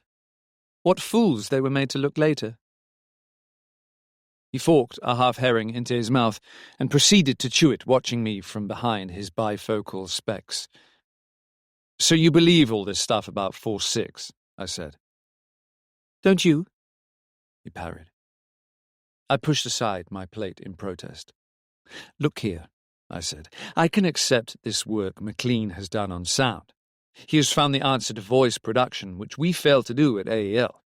He has developed a system by which high-frequency waves can be picked up by animals, and also, it seems, by one idiot child. I give him full marks for the first. I'm doubtful about the potential value of the second, and as to his third project, capturing the life force, or whatever he calls it, as it leaves the body, if anyone talked to the ministry about that one, your boss would find himself inside." I resumed my bacon, feeling I had put Robbie in his place. He finished his herrings, then started on the toast and marmalade. "Ever watched anyone die?" he asked suddenly. "As a matter of fact, no," I answered. "I'm a doctor, and it's part of my job," he said. "In hospitals, in homes, in refugee camps after the war. I suppose I've witnessed scores of deaths during my professional life. It's not a pleasant experience. Here at Saxmere, it's become my business to stand by a very plucky, likeable lad, not only during his last hours, but during the few weeks that remain to him. I could do with some help." I got up and took my plate to the sideboard. Then I returned and helped myself to coffee. "I'm sorry," I said. He pushed the toast rack towards me, but I shook my head. Breakfast is not my favourite meal, and this morning I lacked appetite. There was a sound of footsteps outside on the asphalt, and a head looked in at the window. It was Ken. "Hello," he said, with a grin. "What a wonderful morning. If Mac doesn't need you in the control room, I'll show you round. We could take a walk up to the Coast Guard cottages and over Saxmere Cliff. Are you game?" He took my hesitation for assent. "Splendid. It's no use asking Robbie. He'll spend the morning in the lab gloating over specimens of my blood." The head vanished, and I heard him call to Janice through the kitchen window alongside. Neither Robbie nor I spoke. The sound of munching toast became unbearable. I stood up. "Where will I find McLean?" I asked. "In the control room," he answered, and went on eating. It was best done at once. I went the way I had been shown the night before, through the swing door to the lab. Somehow the operating table under the centre light held more significance this morning, and I avoided looking at it. I went through the door at the far end and saw McLean standing by Charon 1. He beckoned me over. There's a slight fault in the processing unit, he said. I noticed it last night. I'm sure you'll be able to fix it. This was the moment to express my regrets and tell him I had decided against joining his team and intended to return to London immediately. I did no such thing. Instead, I crossed the floor to the computer and stood by while he explained the circuits. Professional pride, professional jealousy, if you will, coupled with intense curiosity to know why this particular apparatus was superior to the one we had built at AEL, proved too much for me. "There are some overalls on the wall," said McLean. "Put 'em on, and we'll fix the fault between us." From then onward I was lost. Or perhaps it would be more correct to say that I was won. Not to his lunatic theories, not to any future experiment with life and death. I was conquered by the supreme beauty and efficiency of Charon 1 itself. Beauty may be an odd word to use where electronics are concerned. I did not find it so. Herein lay all my passion, all my feelings. From my boyhood I had been involved with the creation of these things. This was my life's work. I was not interested in the uses to which the machines I had helped to develop and perfect were ultimately put. My part was to see that they fulfilled the function for which they were designed. Until arriving at Saxmere, I had had no other object, no other aim in life but to do what I was fitted to do, and do it well. Charon 1 awakened something else in me, an awareness of power. I had only to handle those controls to know that what I wanted now was to have detailed knowledge of all the working parts, and then be given charge of the whole layout. Nothing else mattered. By the end of that first morning, I had not only located the fault, a minor one, but had set it right. McLean had become Mac. The shortening of my name to Steve was something that no longer jarred, and the whole fantastic setup had ceased to irritate or to dismay. I had become one of the team. Robbie showed no surprise when I turned up at lunchtime, nor did he allude to our conversation at breakfast. In the late afternoon, with Mac's permission, I took my suggested walk with Ken. It was impossible to connect approaching death with this irrepressible youngster, and I put it from my mind. It could be that both Mac and Robbie were wrong about it. Anyway, it was not, thank God, my problem. He showed no sign of fatigue and led the way, laughing and chatting across the sand dunes to the sea. The sun was shining. The air felt cold and clean. Even the long stretch of shore that had seemed dreary the night before had now a latent charm. The heavy shingle gave place to sand, crisp under our feet. Cerberus, who accompanied us, bounded ahead. We threw sticks for him to retrieve from the pallid, almost effortless sea, which gently, without menace, broke beside us as we walked. We did not discuss Saxmere or anything connected with it. Instead, Ken regaled me with amusing gossip about the US base at Thirlwall, where he had apparently worked as one of the ground staff before Mac arranged his transfer 10 months before. Suddenly Cerberus, barking puppy fashion for another stick, turned and stood motionless, ears pricked, head to wind. Then he started loping back the way we had come, his lithe black and tan form soon lost to sight against the darker shingle and the dunes beyond. "He's had a signal from Charon," said Ken. The night before, watching Mac at the controls, the dogs scratching at the door seemed natural. Here, some 3 miles distant on the lonely shore, his swift departure was uncanny. "Effective, isn't it?" said Ken. I nodded. But somehow, because of what I'd seen, my spirits left me. Enthusiasm for the walk had waned. It would have been different had I been alone. Now, with the boy beside me, I was, as it were, confronted with the future. The project Mac had in mind. the months ahead. "Want to turn back?" he asked me. His words reminded me of Robbie's at breakfast, though he meant them otherwise. "Just as you like," I said indifferently. He swung left and we clambered, slipping and sliding with every step, up the steep slope to the cliffs above the beach. I was breathless when I reached the top. Not Ken. Smiling, he lent a hand to pull me up. Heather and scrub lay all about us, and the wind was in our faces, stronger than it had been below. About a quarter of a mile distant, stark and white against the skyline, stood a row of Coast Guard cottages, bleak windows all aflame with the setting sun. "Come and pay your respects to Mrs. J," suggested Ken. Reluctantly I followed, detesting unpremeditated visits, no matter where. The unprepossessing Janus household did not attract me. As he drew near, I saw that only the far cottage was inhabited. The others had the forlorn, lost look of buildings untenanted for years. 2 had their windows broken. Gardens, untended, sprawled. Posts, sagging drunkenly from the damp earth, trailed pieces of barbed wire from their rotting stumps.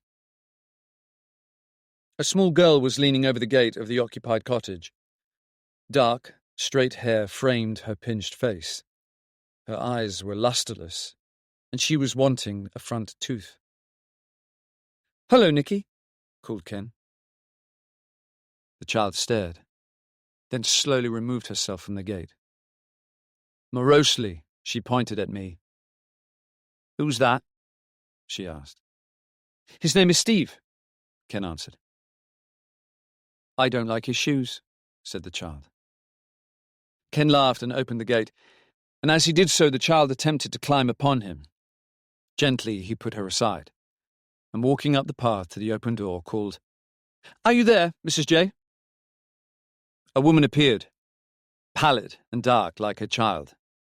Her anxious face broke into a smile at the sight of Ken.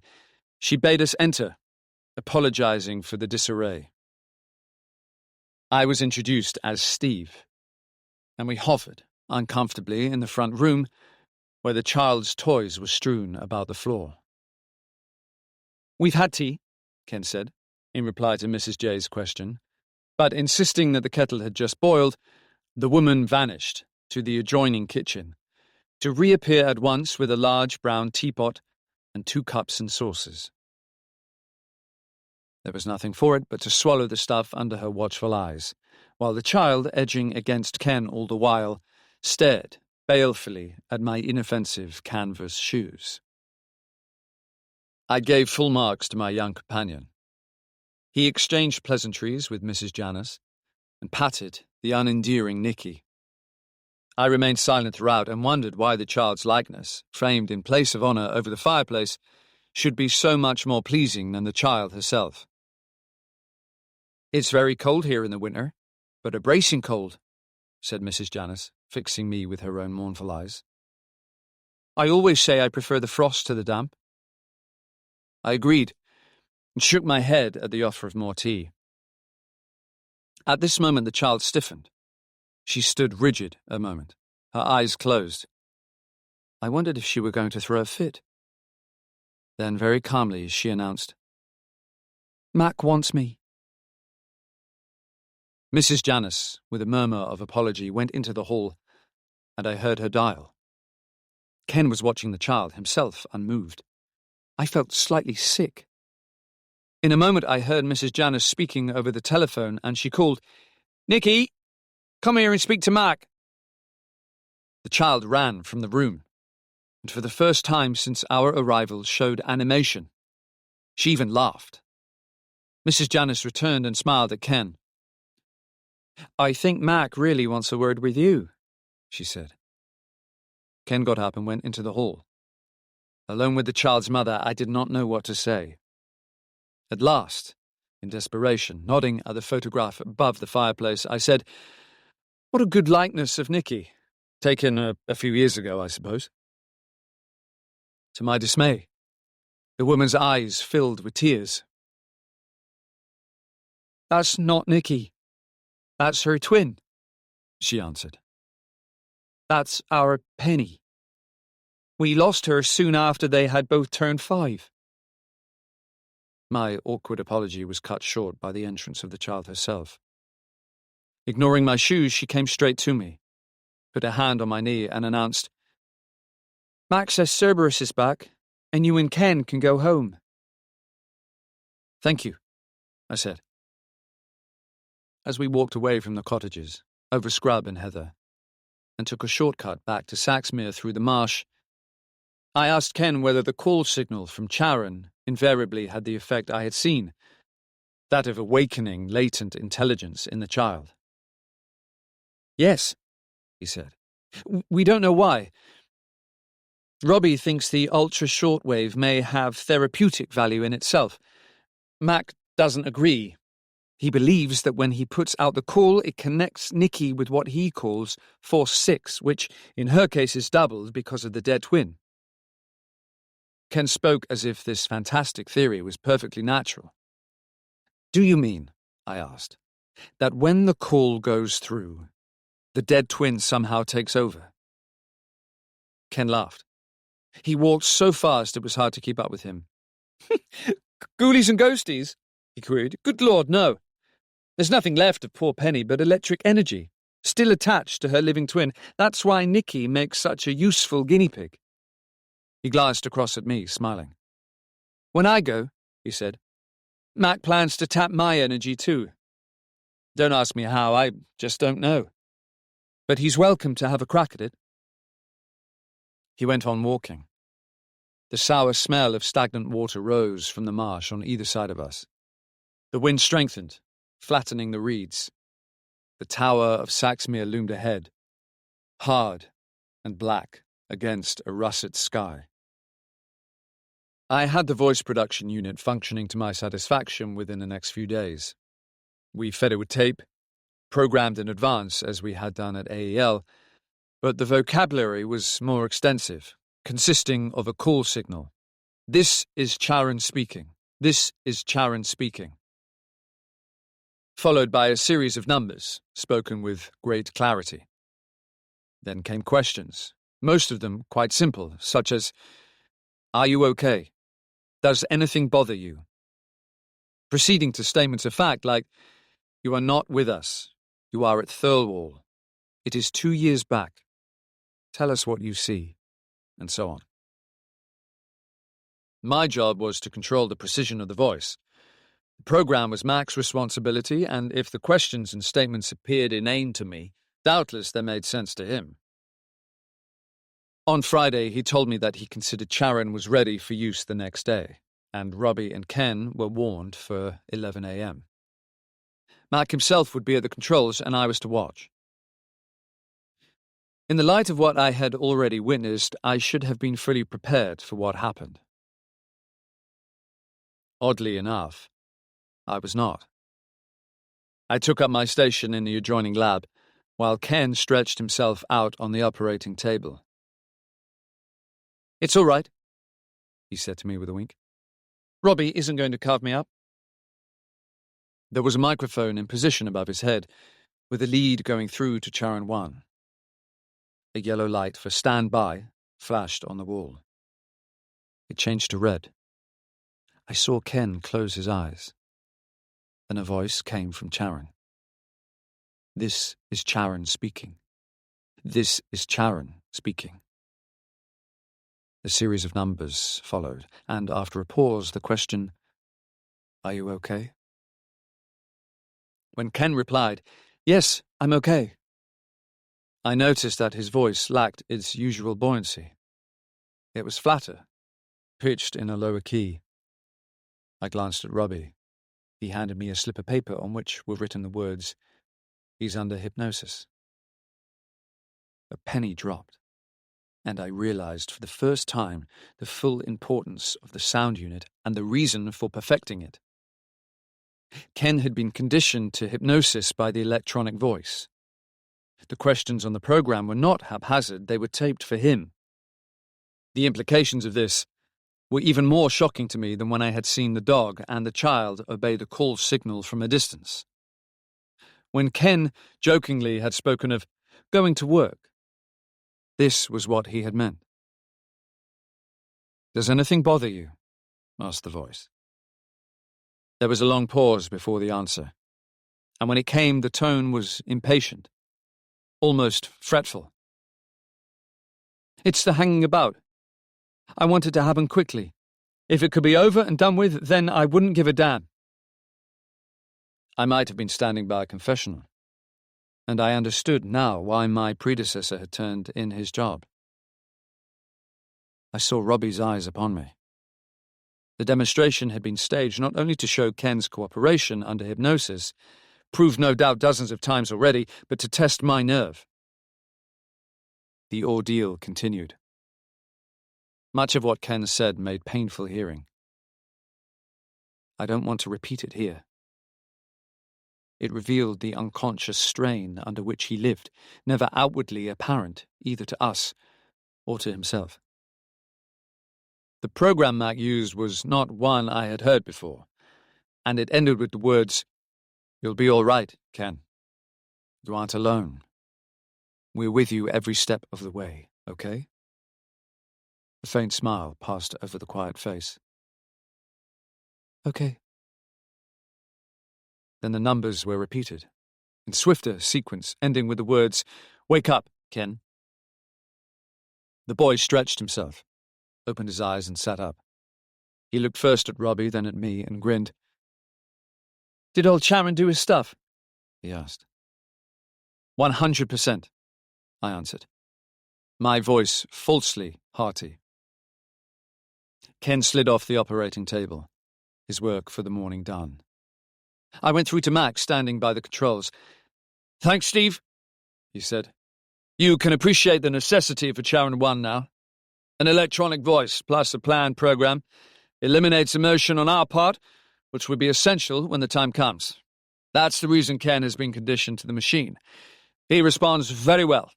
Better, of course, if the child is with him." "The child?" I repeated. "Yes," he answered. "Nikki is an essential part of the experiment. She is conditioned to the voice too, and the pair of them chat away together as gay as crickets. They know nothing about it afterwards, naturally." He paused, watching me closely, as Robbie had done. "Ken will almost certainly go into coma at the end. The child would be our only link with him then. Now, I suggest you borrow a car, drive into Thirlwall, and buy yourself a drink." He turned away, craggy, imperturbable, suggesting a benevolent bird of prey. I didn't go into Thirlwall. I walked out across the sand dunes to the sea. There was nothing calm about it today. Turbulent and grey, it sank into troughs before breaking on the shingle with a roar. Miles away along the beach, a group of U.S. Air Corps cadets were practicing bugle calls. The shrill notes, the discordant sounds, drove towards me down the wind. For no reason at all, the half-forgotten lines of a Negro spiritual kept repeating themselves over and over in my mind. "He has the whole world in his hands. He has the whole world in his hands." The demonstration was repeated, with varying programs, every 3 days during the weeks that followed. Mac and I took it in turn at the controls. I soon grew accustomed to this, and the bizarre sessions became a matter of routine. It was, as Mac had said, less painful when the child was present. Her father would bring her to the lab and leave her with us, Ken already in position and under control. The child would sit in a chair beside him, also with a microphone above her head to record her speech. She was told that Ken was asleep. Then, in her turn, she would receive the signal from Charon, and a different series of numbers from Ken's, after which she would be under control. The program was different when the two were working together. Charon would take Ken back in time to a period when he was the same age as Nikki, saying, "You are 7 years old. Nikki has come to play with you. She is your friend." And a similar message would be given to the child. "Ken has come to play with you. He is a boy of your age. The two would then chat together without interruption from Charon, with a quite fantastic result. This had been built up during the past months, I gathered, that the pair were now close friends in time, hiding nothing from each other, playing imaginary games, exchanging ideas. Nicky, backward and morose when conscious, was lively and gay under control. The taped conversations were checked after each session to record the increasingly closer rapport between the two and to act as guide for further programs. Ken, when conscious, looked upon Nicky as Janice's backward child, a sad little object of no interest. He was totally ignorant of what happened when under control. I was not so sure about Nicky. Intuition seemed to draw her to him. She would hang about him if given the chance. I asked Robbie what the Janice parents felt about the sessions. They do anything for Mac, he told me. And they believe it may help Nicky. The other twin was normal, you see. Do they realize about Ken? That he's going to die, replied Robbie. They've been told, but I doubt if they understand. Who would, looking at him now? We were at the bar, and from where we stood we could see Ken and Mac engaged in a game of ping-pong in the room beyond. Early in December we had a scare. A letter came from the ministry asking how the Saxmere experiments were going, and could they send someone down to have a look around. We had a consultation, the upshot of which was that I undertook to go up to London to choke them off. By this time I was wholeheartedly behind Mac in all he was doing, and during my brief stay in town, I succeeded in satisfying the authorities in question that a visit at this moment would be premature. But we hoped to have something to show them before Christmas. Their interest, of course, lay in Charon 2's potentialities for blast. They knew nothing of Mac's intended project. When I returned, alighting at Saxmere Station in a very different mood from that of 3 months past, the Morris was waiting for me, but without Ken's cheerful face at the wheel. Janice had replaced him. He was never a talkative bloke, and he answered my question with a shrug. "Ken's got a cold," he said. "Robbie's keeping him in bed as a precaution." I went straight to the boy's room on arrival. He looked a bit flushed, but was in his usual spirits, full of protests against Robbie. "There's absolutely nothing the matter," he said. "I got wet feet stalking a bird down in the marsh." I sat with him a while, joking about London and the ministry, then went to report to Mac. "Ken had some fever," he said at once. "Robbie's done a blood test. It's not too good." He paused. "This could be it." I felt suddenly chilled. After a moment I told him about London. He nodded briefly. "Whatever happens," he said, "we can't have them here now." I found Robbie in the lab, busy with slides and a microscope. He was preoccupied and hadn't much time for me. "It's too soon to say it," he said. "Another 48 hours should show one way or the other. There's an infection in the right lung. With leukemia, that could be fatal. Go and keep Ken amused." I took a portable gramophone along to the boy's bedroom. I suppose I put on about a dozen records, and he seemed quite cheerful. Later he dozed off and I sat there, wondering what to do. My mouth felt dry, and I kept swallowing. Something inside me kept saying, "Don't let it happen." Conversation at dinner was forced. Mac talked about undergraduate days at Cambridge, while Robbie reminisced over past rugby games. He played scrum half for guys. I don't think I talked at all. I went along afterwards to say goodnight to Ken, but he was already asleep. Janice was sitting with him. Back in my room, I flung myself on my bed and tried to read, but I couldn't concentrate. There was fog at sea, and every few minutes the foghorn boomed from the lighthouse along the coast. There was no other sound. Next morning, Mac came to my room at 7:45. "Ken's worse," he said. "Robbie's going to try a blood transfusion. Janice will assist." Janice was a trained orderly. "What do you want me to do?" I asked. "Help me get Charons 1 and 3 ready for action," he said. "If Ken doesn't respond, I may decide to put Phase 1 of Operation Styx into effect. Mrs. J has been warned we may need the child." As I finished dressing, I kept telling myself that this was the moment we had been training for all through the past 2.5 months. It didn't help. I swallowed some coffee and went to the control room. The door to the lab was closed. They had Ken in there, giving him the blood transfusion. Mac and I worked over both Charons, seeing that everything functioned perfectly and that there could be no hitch when the time came. Programs, tapes, microphones, all were ready. After that, it was a matter of standing by until Robbie came through with his report. We got it at about 12:30. "Slight improvement." They had taken him back to his room.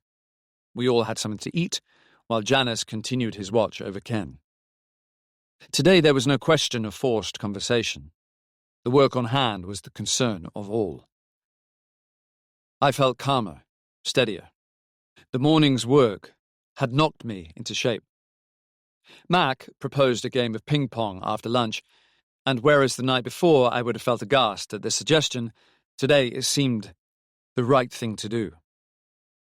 Looking from the window, between games, I saw Nicky wandering up and down with Mrs. Janice. A strange, lost-looking little figure, filling a battered doll's pram with sticks and stones. She had been on the premises since 10 o'clock. At 4:30, Robbie came into the sports room. I could tell by his face that it was no good. He shook his head when Mac suggested another transfusion. It would be a waste of time, he told us. "He's conscious?" asked Mac. "Yes," answered Robbie. "I'll bring him through when you're ready." Mac and I went back to the control room. Phase 2 of Operation Styx consisted of bringing the operating table in here, placing it between the 3 Charons and connecting up with an oxygen unit alongside. The microphones were already in position. We had done the maneuver often before, in practice runs, but today we beat our fastest time by 2 minutes. "Good work," said Mac. The thought struck me that he had been looking forward to this moment for months, perhaps for years. He pressed the button to signal that we were ready, and in less than 4 minutes, Robbie and Janice arrived with Ken on the trolley and lifted him onto the table. I hardly recognized him. The eyes, usually so luminous, had almost disappeared into the sunken face. He looked bewildered. Mac quickly attached electrodes, one against each temple and others to his chest and neck, connecting him to Charon 3. Then he bent over the boy. "It's all right," he said. "We've got you in the lab to do a few tests. Just relax and you'll be fine." Ken stared up at Mac, and then he smiled. We all knew that this was the last we should see of his conscious self. It was, in fact, goodbye. Mac looked at me, and I put Charon 1 into operation, the voice ringing clear and true. "This is Charon calling. This is Charon calling." Ken closed his eyes. He was under hypnosis. Robbie stood beside him, finger on the pulse. I set the program in motion.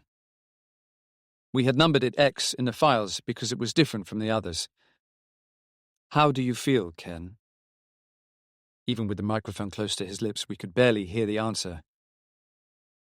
"You know damn well how I feel." "Where are you, Ken?" "I'm in the control room.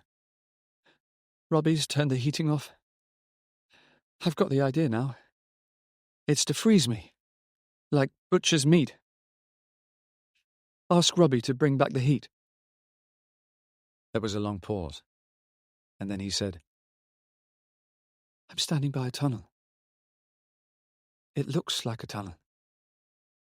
It could be the wrong end of a telescope. The figures look so small. Tell Robbie to bring back the heat. Mac, who was beside me at the controls, made an adjustment, and we let the program run without sound until it reached a certain point when it was amplified once more to reach Ken. You are 5 years old, Ken. Tell us how you feel. There was a long pause, and then, to my dismay, though I suppose I should have been prepared for it, Ken whimpered. I don't feel well. I don't want to play. Mac pressed a button, and the door at the far end opened. Janice pushed his daughter into the room, then closed the door again. Mac had her under control with her call sign at once, and she did not see Ken on the table. She went and sat down in her chair and closed her eyes. Tell Ken you are here, Nicky. I saw the child clutch the arms of her chair. Ken's sick, she said. He's crying. He doesn't want to play. The voice of Charon went ruthlessly on. Make Ken talk, Nicky. Ken won't talk, said the child. He's going to say his prayers. Ken's voice came faintly through the microphone to the loudspeakers. The words were gabbled, indistinct. General Jesus, meek and mild, look upon little child, pity my simple city, so for me to come to thee. There was a long pause after this. Neither Ken nor Nicky said anything. I kept my hands on the controls, ready to continue the program when Mac nodded. Nicky began drumming her feet on the floor. All at once, she said, I shan't go down the tunnel after Ken, it's too dark. Robbie, watching his patient, looked up. He's gone into coma, he said. Mac signalled to me to set Charon 1 in motion again. Go after Ken, Nicky, said the voice. The child protested. It's black in there, she said. She was nearly crying. She hunched herself in her chair and went through crawling motions. I don't want to go, she said. It's too long, and Ken won't wait for me. She started to tremble all over. I looked across at Mac. He questioned Robbie with a glance. He won't come out of it, Robbie said. It may last hours. Mac ordered the oxygen apparatus to be put into operation, and Robbie fixed the mask on Ken. Mac went over to Charon 3 and switched on the monitor display screen. He made some adjustments and nodded at me. I'll take over, he said. The child was still crying, but the next command from Charon 1 gave her no respite. Stay with Ken, it said. Tell us what happens. I hoped Mac knew what he was doing. Suppose the child went into a coma too. Could he bring her back? Hunched in her chair, she was as still as Ken, and about as lifeless. Robbie told me to put blankets round her and feel her pulse. It was faint, but steady. Nothing happened for over an hour. We watched the flickering and erratic signals on the screen as the electrodes transmitted Ken's weakening brain impulses. Still, the child did not speak. Later, much later, she stirred, then moved with strange, twisting motion. She crossed her arms over her breast, humping her knees. Her head dropped forward. I wondered if, like Ken, she was engaged in some childish prayer. Then I realized that her position was that of a fetus before birth. Personality had vanished from her face. She looked wizened, old. Robbie said, He's going. Mac beckoned me to the controls, and Robbie bent over Ken with fingers on his pulse. The signals on the screen were fainter and faltering, but suddenly they surged in a strong upward beat, and in the same instant Robbie said, It's all over. He's dead. The signal was rising and falling steadily now. Mac disconnected the electrodes and turned back to watch the screen. There was no break in the rhythm of the signal as it moved up and down like a heartbeat, like a pulse. We've done it, said Mac. Oh my God! We've done it! We stood there, the three of us, watching the signal that never for one instant changed its pattern. It seemed to contain, in its confident movement, the whole of life. I don't know how long we stayed there. It could have been minutes, hours. At last, Robbie said, "What about the child?" We had forgotten Nicky, just as we had forgotten the quiet, peaceful body that had been Ken. She was still lying in her strange, cramped position, her head bowed to her knees. I went to the controls of Charon 1 to operate the voice, but Mac waved me aside. "Before we wake her, we'll see what she has to say," he said. He put through the call signal very faintly, so as not to shock her to consciousness too soon. I followed with the voice, which repeated the final program command. "Stay with Ken. Tell us what happens." At first there was no response. Then slowly she uncoiled, her gestures odd, uncouth. Her arms fell to her side. She began to rock backwards and forwards, as though following the motion on the screen. When she spoke, her voice was sharp, pitched high. "He wants you to let him go," she said. "That's what he wants. Let go. Let go. Let go." Still rocking, she began to gasp for breath and, lifting her arms, pummeled the air with her fists. "Let go! Let go! Let go! Let go!" Robbie said urgently, "Mac, you've got to wake her." On the screen, the rhythm of the signal had quickened. The child began to choke. Without waiting for Mac, I set the voice in motion. "This is Charon speaking. This is Charon speaking. Wake up, Nicky."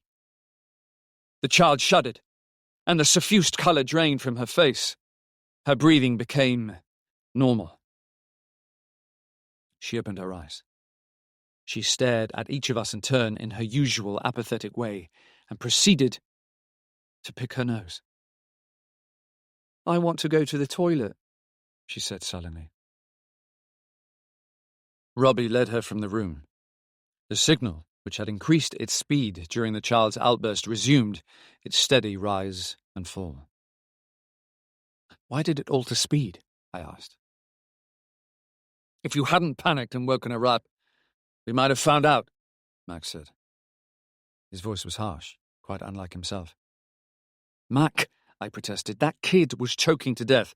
"No," he said. "No, I don't think so." He turned and faced me. "Her movements simulated the shock of birth," he said. "Her grasp for air was the first breath of an infant struggling for life. Ken, in coma, had gone back to that moment, and Nicky was with him. I knew by this time that almost anything was possible under hypnosis, but I wasn't convinced. "Mac," I said, "Nicky's struggle came after Ken was dead, after the new signal appeared on Charon 3. Ken couldn't have gone back to the moment of birth. He was already dead, don't you see?" He did not answer at once. "I just don't know," he said at last. "I think we shall have to put her under control again." "No," said Robbie. He had entered the lab while we were talking. "That child has had enough. I've sent her home and told her mother to put her to bed." I had never heard him speak with authority before. He looked away from the lighted screen back to the still body on the table. "Doesn't that go for the rest of us?" he said. "Haven't we all had enough? You've proved your point, Mac. I'll celebrate with you tomorrow, but not tonight." He was ready to break. So, I think, were we all. We had barely eaten through the day, and when Janice returned, he said about getting us a meal. He had taken the news of Ken's death with his usual calm.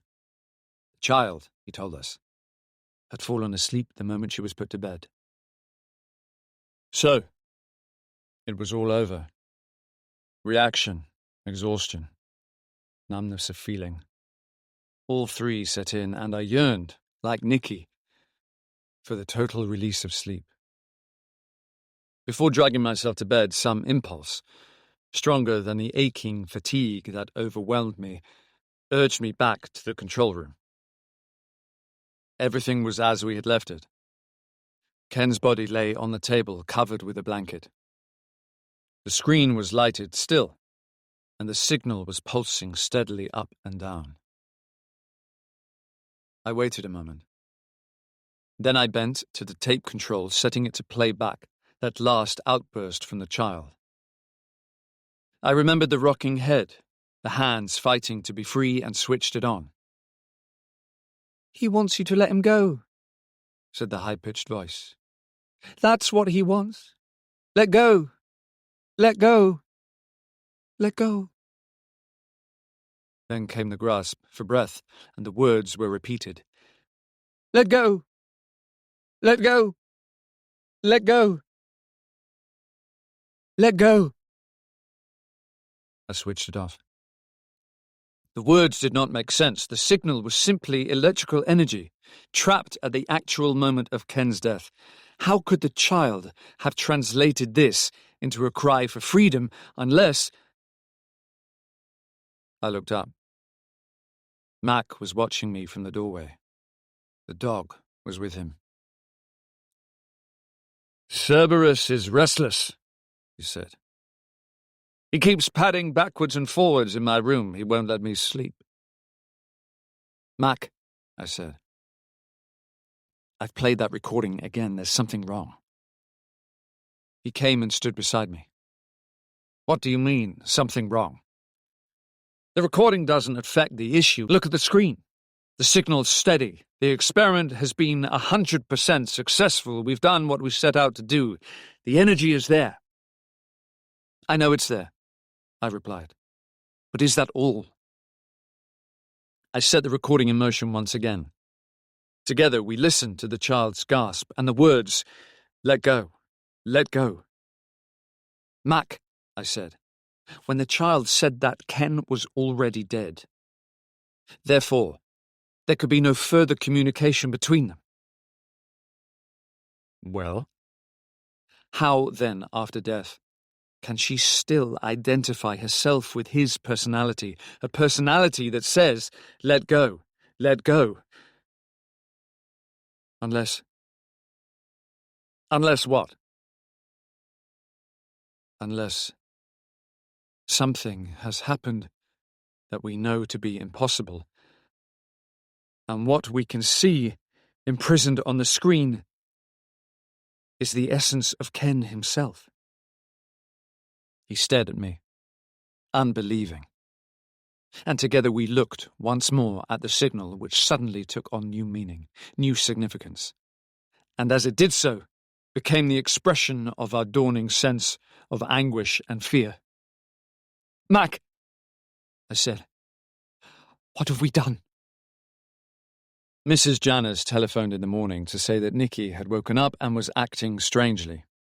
She kept throwing herself backwards and forwards. Mrs. Janners had tried to quieten her, but nothing she said did any good. No, she had no temperature. She was not feverish. It was this queer rocking movement all the time. She would not eat any breakfast. She would not speak. Could Mac put through the call signal? It might quieten her. Janice had answered the phone, and we were in the dining room when he brought his wife's message. Robbie got up and went to the telephone. He came back again almost immediately. "I'll go over," he said. "What happened yesterday, I should never have allowed it." "You knew the risk," answered Mac. "We've all known the risk from the very start. You always assured me it would do no harm." "I was wrong," said Robbie. "Oh, not about the experiment. God knows you've done what you wanted to do, and it didn't affect poor Ken one way or the other. He's out of it all now. But I was wrong to let that child become involved." "We shouldn't have succeeded without her," replied Mac. Robbie went out and we heard him start up the car. Mac and I walked along to the control room. Janice and Robbie had been there before us and had taken Ken's body away. The room was stripped once more to the essentials of normal routine, with one exception. Charon 3, the storage unit, still functioned as it had done the previous day and through the night, the signal keeping up its steady rise and fall. I found myself glancing at it almost furtively, in the irrational hope that it would cease. Presently the telephone buzzed, and I answered it. It was Robbie. "I think we ought to get the child away," he said at once. "It looks like catatonic schizophrenia, and whether she becomes violent or not, Mrs. J can't cope with it.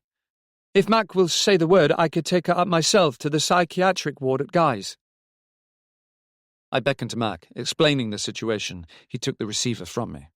"Look, Robbie," he said, "I'm prepared to take the risk of putting Nicky under control. It may work or it may not." The argument continued. I could tell from Mac's gesture of frustration that Robbie would not play. He was surely right. Some irreparable damage might have been done to the child's mind already, yet if Robbie did take her up to the hospital, what possible explanation could he give? Mac waved me over to replace him at the telephone. "Tell Robbie to stand by," he said. I was his subordinate and could not stop him. He went to the transmitter on Sharon 2 and set the control. The call signal was in operation. I lifted the receiver and gave Robbie Mac's message. Then I waited. I heard Robbie shout to Mrs. Janice, "What's the matter?" and the sound of the receiver being dropped. Nothing for a moment or two but distant voices, Mrs. Janice, I think, pleading, and then an appeal to Robbie. "Please, let her try." Mac went over to Charon 1 and made some adjustments. Then he waved to me to bring the telephone as near to him as it would go and reached out for the receiver. "Nicky," he said, "do you hear me? It's Mac." I stood beside him to catch the whisper from the receiver. "Yes, Mac." She sounded bewildered, even frightened. "Tell me what's wrong, Nicky." She began to whimper. "I don't know. There's a clock ticking somewhere. I don't like it." "Where's the clock, Nicky?" She did not answer. Mac repeated his question. I could hear Robbie protest. He must have been standing beside her. "It's all round," she said at last. "It's ticking in my head. Penny doesn't like it either." Penny? Who was Penny? Then I remembered the dead twin. Why doesn't Penny like it? This was intolerable. Robbie was right. Max should not put the child through this ordeal. I shook my head at him. He took no notice. But once again repeated his question. I could hear the child burst into tears. "Penny, Ken," she sobbed. "Penny, Ken." Instantly Max switched to the recorded voice of Charon 1, giving the order on yesterday's program. "Stay with Ken. Tell us what happens." The child gave a piercing cry, and she must have fallen because I heard Robbie and Mrs. Janice exclaim at the telephone crash. Mac and I looked at the screen. The rhythm was getting faster, the signal moving in quick jerks. Robbie, at his end, picked up the receiver. "You'll kill her, Mac," he called. "For Christ's sake!" "What's she doing?" asked Mac. "The same as yesterday," called Robbie. "Backwards, forwards, rocking all the time. She's suffocating. Wait." Once again, he must have let the receiver go. Mac switched back to the call signal. The pulsing on the screen was steadying. Then, after a long interval, Robbie's voice came through again. "She wants to speak," he said. There was a pause. The child's voice, expressionless and dull, said, "Let them go." "Are you all right now, Nicky?" asked Mac. "Let them go," she repeated. Mac deliberately hung up. Together we watched the signal resume its normal speed. "Well," I said, "what does it prove?" He looked suddenly old and immeasurably tired, but there was an expression in his eyes that I had never seen before. A curious, baffled incredulity. It was as though everything he possessed, senses, body, brain, protested and denied the thoughts within. "It could mean you were right," he said.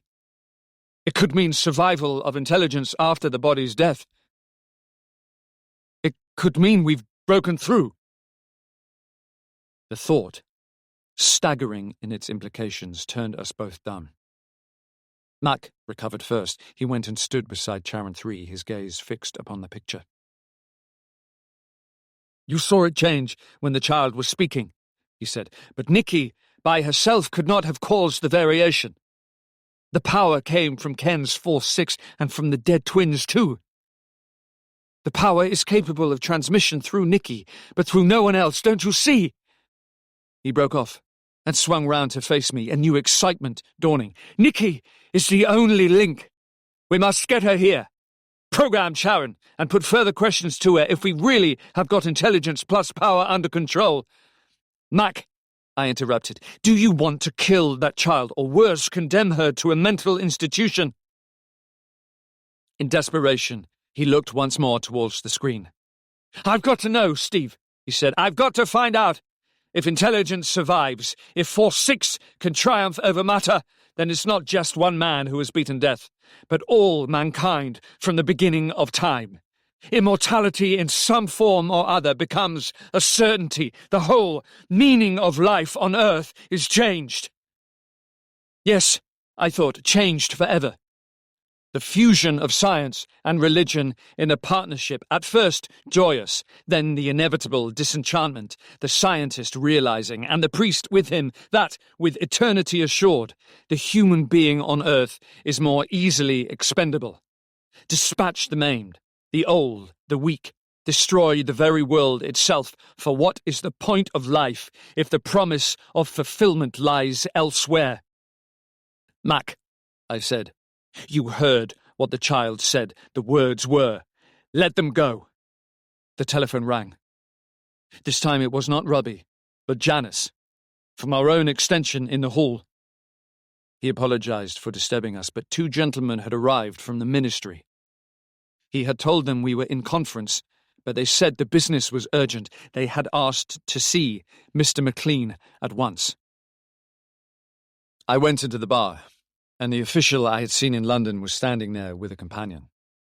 This first chap expressed apologies and said the fact was that my predecessor at Saxmere had been to see them, and admitted that his reason for leaving was because he was doubtful of the work McLean had in progress. There was some experiment going on of which he did not think the ministry was aware. They wished to speak to McLean at once. "He will be with you shortly," I said. "In the meantime, if there is anything you want to know, I can brief you." They exchanged glances, and then the second chap spoke. "You're working on vibrations, aren't you?" he asked. "And their relation to blast? That was what you said in London." "We are," I replied, "and we have had some success, but as I warned you, there is still a lot to do." "We're here," he said, "to be shown what you've achieved." "I'm sorry," I answered. The work has been held up since I returned. We've suffered an unfortunate loss on the staff.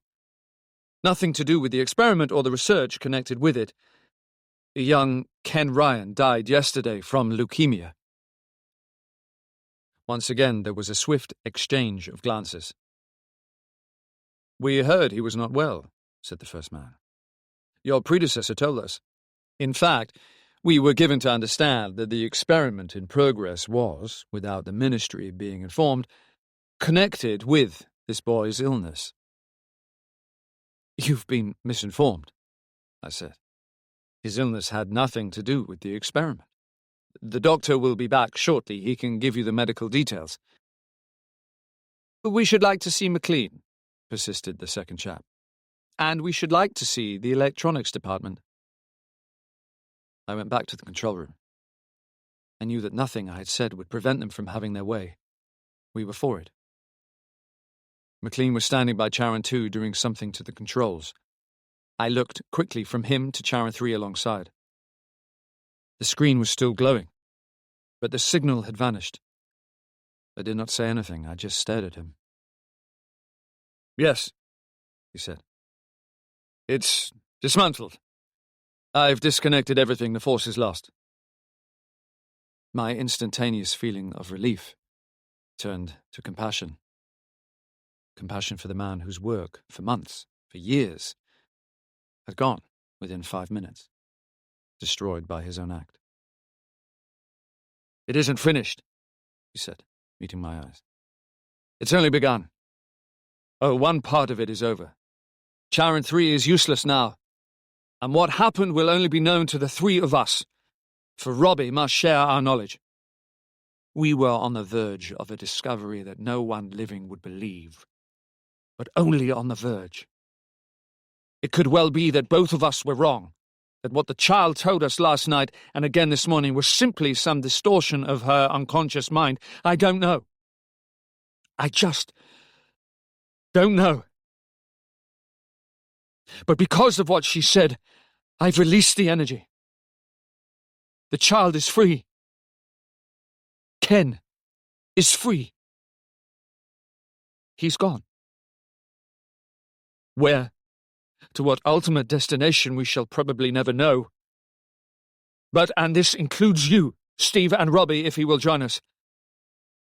I am prepared to work to the end of my days to find out." Then I told him what the officials from the ministry had said. He shrugged his shoulders. "I'll tell them all of our experiments have failed," he said. "That I want to pack in the job. Henceforth, Steve, we'll be on our own. It's strange.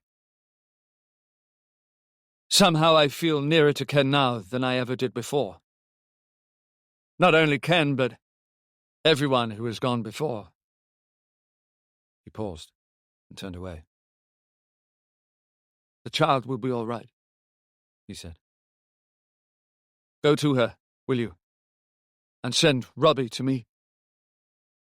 I'll deal with those sleuths from the ministry." I slipped out of the door at the back and started walking across the marsh towards the Coast Guard cottages. Cerberus came with me. He was no longer panting, restless.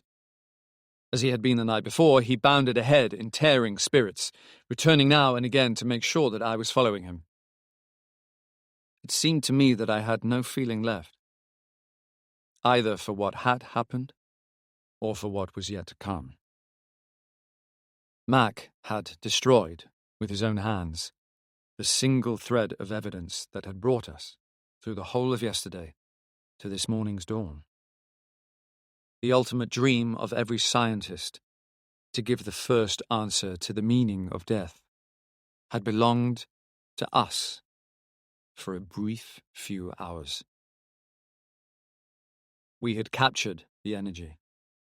The energy had ignited the spark, and from that point on there had appeared to loom world after world of discovery. Now my faith was waning. Perhaps we had been wrong, tricked by our own emotions and the suffering of a frightened, backward child. The ultimate questions would never receive their answer, either from us or from anyone. The marsh fell back on either side of me, and I climbed the scrubby hill to the Coast Guard cottages. The dog ran on ahead, barking. Away to the right, outlined on the cliff edge, the damned US cadets were blowing their bugles once again. The raucous, discordant screeches tore the air. They were trying, of all things, to sound the reveille. I saw Robbie come out of the Janice's cottage, and the child was with him. She seemed all right. She ran forward to greet the dog. Then she heard the sound of the reveille, and lifted her arms. As the tempo increased, she swayed to the rhythm, and ran out towards the cliffs with her arms above her head, laughing, dancing, the dog barking at her feet. The cadets looked back, laughing with her. And then there was nothing else but the dog barking, the child dancing, and the sound of those thin, high bugles in the air.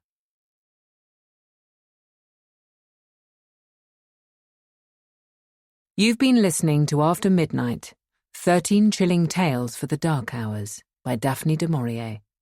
Narrated by Matt Addis, Cecilia Appiah, Elliot Cowan, Owen Findlay, Jeff Harding, Ruth Lass, Sam Marks, and Hattie Morahan.